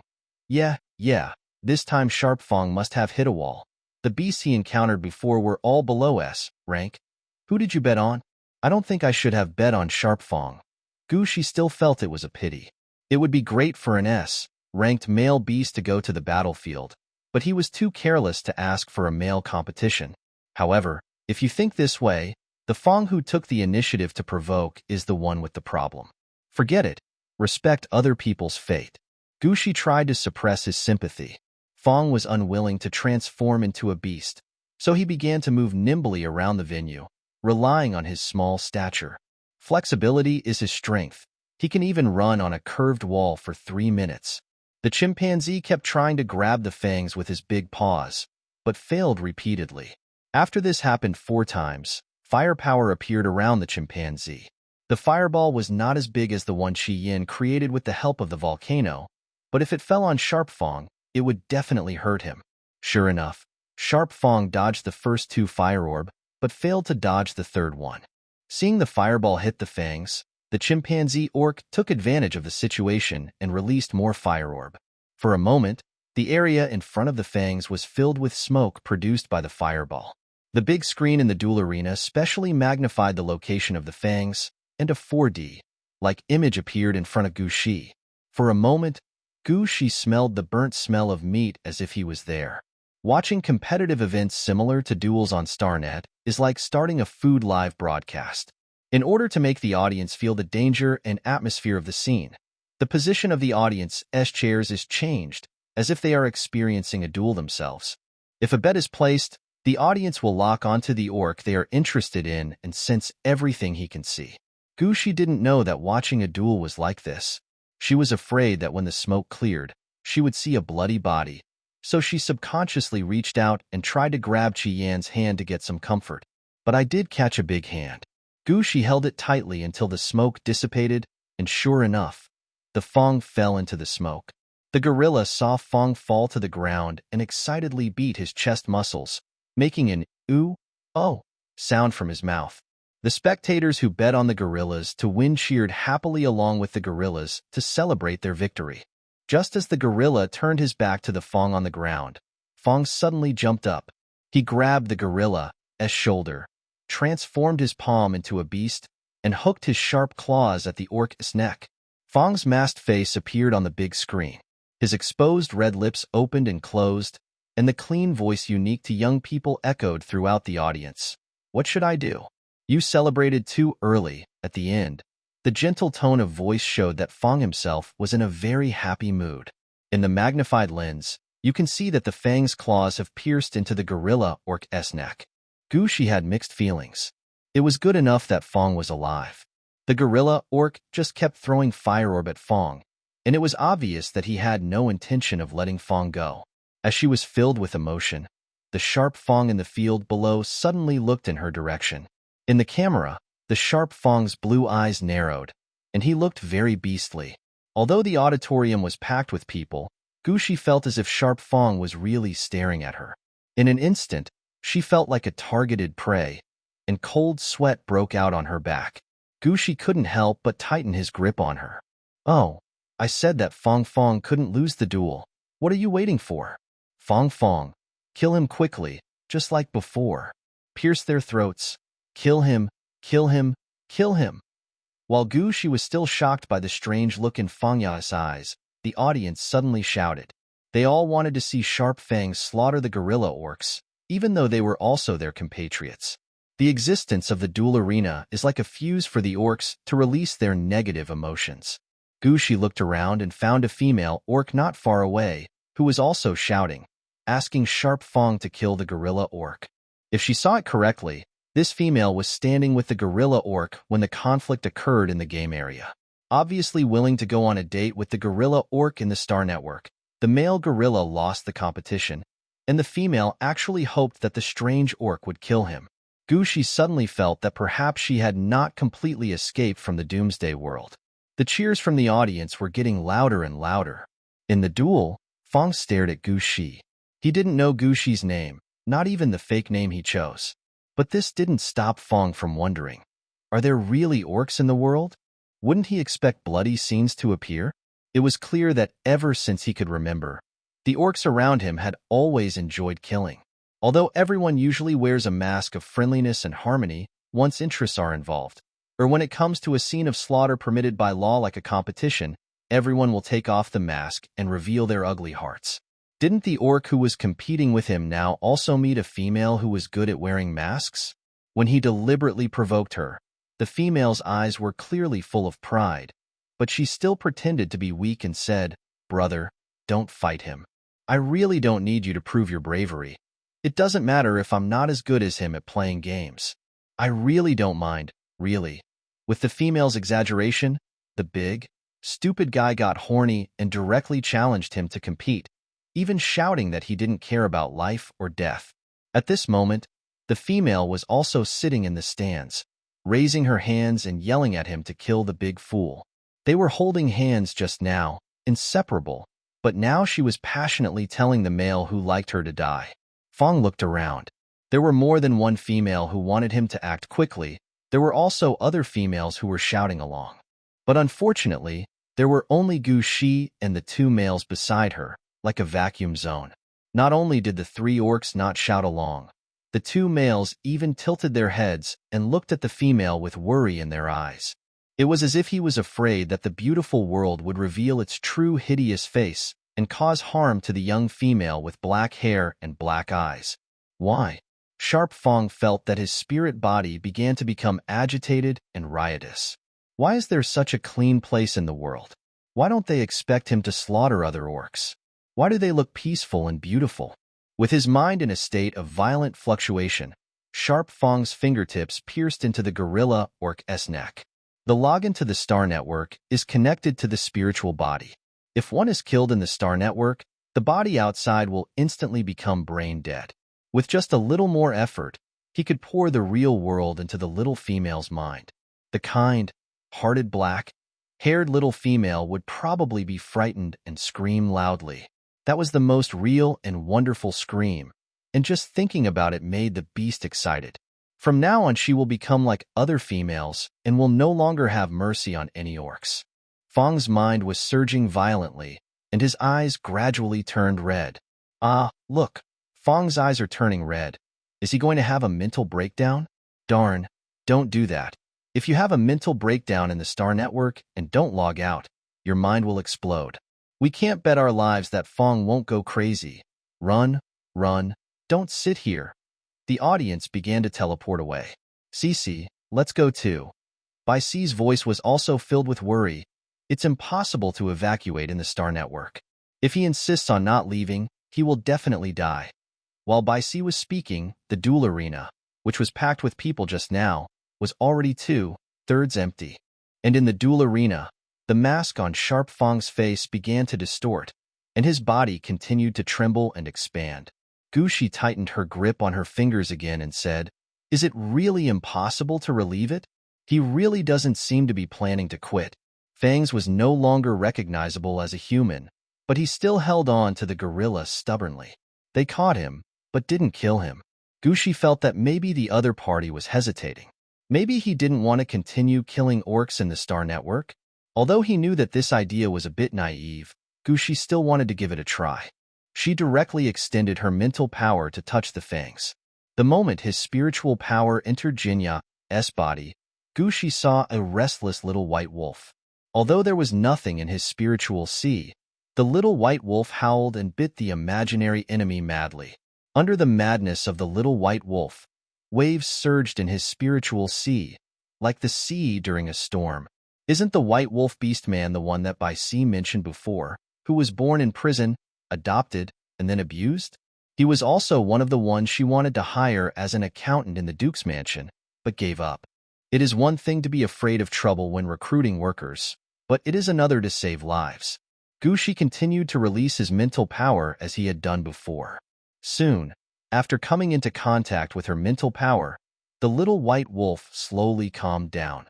The blue wolf eyes were full of curiosity. Gushi wanted to smile at the little white wolf, but after she smiled she remembered that she was now in the form of a kitten, and she quickly left the little white wolf's spiritual sea. The moment her mental power withdrew, she saw the honest looking white wolf suddenly reveal a gloomy look. Gushi was startled and looked towards the duel arena. In the duel arena, Fangs had returned to his original form. He threw the gorilla orc in his hand to the ground and stared at Gushi. Gushi whispered, "Uncle Emperor, he is the white wolf orc you mentioned. Let us go." As soon as she finished speaking, Gushi realized that the hand she had been holding was actually Bai Si's. But there was no time to talk about this now. Let's just quit the Star Network. She hit the exit button and someone immediately appeared in the room. Chi Yin and Bai Si were right next to them. Gushi said awkwardly, "Uncle, I misremembered your position just now. Did I hurt you?" It was the wrong person that was caught. She kept rubbing and pinching those fingers, which was really too much. Bai Si said, "It's okay. I'm not hurt. It's not that you grabbed the wrong seat. It's just that the seats in the spectator seats will change." Gushi, is there such a thing? Shirashi smiled and said, "Well, the seats are the same price, but we will change the seats so that everyone has a good experience." Gushi felt much better because he held the wrong hand due to the change of positions. Seeing that it was already noon and time for dinner, she wanted to eat meat again, so she decided to make some fried steak herself. As soon as he said this, Chi Yin said, "Duke, please teach me the steps and I will do it." Okay. Gushi was so happy that he couldn't contain himself to be served. She told Chi Yin the steps of frying the steak, and Chi Yin completed it very well. The meat was delicious, but Gushi missed the taste of rice. "Are there no orcs growing any plants now?" I thought I would get a positive answer from Bai Si and Chi Yin, but Bai Si said, "The Research Institute grows some rice for research purposes." Rice? Gushi's eyes were full of surprise. If she purified herself, wouldn't she be able to eat rice? Bai Si really likes to see Gushi's happy expression. A delicate and beautiful little female should live every day happily and not be bothered by anything. Thinking of this, he added, "If Cece trusts me as her royal uncle, I can help you manage your property temporarily. Anyway, I don't have an official position now, so I don't have to participate in politics all the time, and I'm very free every day. Gushi was still a little embarrassed to let his elders help manage his property. Thinking of Baiyu still being in solitary confinement, she thought for a moment and said, "Thank you, Uncle Emperor. I will discuss this with him when Baiyu returns home." It's not that she wanted Baiyu to take over this matter, but mainly because she and Baiyu have become a family, so it is natural to ask her partner's opinion.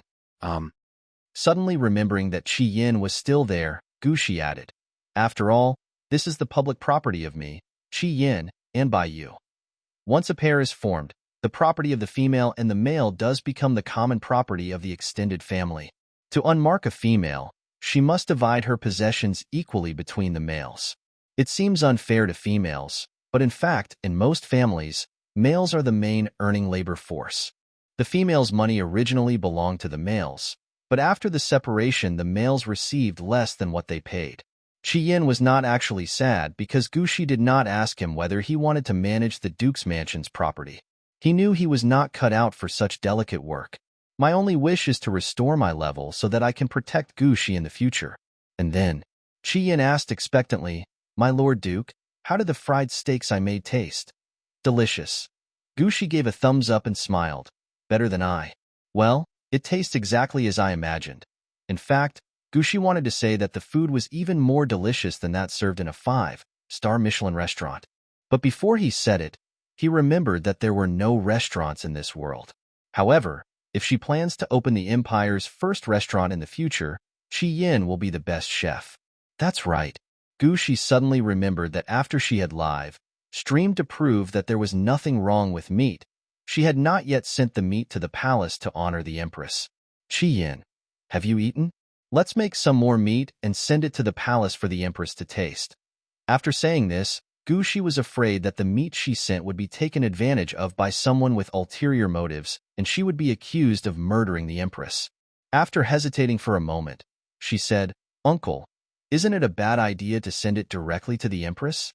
Should I specially select a beast with no attack power, bring it to the palace, slaughter it under the Empress's nose, and then make it into food?" By C knew Gushi's concerns. When everyone was eating nutrient solution, she showed everyone a new possibility that meat could be eaten without being contaminated. No matter how delicious meat is, it is an abnormal food at this time. If the queen had any health problems after eating it, someone would definitely take advantage of it and make a fuss about it. "Didn't you just say you wanted to go see the rice?" Bai Si said, "Why don't you wait until you are sure that the rice can also be decontaminated before sending it to the queen?" Bai Si paused and added, "By the way, I actually submitted a report yesterday about your ability to remove contamination from meat. You don't have to worry about the emperor not knowing." The gentle tiger beast man had a look of concern that only an elder could show. That gentle tone was meant to comfort Gushi. Gushi was relieved and smiled sweetly. "Okay, then thank you, uncle." Gushi asked again how long it would take for the application to the Academy of Sciences to be approved. He learned that the application would have to go through a lot of review and approval and would take about a week, so he began to make a plan for this week. She didn't dare to go hunting herself anymore, as Baiyu and ABIs were still in solitary confinement. She could only delegate the hunting matter to the guards to do it, etc. Gushi suddenly thought that perhaps there was no need for the personal guards to take action. She could open a beast purchasing shop in District F, where there are male beasts who can help with the work. This would also allow those unemployed male beasts in the slums to have new income and live better. Gushi told Chi Yin the method he had thought of, and saw that Chi Yin's eyes suddenly lit up. He volunteered, "My Lord Duke, can you leave this matter to me? I am familiar with District F, and I can do a simple task like opening a store and purchasing wild beasts." After saying this, Chi Yin suddenly fell silent again. He had just thought that he could do the job of being the Duke's personal bodyguard, but within 2 days he was thinking about doing something else. What about the Duke's personal guard? Who will be his bodyguard? Those 2 young males who were combing the Duke's hair? Chi Yin was in a state of confusion. Seeing Chi Yin's hesitant look, Gushi easily guessed what Chi Yin was thinking. He was afraid of leaving her, and was also worried that the job of personal bodyguard would be given to someone else. Gushi comforted his male. "It's good that you have things you want to do. If you keep following me, I'm worried that you'll become less and less happy. Even if you're a couple, You need your own career and private space. If everyone has their own things to do and shines in their own fields, there will be more hope for the future, and such orcs will be more attractive. After hearing these words, Qi Yan's eyes turned red again. He quickly held back his anger, not wanting to give Gu Shi the impression that he was a crybaby. Thank you, Your Excellency the Duke. I will do my best. Bai Si, who was standing by, saw the two young people and suddenly started talking about the future with a gentle look on his face while holding their hands. Young orcs are the future of the empire. Whether they are female or male, it is good to have the desire to work hard and make progress. At the same time, he also felt that Gu Shi was more and more outstanding. She had just reached adulthood and was a female. She could have just stayed at home and been provided for by the males, but she was not lazy. He even took the initiative to do things that would benefit all orcs. If females can work so hard, how can he, as an elder and a male, sit back and do nothing? Qi Yan, let Cece take a break. Come with me to discuss matters related to collecting wild animals. Bai Si called Qi Yan. Qi Yan nodded vigorously. My Lord Duke, you go and have a rest. I will take care of the rest. Gu Shi does not reject the feeling of having someone help realize his ideas. While Bai Si was opening the bracelet and operating something on the virtual screen, she quickly kissed Qi Yan on the face. Do a good job. I have high hopes for you. Qi Yan's face suddenly turned red. The feeling of his soft lips touching his face was so sweet that it almost immediately made his positive and confident brain start to think about things he shouldn't have. When Gu Shi saw Qi Yan blushing, he thought the shy and handsome orc was very cute. So he kissed Qi Yan again before getting up and leaving. Gu Shi left, but Qi Yan was still staring at Gu Shi infatuatedly. Until Bai Si coughed twice and said, Okay, we males need to behave ourselves and not always be sentimental. Qi Yan finally came back to his senses, and the embarrassment of being caught by his elders appeared on his handsome face again. Because he was in a good mood, Gu Shi went to see his grandmother again. After hanging out with her elders for a while, she returned to the room, thought about it, and searched on the Star Network for the rules and regulations to be followed after entering the Star Network in holographic mode, as well as the conventional rules. Gu Shi still felt a little embarrassed to ask his elders to help manage his property. Thinking of Bai Yu still being in solitary confinement, she thought for a moment and said, Thank you, Uncle Emperor. I will discuss this with him when Bai Yu returns home. It's not that she wanted Bai Yu to take over this matter, but mainly because she and Bai Yu have become a family, so it is natural to ask her partner's opinion. Suddenly remembering that Qi Yan was still there, Gu Shi added, After all, this is the public property of me, Qi Yan, and Bai Yu. Once a pair is formed, the property of the female and the male does become the common property of the extended family. To unmark a female, she must divide her possessions equally between the males. It seems unfair to females, but in fact, in most families, males are the main earning labor force. The female's money originally belonged to the males, but after the separation the males received less than what they paid. Qi Yan was not actually sad because Gu Shi did not ask him whether he wanted to manage the Duke's mansion's property. He knew he was not cut out for such delicate work. My only wish is to restore my level so that I can protect Gu Shi in the future. And then, Qi Yan asked expectantly, My Lord Duke, how did the fried steaks I made taste? It's delicious. Gu Shi gave a thumbs up and smiled. Better than I. Well, it tastes exactly like I imagined. In fact, Gu Shi wanted to say that the food was even more delicious than that served in a 5-star Michelin restaurant. But before he said it, he remembered that there were no restaurants in this world. However, if she plans to open the Empire's first restaurant in the future, Qi Yan will be the best chef. That's right. Gu Shi suddenly remembered that after she went on a live broadcast to prove that there was no problem with the meat food, she had not yet sent the meat to the palace to honor the Empress. Qi Yan, have you finished eating? Let's make some more meat and send it to the palace for the Queen Mother to taste. After saying this, Gu Shi was afraid that the meat she sent would be taken advantage of by someone with ulterior motives, and she would be accused of murdering the Empress. After hesitating for a moment, he said, Uncle, isn't it a bad idea to send it directly to the Queen Mother? Should I specially select a beast with no offensive power, bring it to the palace, slaughter it under the Queen Mother's nose, and then make it into food? Bai Si knew Gu Shi's concerns.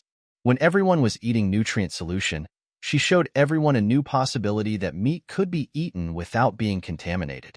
No matter how delicious meat is, it is an abnormal food at this time. If the queen had health problems after eating it, someone with ulterior motives would definitely seize the opportunity and make a big fuss about it.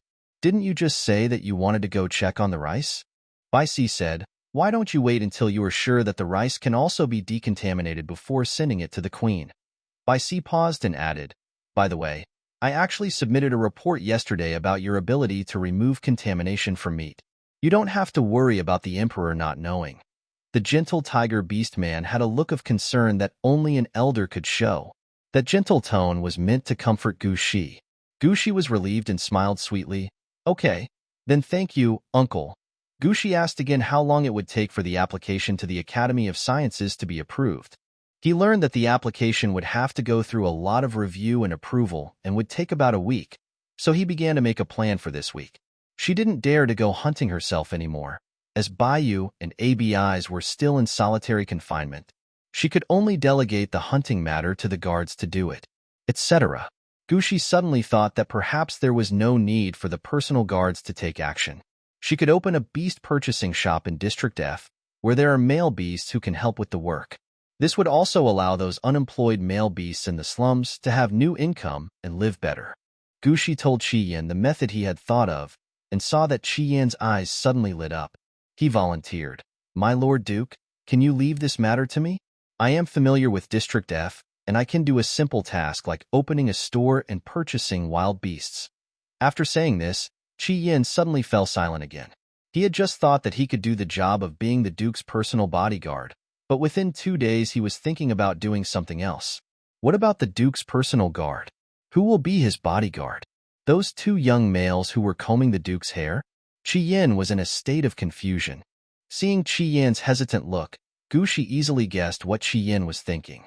He was afraid of leaving her, and was also worried that the job of personal bodyguard would be given to someone else. Gushi comforted his male. It's good that you can do what you want. If you keep following me, I'm worried that you will become more and more unhappy. Even if you are a couple, you need your own career and private space. If everyone has their own things to do and shines in their own fields, there will be more hope for the future, and such beastmen will be more attractive.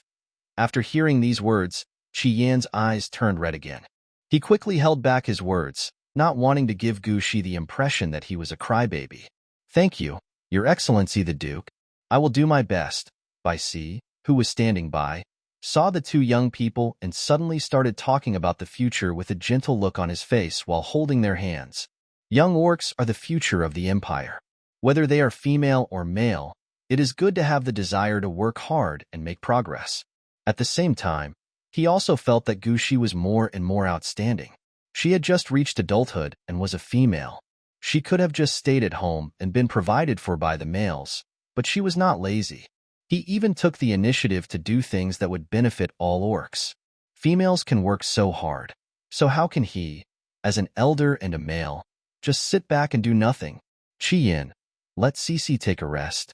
Come discuss with me the matters related to collecting wild beasts. Baisi called Qiyan. Qiyan nodded vigorously. My Lord Duke, you go and have a rest. I will take care of the rest. Gushi does not reject the feeling of having someone help realize his ideas. While Baisi was opening the bracelet and operating something on the virtual screen, she quickly kissed Qiyan on the face. Do your best. I have high hopes for you. Qiyan's face suddenly turned red. The feeling of his soft lips touching his face was so sweet that it almost immediately made his positive and confident brain start to think about things he shouldn't have. When Gushi saw Qiyan blushing, he thought the shy and handsome orc was very cute. So he kissed Qiyan again before getting up and leaving. Gushi left, but Qiyan was still staring at Gushi infatuatedly. Until Baisi coughed twice and said, Okay, we males need to behave ourselves and not always be sentimental. Qiyan finally came back to his senses, and the embarrassment of being caught by his elders appeared on his handsome face again. Because he was in a good mood, Gushi went to see his grandmother again. After spending some time with her elders, she returned to her room and thought about it. She searched the Star Network for the rules and regulations to be followed after entering the Star Network in holographic mode. This search made Gushi realize that there were police officers in the Star Network. However, Those police officers were AI life forms and could only stay in the star network. From this, Gushi thought of the robots that scientists in the original world had devoted their efforts to studying. Only then did I realize that there was actually a time in history when orcs relied too much on machines. The overly intelligent machines developed self-awareness and even wanted to quietly replace the orcs. Later, a male beast with Super 4's mental power discovered the robot's malicious intentions. He happened to be one of the scientists, so he put his spiritual body into the star network. With Suji's existence, the star network will become complete and the AI intelligent body will be restrained. This orc is called Suji, the legendary 9-colored deer in beast form. On the StarNet, everyone said that Suji still existed somewhere on the StarNet, but he just didn't want to show up. In order to commemorate Suji, there is a Suji Museum on the Star Network, which was Suji's residence when he was a scientist. Orcs can visit for free. Since he was free anyway, Gushi lay comfortably on the bed and connected to the Star Network. After visiting the Suji Museum on the Star Network, he was teleported to various areas to visit again. When he arrived at the bounty area, Gushi was stunned. Someone actually posted a notice to find a beast, offering a reward of 100 star coins, and it depicted her face. Because the price was the lowest, this reward was placed below other rewards and no one cared about it. If she hadn't been bored and flipped through the page a few more times, she really wouldn't have seen the message. In the Star Network space, I caught some dolls, watched a duel, and saved a mentally broken white wolf orc who was about to self-destruct. It goes without saying who posted this reward. Gushi frowned, thinking that Fangs might be joking. Does he think that anyone would accept the 100 star coins reward? Fortunately, Sharp Fang seemed to be very poor and did not offer a high reward. Otherwise, there would be many people taking her orders.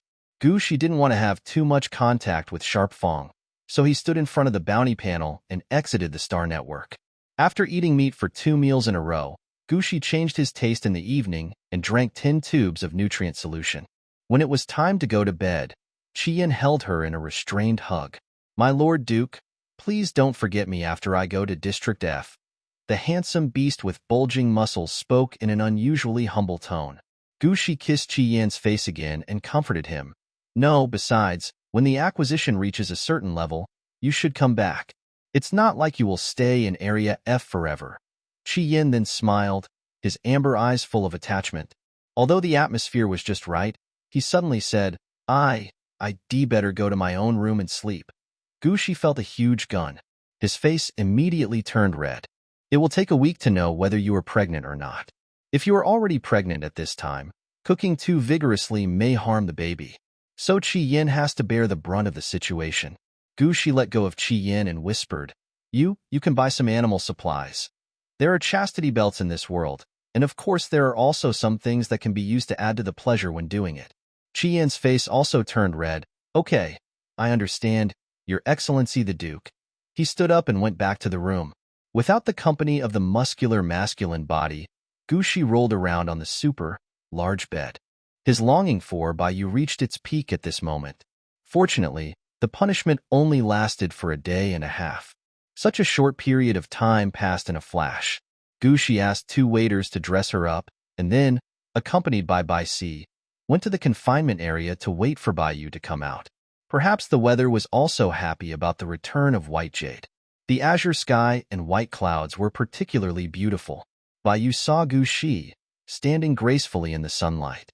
His little female, wearing a red dress, had makeup on her face that made her look even more delicate and beautiful, like a blooming red rose. He had heard from others in the confinement room that it was because Gushi pleaded with the Queen Mother on his behalf that his confinement time was reduced by half. Gushi couldn't bear to let him stay in the dark little room any longer. Just this one fact made Baiyu's golden eyes filled with watery tenderness. He walked a few steps to Gushi and hugged her in his arms. Only then did he feel his empty heart was filled again. "Thank you, Cece." Baiyu's voice was low and pleasant. "I missed you so much." Gushi hugged Baiyu and replied, "Me too." Bai Si looked at the young people flirting with each other, smiled slightly, and turned away. As an old guy, he doesn't hinder the young animals from sharing their innermost feelings with each other. Gushi and Baiyu hugged each other for a while before saying, Let's go back and hug each other again. Bayu let go of Gu Shi, stared at him, and said okay. Gu Shi's face turned red. She thought that her uncle was watching, so she said she would go back and hug him, but when she turned her head, she didn't see Bai Si. Why is my uncle gone? When Gu Shi was puzzled, a communication message came from her bracelet. It was a message from Bai Si, saying that he had to leave early due to something. Baiyu also received news from his uncle the emperor. He was a little surprised. Is the emperor's uncle back? Gu Shi took Baiyu by the hand and boarded the phoenix, then told Baiyu what had happened in the past few days. She told him everything, including the encounter with the descendants of the White Wolf clan on the Star Network. After she finished speaking, she was about to hear what Baiyu had to say when she was pecked lightly on the lips by Baiyu.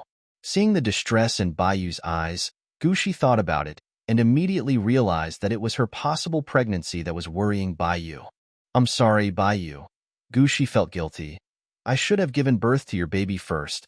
Baiyu shook her head. Cici, you don't need to apologize. I just don't want my Cici to become a female so early. At that time, the Zerg wanted Gu Shi to get pregnant. If there had not been a sudden internal fight among the Zerg, it is unknown how long Gu Shi would have been imprisoned. In that situation, there was no benefit in not listening to the Zerg. Who knows whether the Zerg will force the love fruit on Gu Shi? At that time it wasn't Chi Yin. Maybe it was some other male beast.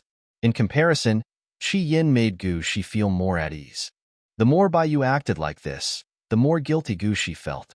She took the initiative to kiss Baiyu's lips, thinking that this might be the retribution for being a man with too much. Go home. I'll cook for you. Gu Shi smiled sweetly at Baiyu. Baiyu also wanted to try the super delicious meat that Gu Shi described, but he didn't want to keep Gu Shi busy. I learn things quickly, he said.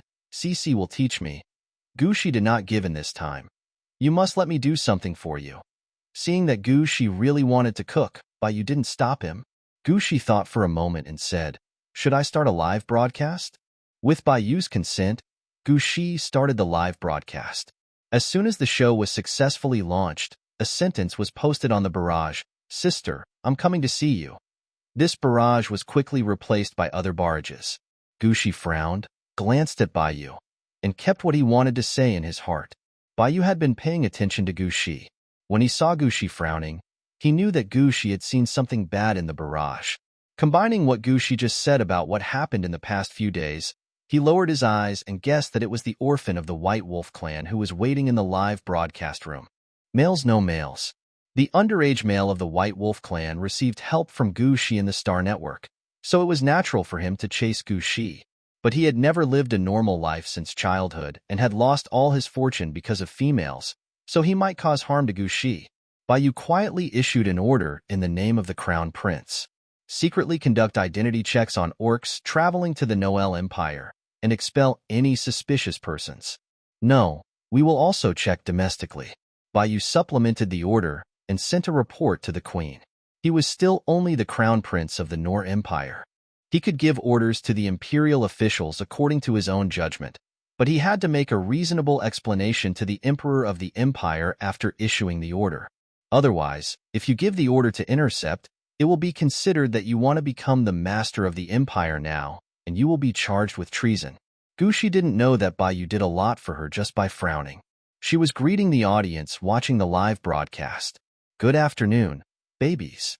Today I am going to make a steamed meat pie with my male partner. The pie we use is the thigh meat of the unicorn pig that has been processed and is not contaminated. To make this dish, you must first chop all the meat.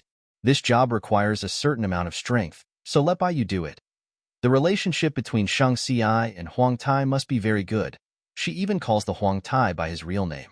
But I think this is not intimate enough. This proves that I still have a chance to become Shang Xi's male. Shang Xi, look at me. I leave messages to your account every day. I am more concerned about whether the steamed meat pie is delicious. I didn't get the barbecue skewers last time, and now I want to eat something new. Seeing the comments saying that the way he addressed Baiyu was not intimate enough, Gu Shi smiled and opened the shared screen for Baiyu to see. Baiyu, that barrage has been brushed away. Gu Shi said, someone said that I called you Baiyu, which must mean that I am not close enough to you, and asked me to see him. She did say this comment on purpose, just to see a different expression on Bayu's pure and flawless handsome face. Accustomed to being stared at by Bayu with a smile on her face, Gushi wanted to see something different. Seeing Gushi's beautiful blue eyes full of cunning, how could Bayu not understand what the little female in front of him was thinking? He lowered his head in cooperation and said dejectedly, "Cece specifically told me what the male said. It seems that she is really tired of me. I think I should leave on my own." Clearly he was the one who started the teasing. But now seeing Bayu's tall body shrouded in loneliness, Gushi felt embarrassed. She blinked her eyes and quickly tried to save herself. No. I mean, maybe I can call you Ayu like the Queen Mother. What do you think?" A hint of smile flashed in Bayu's golden eyes. His little female was teasing him, and he teased her in return. It felt really good. At least his Cece would call him affectionately in the future. Of course. Bayu looked up at Gushi. Cece should have called me earlier. Otherwise, what if she really gave another male a chance? There was some possessiveness and some hidden pain in those white jade eyes. Gushi was stunned. Bayu has already accepted Qi Yan's existence, but he still has such a look in his eyes. Putting herself in Bayu's shoes, she felt sad. But things have already happened, and there is no other choice except to give Bayu some compensation. Gushi stood on tiptoe and kissed Bayu on the cheek, then temporarily turned off the voice in the live broadcast room and whispered, "No matter what the future holds, Bayu will always be the #1 male in my heart." Everyone loves sweet words. Gushi was sure of this when he spoke. There was no way. After all, Qi Yan's shadow was still in her heart. How could she not coax Bayu? After saying that, Gushi quietly looked at Bayu's reaction. Bayu's eyes brightened up a lot, and his voice became hoarse. "I am honored to be Cece's first male." After all, he was indeed Gushi's first. As for Abyss, Bayu sighed in his heart. After all, he was the first male to meet Gushi, so how could he be in such a mess? The Queen Mother even sent him a message, saying that for the stability of the country and even the Duke's mansion, as well as Gushi's safety, he must be a good male to Gushi and improve the relationship between Gushi and ABIs. Gushi didn't even plead for ABIs, which was enough to show that ABIs had no place in Gushi's heart. "You have been marked, but you are still so willful. How can this be allowed?" The Queen Mother's words made Bayu feel helpless, and she still feels helpless now. Why should I open the live broadcast room today to eat dog food? Even if I take a step back, can't the Saint Queen really let me join you? I just want to join your family. Your Highness, if you are kidnapped by the female next to you, just blink and I will come to rescue you. I say to the females waiting in the live broadcast room, don't let your imagination run wild. I think your Highness and the holy female are a perfect match. If I were there, they would be even more of a match. The audience continued to show off in the barrage. Gushi couldn't help laughing as he watched. No matter where the netizens came from, they were all so funny. Playing is playing, but we still have to do some serious work.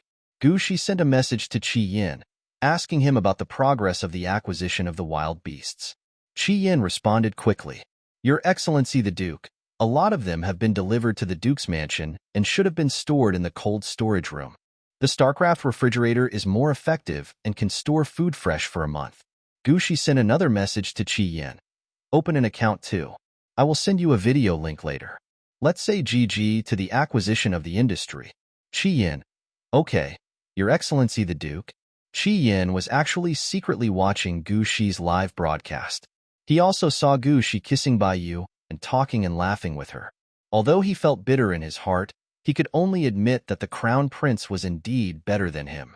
He could only continue to work hard to keep his place in Gushi's heart. In the picture, Bayu was chopping the meat so fast that afterimages appeared. Qi Yan also decided to practice more so as not to let his only advantage be replaced. Soon, the minced meat was ready. Gushi put the seasoning prepared by Qi Yan into the minced meat, put on gloves with his tender white hands, and kneaded the minced meat together. This will make the seasoning more flavorful and the steamed meat patties will taste better. In fact, some cornstarch should be added to make the meat patties more tender, but there is no cornstarch here. Soon, the meat patties were put into the steamer. Although they don't eat food, the utensils they used to cook in the past have all been put into museums. The orcs in the slums need to eat meat, so an industrial chain selling kitchen utensils has emerged. Fortunately, this is the case. Gushi doesn't want to figure out how to make the kitchenware himself. While waiting for the steamed meat patties to cook, she told Bai Yu about what she was going to do next. I asked Qi Yin to buy wild animals, and now I'm going to connect with Qi Yin for a live broadcast. Bai Yu curled her lips and nodded, yes. Seeing that Bai Yu was in a stable mood, Gushi finally felt relieved. When she woke up, Bai Yu had already separated from Qi Yin. The two males were not in the same space, and Gushi could not see how the two of them were when they were together. She only knew that Bai Yu looked very sad before he fell asleep, and he was unwilling to ride the phoenix with her on the way back to the imperial capital. Now, has Bai Yu figured it out? Gushi couldn't help but hold Bai Yu's hand, and then open the video. Bai Yu knew why Gushi held his hand. His little female felt sorry for him because of his magnanimity and wanted to quietly calm him down. But how can such a thing be done secretly? Everyone who is watching the live broadcast should be able to see it, including Qi Yin. So, after the video was successfully connected, Bai Yu casually took Gushi's hand, walked to the pot, and asked, Cici, the meat inside is giving off a smell. Is this the aroma that you said meat food should have? He bent over to smell it. On his fair and handsome face, there was curiosity about the meat in the steamer. When he bent down like this, the fact that Gushi and he were holding hands was exposed to the camera. Qi Yin saw it at a glance. Bai Yu waited for Qi Yin to respond, but Qi Yin only showed a slightly innocent and sunny smile. Hi, Your Highness the Crown Prince, hello? Didn't seem to mind at all. Bai Yu narrowed his eyes slightly, feeling a little unbelievable. He told Qi Yin that since both of them were males marked by Gushi, they just needed to live a good life as a family. But since they were all males, why didn't Qi Yin have the heart to resist? At least now, seeing him and Cici being intimate, I shouldn't laugh like that. While Bai Yu was thinking about these things, Gushi was already communicating with Qi Yin, asking some simple questions. For example, how many beasts were purchased today, and how many star coins were spent? How many people came to the F6 area to sell beasts, and whether the shop was busy every day? Qi Yin honestly told all the answers, and at the end he said, the old males I knew before also went to catch beasts together.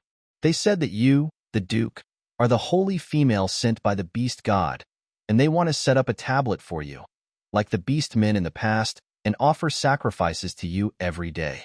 My Lord Duke, if you mind, I will ask them not to do this. The orcs have passed the interstellar age, and there are not many people who believe in the beast god. These old males said this because they were filled with gratitude, because they had obtained the star coins they needed for survival with their own hands. Gushi understood this principle very well. It was just to make some tablets. Then tell them to make tablets of longevity. Gushi smiled sweetly. I will check it out when I inspect my territory in the future. Gushi's words made Qi Yin's eyes sparkle. Thank you, Your Excellency the Duke. After thinking for a while, he took out a pink, furred horned rabbit and said, This horned rabbit is a female rabbit and is still alive. They asked me if I wanted to keep one as a pet. The beasts in this world look a little different from orcs and have some strange horns on their bodies. Some grow on the forehead, some on the back, and some on the paws. In Gushi's memory, orc scientists had studied this issue and said that wild beasts were the branch of evolution that failed, and the sharp horns on their bodies were proof of that. Although this horned rabbit has horns, it is as cute as an ordinary rabbit. Gushi liked it as soon as he saw it, and asked Qi Yin to send someone to send it back. Please help me pay some fees to them. You can't take people's things for free. Qi Yin's eyes were filled with excitement. My Lord Duke, I have already paid them. I will have someone send the rabbit to you right away. Gushi thought for a moment and said, Well, ask them to send some small wild animals here, all alive. The price will be double that of dead ones. After saying this, Gushi glanced at the comments. Can we listen to the Duke discussing family matters with the male? I was just wondering when this meat pie will be ready. I want to eat it so much. The Saint female's family is so harmonious. Can I be included? Poor/JPG, no one was curious. Why did she specifically tell everyone that she was buying the beast? Never mind, no one asked, so I won't tell you for now. After buying enough, she couldn't continue, lest there would be too much to eat and waste. And these living gifts were something she had just thought of. Maybe she could raise them in the scenic woods behind the Duke's mansion, and by the way, she could do some more research, Maybe the cubs born by the beast would not carry those pollution sources? Well, since we've thought of breeding, we should also pay attention to planting. Chi Yin, send another message. We'll buy some of the plants in history books and museums, the ones you use to make seasonings, and some seeds. Chi Yin hurriedly agreed and even hung up the phone. Then, Your Excellency the Duke, I will take care of this matter first. No one pays attention to those things and may not know what they look like. Chi Yin Buwang and Bai Yu also said, Your Highness, I will take my leave first. The video connection was immediately disconnected. This scene made Bai Yu feel lost.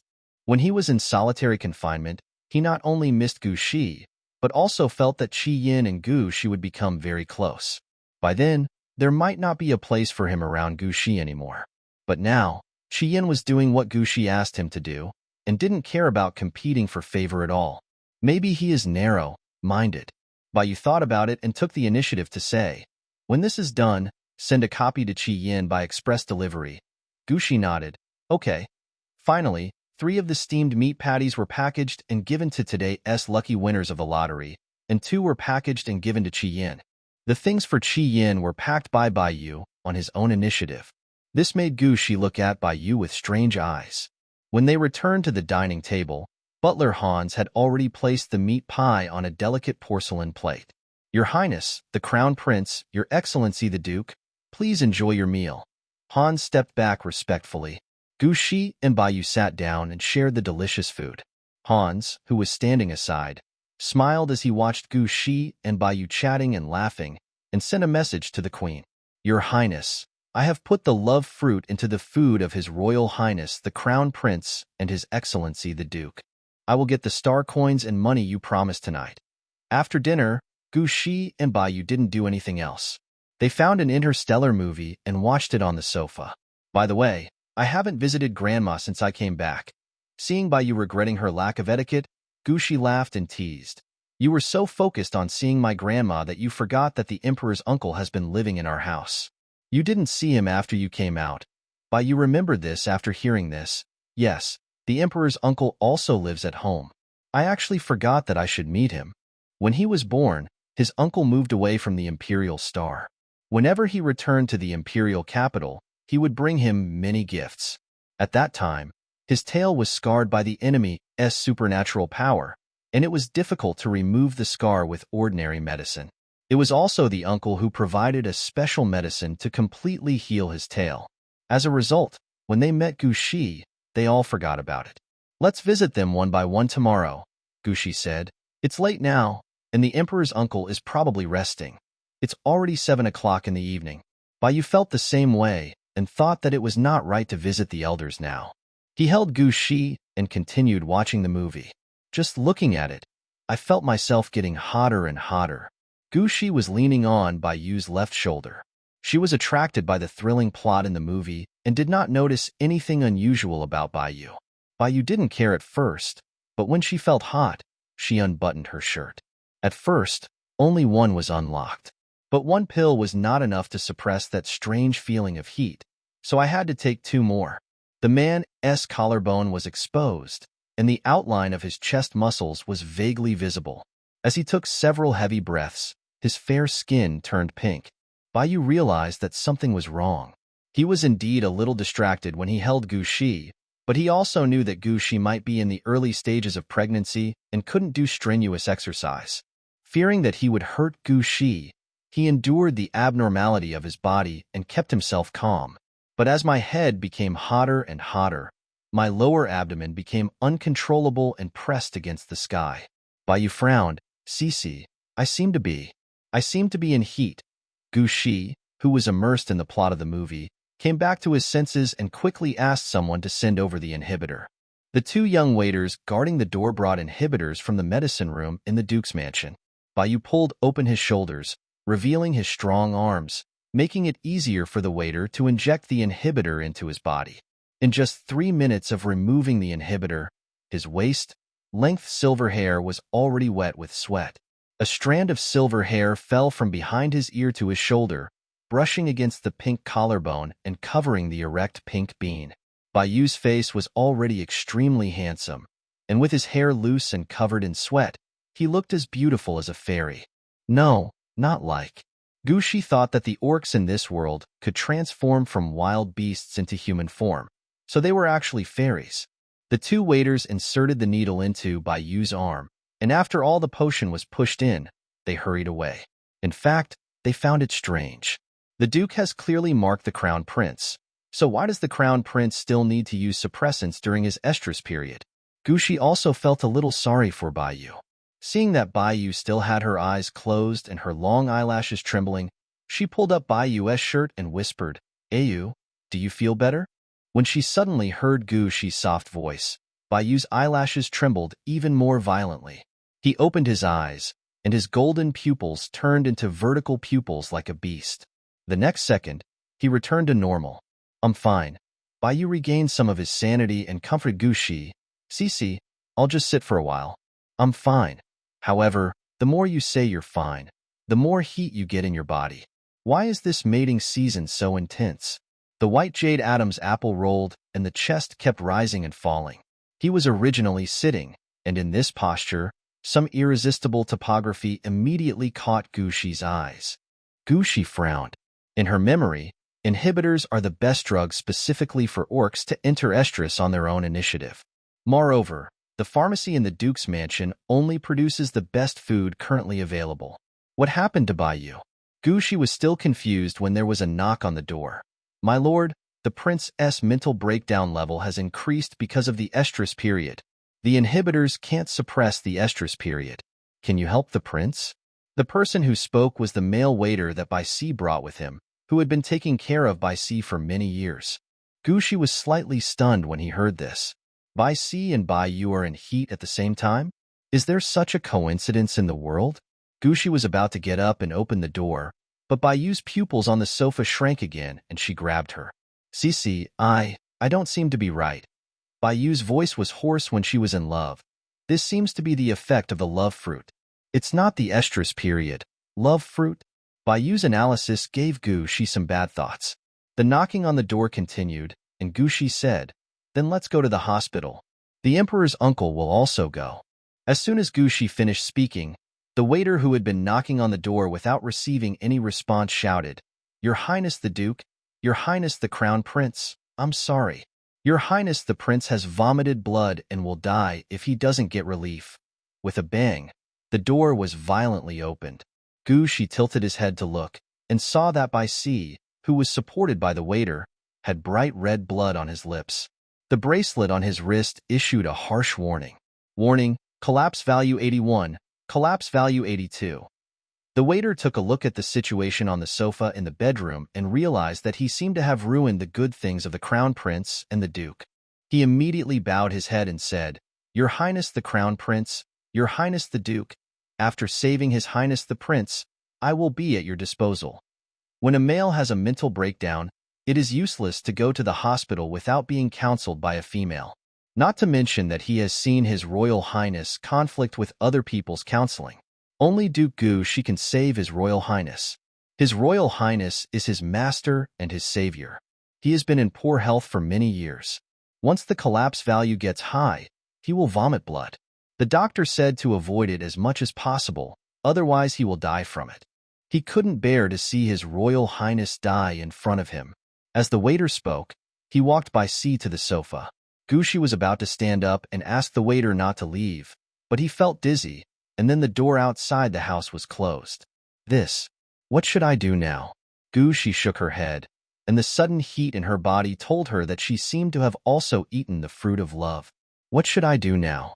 On the left is Bai Yu and on the right is Bai Si.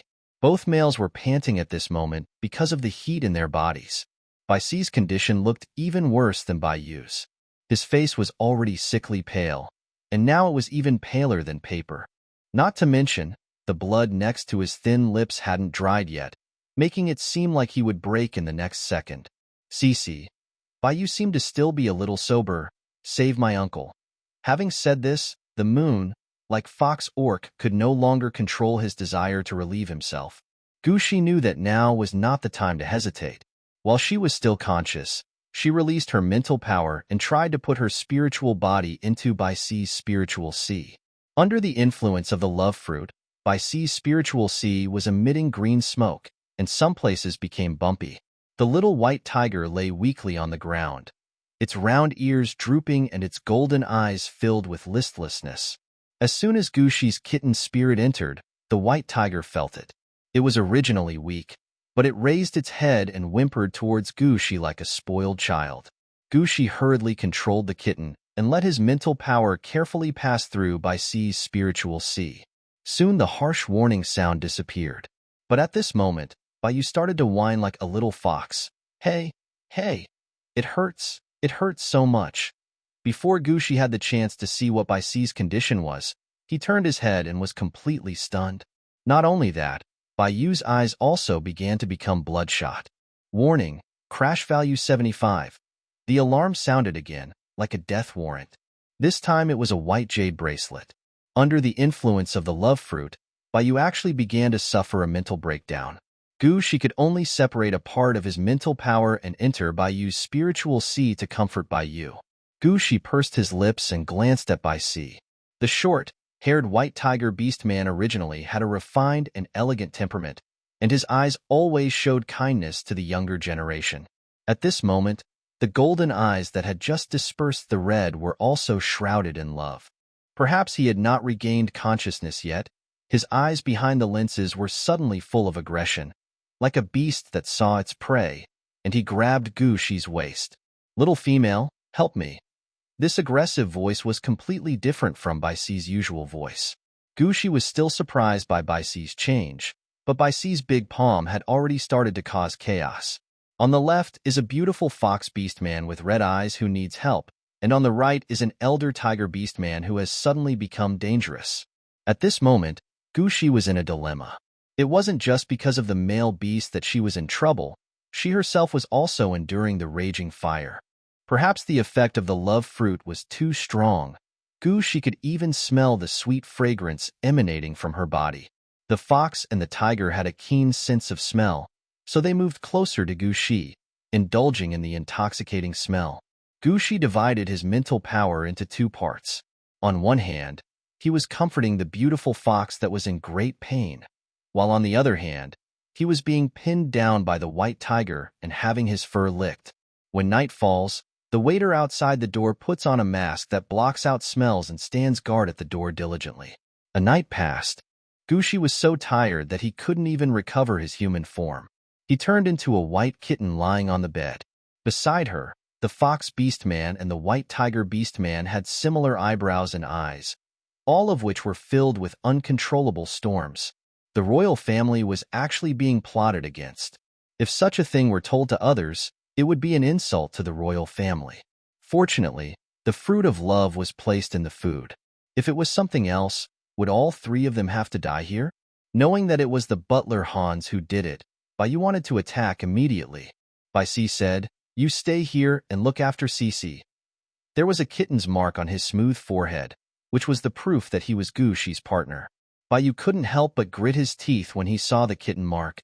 "But uncle, of course I want to cut the culprit into pieces with my own hands." Bai Yu's words were full of bitterness. After hearing this, Bai Si's eyes flashed with a trace of pain. After a long while, he said, "What if Hans is your father's descendant?" A gray look flashed across Bai Yu's face, and he fell dead silent. The Queen Mother. It was actually arranged by the Queen Mother? What on earth does my father want to do? It wasn't enough that he harmed my brother like that, but now he even dares to interfere in the affairs of his mistress. Does he really not want to be the empress of the empire? Seeing Bai Yu was silent, Bai Si didn't finish the rest of his words. Bai Si knew the whole story of Gushi's beating Hans. He knew that Gushi didn't completely break up with Hans and let Hans stay in the Duke's mansion because he was concerned that the other party was Bai Yu's biological father. Gushi is a kind and good child, but Bai Yu's biological father is not. That male beast has been restless ever since he became the Empress's husband. Oh my God! Bai Si closed his eyes, and the tenderness in his eyes that was similar to Bai Yu had disappeared. Perhaps it has been too long since your father forgot that I was once the Empire's killer white tiger. I live in the Duke's mansion, and he dares to do these things. Bai Yu turned into a white fox with a stern look, and the fox's mouth made a voice that couldn't be any lower. "Uncle, tell the Empress not to care about the thoughts of a cub like me. When he made the first mistake, He should have been locked up according to the law of harming cubs. The white fox hugged the little kitten in his arms, lay on the bed, and closed his eyes. Bai Si stood up, paused, and said, Ayu, it is your uncle who is sorry for you. Bai Yu didn't say anything. The fact that there is one female and many males is a fact that he should accept. Who can feel good about being apologized to by his uncle? Bai Si asked his people to stay and invited a trusted doctor to come to Gu Shi's house to examine his body. Bai Yu kept acting like a fox. After the doctor examined Gu Shi's entire body with instruments, she looked up at the doctor. The male doctor also understood, and he only bowed his head respectfully and said to Bai Yu, There is nothing wrong with the Duke's body, he is just too tired. Just rest for a few days and drink some nutrients to replenish your energy. Bai Yu licked Gu Shi's forehead and couldn't help asking, Is the Duke pregnant? The doctor shook his head. No. Bai Yu calculated the days. If she was pregnant, it should be visible today. How come she isn't? Could it be that Gu Shi's infinite fertility value was a miscalculation? Never mind. There is no need to worry about these. Bai Yu asked the doctor to leave and continued to stay by Gu Shi's side. He actually developed a rebellious heart. The male wanted Mr. Gu Shi to give birth to his cubs, so he did something that might harm Gu Shi's body. So he actually thought that it didn't matter if Gu Shi couldn't give birth to a cub. Maybe this would make the male angry and furious? After all, his status as queen was in name only, and her mother would never even look at him again. She didn't lock him up just to maintain his face as the only crown prince. A tear fell from the corner of Bai Yu's eye. He rubbed Gu Shi and felt very tired. Gu Shi woke up when Bai Yu's tears dripped on his body, and as soon as he woke up, he found that his perspective had become strange. The soreness in her body was still very obvious, but it was no match for the cute crying fox in front of her. Thinking about what happened, Gu Shi felt extremely guilty. Bai Yu, I'm sorry, last night. Under the influence of the love fruit, she had a spiritual exchange with her uncle and marked him. Bai Yu didn't expect that the first words his little female said after waking up would be an apology. After a moment's silence, the beautiful little fox with silver, white fur stared at the white kitten and lowered its head to face the kitten head to head. Cici, you don't need to say sorry. This is not your fault. If they were both sober, this would never have happened. Please remember Taiwan Novel Network website to watch the fastest chapter updates, but Cici can't be the only one with him. Bai Yu has now accepted this matter, but this is not the reason why he feels sad. Gu Shi also rubbed Bai Yu's head, tilted his cute little cat head, and looked at Bai Yu for a long time. Then she asked cautiously, Ayu, are you and your father in conflict? The kitten's eyes are round and full of worry and anxiety. The pink little nose was so close and wet that Bai Yu couldn't help but lick it. The sensitive nose was licked. The little white cat squinted its eyes, rolled over, and exposed its fleshy belly. It's itchy, you. The little fox finally smiled, stretched out its paw to gently touch the kitten's soft belly, then hugged the kitten, rolled over on the bed, and turned into a human form. Unexpectedly, the fox hair in front of him turned into bulging chest muscles that only men have, and his face was buried in the man's big hand. Gu Shi couldn't help but protest in a low voice. Even if you don't want to tell me, don't keep me in your chest. Her animal form was too small, probably because she was too tired yesterday. Gu Shi's heart slowed down when he thought of the source of the soreness in his body. In an instant, his face turned red. Fortunately, the cat's face doesn't look red. When Gu Shi was feeling relieved, Bai Yu's voice, full of pain and distress, came, After my father. He killed my brother. Gu Shi's shy mood due to last night's charming scene suddenly changed. She tilted the kitten's head back and placed its two white paws on Bai Yu's chest to support the kitten's upper body. Two deep pits appeared immediately. Gu Shi didn't notice it. He just looked at Bai Yu worriedly and consoled her. Maybe that wasn't his intention. Indeed, everyone in the empire knew that the queen had given birth to two male cubs. In fact, this situation is very strange for a female with 3S fertility level, but it is related to the bloodline of the Silver Fox clan. It is said that in ancient times, the ancestor of the Silver Fox clan was actually the nine-tailed heavenly fox. The Sky Fox bloodline was too rare and difficult to pass on, which resulted in only two cubs being born. Under this premise, every child of the queen should be the most precious. As the queen of the empire, she should not be ignorant of this truth.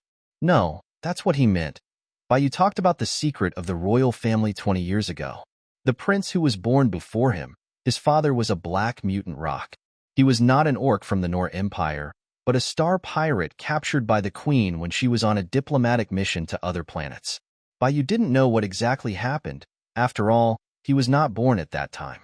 He only knew that the big bird later came to the palace of the Null Empire and became one of the empresses and kings. The following year, the empress, who had never been pregnant, suddenly became pregnant. The gestation period of a fox orc is about 52 days, but the queen laid a black egg a month later. A black phoenix hatched from the egg. My brother was born in the form of a divine beast, but he still couldn't transform into a human when he was 2 years old. You paused and continued. His father saw that a black phoenix was born, and it couldn't change its form. He humiliated the queen mother and said that the bloodline of the Silver Fox clan was nothing more than that. So he left the Nor Empire directly. Gushi's round cat eyes were stunned as he had not expected to hear such a story. Soon she thought of the key point. The queen of a country could allow this male pong bird to humiliate her and leave safely. Either she really loved the pong bird deeply, or the pong bird had another identity and was so powerful that the queen was afraid of it.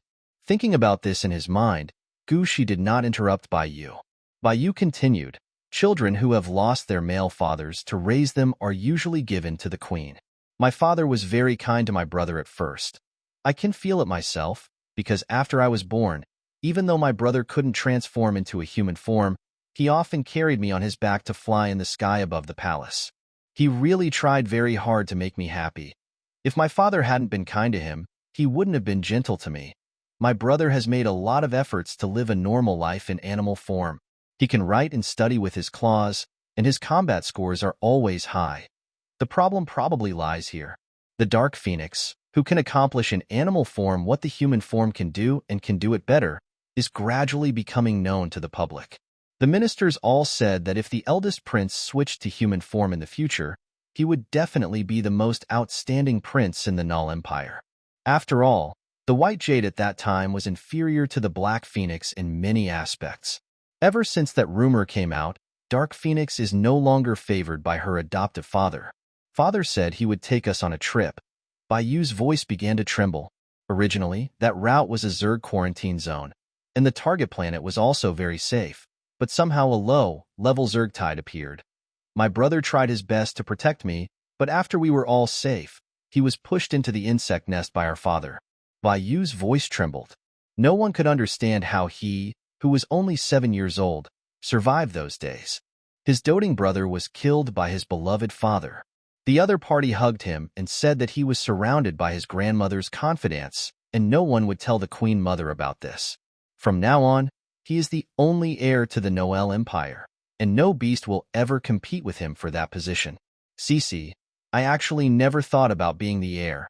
Baiyu lowered his head, his golden eyes full of sadness. I can't understand my father, and I became the one who told my mother the truth. He saw with his own eyes his brother being torn to pieces by a swarm of insects and saw the look of despair in his brother's eyes, but he was unable to save him. Later, he saw with his own eyes how the Queen Mother got angry at the Queen Father, and how she used the power of the mark to punish the Queen Father, but she never made it public. Although she stayed in the position of queen, she could not leave the palace where she lived. This was a punishment from her mother to her father. Although he couldn't leave his feet, he could still reach out his hand. Baiyu's narrow peach blossom eyes turned red from crying, but a sneer appeared at the corner of his mouth. He is afraid that my position as the crown prince is not stable enough, and he wants me to have an heir now. Gushi feels sorry for Baiyu now. Put yourself in her shoes. If something like this happened in her family, she would definitely not be as gentle as Baiyu.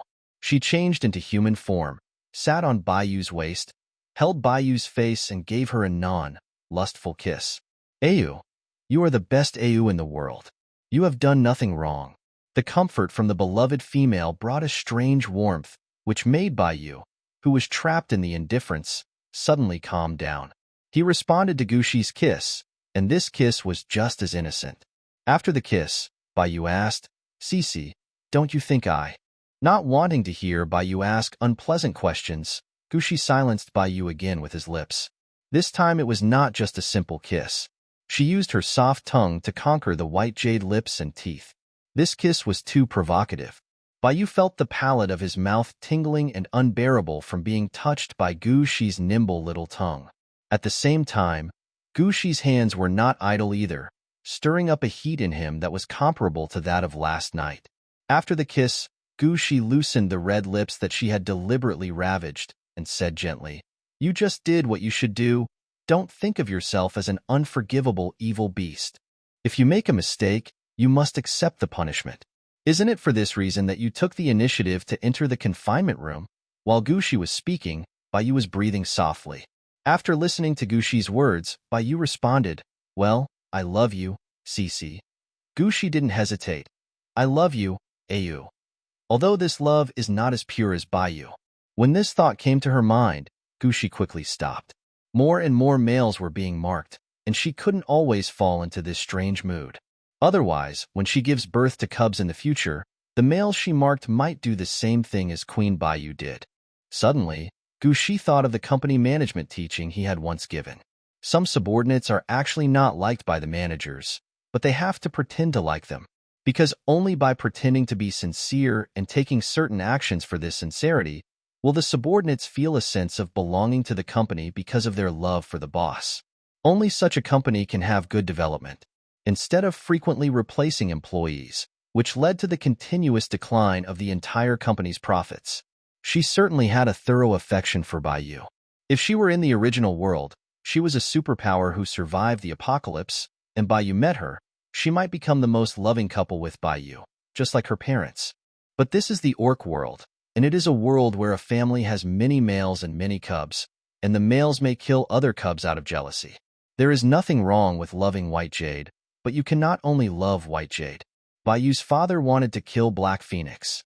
Who knows if he was jealous of Black Phoenix's biological father? The queen gave birth to a child when she was over 300 years old, but the child was a male of unknown origin. This is an insult to Baiyu's biological father who holds the title of queen. No wonder. Gushi suddenly figured out the key point. No wonder the queen let Hans put love seeds in the food. In terms of reason and emotion, Baiyu's status is the most noble, and if she wants to give birth, she should give birth to Baiyu's baby first. Otherwise, the queen will think that they are a joke in front of the female. Baiyu saw Gushi suddenly fall silent and asked in confusion, "Cici, what's wrong with you suddenly?" Gushi's face bloomed with a gentle smile like a rose. "Baiyu, when I was asleep, I heard you ask the doctor, and the doctor said I'm not pregnant." Baiyu nodded. "Yes, I don't know why. If it was because of your miscarriage last night, the doctor should be able to detect it. He was afraid that Gushi would think that Qi Yan's baby had a miscarriage because of what happened last night. It doesn't matter. We didn't get pregnant before, so let's have another one now." Gushi said, "Maybe after we have the first baby, your father will also." Gushi didn't finish the rest of his words. She kissed Baiyu's thin lips, then kissed Baiyu's eyes, and then Baiyu's rolling Adam's apple. Baiyu didn't expect that Gushi really wanted to have love with him again. He pushed Gushi away, but accidentally touched Gushi's soft and white pride. That pride trembled, and underneath was Gushi's violently beating heart. "Cici, you were very tired last night." When Gushi heard this, his face turned red and he said vaguely, "You are the one who did the hard work. I am not tired."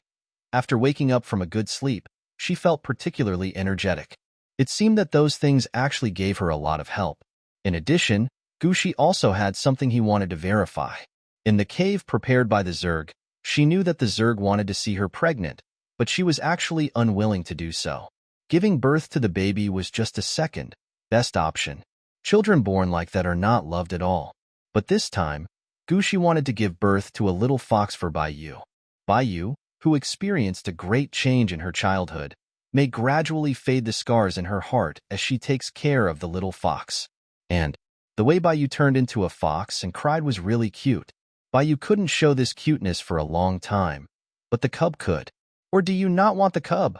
Gushi stopped again, put his hands on Baiyu's chest, and pressed a few dents on the white chest muscles. Baiyu looked at Gushi, thinking about the cute cat-like appearance of Gushi with round eyes and pink nose. "I want, Cici, to give birth to a female cub as cute as you." Gushi, it's all right. She is so eager to have children now. So the infinite fertility value should play some role, right? The palace at this time. In the palace that belonged exclusively to the queen, Hans, who should have already fled to the planet belonging to another country, was being kicked to the ground by C. By C, wearing the princess uniform, still wore a pair of glasses with a gold chain. The golden tiger eyes under the lenses were filled with a coldness that Gushi had never seen before. Brother-in-law. By C looked down at the white dog beast man who was sitting powerlessly on the ground. At the beginning, I suggested that the royal sister send you directly to prison, but it was a you who tried her best to stop me. Now you are meddling in a you's affairs at will. Do you want a you to lose face in front of his mistress? The Empress of the Empire was filled with sadness when she heard this. He has been unable to hold his head up for a long time. Do you think I don't know? That female may be pregnant with a low-level male. The first cub in the Duke's mansion was not the crown prince's, but a male who didn't even have an official title. When the little lion cub was born, my AU really lost face in the Empire, just like I did back then. Why? Why was a phoenix that couldn't transform born first? Why did Lily want to make that phoenix the crown prince? The phoenix is a divine beast, yes. AU is from the Silver Fox clan, and also has the blood of a divine beast. Bai Si frowned. Who told you that my sister wanted Bai Yi to inherit the throne? My mother. The queen lowered her eyes. Go dig my mother out and beat her up like you beat Hans. The queen's desperate tone made Bai Si's eyes even colder. He looked at the Empress of the Empire who had remained silent and only called out, Imperial sister. The queen, who had been leaning on the chair and letting the eunuch rub her temples, opened her eyes at the call of her younger brother. She knew it was time to make a decision.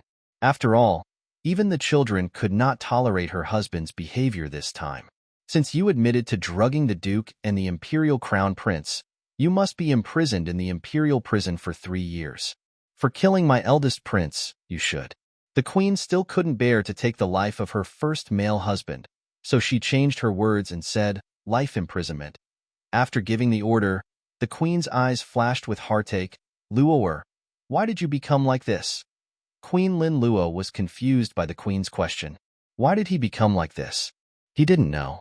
A male who enters the queen's palace cannot hold any position anymore, to prevent the male from having selfish thoughts and wanting to betray the country. Now that there was nothing he could do, he could only hope that the Empress would come and pamper him all day long. Then they hoped that he could make the Empress pregnant and give birth to their baby. But even if the females of the Silver Fox clan were of high rank, it was still difficult for them to conceive. It would have been fine if she had never had a child. But the Empress also gave birth to a male child of unknown origin.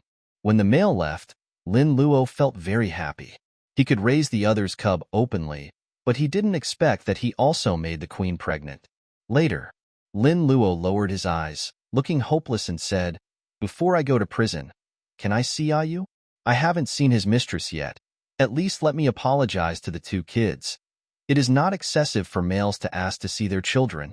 After all, after life imprisonment, no one can visit them, and at most they can tell them some information about the outside world. Bai Si had a cold face as he watched the Empress contact Bai Yu. I called, but no one answered for a long time. When the call was picked up, Bai Yu's voice was inexplicably hoarse. Queen Mother, Ayu, your father wants to see you later. Bai Yu fell into a long silence, until Gushi's voice suddenly sounded, okay, Queen Mother, we'll go right away. After the call was disconnected, Bai Yu didn't want to get up from the bed. With his chest bare and his fox ears drooping, he looked at Gushi with a sad look. Shi, I don't want to see him. Gushi pinched Bai Yu's mouth and made it into the shape of a duck. Listen to me, go and meet him. If you meet him now, you won't regret it later. If the queen is to be severely punished this time, it should not be to ask her to pay for the life of the Black Phoenix who died before. A high possibility is life imprisonment. After being sentenced to life imprisonment, Bai Yu could not see his biological father even if he wanted to. This is the last time we see each other. Gushi insisted on going, so Bai Yu had to settle for the next best thing. Let me hug you. I'll go. Didn't you hug me enough just now? Gushi's soft voice was filled with real complaints. The sad male was really crazy enough, and he was so ruthless when he did it. as if he wanted to nail her to death with his strong waist. Fortunately, she held on, otherwise she would have fallen asleep again. Baiyu knew why Gushi blamed him. There were scratches from Gushi on his chest and back. It was heavy, but it made Baiyu feel comfortable, because that is the best proof of his masculine strength. Of course I can't hug enough when I'm with Cici. Baiyu stood up while speaking. The male body with perfect muscles is beautifully presented. The only flaw is the scratches. Gushi glanced at him, turned away with red cheeks, took a quick shower, put on his clothes, and went to the palace with Baiyu as quickly as possible. A male in a light blue royal uniform was sitting at the table, looking at her and Baiyu with a smile.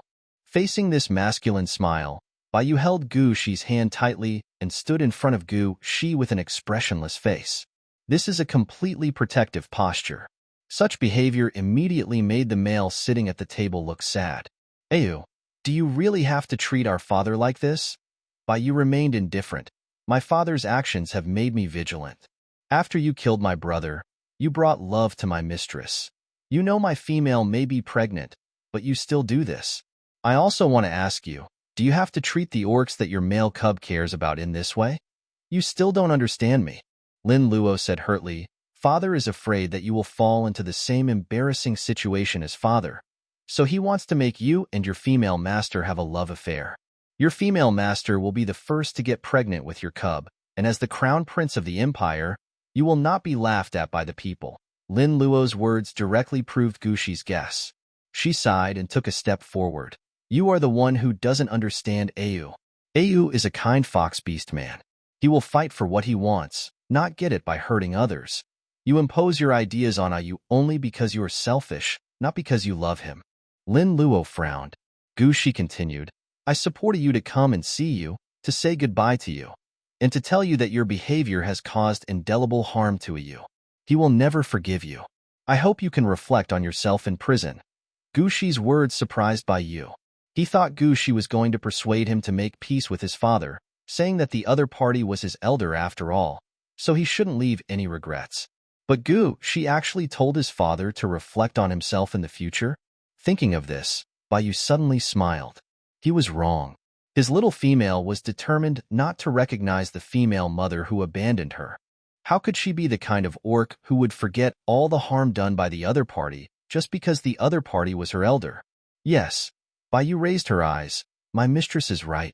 You should reflect on yourself in prison and think about how many times your brother called you father and queen. I will never forgive you. After saying this, Baiyu suddenly felt relieved. Even before, when he confessed the cause of his brother's death to his mother after a long period of hesitation, he had never been so relaxed facing his father. If you did something wrong, it's wrong. Why should you hesitate about whether you should treat the other person in this way just because of blood ties? Thinking of this, Baiyu and Gushi smiled at each other. Gushi said, I haven't been out shopping yet. Shall we go shopping? Baiyu nodded. Okay. The two young orcs walked away hand in hand, ignoring the extremely angry queen of the empire. The queen was left sitting there blankly, and finally muttered to herself, Did I really do something wrong? No one answered him. Baiyu and Gushi came to the largest shopping mall in the empire. The mall was no different from the one Gushi walked through in his original world, and many women were walking arm in arm here. It turns out that females can also get along well. Gushi thought about this and felt that he was possessed by a demon. Females can certainly be friends with other females, and they don't necessarily have to compete with males. Maybe she can meet a female friend here? With such a mood, Gushi took Baiyu's hand and looked at each store one by one. Behind her and Baiyu, not too far away, stood a pretty figure in a long skirt. Gushi also had the 10 million star coin bonus for successfully guiding ABIs. While they were shopping, if Baiyu looked at something for a few more seconds, she would spend money to buy it for Baiyu. Baiyu was shocked. Cici, are you spending money to make me happy? Baiyu said it bluntly, making Gushi feel a little embarrassed. She put the beret that Baiyu had just glanced at on Baiyu's head. Well, so are you happy? Happy. Baiyu also picked a hat nearby. It was a light yellow sun hat with colorful flowers on the straps. When Gushi put the hat on her head, she instantly looked like a young lady on vacation at the beach in her light yellow dress. Cici looks good like this. Gushi stood in front of the mirror and turned around with the hat on, Okay, then buy it. After visiting the hat shop, you should also visit the clothing store. In order to allow females to pass the time for entertainment, clothing stores in Interstellar have set up dressing rooms where people can try on clothes on the spot. The first store they entered was a women's clothing store. Bayu picked out a blue backless dress for Gu-shi and asked Gu-shi to try it on. As soon as Gu-shi walked to the fitting room, she saw the door of the fitting room opened a crack. A slender white arm stretched out, and after waving twice, a gentle and pleasant girl's voice came from inside. Sister, can you help me? The zipper of this skirt is too tight, and I can't pull it up. Gu-shi looked around and asked, Are you shopping alone? She had just observed that when females went shopping, even if they were not with their female friends, they would bring several beastly husbands with them. If the little female has other companions, she can help call them over. Wow. Gu-shi's words made the little female inside cry. Sister, my family members have passed away, and there is no one to accompany me shopping. I will be 18 years old next month. Because my mental strength and fertility value are very low, I don't have a beast husband yet. Hearing the pitiful tone, Gu-shi's sheen unconsciously softened. But she was not so impulsive as to go straight into the fitting room. In fact, her parents and brothers had given her a lot of anti-abduction training in the past, including a true news story about a woman who was shopping with her husband in a foreign country and found a trap in the fitting room when she was trying on clothes. The woman was kidnapped by human traffickers and later became a circus freak performer. Wait a minute, I'll talk to my husband. Gu-shi directly called Bayu, who was not far away, to come over. After telling her the situation, he quietly used his mental power to scan the female's spiritual sea. The animal form of this female turned out to be a ragdoll cat, with a very small spiritual sea, which matched what she said. Gu-shi was relieved. I'm coming in. Okay, sister. The female's voice sounded a little hoarse, like the kind that came from when she was crying just now. This store is quite big, and the cloakroom can accommodate about 3 people. Gu-shi stood behind the young female and helped her zip up her skirt. Thank you, sister. The young female turned around happily. My name is Su-mion. Hello. Gu-shi paused. My name is Gu-shi. Su-mion's round eyes opened even wider. Gu-shi? Ah, you are the saintly Lady Gu-shi of our empire. I like you so much. I watched your live broadcast yesterday, but I didn't win the steamed meat pie you made. Su-mion's love didn't seem fake. Gu-shi smiled generously. Thank you for your love. I also want to try on clothes. I'll go out first. Sister, change here. I see the zipper of your skirt is also very tight. I can help you zip it up later. Gu-shi shook her head and refused. No need to trouble you. I came here with my beast husband. Su-mion pouted, her cute baby face full of depression of being rejected. Fortunately, she smiled again after a while. Sister, you can change inside. I'll go out. It's a good opportunity to look in the mirror and see if this pink dress suits me. Su-mion walked out. Gu-shi then changed out of her dress and put on a white jade, patterned backless blue waisted skirt. The skirt was a halter, neck type, tied with cross ropes on the top and had a hidden zipper on the side. She dressed herself by herself and walked out to look in the mirror. You know what? Bayu has a good taste. Not only does this skirt show off her figure, but the skin revealed on the back makes her look even more charming. Bayu also thought that Gu-shi was very beautiful, except for the halter neck design, which exposed too much of Gu-shi's skin in the front and back. Seeing the surprised look on the face of the male salesperson next to her, Bayu handed the long skirt in her hand to Gu-shi. Cici, try this one again. It was a dress with a large floral skirt. After Gu-shi put it on, she found that the zipper on the back of the skirt could not be pulled up, so she called Bayu outside. Bayu walked in, reached out to help Gu-shi zip up his pants, and then said, That female hasn't left yet, and she picked out a skirt for you. Bayu's voice was very low. Gu-shi also lowered his voice. I looked at her spiritual sea, and it was a female ragdoll cat. She said her name was Su-mion and she had no parents. After Bayu heard Gu-shi talk about Su-mion's identity, he opened the bracelet and started to operate it. I actually found some relevant information about Su-mion. She was a little female who lived in an orphanage in Area D. Her mother died in a plane crash. The other males didn't have any cubs yet. After the markings were automatically removed, they all left the home, leaving only her and the males together. But her father died soon after at the hands of a mentally broken male. She was only 7 years old at that time. Later, after being adopted by an orphanage, he went to school with the subsidies provided by the Empire to females and the qualifications of other orcs.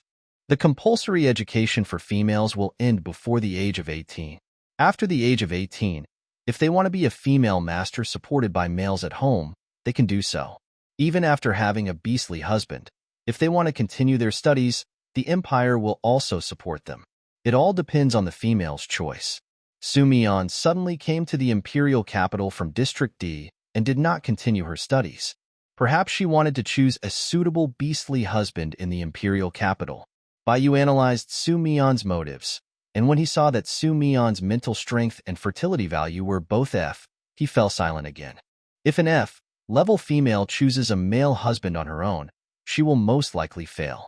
The biggest possibility is that she will be assigned an F-level male by the system. What is Su-mian's motive for coming to the imperial capital? Gu Shi also saw Su-mian's information. After confirming that the other party really had a name and surname in the imperial database, the last trace of doubt disappeared. She put on her skirt and walked out of the fitting room, and sure enough, Su-mian was still waiting outside. Su-mian held a red dress in her hand and said, "Sister, wear this? Red goes well with your skin tone. It will definitely look good on you." The pair of light yellow cat eyes were full of admiration and love for Gu Shi. The cute little female looked at her with joy on her face, and this scene reminded Gu Shi of her thoughts when she was shopping. Good friends of the same love. Isn't this ready-made? Maybe you can give it a try? She had good sisters in her previous life, but she had to stay in the hospital from time to time to recuperate and could not stay outside for too long. So good sisters were never lasting. The other party will always have a younger sister with whom they have a better relationship. Now that they have healthy bodies, their activities will not be restricted. Maybe they can try to make another good friend? Thinking about it, Gu Shi accepted the skirt that Su-mian chose. Okay, thank you. I'll try it on. She took the skirt back to the fitting room. After she came out after putting on the clothes, Su-mian praised her with sparkling eyes. As expected of a sister, your skin is so white. Wearing this dress, you look like a fairy from heaven. The fairy descended to earth. This name made Gu Shi couldn't help laughing. She just remembered what happened in her previous life as a human, and then she heard a strange name from the animal world. How about trying this outfit, sister? Seeing Gu Shi laughing, Su-mian chose another playful tube, top and miniskirt set. This set also shows my figure.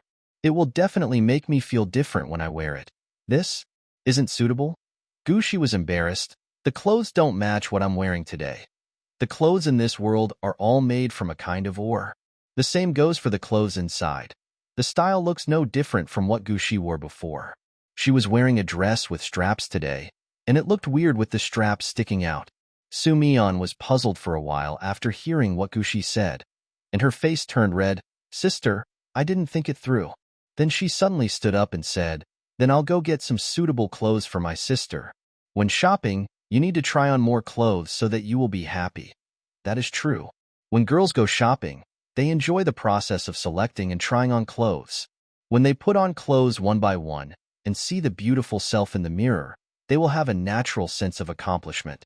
This may be the reason why there are shopping malls like this in the Star Wars world. However, in the original world, Gu Shi had never bought clothes by herself outside. She would simply have the new styles of the season delivered to her home, and then she would slowly choose from the albums. This time, I tried on clothes to enjoy the feeling of choosing in the store. No, I really want to try them on, let my husband buy them. Gu Shi's words made Su-mian stop. After Su-mian glanced at Baiyu, she said embarrassedly, brother-in-law, I'm sorry, I forgot you were here. Then go buy it for my sister. Baiyu only has Gu Shi as a female, and she has never been exposed to these things before. His handsome face was full of confusion. He didn't know what Gu Shi and Su-mian wanted to buy. It was not until Gu Shi grabbed his arm and motioned for him to put his ear close to her that he understood what he had to choose for Gu Shi. Baiyu blushed. It's not that he doesn't want to buy it, but as a male, it is still a bit embarrassing to touch the private belongings of a female. There's a store over there. Su-mian pointed. Brother-in-law, go buy it. Baiyu shook his head, clicked on the mall on the bracelet, and placed an order directly. I'll have the courier deliver it directly. This is the advantage of the virtual mall. You can place an order directly without having to face other orcs. Seeing that Baiyu did not go to the lingerie store opposite to buy it, Su Mion's eyes flashed with disappointment. But she soon laughed again. Soon, the small clothes that Baiyu ordered arrived in Gu Shi's hands. She took the small clothes and the suit recommended by Su Mion and went into the fitting room. After a while, Gu Shi came out. The tube top is made of leather, and the pleated skirt underneath is also made of the same material. To create a sense of hierarchy, the top is dark brown, and the skirt is pure black. These two fabrics are rarely seen in these colors on Gu Shi, which makes her skin more exposed and makes her look more wild. Not only Baiyu's eyes lit up, but Su Mion's eyes beside her also lit up. According to history books, only ancient beast men would dress like this. They would casually wrap themselves in animal skins and not care how much skin was exposed. Such loveliness and beauty can easily arouse the animal nature left over from ancient times in males.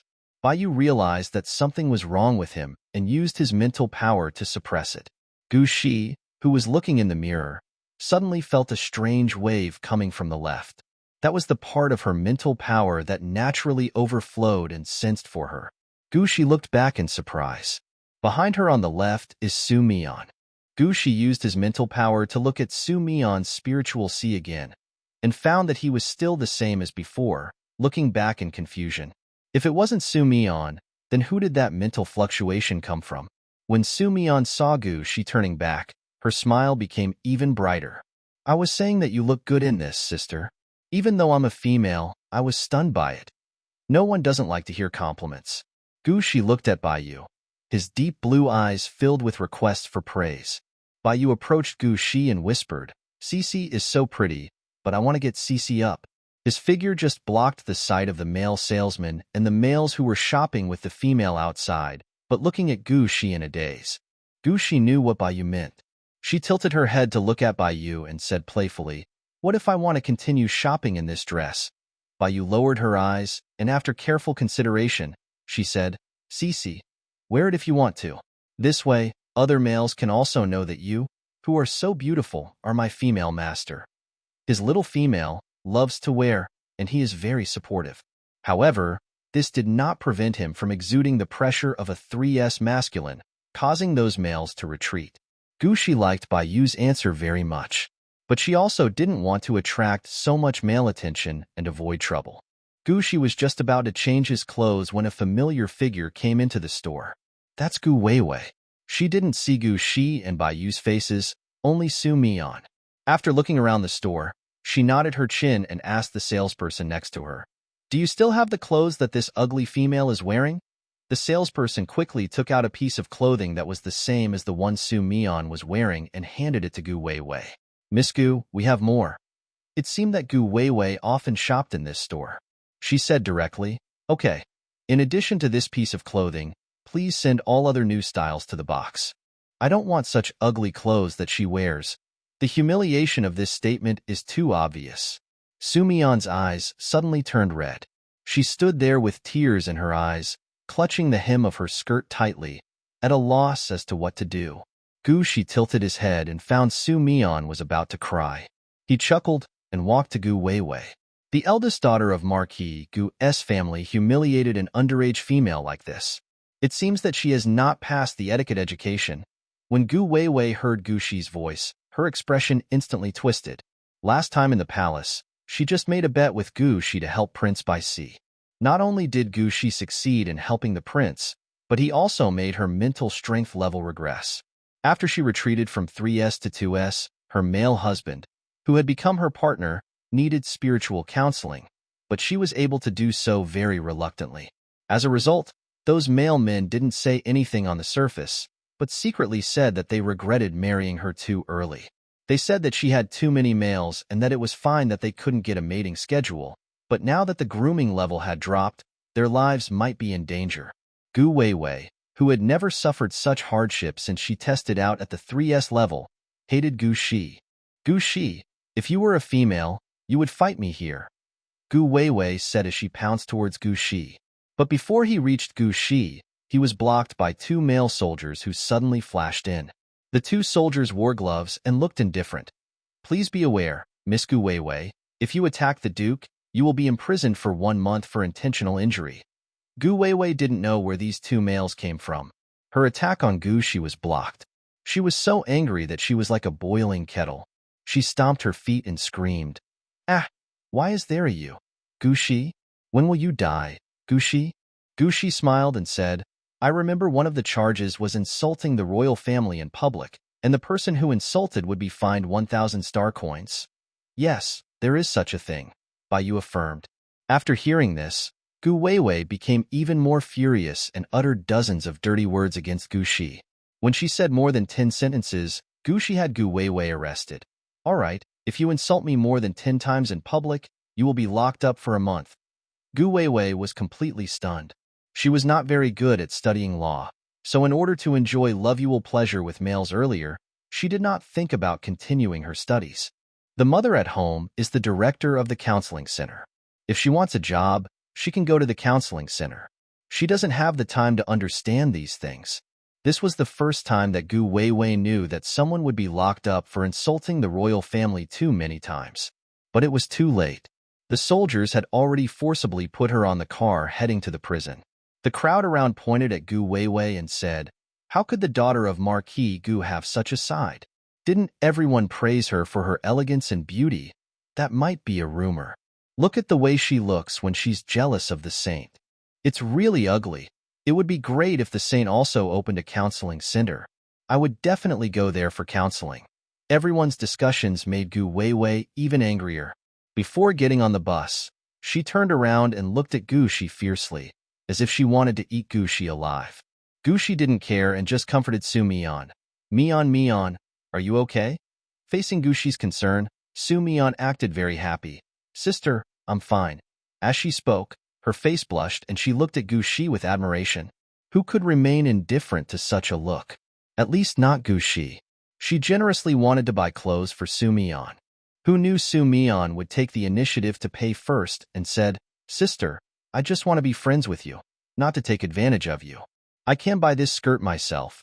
A cute round-faced girl with a determined look on her face. Gu Shi felt embarrassed to force payment. So after buying the clothes, he just asked Su Mian what she wanted to do next. Su Mian said, "I want to find a job in the capital. But after looking around this morning, I can't seem to find anything suitable." Gu Shi thought about it and asked Su Mian what his ideal job was like. Su Mian looked at Gu Shi shyly. "Sister Shengxi, can I work for you? Being a waiter is also fine. I will work hard to learn. I only ask you to let me stay by your side." "Sure." Gu Shi agreed quickly. "Anyway, I've almost finished shopping, so I can go back." She held Bai Yu's hand, thought for a moment, and then held Su Mian's hand and boarded the Phoenix together. After getting on the car, Su Mian asked if he could look around on the Phoenix, and Gu Shi agreed. Then she leaned on Bai Yu's shoulder, watching Su Mian's small figure jumping around in the Phoenix, looking left and right. "When I first boarded the Phoenix, I seemed to be as curious as she was." Bai Yu also recalled the time when he drove the Phoenix to take Gu Shi to pick up his grandmother and smiled slightly. Sissy just looked around, but she didn't say anything about Su Mian afterwards. Gu Shi knew that Bai Yu was avoiding suspicion. She kneaded her white and slender fingers as if she were playing with some fun toy and whispered, "Let her learn how to be a waitress in the Duke's mansion first." After saying that, Gu Shi stared at Su Mian with his deep blue eyes, without blinking. In the Doomsday world, their family was safe and sound, and later they established a base. Their parents became the chief and deputy chief of the base, and their brothers became important members of the base. The zombies outside continued to evolve, and later she heard that a base had been captured by zombies. The reason for the capture was that a zombie with the ability to transform himself into a little girl used human kindness to sneak into the base and open the door of the base from the inside. Gu Shi was very scared at that time. What if the people around her were also zombies?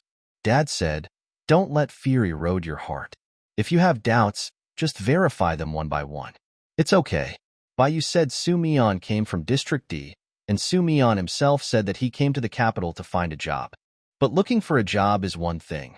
So how could it be such a coincidence that he needed her help with the zipper, and how could he be so direct in saying that he wanted to go to her Duke's mansion? There is something wrong with Su Mian. This kind of question takes time to verify. Keeping her under our noses may make it easier to see what her real purpose is rather than letting her stay in the dark. While Gushi was thinking about these things, he didn't notice that the big palm in his hand had turned red from her touch, and Bayu's face was also tinged with pink blush. There are also sensitive areas on the palms. Gushi kept touching his hands, which really tested his willpower. There were other people in the car, and I couldn't be intimate with Gushi, as that would seem disrespectful to Gushi. But if I take my hand back, Gushi might be unhappy. Bayu was in a dilemma and could only cross his legs in advance. Gushi leaned on Bayu's left shoulder, and Bayu's change of posture made her feel something was wrong. She glanced at Bayu, with a hint of doubt in her eyes. It was not until she saw a blush on Bayu's fair face that she remembered that she seemed to have been playing with Bayu's hands unconsciously. We have done more intimate things, so how can Bayu still be shy just playing with fingers? What should I do with such a cute girl? I want to kiss her, but there are people around. Gushi smiled and interlocked his fingers with Bayu. The two of them sat on chairs, sticking together and holding hands. Su-mion saw it clearly through the glass. Her eyes were dark as she stared at Gushi's face.